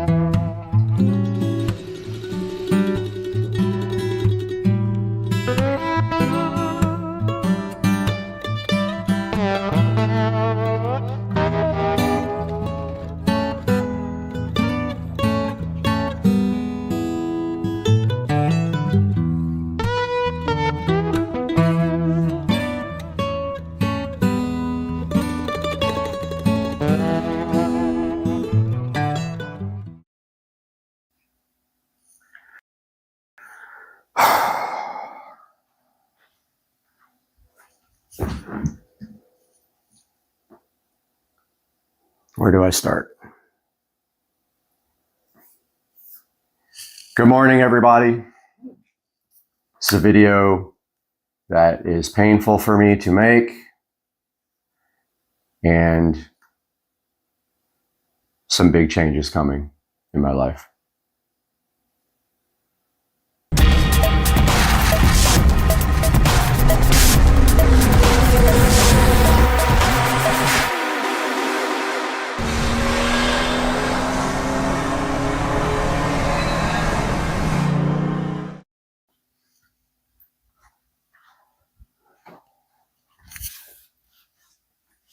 Hey guys, welcome back to Supercar Street Racing, and today I've just got a couple of things I have to talk about going on in my life right now.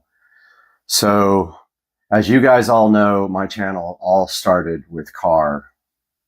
It was all about my Toyota Supra, which regretfully years ago I sold. Probably the largest mistake I've ever made in my life. The biggest mistake that has happened is selling that 1993.5 Supra hardtop, which I bought brand new, by the way, almost. It had like 13,000 miles on it, not a scratch.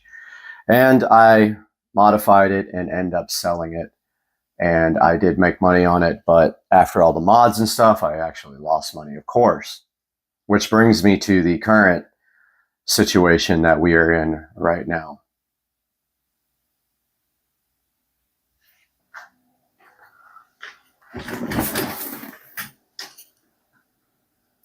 So what you see right here are videos of my E93 335i convertible. We can see here some hours being put into this car. It was modified, not heavily, but modified. It did have a MHD tune running E85 E50 blend. It had a VRSF large intercooler, and it had a VRSF charge pipe.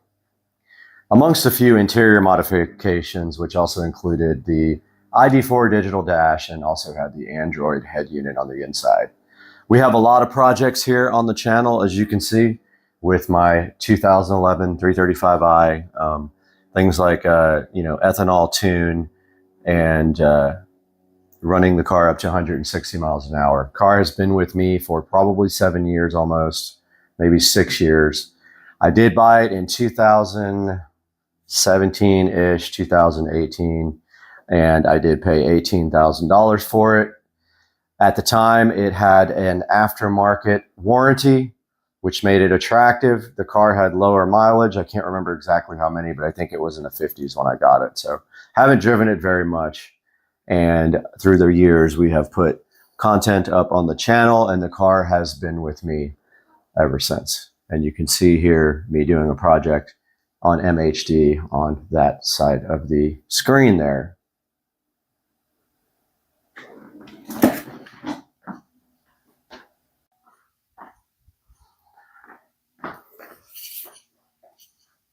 And here we are next to the Supercar Street Racing channel.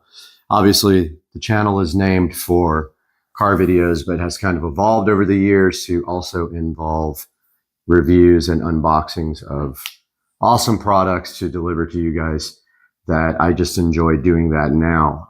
Not that I'm not dedicated to the car scene anymore. I absolutely love cars, but there's almost only a certain amount of content you can get with the same vehicle unless you want to take that to the next level. For this BMW 335i, though, for me, I didn't want to take the car to the next level because I always had issues with the car. Now, I won't say I always had mechanical issues, but the car has been kind of bad luck. I've had issues with wheels and tires over and over and over again. And of course, with the VMR V810 wheels, 2 of them got damaged by me, and I waited over a year to get replacement wheels for the car, during which time I suffered with curbed up and bent wheels. So you can see here the car right here on the channel. It is on the banner on the channel as sort of a, an ode to my love for cars. However, the time has come to do something else.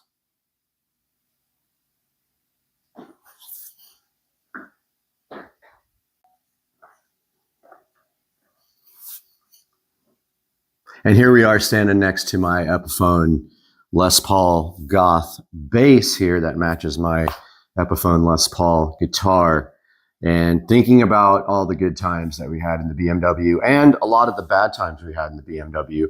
I have been stranded on the side of the road in that car probably 15 times.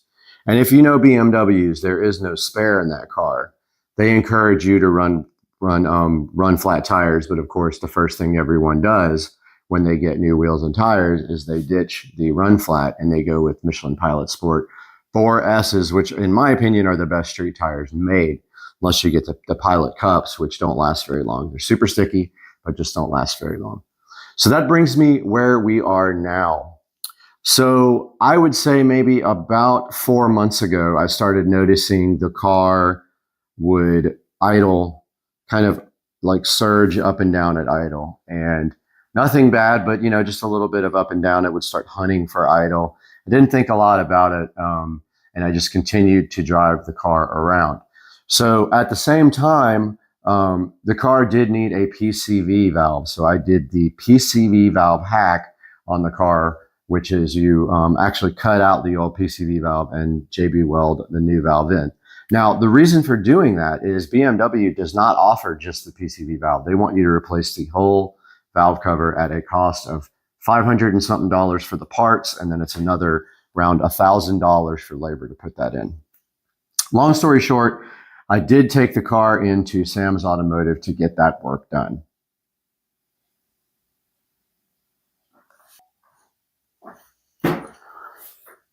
So Sam's Automotive took my car in about 4 months ago, and we made a point while we were in the car doing the valve cover replacement to go ahead and do the plugs and the coils on the car, because you're already in there and there's no labor. They already have to disassemble the whole car to get that valve cover out. And the reason we went with the valve cover replacement is it was leaking oil, and I wanted to get all the maintenance done that I could get done on the car. So long story short, we put the car into Sam's Automotive and we asked them how much that was going to be. And it was going to be around $1,800 to get the valve cover replaced, do the plugs and coils, and that is with parts and labor for everything out the door. So we put our car in Sam's Automotive.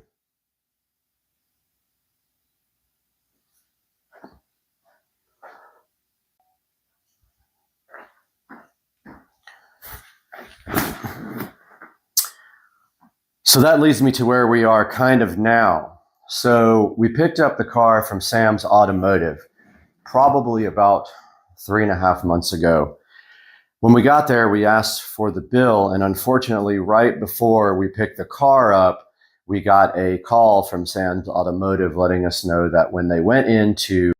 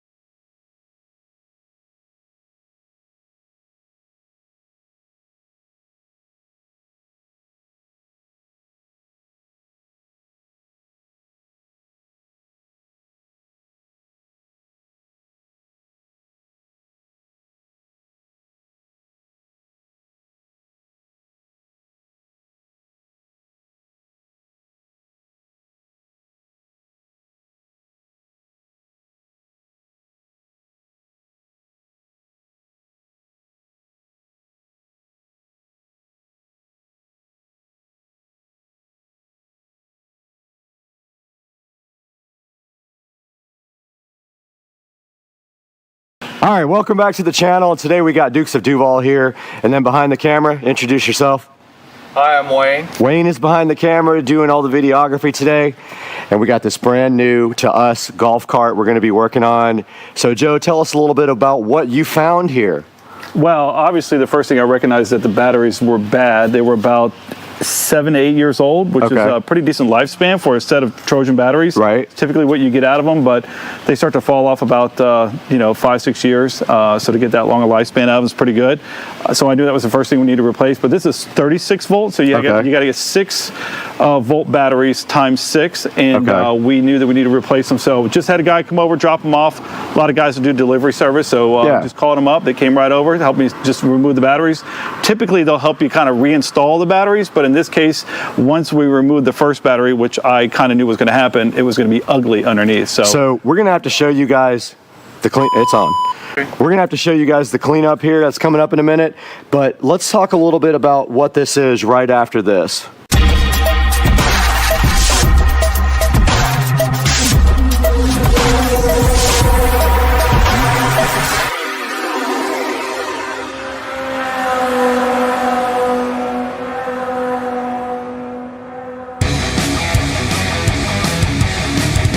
All right, we're back once again with this. Oh, it's a 2001, I believe, 36 volt Easy Go that I scored from a neighbor that just moved away. He unfortunately went to a community that doesn't allow golf carts. Okay. Which I almost told him that he needs to not move there, but he's dead set. He's going anyway, or his wife's going to go without him. And he made me a deal that I couldn't refuse, but I knew that there was going to be some problems with it, including the batteries, which is going to be the main thing. Okay. My hopes are it's just the batteries that are the issue. Some of the cables for the batteries are corroded and pretty bad. So I'm going to have to replace those. I have extras. Awesome. But for the most part, most of these golf carts, especially Club Car and Easy Go, they're pretty indestructible. Like, you can't kill them. Like, the only thing you're replacing on them most times are batteries, tires, and sometimes some of the brake parts, but we will see. What I really like about the golf carts is in general is that there's so much room to work on them usually. The problem is with the batteries, there's not a lot of room.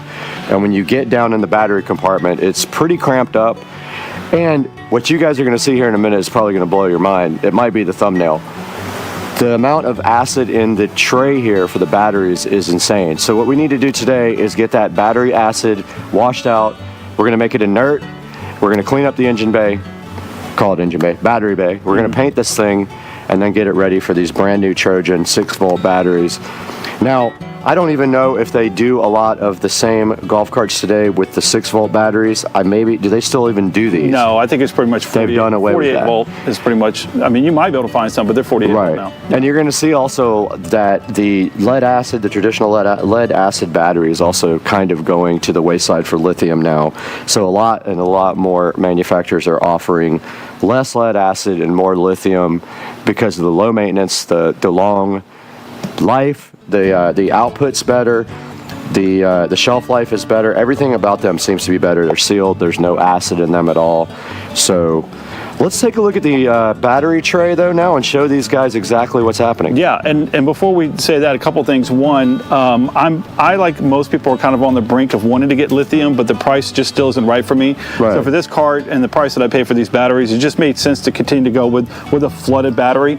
I think that probably the next set of batteries I put into a golf cart will probably be a lithium battery. A little bit of work sometimes to make that conversion. So in this particular case, I didn't want to like pour my heart and soul into doing that. I just wanted to replace them. The other thing I would say about this particular golf cart, which is made by Easy Go versus Club Car, is that they're made with regular metal in a lot of their parts. To me, it does rust, and it's kind of a turnoff. So I'm a Club Car guy.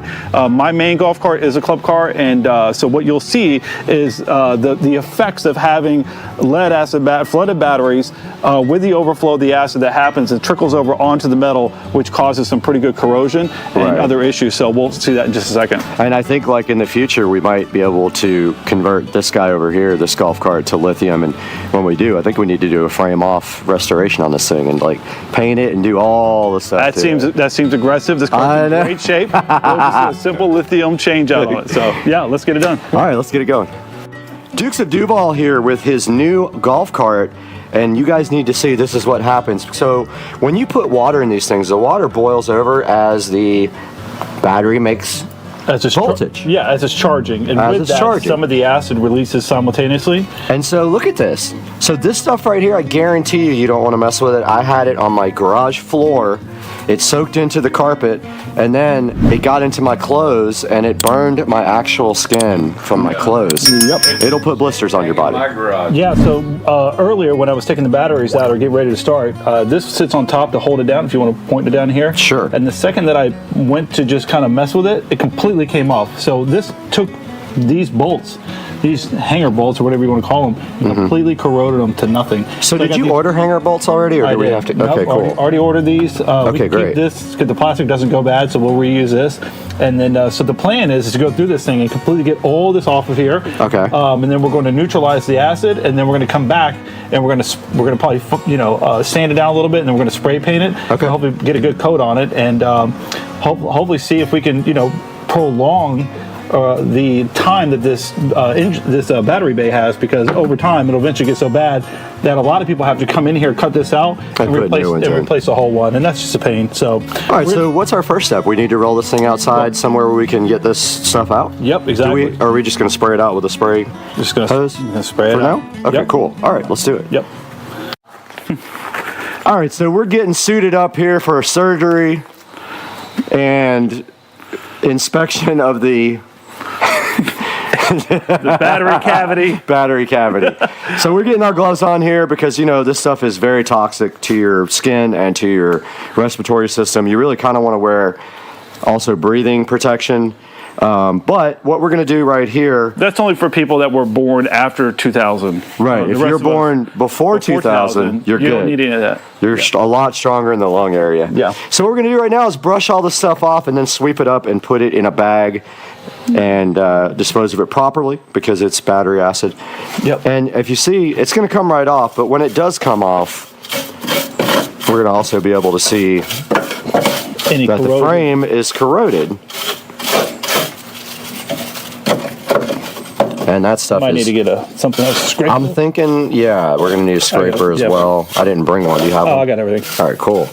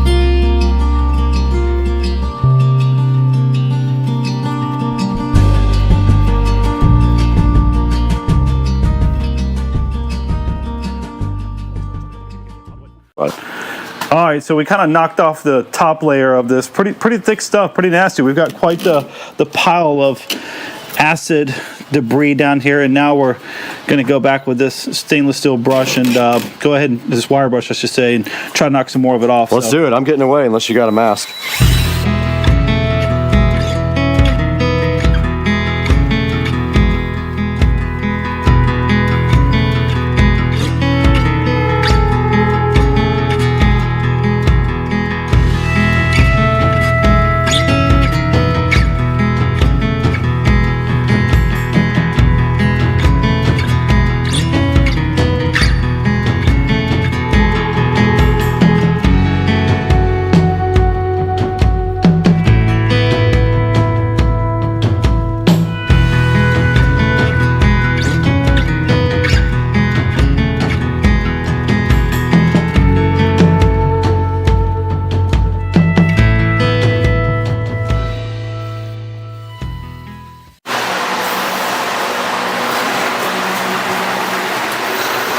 That's good enough. Okay. All right, we're back out here in Dukes of Duval garage, and we have a whole bag full of goodies here that I brought over to work on the golf cart. More importantly, look at all of this corrosion. So this is what he knocked off of the, and it's hard to imagine that came out of the battery tray. Battery tray, right? Easy go. You got to figure this out. So we're going to send this to all the small children in the neighborhood. That cleaned right up, so that will be put in a plastic bag and be inert now. And then we brought over some stuff. We got some baking soda to make the acid inert. So we'll put that with water, mix it up with water. I bought a spray bottle to put that in. And some black paint. It's engine paint.